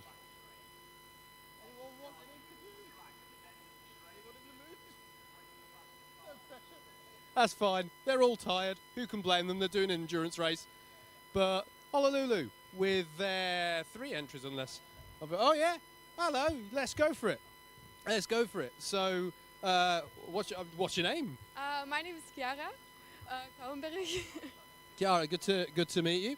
Honolulu Racing, a lot of experience at this format of racing, and I'm going to embarrass myself if I get this wrong. The 3 teams entered this year. 4 teams, actually. 4, my mistake, very sorry. But a lot of history and success with this team. Tell us a little bit about Honolulu. Tell us about what brings you to be sitting in their karts. Yeah, so Honolulu is, in my opinion, one of the best teams in Belgium, really. They have won a lot of 24-hour races. They wanted to make a project with juniors, and they chose me, my brother, and a couple of other people. For me, this is my first year driving the 24 hours of Teesside, so it's really exciting. But I've driven already with the twin karts, though, in the 24 hours of Spa, and in Le Mans also. Yeah, so plenty of experience around that. How do you find Teesside then? It's I always find there's a bit bumpy place, a bit of a challenge on the body physically. But how are you finding it? It's really fun track though. First it was like, yeah, you had to get used to it, like with the bumps. But when you found your way, it's a really fun track. Yeah. Yeah, brilliant stuff. Now, pretty big operation as one of our international teams coming here. What's the setup like? How much stuff have you had to haul here, and how big an operation is it to come and compete here at Teesside? Yeah, it was a long way to come here. We first had to take a ferry of an hour and a half, and then it was more than a 5-hour drive to here Teesside. So it was a long day, really. It's a big commitment. What are you hoping for from the race? Not much, really. We, the junior team, really is here for experience, and yeah, it would be just really fun to get maybe a podium in the category. But yeah, we will see where the race takes us, and if we don't get a podium in the category, it's fine. Just a lot of experience, new experience. And one last thing, this format of racing, I don't know what your balance has been throughout your karting of sprint racing versus endurance, but do you like the format? What's the, sell it to the people out there, what's the best thing about doing endurance kart racing? I don't know. I just like it really more because you can drive way longer. If you have a bad start, you can always like remake the positions really. And in the sprints, you just need a good start because you don't really have time to make it good again. And I just really like it. It's really fun. Yeah. Good stuff. We like it a lot too, so that's brilliant stuff. All the best for the race. Thank you very much for talking to us. Howard there catching up with Honolulu, and towards the end of that interview they were talking about Honolulu juniors and hoping for a podium, but mainly experience. Well, the experience is going well because at the moment they are in a podium place in that novice class, currently running in 3rd place, 1 lap behind Shudderwood Cutter and 3 behind Boom, but at the best they've got a 2-lap cushion to V3 Racing, who are 3rd in 4th in that class. Services are still going on for our hires. I'm just having a quick look. The 420's been called in, so we're almost there through them all. I think we've only got 3 or 4 karts remaining in that class to bring them all in. Then the mandatory stops will be complete, and then after that they'll only be needed to come in if there's a problem. Your owner kart off at Hairpin 1 a moment ago was the 33 of BRM Racing, but they've got themselves back underway again. I think we do need to close the poll, though, that we had definitely need to close the poll. As to whether Andrew would make it back to the commentary box. There's 55 seconds left, so we'll see what the results say when it comes up. It was won by no at 57%, with yes at 42%. So that's just a slight anomaly on the numbers. There'll be some decimals in there because 42 and 57 don't make 100. And this is dramatic because if you're watching on our humble little comms box can on DDMM, you know the result. But if you're on this on the Alpha live stream, we can now exclusively reveal that Mr. Mather is in the comms box for the first time in 2 years. If you said no, Andrew Mather has made it into the commentary box at his required time for his 2 a.m. stint. A wizard is never late. He arrives precisely when he means to. Yeah. Just a quick one to fill you in, Andrew. All changed. Everything's changed. Everything's different. Changed. We're going to have to fill you in. Yeah. So I'm going to hand over the reins, try and get a little bit of rest. I'll be back at 6 a.m. to run through till 10. Hopefully it's still fairly similar at the top, so I don't have to have a full catch-up again, but I'm sure that Howard will fill you in, Andrew. Yeah, absolutely. So we are coming up to, well, we've passed it now. We have now completed 14 hours of the 2022 British 24 Hours of Karting here at Teesside Autodrome in Middlesbrough in the United Kingdom. 10 hours to go, a Petit Le Mans to go for you endurance sports car fans out there, until we will crown our winners in our various classes across owners and hires and the subclasses therein. And it is now, for the next couple of hours at least, myself, Howard Mitchell, and Andrew Mather joining me in the comms position. Together, we are Double Dash Motorsport Media, so my DDMM partner in crime is back, and I'm glad to see you, mate. It would have been... Never in doubt. No, it was never in doubt. No. An interesting one as well. 14% of people polled think that you've been doing the entire race on one leg. There's your other stat. Okay. Which I beat you at 28. So clearly, I don't know what we want to read into that, but a significant proportion feel that that's the case. But yes, anyway. The other thing that I've come back into the box to find is Yes. say it has all changed, and this is why we love endurance racing. Also, someone doesn't like the Haribo Love Hearts. Who doesn't love Haribo Love Hearts? They're great, 'cause I really like them. No, I love them. Ironically, given what they are. Also, apologies to some of the people. I've also come back to find that Cloudbot has been overzealous. With comments. Yes. And emotes. Yes, indeed. There's a reason why we have to have the emotes filter on. I won't go there, but please, YouTube, sort out your bot comments, please. So, story of the last few hours, mate. Around about 11 p.m. What is it now? 2 a.m. Okay, 3 hours ago. The big dramatic impact of the race. So, yes, you came to me, and we had a chat about. They've just had to do an engine change on the Soco Select, but they've managed to retain the lead.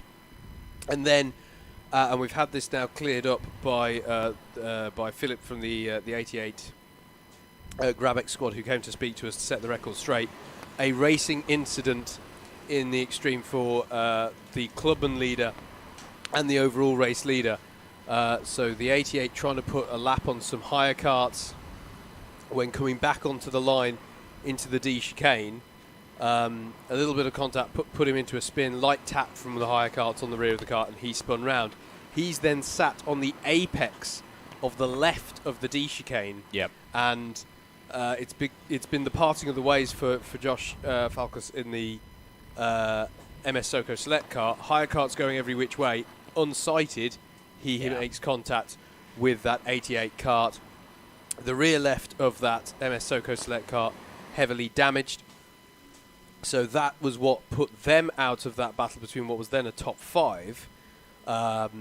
And then the other big one that's fallen, whilst we're on the subject of those who've dropped out of the top 5, MS Car Shop losing a significant amount of time. I'm not sure we've found out yet what the actual cause of that is, but they lost quite a significant amount of time in the end. It was 12 and a half minutes that they lost through repairs to their car, and that's dropped them out. They did lead the race briefly at one point. So we're now left with these top 3 who are all...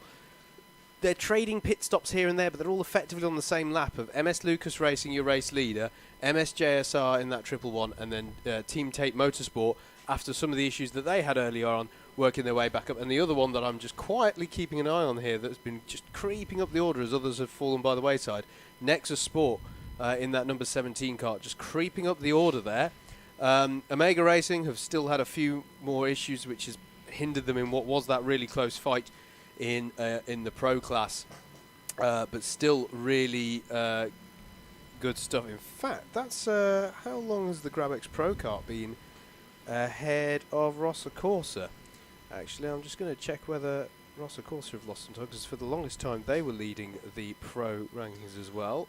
They did lose some time on lap 604. They've just put lap 620 into the book. So a while ago, about half an hour ago, I'm not sure if we clocked that, but they lost a fair amount of time. So the night is doing, Andrew, what the night time does in a long 24-hour race, which is that fortunes change. We've had, the hire kart class, we've actually not done a bottom of the hour update on hire karts for a number of hours because the service window has just meant kaboom. Just don't bother, not least because some teams, such as Race for Ruben, they got serviced whilst it was dry. The rain came down.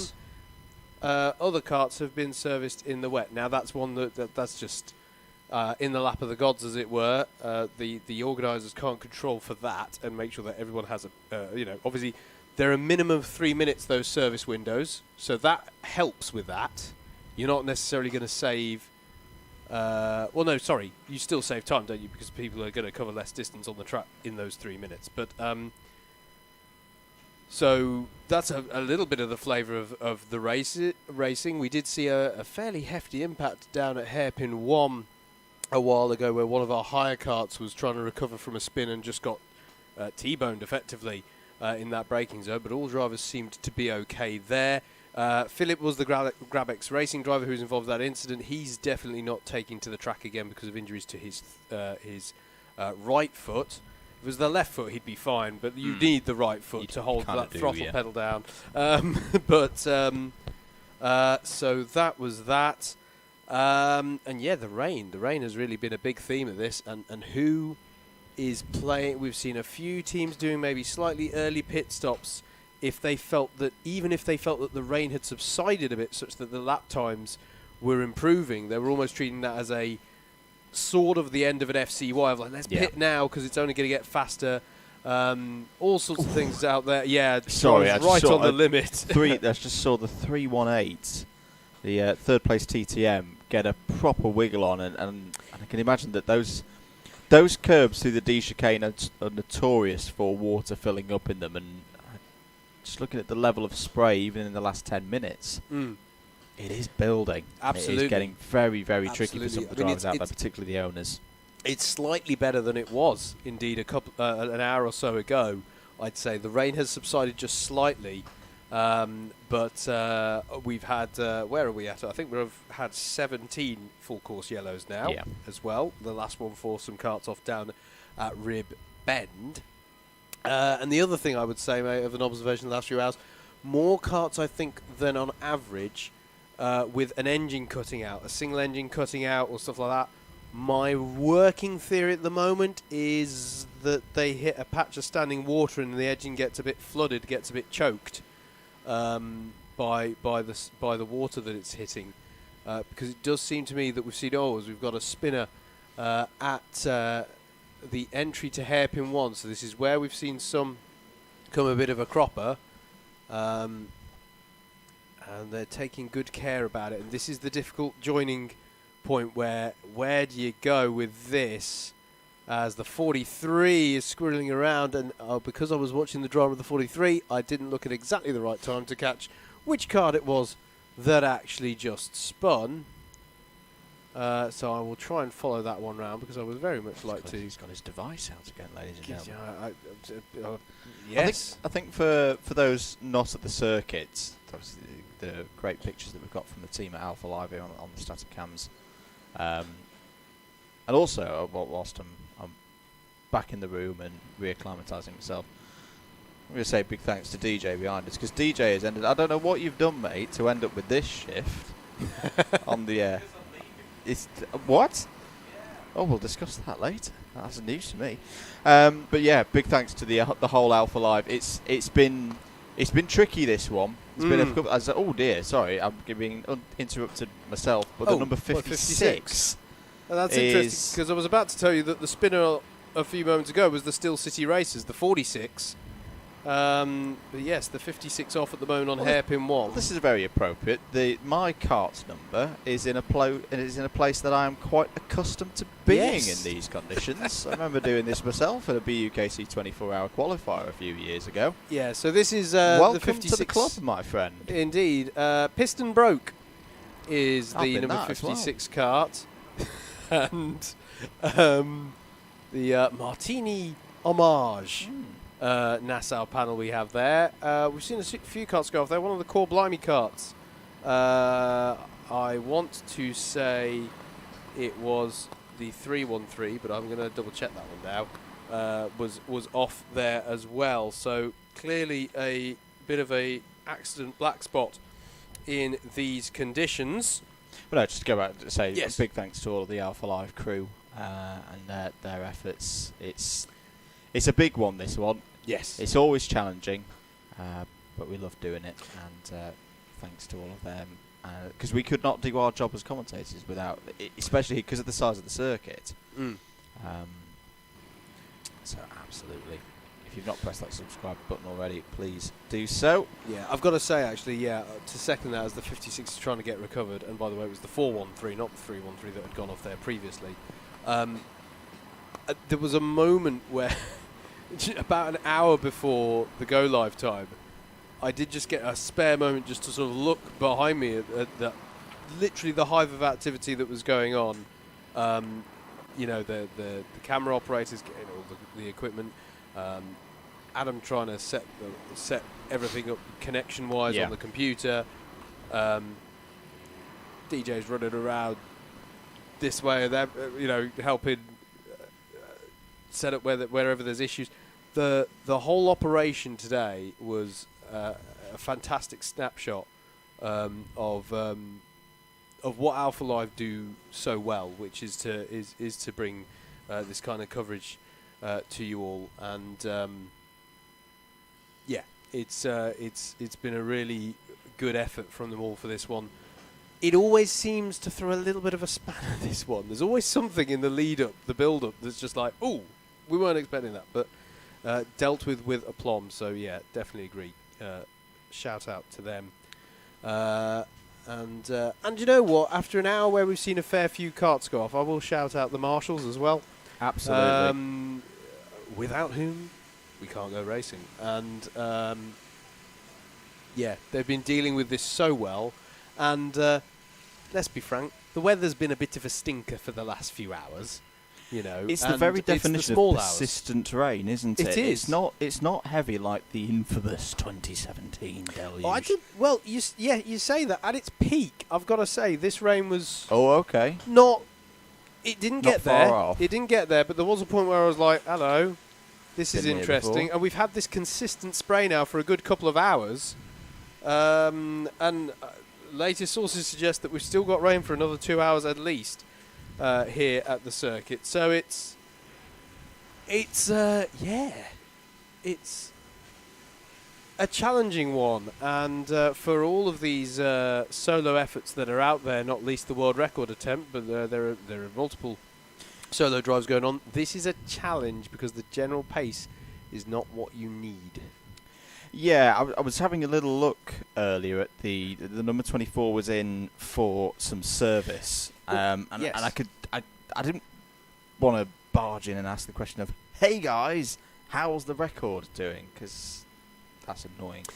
But how are they doing? Do we think? Well, we did have Joe's brother-in-law, I believe it was. Apologies for got that mistake, that wrong. Come in and give us an update. There's good news and there's bad news. So, well, I say good news and bad news. At the moment, by our maths, he is a little bit short on target for it. Yeah. But everything seems to be going well. You know, he's had that service stop. They've given the necessary TLC to both driver and kart. And the cool bit that I really like is a record has already been set. Is this the 12-hour? Set the 12-hour record. We haven't had it confirmed exactly how many laps the record was registered as, but there has been I'd a record heard set. that the target was 750 kilometres. Right, okay. This has folks who follow this kind of thing are probably already aware, and if you're not, here's a piece of information for you. When there's no official record set for a Guinness World Record, and it's like nobody's ever measured this before, aha, I'm going to set a record. The Guinness World Record's often set a minimum. You can't just turn up and go, oh, I did one lap in 12 hours. There's no record, therefore I'm the record holder. It's almost like a minimum qualifying time or qualifying effort. So I heard it was 750 kilometres, which he had done by the time, was it about 4 or 5 hours ago. Mm-hmm. And the other points as well, I heard Ross was down there as well and was reminded that that Kat was saying earlier on, no solo effort in an owner kart has ever finished the race. No. Has ever finished the race. So even if it is not a record day, if that number 24 can still be running in 9 3/4 hours time, that is still a massive achievement in itself. Keep your comments coming in. Let us know where you're watching from and who you're supporting. Just trying to work out Any poll ideas? what the yellow flag down at Hairpin 3 just was, but it's just been moved back in. And I've got a poll idea because I heard DJ in my ear. What form of sustenance is getting you through the night if you are a European-based viewer? If you're an other side of the Atlantic viewer, you don't count because it's still reasonably in the evening for you guys. But yes, let us know. I don't know. I'd still quite like know, or wherever you are. In some ways, I'd like to know this. But we did have what's keeping you awake poll though is the only risk. That's quite similar. Which the option of David and Howard came third. I think. Understandable. We were ahead of other. Okay. What defines other? Which I don't think we should comment on what constitutes other in that context of what's keeping people awake. Let's move on.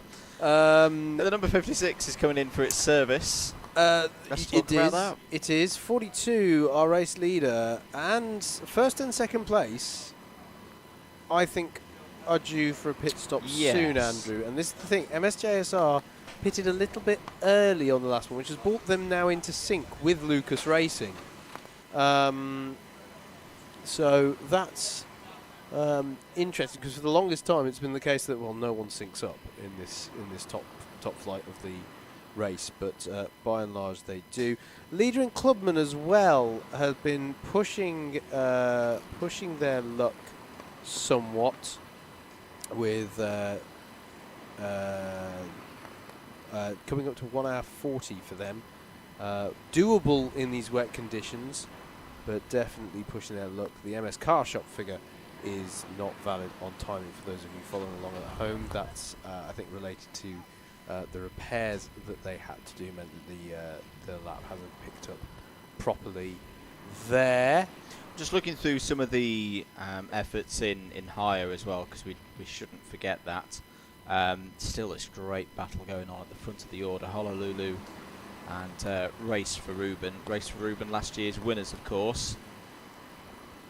And don't worry, they haven't been going for nearly 14 hours on one tank of fuel. We know that's I'm going to interrupt myself again, because we've got a kart facing the wrong way in the latter part of hairpin number 1. It looks like an owner kart. It is an owner kart. It's pirouetted, I imagine, as they've got the power down, because it's very much two different lines at the moment. Ooh, as one of them just found them there.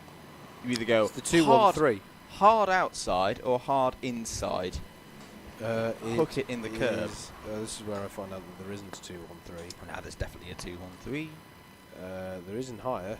There isn't. There we go. There we go. Oh, it's red 7. Yes, red 7. Sorry. Do you know? I did know that. As I keep saying, I reckon by the end of the 24 hours, I will have learnt the numbers. They are now back underway. Into the pits comes former race leader MS Soko Select. And interestingly, they've managed 1 hour and 39 minutes, according to the figures. Well, my end of the comments box, we've got these two different counters that broadly agree. So yeah, about 1 hour and 39 minutes that they've done. It might seem a bit crackers to think this, but I reckon if you're one of the teams now in a position of trying to win something, this is the point from which you try and work something a little bit on fuel.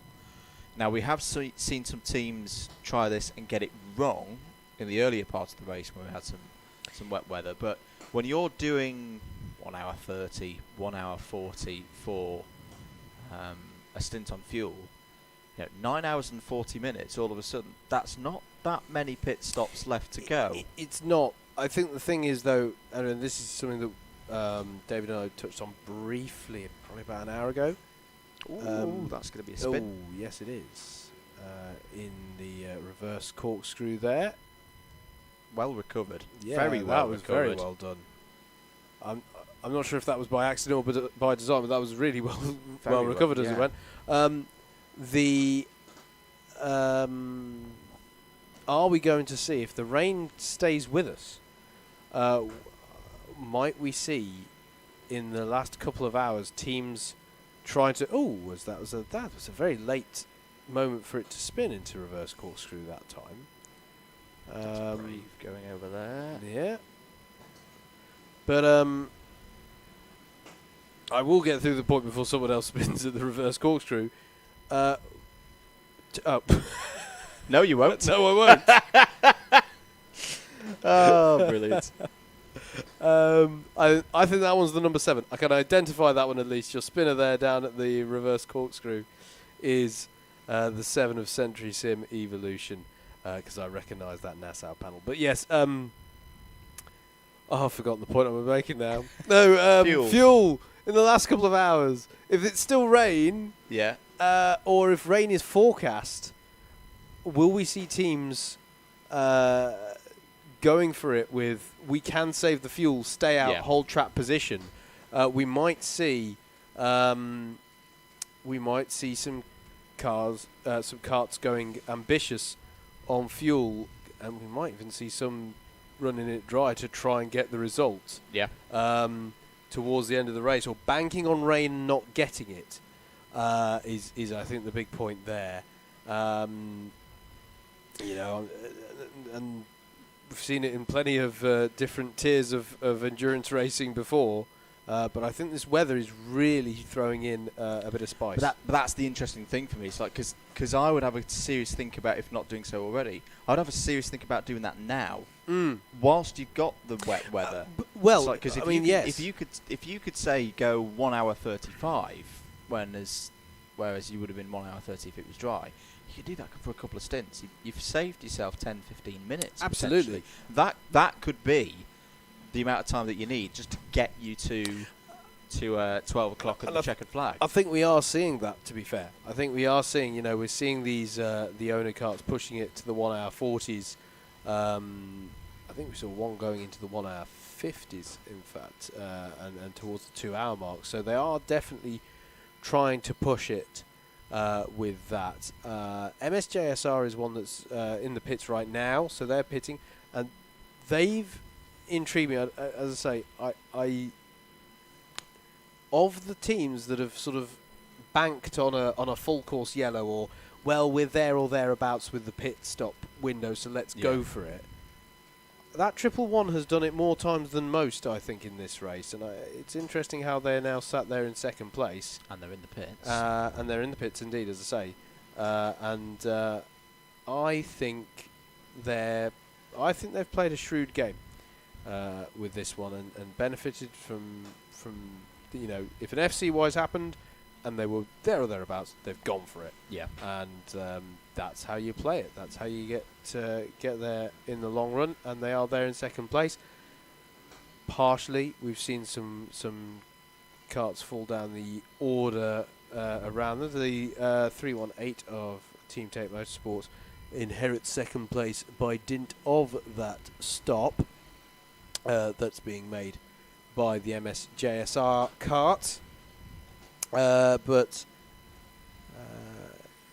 It's an interesting one to see how that plays out, as we've got a kart off in hairpin 1. While still checking that, I just want to praise again Nexus Sport. Proper dark horse, but nicely coming into this. Absolutely, you look at their record. They were 7th in class last year, 16th overall. The Scottish team, David Wagner, Greg Barnard. Greg Barnard, a very solid driver, very quick driver, who we know from the Club 100 scene, has raced in that for many years. Charles Wagner and Stephen Welsh in that team as well.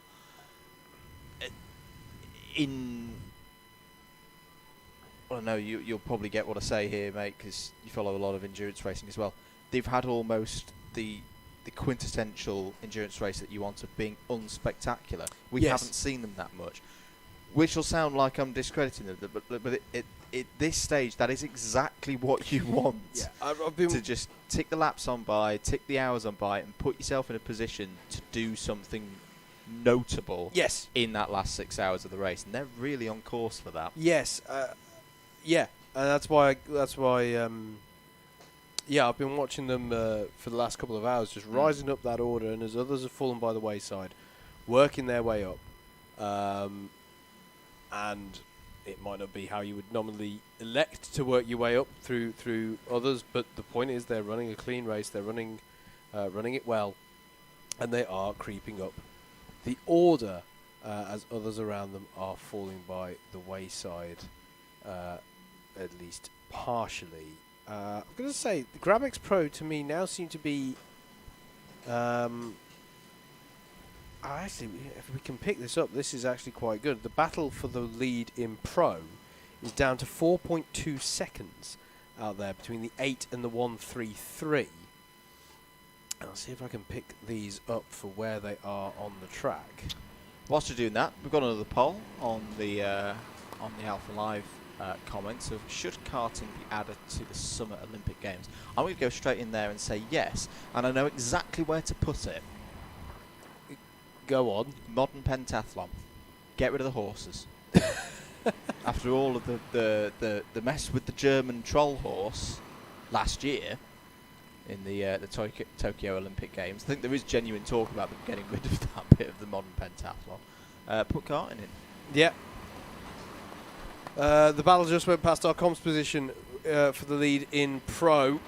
Grabex Pro and TTM2 Rossa Corsa, who led this class for a very long time in the early portion of the race, just 2 seconds between them. And they will be coming into this shot, although it'll be slightly difficult to spot them at this distance. There they are now, just hitting the apex there at the reverse corkscrew. But this is a really interesting battle through the darkness, through the wet and the darkness. I mean, the conditions that have been thrown at these drivers for the last few hours have really been something. But here they are battling through the darkness and in quite a gaggle of karts as well, working their way through the traffic. So this is definitely one to watch, the battle for 5th place overall. Oops. And for the lead in Owner Pro, as there's an incident at hairpin 4. And is that driver stuck on the tyres, or he's got his left wheels into the groove? Yeah. It's on screen. They drop away. The curb drops away quite quickly there. I was just not quite getting the lock on. We've missed an opportunity here with the karting and the multidiscipline sports, because 2 chaps both on Birmingham, as there's a black flag. I will come back to that later. Black flag for the leader. Another big moment in this race. 2:28 in the morning, a black flag, and I think that's the second one of the race for MS Lucas Racing. Yeah, indeed. We're not seeing what that one is for, but that is going to be big here, and that will give the lead to Team Tate Motorsport. I would have thought. I can't see how it could come out in the wash any other way. So, yeah, they're going to have to be paying a visit to the pit lane. Just checking to see if there's any indication on our various sources of information in the box here as to why they've received it. Hello to Wim de Klerk, who's supporting the 172 kart from Belgium. This event always well supported by the Belgian karting community. Great efforts over the years. My mind immediately springs to the kart events .be, kart events Belgium efforts. Well, the 2 kart events .be efforts, 2-man efforts that finished 1-2 in class a couple of years ago. David messages us from the paddock. He's I'm sure he should be getting some sleep at this point. But anyway, the 103, one of the Rethink Racing karts, having welding done to it with a snapped front yoke after contact with a higher kart over the mountain section of the track. What opportunity did we miss, by the way? You were 2 people who've been or spent significant parts of their lives in Birmingham. Yes. We should have had a word and got karting into the Commonwealth Games. That's true. That's true. We've got the hockey being held at the university. Bring back. It's a bit late now. Bring back the Birmingham Super Prix for the Commonwealth Games and do superkarts. Yes. Oh, we know. Make it happen, drivers. Make it happen. Black flag still being shown for the number 42. Has to have seen it by this point. Hello to Adam Whiteley as well. Good racing, coming all now. of you. You're listening in the background while I'm asleep. Don't go to sleep, Adam. Not yet. Don't sleep. Stay awake. But yeah, leader in for... now, the other thing that this really could put a scupper in the works, they were due a pit stop. They were due a pit stop. And they've now got to come in. I hope they've got enough fuel. They've got to come in, serve the penalty first, then go back out and get round again to complete and get a pit stop, because you can't come in and serve a penalty and do a service at the same time. Change of position at the front of Pro. class, Andrew. The 133 of Rossa Corsa has been a bit more efficient getting through that traffic and has got back past GrabX Pro. Yes. And I've got a funny feeling that actually that might have changed around again.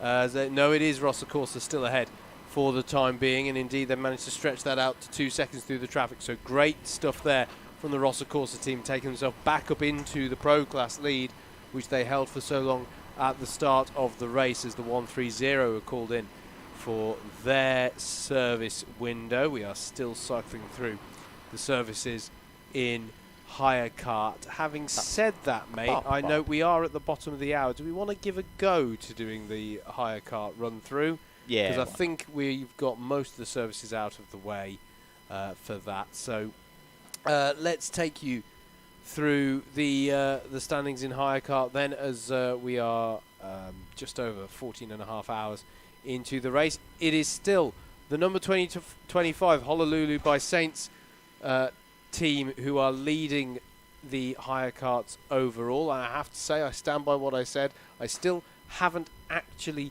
seen them. It's just one of those karts. I've not actually visibly clapped eyes on them. They're obviously out there doing a great job. The Honolulu karts are running quite similar liveries, but that Belgian effort anyway. Honolulu by Saints. They don't need me to see them. They're doing well without that. Thank you very much. In 27th place overall in the race. It's then 2.5 laps back to race 4 Ruben in the number 95 within Hire Karts, and then you have to go back a further 4 laps to get your 3rd place in Hire Karts. So for me that underlines just, I mean, how competitive, you'll see as I start getting into some of these gaps, how competitive these Hire Karts are, as we've got a couple off down at the hairpin 1, just recovering as well. But a lot of drivers, I think, struggling to stop these heavier Hire Karts into that hairpin. But I digress. JS Racing, 4 laps back, 3rd overall in the Hire Karts and highest of the Hire Pro class. And then you have to go back a further lap to Honolulu Racing 1, the 4th within the Hire Karts and 2nd within the Pros. Then you have to go back 58 seconds to get to SKA Racing in the number 67, 3rd within the Hire Pros.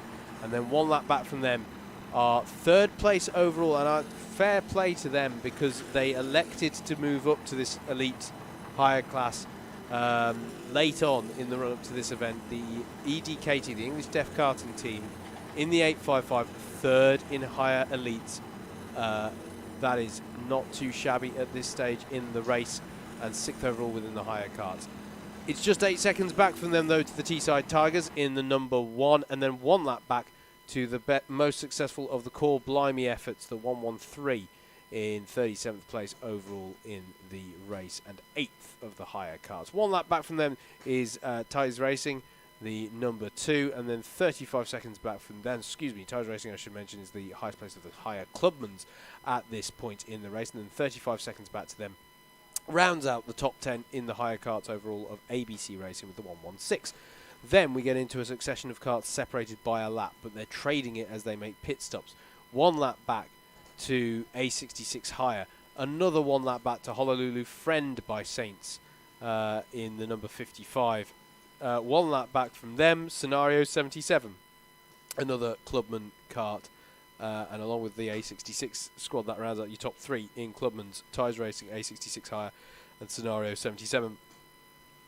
CSM Racing, though, are a further 2 laps back from them in the 181.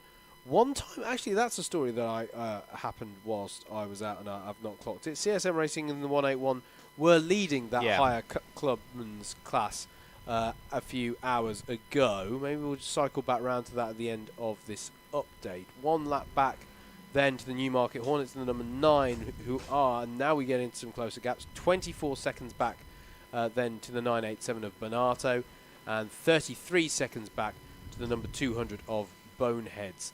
13 seconds behind them, this really is the close patch of the higher karts. 13 seconds behind them in 47th place overall, our higher novice class leader, the 65 of Boom. They're having a fantastic run so far with 577 laps in the book. 19.5 seconds back from them are the Norfolk Chancers, the 667. And then you have to go back. Timing's having a little bit of a problem telling exactly how far back because they've just come out of the pit lane. But Maple Motorsport have just come out of the pits in that number 74. Podium finishes in their class last year. And they're having a decent run of it here as well. 2 laps back then to Good Chip, the 888, and then it's 1 minute back to second place in the higher novices and 52nd overall in the race. The 69 of coulda, woulda, shoulda. 1 lap back from them is Lock, Stock and 2 Smoking Cheeses. Then it's 1 lap back to Eat, See, Race, Repeat, the 79, and then another lap back from them. Oh no, it's changed. Half a minute even back to Tockwood Motorsports in the 78. 1 lap back from them is the number 88 of V3 Racing, which rounds out your top 3 in the higher novice category, and then it's only 10 seconds back from them to Badger's Best Racing, the number 18. 16 seconds behind them is the 75 of Lads Racing, another one of our novice teams, and then it's a lap back to the BCW Mulsanne Racing, the number 36 within higher karts. They're one of our club teams. 39 seconds behind them, and rounding out the top 60 within the race, the number 85 of Honolulu Juniors are running there, and then it's 23 seconds back from them to the 172 of Receding Racing. 1 lap back to Chadwick Racing in the number 29. No, correct that, as pit stops are working themselves out. It's 43 seconds back, and this is quite close between the 29 of Chadwick Racing and the 629 of Garage 29 Graphics, just 3.3 seconds separating them last time they crossed the line. Century Sim Racing are next in the number 59. They are a lap back. They are 28 seconds ahead of another Core Blimey car. This is the 213 effort there, who themselves are 40 seconds ahead of another higher novice effort, the number 19 Newmarket Buzzin' Hornets. 40 seconds back from them is the 590 of Porsche Sport, and then it's 2 laps back to the 143 of LC Racing. 14.5 seconds back from them is the 777, and then it's an hour and a quarter, 1.25 minutes back to the 999 straight through crew. 1 lap from them is the 666, all the triples. It's 777, 999, 666. Then it's SimTech Super Pink there next, as I can see the 23 is getting pulled into their pits, their service. That's the Optimist. We'll get to them. Still City Racers are next, and then it's BTM in the number 33. The Cheshire Cheeses are next in the 969, but they're making a pit stop, as are the next car behind them, Core Blimey Racing 313. So there may be positions gained there for the number 100 CFK Granada. The Renowned Vankles are pole sitters for this class, are next up there on a bit of a recovery drive after a lot of dramas early on, but they are actually working their way up through some of that higher novice traffic. 1 minute 19 they've got to make on CFK Granada to try and get by them. Piston broke. We saw them having a bit of a drama in the last hour down at Hairpin 1, but they got going again, and they're currently running 78th overall. And then it's 1 lap back to the 413 of Core Blimey Racing's 413 effort, before you go have it back another lap to the currently pitting Barp Barp. The Optimist is next. They've just been called in for their service, so they will drop down somewhat with that minimum 3-minute service window. Next, it's Century Sim Evolution in the number 7. Then the number 12 of Simtech Spinala. We saw them about an hour and a half ago. Stationary in Hairpin 3, had to be recovered back. Did the Simtech Spinala kart, the number 12. Oh no, did they enact the Ferrari master plan? It looks like they may well have done. 2 laps then to the number 96 Veterans Motorsport UK. 3 laps back to Stilts Racing. And then it is 5 and a bit laps. Well, it's 5 laps and then a few seconds back to, it's 7 laps after all that, back to Full Throttle Racing in the 201. Bottas boys are next in the 541. We are now, I'm afraid, in the karts that have had some kind of issue before their race. The gaps lengthened somewhat here, so it's 5 laps back to Bottas boy from Full Throttle Racing. There's 4 laps back to the Dukes of Stafford. 2 laps. A further 4 laps takes you to Simtech UK with the 420, and this one, one of our solo runs. Shout out to Julian Clist, who's been trying really hard. It is 112 laps back at the moment. to the 133 of 24 hours for Diabetes UK. That's how they line up in the hire kart class.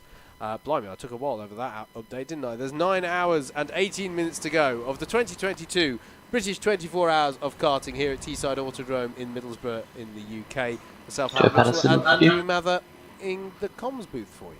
Thank you very much, Howard. Before I get on to that point, we've got another spinner in hairpin number 1. I should follow up on one thing. What was the story on CSM Racing? I don't know. Oh, okay. But other than the round of it, though, it's something we've seen in that category, that club and category over the last few years of teams lead, have setbacks, but then come back through. I would say if you're 8 laps within the lead in that class, you're in it. You're genuinely in the battle there, and there's no reason to be disheartened at this stage. Something I do just want to give a bit of attention to. Whilst you were doing that update, Howard, I was having a look at Grabex Racing, or more specifically, Grabex Racing's times. They're in 20th place at the moment, but they are absolutely flying. When I look at the other teams in the teens, I'm seeing 137s, 138s. I'm probably wrong, but I think it's Adrian Kardash in the kart at the moment. He's flying 134.147 in the time you're doing that rundown, mate. This was a slightly longer one, but the Grabex Racing pulled a 15-second gap up the road to Blue Speed Racing, overtook them, and now are 7.5 seconds ahead of them. That kart has got some pace in it in these conditions. I mean, unfortunately, I think they're out of contention for overall maybe top 5.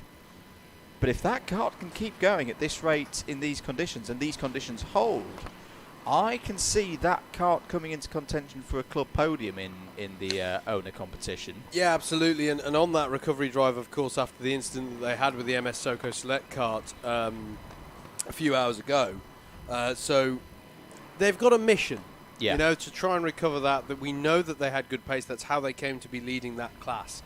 And yeah, it is absolutely correct, though, to say they have some fantastic pace out there at the moment. And there's a contact I can see outside of the comms position here. Hairpin 1 again. It's which one, sorry? Hairpin 1. Hairpin 1 again, indeed. Oh, and there's someone spinning there as a marshal is trying to assist there. That's never a good thing to see. The number 7 is involved. That's the hire kart that's involved. So that's the Century Sim Evolution. I didn't quite clock which. I wanted to say it was the Dazzle kart for a second, but I didn't. I can't attest to that with great confidence because you'll appreciate still visibility in the box somewhat hindered by the glare and the darkness. And these conditions. So we've been saying about the great efforts from some of the sim racing communities. This will really be a learning curve for any of them who've not done this before. It's a very hard thing to describe to someone who's not done in the wet, driving in the wet on slick tyres, and how it feels. And just, especially if you've grown up and thought, well, this is how my front end of a car or a kart needs to feel, and you just feel completely hopeless with it. It's a big challenge to get your head around, especially when you've not learnt and grown up with karting.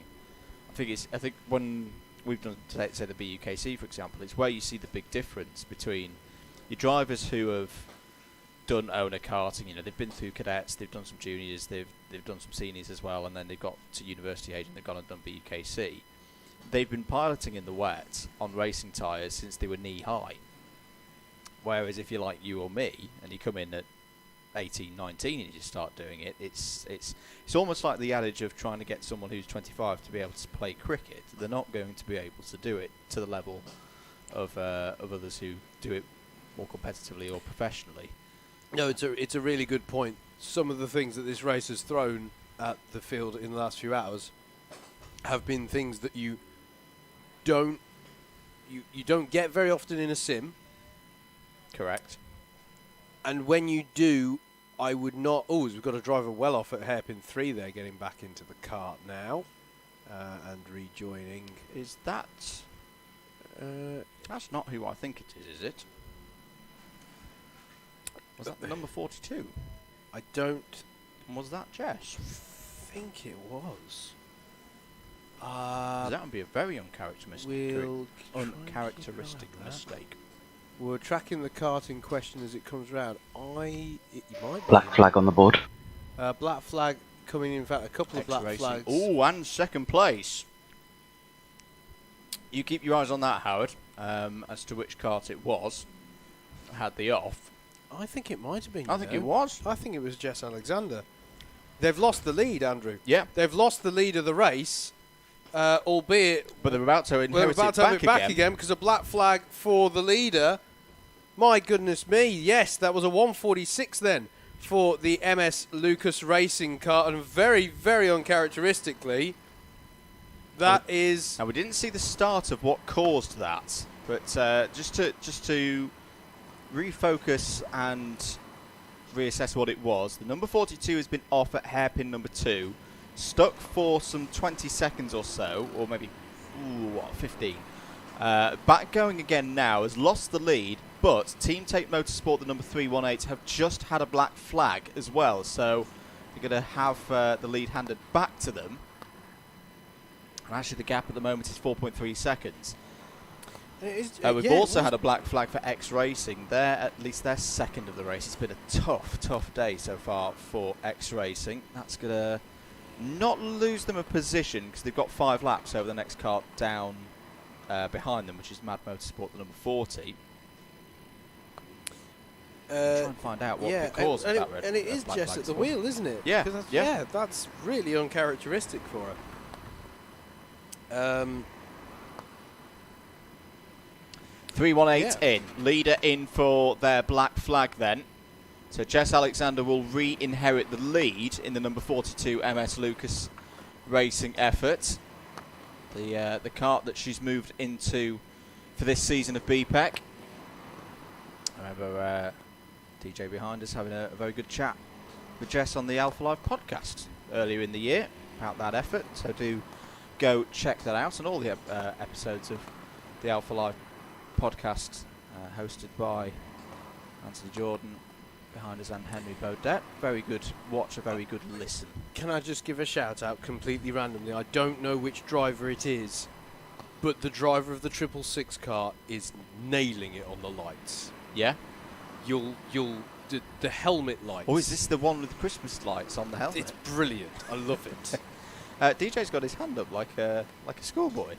I didn't want to butt in, but I have a theory on what it's like to drive a kart on slick tyres. He's now talking to us in our ears for those on the stream. You'll be able to hear DJ on the DDM stream. A theory of what it's like to drive in the wet on slick tyres. A theory? Yeah. What is that theory, DJ? It's like asking your spouse to do something and then 5 minutes later they say, what? That's like the kart reacting. I like that. So for I'm those not going to say that one. I think you should say that one, Andrew. My spouse is many miles away. I can see what DJ means here. It's oh my goodness me, the 59's having a bit of an adventure on their way in for a service. I'm so shocked by that. I just put my hand in my tea. It's that time of night. What DJ's meaning is we've gone full course yellow. Perfect time to talk about this analogy as the race is neutralised. It's the response time of the kart, and you turn in, nothing happens. You put the throttle down, nothing really seems to happen. You put your brakes, you press your brake pedal, nothing really happens. And DJ's response is like when you ask your spouse to do something, and they say what 5 minutes later. There we go. No, I don't know what you're talking about, either of you. I simply do not recognise the situation being described. Moving swiftly on, 9 hours and 8 minutes of this race to go. We're under full course yellow here at Teesside Autodrome. I believe, is that number 18? To be clear, my wife knows the situation that you're describing very well, but I don't. Well recovered. There we go. Hi, Nikki, if you're watching. Did you want to go to the Joe Patterson interview? Which is quite possible at 10 to 3 in the morning. Let's have a quick pause whilst we're under full course yellow here at Teesside. Let's catch up with Joe Patterson and an interview that we had with him earlier. I am joined in the pit lane on Friday, it is today, with a very special entrant to this year's British 24-hour. It's Mr. Joe Patterson. Joe is attempting a 24-hour solo kart record, so distance record, furthest distance in 24 hours. Joe, first of all, talk us This through is 7 minutes, so feel free to have a break. Why are you putting yourself through this? I've always said I would like to do it. It's kind of like a bucket list. But like you say, you always say you're going to do it, but you kind of don't. But then, obviously, the situation with Dottie, my niece, with her brain tumour, inoperable brain tumour, it was kind of like, you know what, now's the time. I know Ian done it last year, and then I thought, right, well, yeah, let's go for it and see what we can do now. Okay, well, Dottie's here with us, so absolutely gorgeous, as always, and Dottie's here, and this is all for her. There's lots of badges that you'll see around the paddock. I've got one on. This is Dottie's journey. So stickers on the cart as well. Talk us through the charity, how it's going to work, and talk us through Dottie's story. So we've got a Dottie's Journey Trust. She's got a Facebook page, Instagram, Twitter, and it is basically all for her in aid of, hopefully one day maybe out there is a future treatment for her, or worst case it'll be just future care. So just to get by just through life, because she's always going to have it, and yeah, it's just because it is expensive, care is expensive, and that's why I'm trying to do as much as I can for her as an uncle. So purely raising money for the Dottie's Journey. We'll put a link up on the stream as well. So is it a Just Giving link, I think, and we'll or something along those lines, and we'll make sure that it's up and there's donations coming in. So talk us through what's going to happen this weekend. I mean, your prep work initially. What have you been doing physically to prepare for this mammoth effort? And then also, what have you been eating and things like that? And then what are you going to be eating through the race to keep yourself in check? So basically, I've signed up with Adam with the BPEC series. I've raced with Scottish in Red Racing. Just again, get back in the go-kart. I've been out in the go-kart for 6 years now. So I'll be doing that. I'll be doing a lot of gym work. Keeping fit, watching what I eat, eating a lot better. Cut it like last 2 weeks now. No fizzy drinks whatsoever. Just trying to get that all out of my system, and just basically looking after myself. So really, I'm doing all of this that I'm going to be absolutely dead by the end of it. But for Dottie, but it's making me a lot better, healthier wise as well, which is good. And during the race, what are you going to be? How are you going to be taking care of yourself? Have you got pre-planned rest breaks, or is it just going to be as and when? Are you trying to go for as long as possible initially and then have a break? Talk us through that.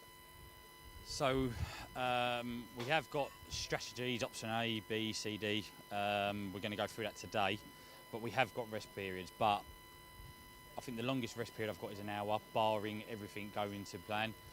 But realistically, I kind of don't want to do that, because once my adrenaline comes out, and then I go back out in the car, that obviously you'll start feeling the bumps and bruises. So realistically, if I can have 15 minutes here, maybe a half hour there, it should be okay. But it all depends on the weather of the day. Hopefully reliability is good, and then if that's okay, I have no doubt in myself that I should be okay and healthy and ready to go. Okay, well, it is. We're looking at a bit of wet weather throughout the race as well, so hopefully that might make things a little bit easier physically for you. But certainly, in terms of pace, that could be an interesting proposition. You know, certainly for the record. So we'll keep our eye on it throughout the race. Of course, we'll cut. We have a base lap time. Oh, sorry. We have a base lap time of 1 minute 15. And we've gauged all our options over 966 laps, but we need 928 to break. So that's what we've gauged it by. 1 minute 15 is that target time. So 928 laps to break the record, and you reckon he's aiming for 966. So we'll certainly keep our eye on the progress throughout the race. So we're going to meet your sister Louise in a moment, who's Dottie's mum, and she's going to walk us through the sticker kit. But just run us through who else is in the team, who's here supporting you this weekend and part of the team. Yeah. So obviously I've got Dottie. I've got my brother-in-law John / mechanic. I've got my sister Bella and Lily. They're the cheerleaders. My wife will be here soon. She's here, and my two kids, Stanley and Flo. My brother, part of the pit crew, and my dad, who is basically Ross Braun. He's the chief, the team leader, the main man. So the massive support network as well to keep you going, and they'll be on the radio, I'm sure, throughout, keeping you motivated. So what I'm going to do now is send you away, because Louise is going to run us through the very special sticker kit, which has not been revealed yet. It's a big surprise for Joe. So Louise is going to run us through that, and Joe's going to go out of earshot, and we'll bring you that. Thank you for talking to us. Much appreciated. So in you come, Louise. So Joe's going to go out of earshot and talk us through the sticker kit then. We're lucky that Danielle from Red Graphics has taken on Joe, also from Apollo Racing. So it is his colours, the bright, like high yellows and greens, but it's also got photographs of all the family on it. Photographs of Dottie's journey, and all his sponsors. So also alongside Children with Cancer UK, who've helped us as a family. So I'm looking forward. We're going to hopefully reveal it first thing in the morning to him. So it's going to be a bit of a nice surprise. Brilliant, and we'll have a look at that as soon as I'm sure we cut back to the stream. But thank you very much for talking to us. It sounds like a brilliant, not only a brilliant charity and a brilliant effort, and a brilliant sticker kit as well. So thank you very much for talking to us. Cheers. Thank you. Bye. Very good. Another cracking interview from Butters there. Absolutely. We're back to green flag running as well after full course yellow 18 in the race. I'll level with you though, ladies and gentlemen. I don't know what it was for.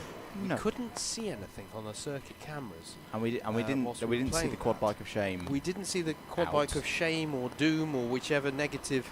I was about to say negative superlative. Whatever.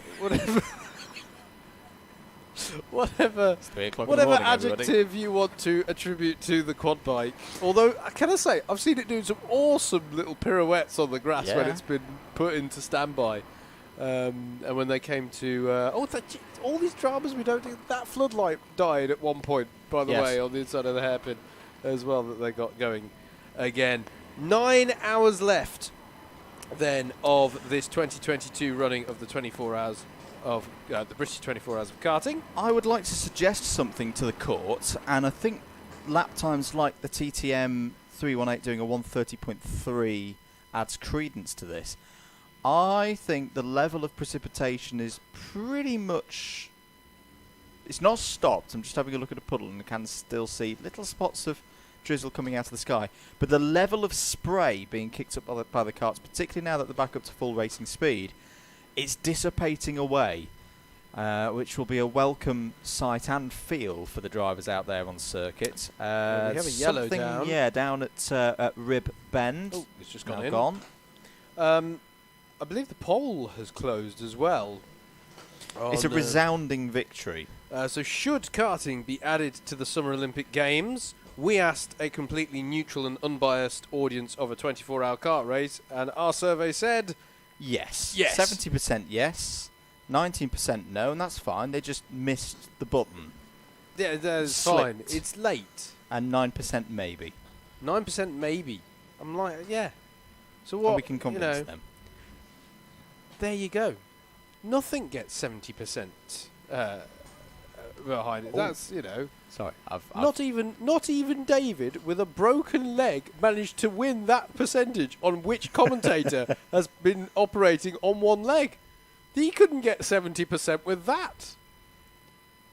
In fact, I think our combined vote, I think the DDMM combined vote beat him on who's been on a one leg, which means technically, the voters out there have said that we, as a duo on DDMM, are operating on one leg. That's more likely than David as a single man with a broken leg operating on one. Mate, I think that's understandable. Whilst we mention David, I'll put it to the chat of how should we introduce David when he next comes onto the air in 3 hours' time? We've had Captain Pugwash. We've had Wonky Donkey off of SMTV in the early 2000s. Did I genuinely miss an SMTV live reference? You did. Oh my gosh, Wonky Donkey! What a blast for the! That's brilliant. That's brilliant. There's probably like some 16-year-olds in the paddock going, Wonky Donkey. What the heck are they on about? Anton Deck, before they did all the big ITV shows of an evening. Anton Deck and Cat Dealey. Dealey. Better times. Yes. They don't make them like that anymore. They don't. 8 hours and 57 minutes to go. Oh dear! Was that an aborted pit entry for? Looked like it for the MS Car Shop. Yes, that was a bit odd. Right in front of us here in the commentary box. Either that or a very unusual spin. I didn't really answer your question of what they should come on as. I just suddenly got all wistful about my childhood on Saturday morning. That's fine. It's not for you. It's for the chat. Oh, that's a good point. Yeah. 2 arms, 1 leg.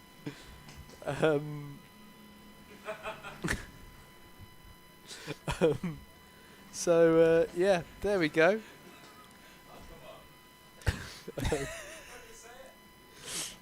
You can say that one, DJ. We might hold that one for later. The 96 has been called in for its service window. The 96 being the Veterans Motorsport UK effort. They've been brilliant. Yes. They've really thrown themselves into this. Another team who haven't really done this kind of thing before. And yeah, they had quite a tricky first, 3 or 4 hours. Mm-hmm.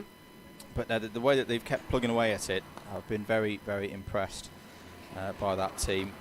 And yeah, hope they can keep the speed up. That's one of those teams that I feel it's like checkered flag. That's what they want to see. That's what they want to see in good speed and good time. And they'll keep going there. Number 11 is being flagged in. I can see quite strongly. I'm gonna say it, by the way. Oh, which one's already being flagged? The number 11 MS Car Shop. Right. Okay. Yeah. Do you know what isn't really a thing anymore around this track? Spray. Yeah, it really has. It really has reduced in its intensity in the last 20 minutes or so. A little bit being kicked up when sort of owner carts are going out wide through dogleg to try and set up a move on the higher carts. But that aside, it's massively reduced from what we had earlier. And the lap times are coming down. I'm seeing a lot more mid 130s in like the top 15 to say 20 minutes or so ago. Not particularly good news though for GrabX Racing, because it means their advantage that they were pulling other drivers in is starting to diminish lap by lap. Having said that, they still gained 2.9 seconds on. In fact, no, I've lost and the rest. And the rest, 4.8 seconds on Mad Motorsport, who they're trying to chase down. Yellow flags at hairpin 1.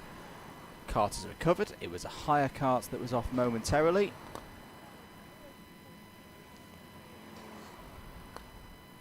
Very good stuff indeed. Lead then is 17 seconds to the nearest second. MS Lucas Racing versus Team Tate Motorsport. Is that kart in second place at the moment, which is the fastest out on circuit consistently? 131.066 last time around, 2 seconds quicker than the number 42. That may be traffic dependence though. They are definitely in with a shout in this one.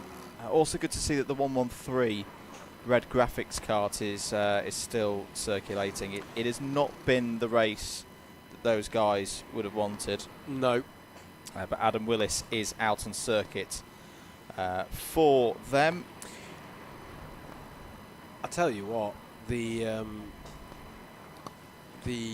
as the 969 kart is called in for its service in the higher kart ranks. It only takes beautiful positioning. How rude! There. Beautiful. Well, don't say that. They might write something rude on the back of the sign. MSJSR and Nexus Sport, I've just got this feeling, mate, at some point through the pits are going to filter to the front of this race. Yeah. And that's going to be significant for me in the story of this one. Nexus Sport owes a stop soon, to be fair. So it's not wholly representative, but they're only 2 laps off the lead at this point, which has been the case for a while, but I don't know. I just feel like those 2 karts are playing themselves into this one very nicely as we are heading towards, we'll start the final third of the race. The third act will start in some 52 minutes' time, and I think that they are playing themselves in very nicely, as I say. Yellow flags out at hairpin 2. Number 11 in, so MS Car Shop have now made that stop. Yep. Hopefully they're transparent. Oh, and we've got a stationary car at hairpin 3 doing a bit of a tricky rejoin there. They've got underway now. I will tell you who that is in just a moment. Another great poll's just gone in. Which car racing series requires the highest level of skill? Formula 1, Rally, GTs or NASCAR? I've got to go Rally for me. Got to go Rally. It was 929 of Garage 29 Graphics was your spinner. Sorry, what were the options there? Formula 1. Right. Rallying. Right. GT touring cars. And right. NASCAR. I justify rallying on this front. If you stick a Formula 1 driver in a rally car... They're not going to go very quick. If you stick a rally... Well, they'll probably go very, very quick, but they won't necessarily stay on the road. No. Whereas if you put Sebastian Ogier into an LMP2... He goes pretty quickly. Yeah. If you put Sebastian Loeb in his younger years into a Red Bull, which happened around 2009, 2010 in test session, he goes pretty quickly. Colin McRae in the mid-90s tested for Jordan. Went very quickly. Yeah, I'm inclined to agree with you for rallying there. That was the only NASCAR. DJ says NASCAR. That was the only thing in my mind of like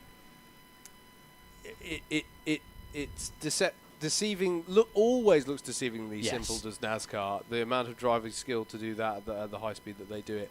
I do take DJ's point. But I think I'd still go for rallying, just for the as you say. You argued a good case. I'd go NASCAR probably second. I always because find these questions difficult. The vehicle dynamics that you have to deal with as a NASCAR this driver. Is where I always find it. Yes. Oh, I hate these kind of questions because what do we mean by driver skill? Yes. What you're talking about is the overall driver skill. Yes. And, you know, NASCAR drivers have to deal with a lot of good dynamics. Don't have to be particularly good at braking. In the same way that F1 drivers do on a road course. They do on road. Yes, they do. Okay, yeah, that point fell apart. My point is that it's a different set of skills. I have a particular set of skills that are needed for different disciplines to different extents, and I always end up in these conundrums. I am inclined to agree with you on rallying, though, because I think it is you have to be across all those aspects of driving pretty gosh darn competent to have the confidence. As there's a kart off at the hairpin 1 that's just joined. That should be easy for us to identify because it's got a proper little light show going on the front of it. But they are just getting underway again now. As I say, they've got a light show. It's an asymmetric light show. It's only visible on one side of the kart. Hey, you makes a comment though about rallying. How Shane Van Gisbergen, SVG, has taken up rallying in his spare time and is doing well. It's true, and obviously Robert Kubitzer back in the day. Yellow. Full course yellow has been called, so that is FCY number 19. Once again, There's your reason on screen. Cart's broken down at the entry to the reverse corkscrew. Okay, now I want this on record. DJ's going to think that I was looking out the window for the cause of it. I was just I knew it would be on screen because I trust him. The 777 was your spinner at the hairpin. The team who are a fan of I can't say that in a way that sounds normal now. The 777 have up the rear. I was trying to be very. Where were you trying to be going clever with with that that. one? I was thinking. Up the rear's You know when people are supporting a team and they say, "Can we cut that?" Let's clip that one. You know when people say support for a team, they say up the name of the team, and it didn't work. It's just it's past. But nevertheless, there is a kart, owner kart, spun at this reverse corkscrew. We really have reached that point of the stream, haven't we, ladies and gentlemen? Just trying to work out which kart it is, and my eyes are failing me. I'm particularly looking for the 318 and how long they've been out on their tank of fuel. True. No, it's not them, it's fine. They're still circulating around. Red Graphics are in the pit. X Racing are in the pit, but I think that might be. Might that be I for think a it black might be flag? for No, is it the that's half an hour ago. 529? Is it the 529 that have stopped out there? That kart has had some problems Could so well far be. today. Team HWR. And that car, if it is Team HWR, excuse me, that just happened on the stream. That's the coffee. That's been out for an hour and 25. That's tickled DJ massively. Pardon me. Caught him off guard. That was fun. Bear in mind that was just funneled into both our ears. Anyway, there we go. The Q boss is out though. The gap. I think I'm going to need the quad bike of shame in a minute as well. The gap for the lead is 3.3 seconds. Let's focus on that. MS Lucas Racing. And actually, that's 3.3 seconds under full course yellow speed. Yeah. So it's probably in real terms a little bit closer than that between MS Lucas Racing and Team Tate Motorsport. Now, we've had leads changing a little bit through the pit stops. And we had the lead change when there was an extremely uncharacteristic moment for Jess. Well, so actually, I won't say uncharacteristic because we don't quite know what caused it. Was. Yeah. So, yes, no, I don't want to imply things that I do not know, but there was a moment nonetheless for Jess Alexander at the wheel of that MS Lucas Racing kart, which gave the lead briefly to Team Tate Motorsport, except they got a black flag. But now the gap out there is just 3.3 seconds, and I think they should be coming through to start a new lap. I'm gonna hazard a bit more of an educated We're under FCY. guess so here, mate. Team HWR's little blue bar of where they are on circuit has stopped. Okay. So I think it was the 529 that had come to a stop there. They were owing as a pit stop, and I think that was a run out of fuel job, or a loss of fuel pressure. Yeah, could have been a fuel line. We've experienced that, you and me, over the years. Still in the full course yellow at the moment, but I suspect we'll be going back to green pretty soon. Yeah, because that 529 HWR kart is being recovered. So, who's pitted to try and benefit from that? JDM, the number 22, in the pits, perhaps going a little earlier than they would normally have done on the fuel. Grabex Motorsport in the pits, but that was pretty much on schedule. Red Graphics in the pits, and that worries me because according to this, I'm going to refresh, but I think they were only in there within the last 20 minutes. Yes, but I think if you're thinking about as we're going to go back to green, we are indeed. If you're thinking about the end of the race and doing those 1 hour 30 periods, now is a good time to box, because if you fuel now, you think almost breaking the race down into 3-hour sections of double stints. If you brim the tank now, you can pretty much do that to the end of the race and still have a little bit of fuel left over. I take that point, but I would have thought, given the way that the weather's looking, that they've boxed after 17 minutes. I'd have thought that you would hope to make that back in rain. Yeah. That's too much to the other end of the stint for me. I take your point, but Nexus Sport, the number 17, are in for their stop. That's after that is very much on schedule. An hour and 31 minutes that they've done there. So I just thought I'd look to see what the general pace was, and then realised that all the lap times are from an FCY at the moment. So I'll tell you about that more in a bit. Grabex Motorsport, the number 36, they've pitted. That's on schedule as well. Healthy length of stint for them. Blue Speed, I think, popped in as well there during the full course yellow. Yep, They've they just did. recently come out. So that's in amongst your owners. Relatively few people pitting in amongst the higher kart ranks there. I'm just having a quick look through. Good Chip did. And other than that, I'm not seeing anyone obvious who boxed then. So relatively quiet. Oh, Core Blimey Racing, the 413 did as well. As did Stilts Racing, there you go.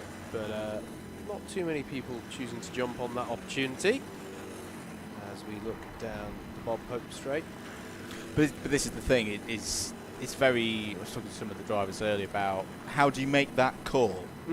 If you're on an FCY and you go, oh yeah, we want to react to this, and a theory that I had from a driver earlier is that unless you're exiting hairpin 4, with just the sheer number of karts that are out there, it's not a dead cert. If you're on the Bob Pope Straight coming back into the kart circuit section, and by that we mean the elongated oval bowl here that we use for Teesside Owner Sprint Series. If you're down there and you're thinking, all right, we'll react to this FCY, by the time you've got round, you could have 6 karts sat in the pits waiting for fuel, and you've missed your opportunity. Very true. It's actually more damaging to them pit under those circumstances. Yeah, just the than 3 keep going round. Just the 3 fuel bowsers indeed. So it's a very good point that you've got to be on the money with it. Although having said that, yeah, I suppose so. And as we've been these seeing, ones that go on longer, maybe some of these FCYs do last for a few laps as yeah, well. Exactly. So it's not necessarily a track position thing. It's about time delta and how much you can gain and how much you lose. Second in the race in the pits, Andrew. Team Tate Motorsport. The gap was just 3 seconds for the lead of the race. Now we at the should 15-hour 20 mark. consider that is not necessarily off schedule. If you're looking at live timing and going, oh my goodness, they were in 26 minutes ago. That was for a black flag. That won't have been for a service. Yes, that's a very good point. So I reckon this is pretty much on schedule for the 318. I'm inclined to agree with you on that one. So not cause for concern, but it's fantastic. I love how close this one is at the front. You've got such a story at the head of this race. The closeness of them, some of the teams that have been on recovery drives, some of the teams who it's going to be really interesting for me to see how, MS Car Shop lost some time. Where will they get up to? Omega Racing lost some time, but we're having a right old ding dong with Offline Motorsport and Gravex Pro earlier in the race before Rossa Corsa had some time lost that put them back. Red Graphics, what can they do? MS Soco Select, how could we not mention them in that list? Fastest lap of the race, by the way, still with MS Soco Select, set on lap 11, a 1 minute 12.102. That is the fastest lap within the whole race, which has now got me just thinking about, can I very quickly eyeball which is the fastest lap in higher kart? I'm inclined to say that the fastest lap in higher kart is a 1:20.360 for Race for Ruben which was set on lap 272. I'm sure we all remember it well. 619 laps in the book for Honolulu by Saints, the hire kart leader, and it's 672 laps in the book for the 42 of MS Lucas Racing, your overall leader. You're watching live coverage of the British 24-hour here at Teesside Autodrome 2022 edition. Andrew Mather and Howard Mitchell on commentary for you. Go for the classes. Double Dash Motorsport Media, and live pictures from Alpha Live. If you're just joining us, there's your little key for our categories in the higher classes, 4 of them.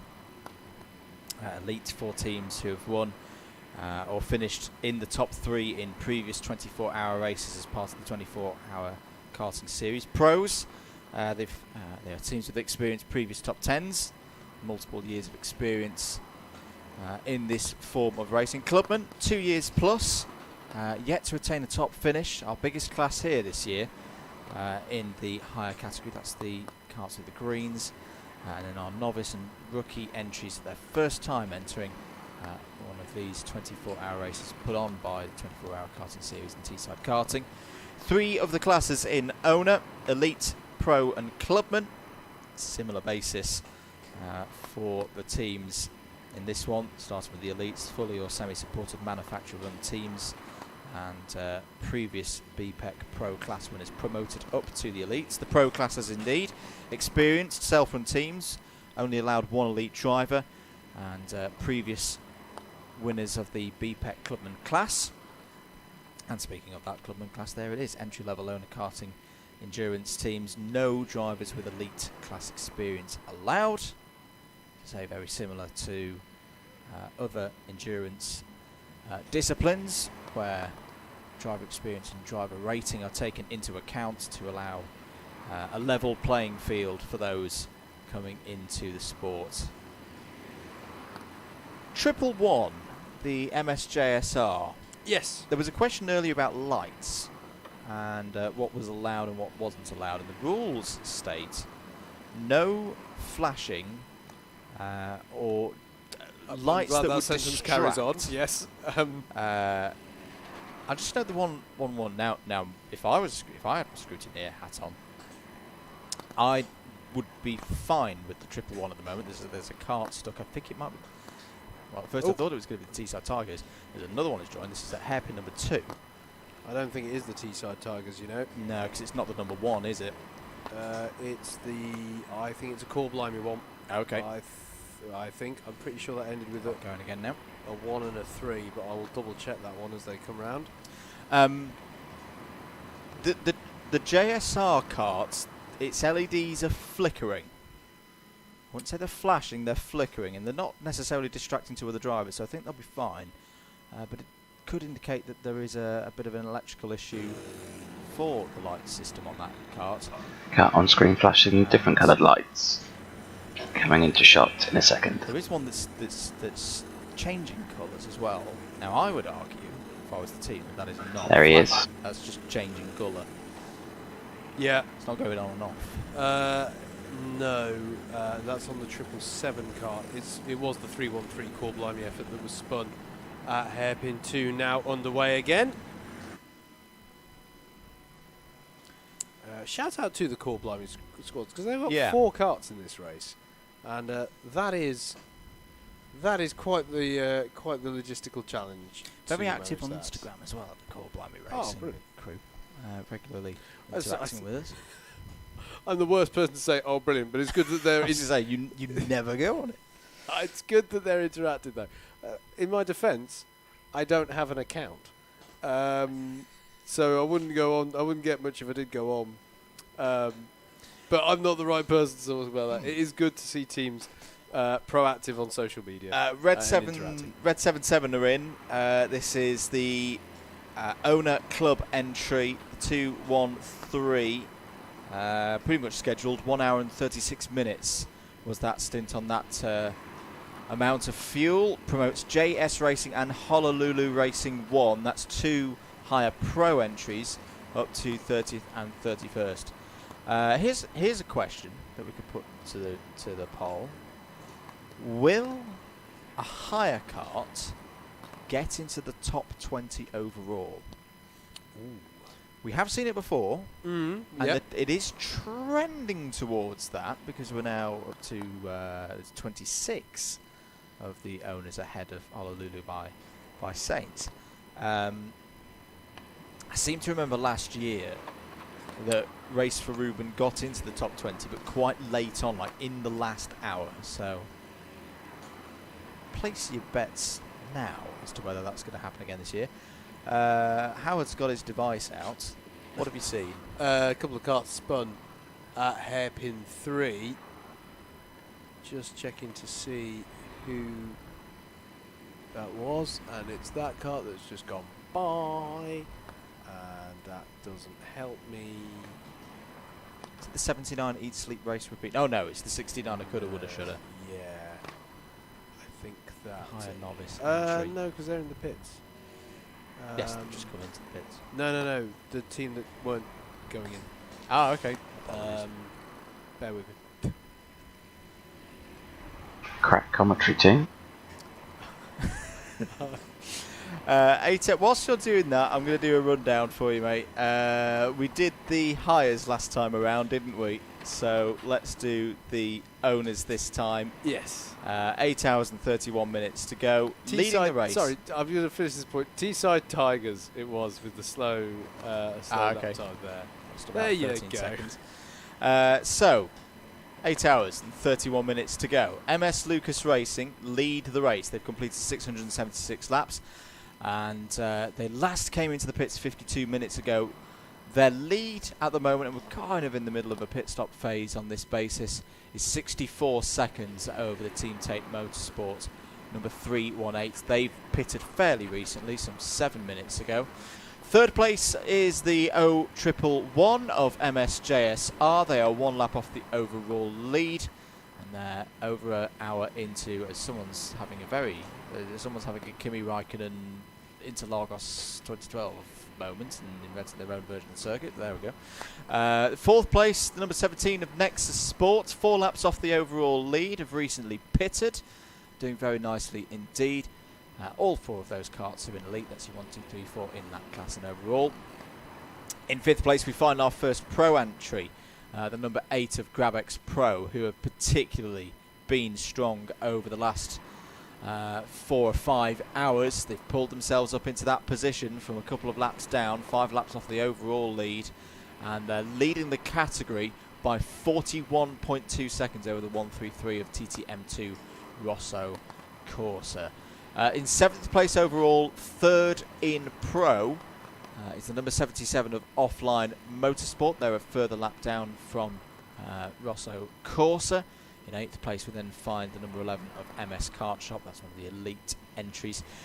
Into the pits, in 9th place at the moment, is the number 3 of Omega Racing. They're 4th in Pro at the moment.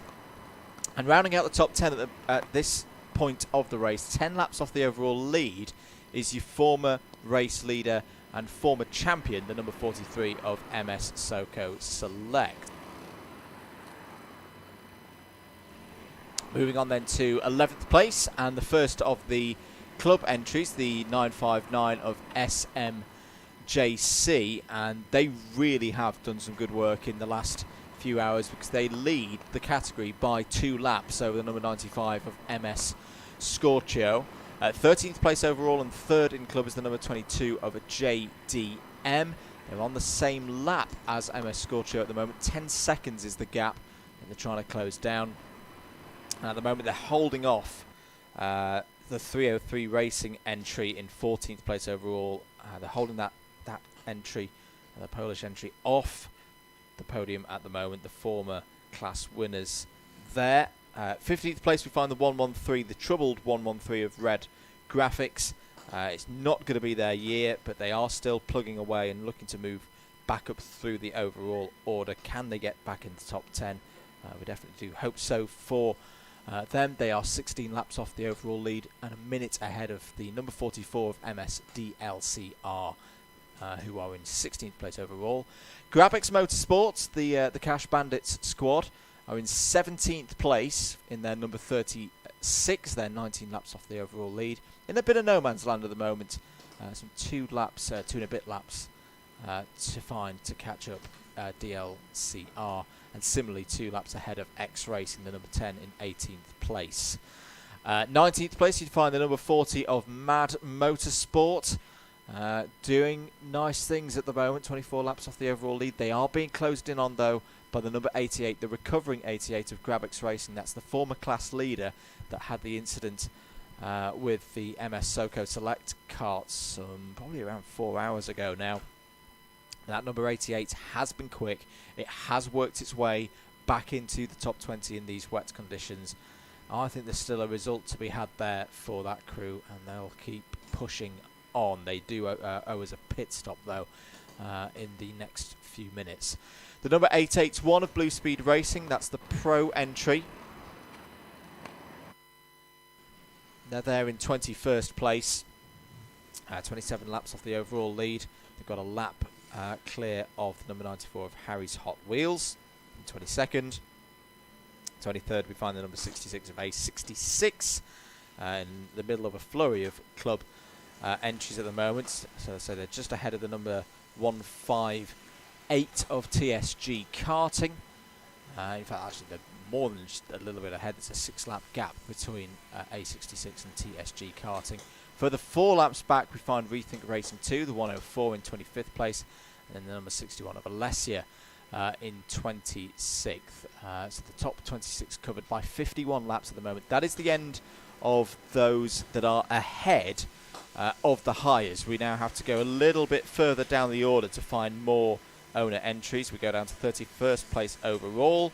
The Red 77 team, cart number 213, 59 laps off the overall lead. Rethink Racing 1 have been in the pits for a while, and the 103 is currently scored in 34th place, 61 laps off the overall lead. We then go further down, we find in 50th place overall, they've just taken that position. It's the number 57 of Prime 57. That's another club entry there. 73 laps off the overall lead. We file down further through the higher ranks to find in 82nd place Team BPR, 94 laps off the overall lead, still circulating. They're actually having a really good battle and race against the 916 of Reckless Racing, who are only a lap behind, so very close between those two for honours in club. The 818 of Dazzle still circulating as well. They're currently in 88th place. They've got 106 laps to find out there. They're still carrying on. And then you've got Team HWR, who have been in the pits for a while. We suspect that they ran out of fuel or had some form of issue that when they came to a stop and brought out that last full course yellow. They're there in 92nd. And the Guinness World Record attempt is in 93rd place, having completed 528 laps. One retirement, I believe, from the race, formal retirement, is the DWS Racing number 58. It's been in the awning for quite a while, and I believe that is not going to be going back out on circuit. That is a rundown of all of the owner entries. Howard, what have we missed? Do you know what? That was one of the calmest updates I've seen. Not much. There's a few driver warning flags that have been shown, but they're being done manually on the marshal post below me, and they're not coming up on the timing at the moment. So a few drivers maybe making a bit of contact, and the Teesside team deciding that they need to be reminded that they need to operate within the rules. I'll say this actually, for the first time in a long time, I've just taken a look at our weather situation here, and the answer wasn't rain will continue for the next 2 hours at least. It will supposedly end, well, this will now be within the hour. Yeah. And that's, I mean, it's been a really sustained period of rain, this. I want to say it's rained constantly since 11:30. And we're now at 25 to 4 in the morning. So I can't remember a British 24 hours of karting that I've been involved with that had that sustained a period of rain. We talk about 2017, I think, with the flash deluge. Yeah. But this has just been,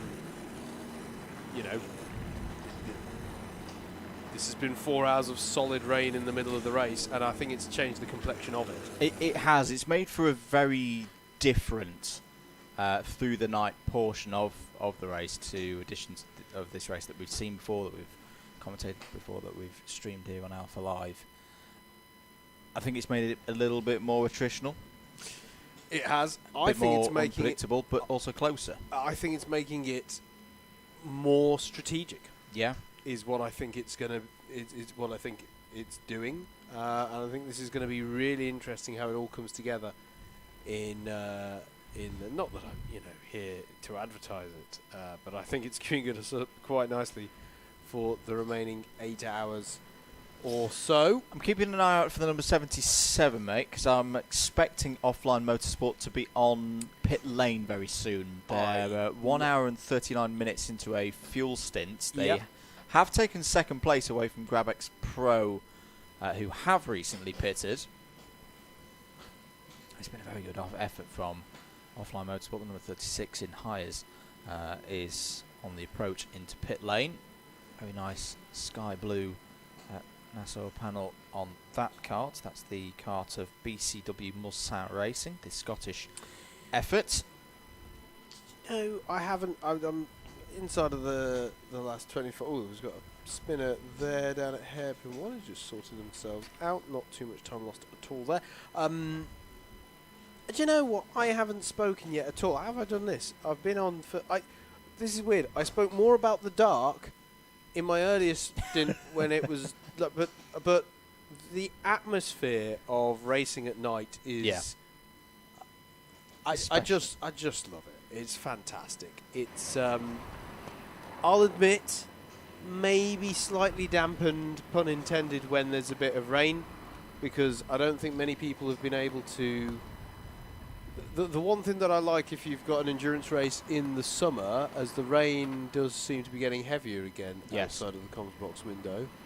No, sorry, I was looking concerned because there was a kart going slowly through Hairpin 3. It was the number 94, but back up to speed now.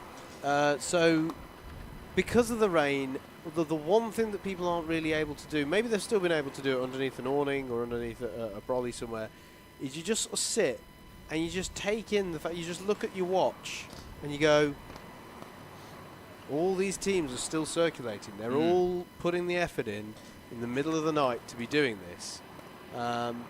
There's something about that. There is just something about it. As I say, I usually like to have that moment in dry conditions and go, we're all racing, and I'm still wearing a t-shirt and shorts at X o'clock in the morning. Yeah. But it's okay. To be fair, it's still pretty hot and it's not cold. Sticky. It's not cold and wet out there.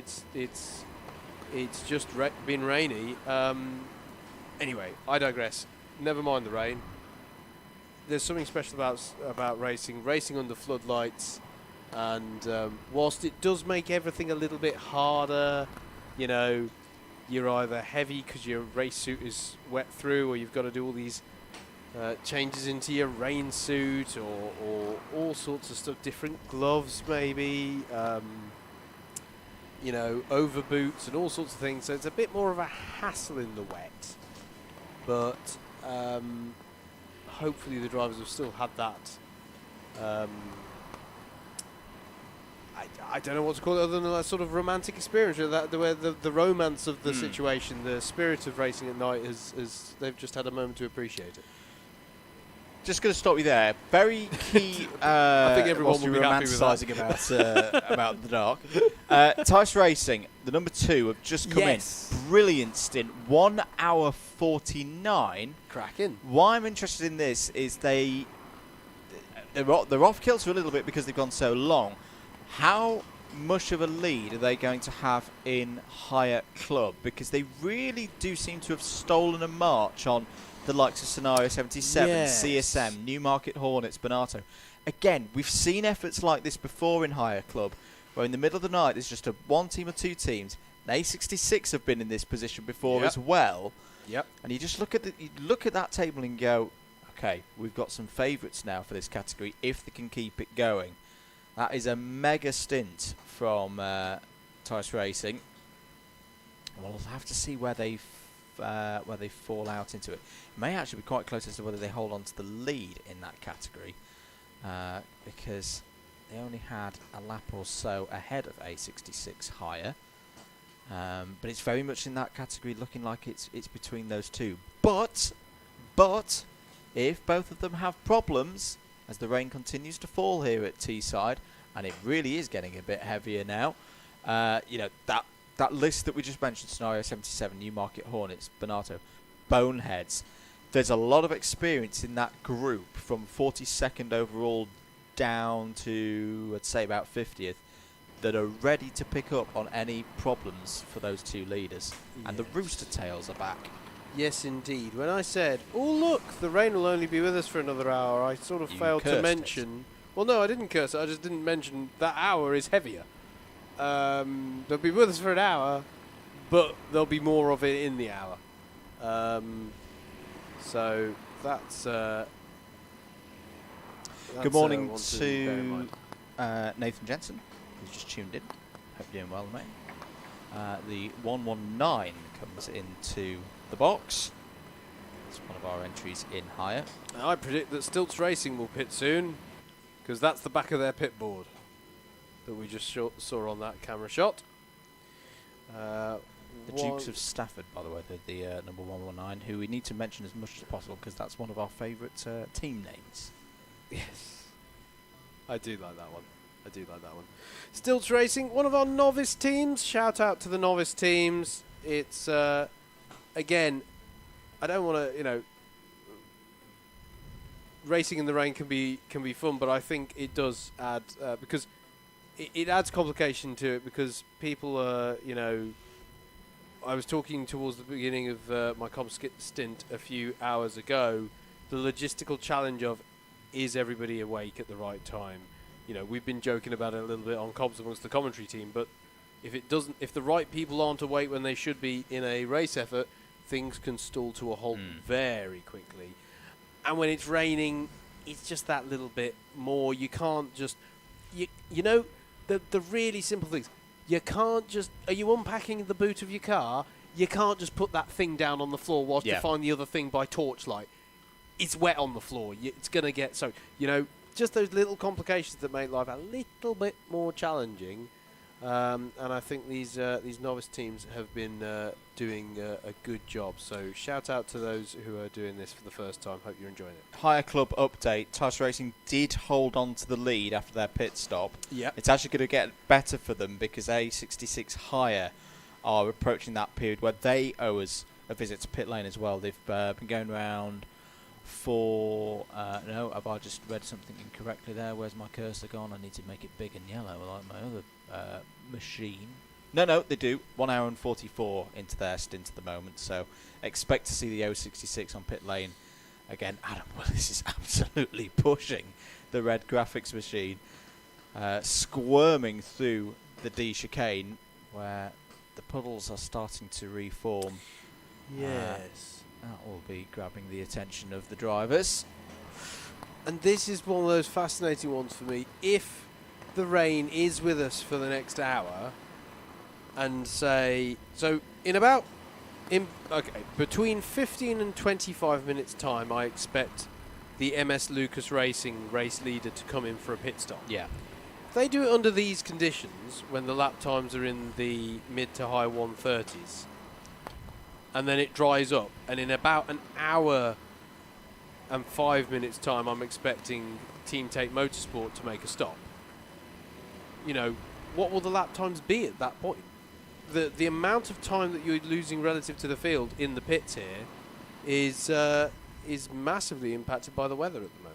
JSR have taken a throw of the dice there. That is a bit early, 1 hour and 15. But this is what we saw them do. They did exactly the same thing about 2-3 hours ago. So they either have some kind of issue that means they can only go to 1 hour and 15, or they're being shrewd. They're playing the full course, the full course yellows. We can get there. They're playing the the rain when it plays to their advantage. If it's heavier and they're roughly in the ballpark, they are doing that. So I'm very interested by that MSJSR effort. The SMJC kart just had a bit of a moment across start finish. Or maybe they were cooling tyres. Maybe they were cooling tyres and grass dipping, because apparently that is a thing. Apparently. Sorry to anyone who isn't au fait with the iRacing community at the moment. I had to get it in at some point. Concurrent glitch, yes. Ban them all. 8 hours and 12 minutes of the race to go. So as we mentioned, MSJSR in at the moment for a stop. I think various ways of solving that problem, actually, mate. I came up with another one the other day. Don't need to ban anybody. It's fine. Just change it so that the grass is super cooling. Just like there's no tyre temperature at all. And you just understeer. That's my new proposed solution to that. Just make the Kemmel straight and off track zone. Or you could do that. Yeah. Anyway, sorry, we're very wildly going off topic. Sorry. Wrong 24-hour race that we're talking about here. Slavak Pishkors has just gone past us here in the commentary box. Long-time driver for the 303 Racing squad. Absolutely. How are they doing at the moment? Well, 4th place in class, a 135.7 last time around, which seems to be par for the course at the moment. Lots of 135s coming in as the rain continues to fall.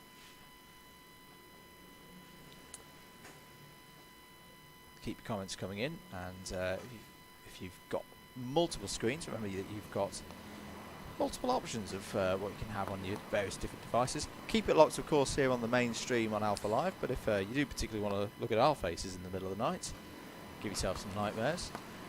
We have the Double Dash Motorsport Media comms box camera stream going as well. CSM Racing are pitting Andrew from 4th, winning the higher clubman class. That's an hour and 31, which is okay as a stint. We've seen people do longer.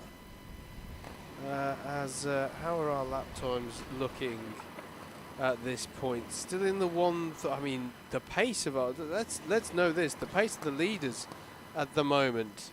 MS Lucas Racing, 132s, when the next kart down is a 134.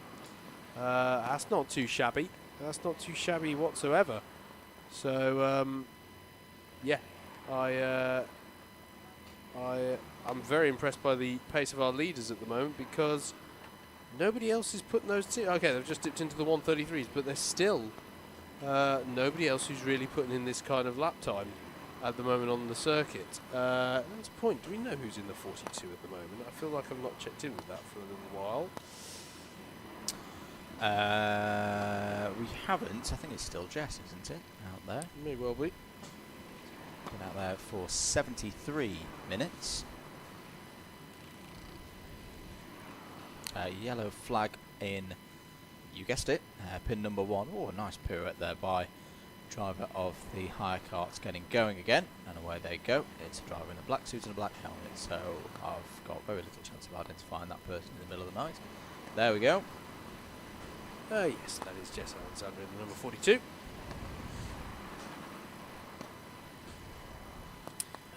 Pace very even at the moment between MS Lucas and TTM. It is. Oh, actually, yes. No, fair play. TTM have responded there quite convincingly. For a couple of laps there, there was a gap being built, but yeah, good response there. A 132 dead from the 318. So yes, I agree with that point, Mr. Mather. So, yes, there's a lot of spray back now. This is going to...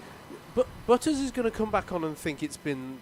I mean, to be fair, it has been raining throughout, but I think the conditions are pretty much identical to when he left. We can go to the Howard Lucas interview. As Mad Motorsport are in the pits. That's our Harry's Hot Wheels. We're going to take a short break on the commentary and catch up with another one of Butters' great interviews from early in the weekend. Let's have a look at when he had the opportunity to sit down with Howard Lucas.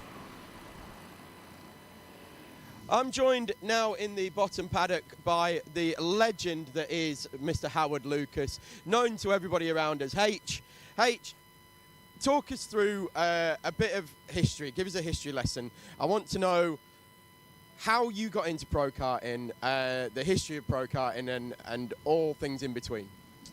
Right. Well, the original history of it, I suppose, was motocross was my original sport for many years, and that started getting too painful.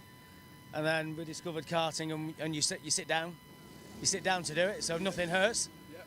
And then at the time we had an indoor karting centre. Yep.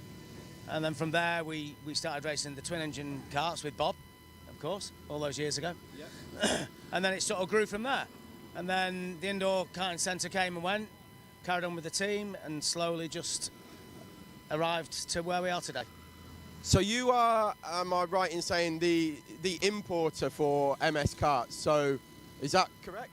Yeah, we're the sole importer for MS Kart in the UK. Right. So walk us through that then, how that came about, what your status is at the moment in terms of how many teams you run, and all that kind of thing, and then also, you know, what your relationship is like with MS. Yeah. The MS story started way back in '99. And went on a summer holiday with a friend who works in the Czech Republic. We went a few places. One of his friends said, "Oh, my mate's into karting, come and have a look." And we went to the MS factory. And I walking around as like a kid in a candy shop going, wow, you know, these boys are excellent. You know, we can build some karts. And from there we built the kart, had the first kart, 001, raced it here actually for the first time in the November of that year, 99. And had the first production batch in the year 2000. And you've been doing it ever since? And with MS Kart ever since. They've been super loyal, and we've been loyal to them. Well, that's great, isn't it? And it's a brilliant enterprise that you've got running here as well.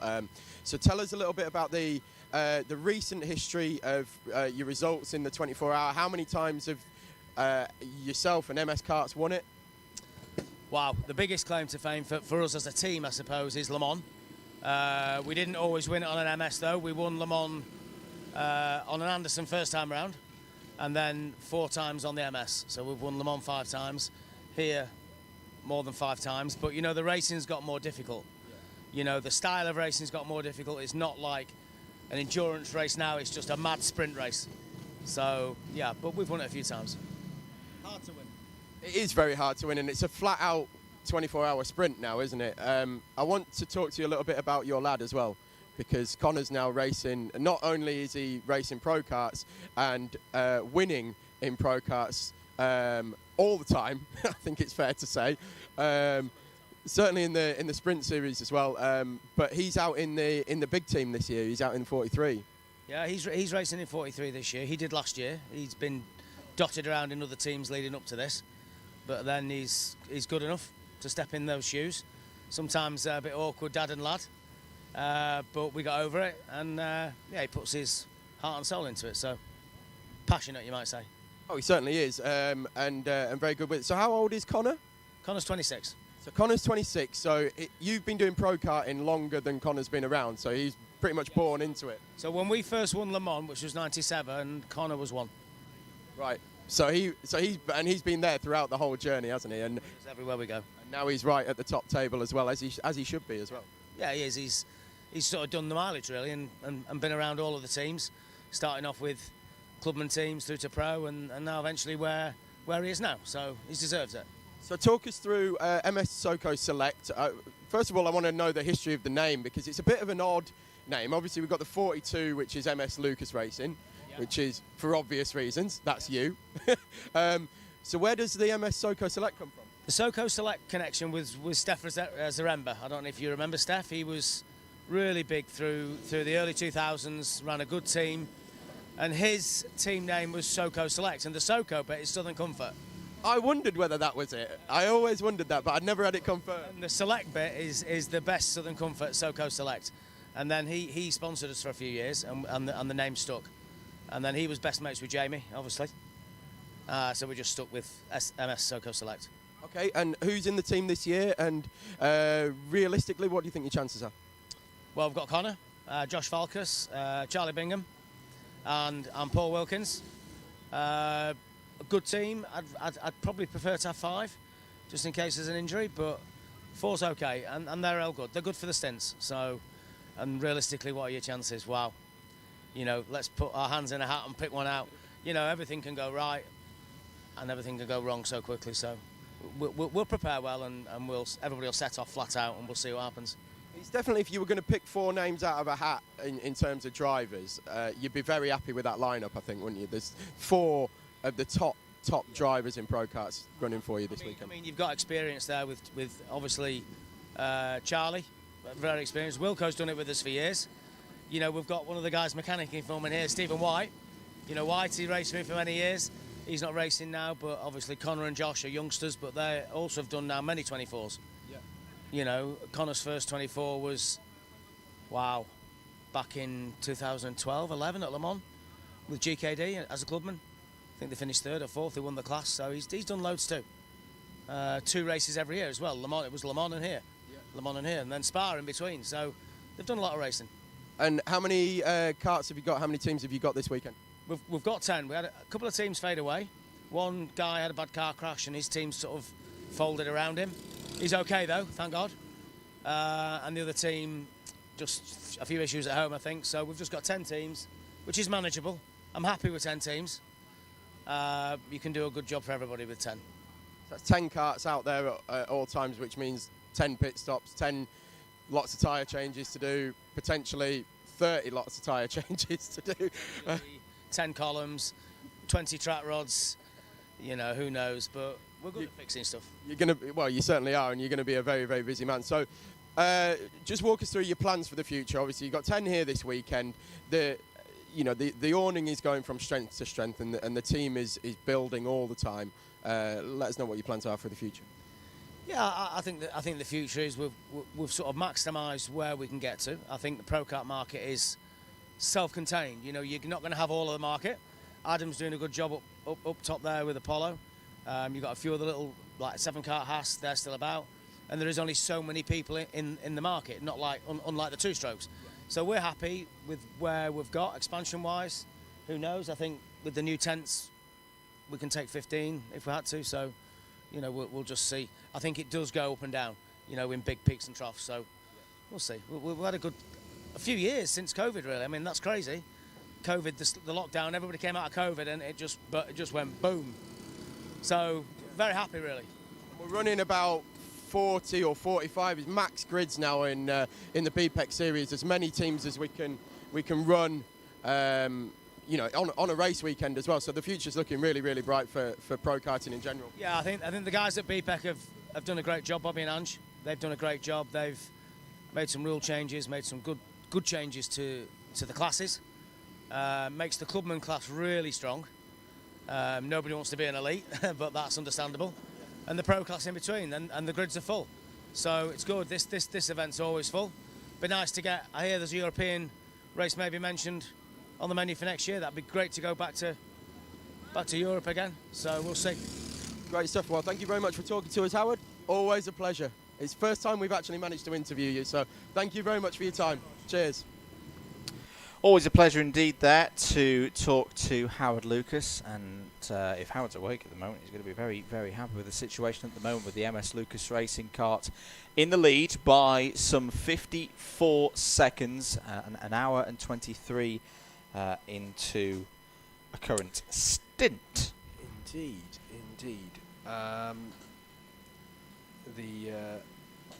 For the poll result. Oh yes, the poll result indeed. 58% said that these people saying that you wouldn't be here on time, Butters, but you are. There was the reveal. There was the reveal. Can I just say, chill as well. Yeah. You were coming down, and we were literally like, this guy's got like a minute, 90 seconds, and you're just, I'm good. I'm on time. We're all good. Don't worry, Howard. You're gonna hear your own, lose your own voice, but we can still hear. I'm gonna lose my own voice. Goodness me. In your head. So Butters should be able to hear us. Anybody would think I'd done this before. Yeah. Bang on. The rate for me was I was here. I was here. Like a similar rate, 58%. 100 seconds before. There we go. Bang. In we go. 12 people voted. 7 of you were wrong. So sucks to suck. Whilst we were just saying to you then, whilst we were on the VT, that it hasn't stopped raining, it definitely did get a lot drier. We got to a point where there was essentially... Well, we got to a point where we both looked at each other and went, there's hardly any spray out there now. As you can see, Butters, that didn't last. Yeah. So it's really starting, I think, to have an impact on the complexion of this race, you know, with the stint lengths that people are able to do on the fuel. It's going longer. And what this might be doing for back calculation towards the end of the race. But on that note, I should probably take my leave because we are inside of the last third of the race. And so I'm going to take a bit of a break from the comms position and leave you in the very capable hands of Mr. Andrew Mather and Mr. Tom Butterworth. Gentlemen, have fun, as there's another floodlight that's being tended to on the back straight. And on that, I shall leave you be. Thank you, Howard. Thank you for another stint well done. And Howard will be back at 8 o'clock in the morning. Taking us through to the finish. Yeah. We're basically doing the same as what we did last week for the iRacing 24 hour. Oh, there we go. So, catch me up on various happenings, because I've been asleep for the last 3 hours, like I'm sure some other people might have been. First of all, what's happening with Joe Patterson? Joe Patterson, I think, we've not had a confirmed report. I think it has stopped. It was in the pits when I came, when I walked up about half an hour ago. Yes. We've not seen the 24 going round recently. Okay. We need some kind of update on the 24. So, if Joe or team are listening to the stream, if you can get in touch on the YouTube comments and let us know what is happening with the effort. We'll send a Howard to very much he's on the way appreciate to it. the car. Oh, bear with me a moment while I need to be muted for a second. So yeah, 7 hours and 55 minutes of the race to go. Who's due for a pit stop soon? Leaders, as we mentioned, 1 hour and 27 into their stint. Looks like our leaders in higher pro aren't too far off a stop either. Honolulu Racing. So Honolulu Racing at the moment trying to go for a double class victory here in both elite and pro. Looking very, very good indeed. Oh, so I see that owner kart's getting very, very close, all having to take to the big curb on the inside of the D chicane. Sorry about that. Just some got admin. Got his brief. Yeah. So need to find out what's happened to the 24. Howard's going to go and do that for us now. The 58, I know, has officially been parked. But the good news is that Steve seems to be okay, Steve Nichols. Yeah. Again, when I went off earlier on, I just briefly, I walked past Adam Nicholson, so I asked him how his dad was, and he said he's okay, but he's a bit stiff. Yeah. I asked what was happening with the car, and they said it's done. Have all the hearts gone? No, there's one left. Oh no! Which I saved especially for you. No, don't save it for me. Eat it, please, because then there's certain people in my household who will be very upset. But it won't be with me, which is a bonus.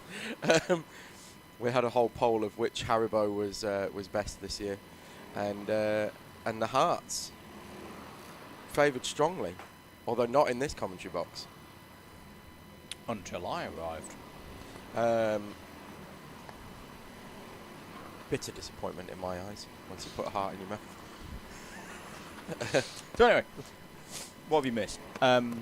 So obviously Soko Select still working their way. They are back up. Yeah. Currently scored 11 laps down. They weren't 11. Were they 10 or 12? The last time I looked, 10. it was 10. So, but again, we were kind of in that middle phase of a pit stop phase. And they are definitely going long on the fuel now as well. 1 hour 45. MS Car Shop have dropped down. Yep. As well. Bit of pit activity that we can see there. Cup of tea, all good. SMJC have continued in the lead of Club, but they weren't quite so far in front when I left. So that is still close in Higher Club. Also close in Higher Pro, with GrabX Pro and Offline Motorsport now separated by 25 seconds. Although it says GrabX have done... Oh, hello. Oh, there we go, 39 Number 66 Yeah, just crashed ahead of us. A66 and Owners has just spun off in front of the commentary box. And they got going again. Took the tyres with them. Tyres have been repaired. Yep, tyres have been repaired. And then everything will be back to green again. It's the A66 team of Paul Swan, Paul Rye, Andy Bayliss and Dan Kell. Oh, Dan Kell, I'd forgotten he was here. We've been missing him at the Owner Driver Sprints this season because he's had other commitments like racing classic Fords. Nice. Sierras. Ooh. I do like I thought that might Sierra. tickle your pickle. Yes. Tickle my pickle, indeed. That's number 58. Honolulu look to be getting all of their karts in at the moment because we saw the 55 in There's a few minutes ago. So the 58. That is your leader in, or was your leader in Higher Pro. That honour now goes over to JS Racing. Who else did you see in the pits there, Butters? 43 has just been in. Yes. That would explain the why they moved to 11 laps down, and actually 12 laps down now. Oh, no, it is 11 laps down. Can you tell I've only just woken up? 11 laps down for SoCo Select, and they've just done a pit stop. It looks like Paul Wilkins has gone out in that one. So Wilkins doing his usual night shift work for Howard. And he's headed out on circuit. The lights on the 111 are still there pulsing away. Jack Morris behind the wheel now, put in that incredible stint early evening. Absolutely on fire. Not literally, but in terms of pace and lap times. Really hauled them up the order. Dragged that kart kicking and screaming well up the order into its current position of third place on the road net. So he did a brilliant job, and he's now back out in the car after a few hours rest, probably about 6 hours rest. We're going to have to zoom yourselves around and do we're going to do a do-si-do. A do-si-do. Whilst we're do-si-doing and having a little bit of a dance in the comments box, and I'll reset the GoPro for the DMM stream. Reports from the number 24 and the awning down there that's taking care of Joe and the effort. The kart is fine. Joe is getting some rest and recuperation, and I think the thought is that sadly, because of the weather, the chances of the 24-hour record have diminished. So they're wanting to see the checkered flag. They're wanting, because at the end of the day, it's not just about going for a world record. It's about raising as much money for Doddy's journey as possible, and they want to see the checkered flag with that kart and Joe. So that's what they're focusing on now. The kart is fine.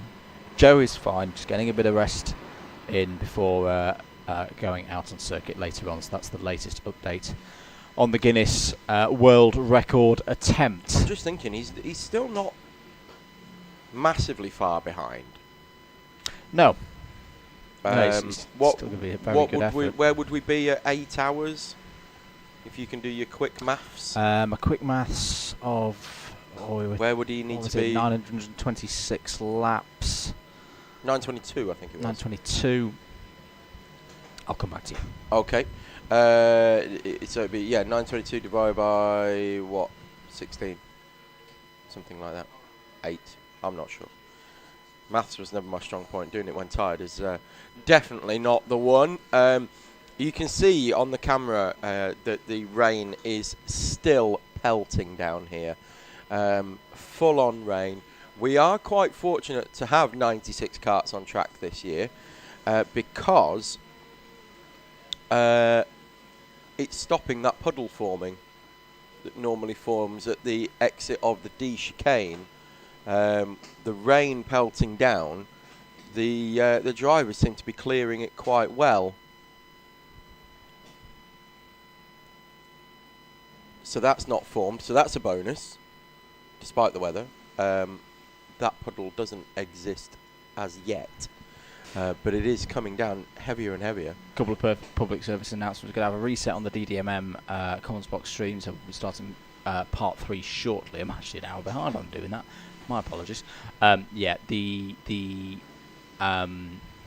Guinness World Record is behind schedule of where it would need to be.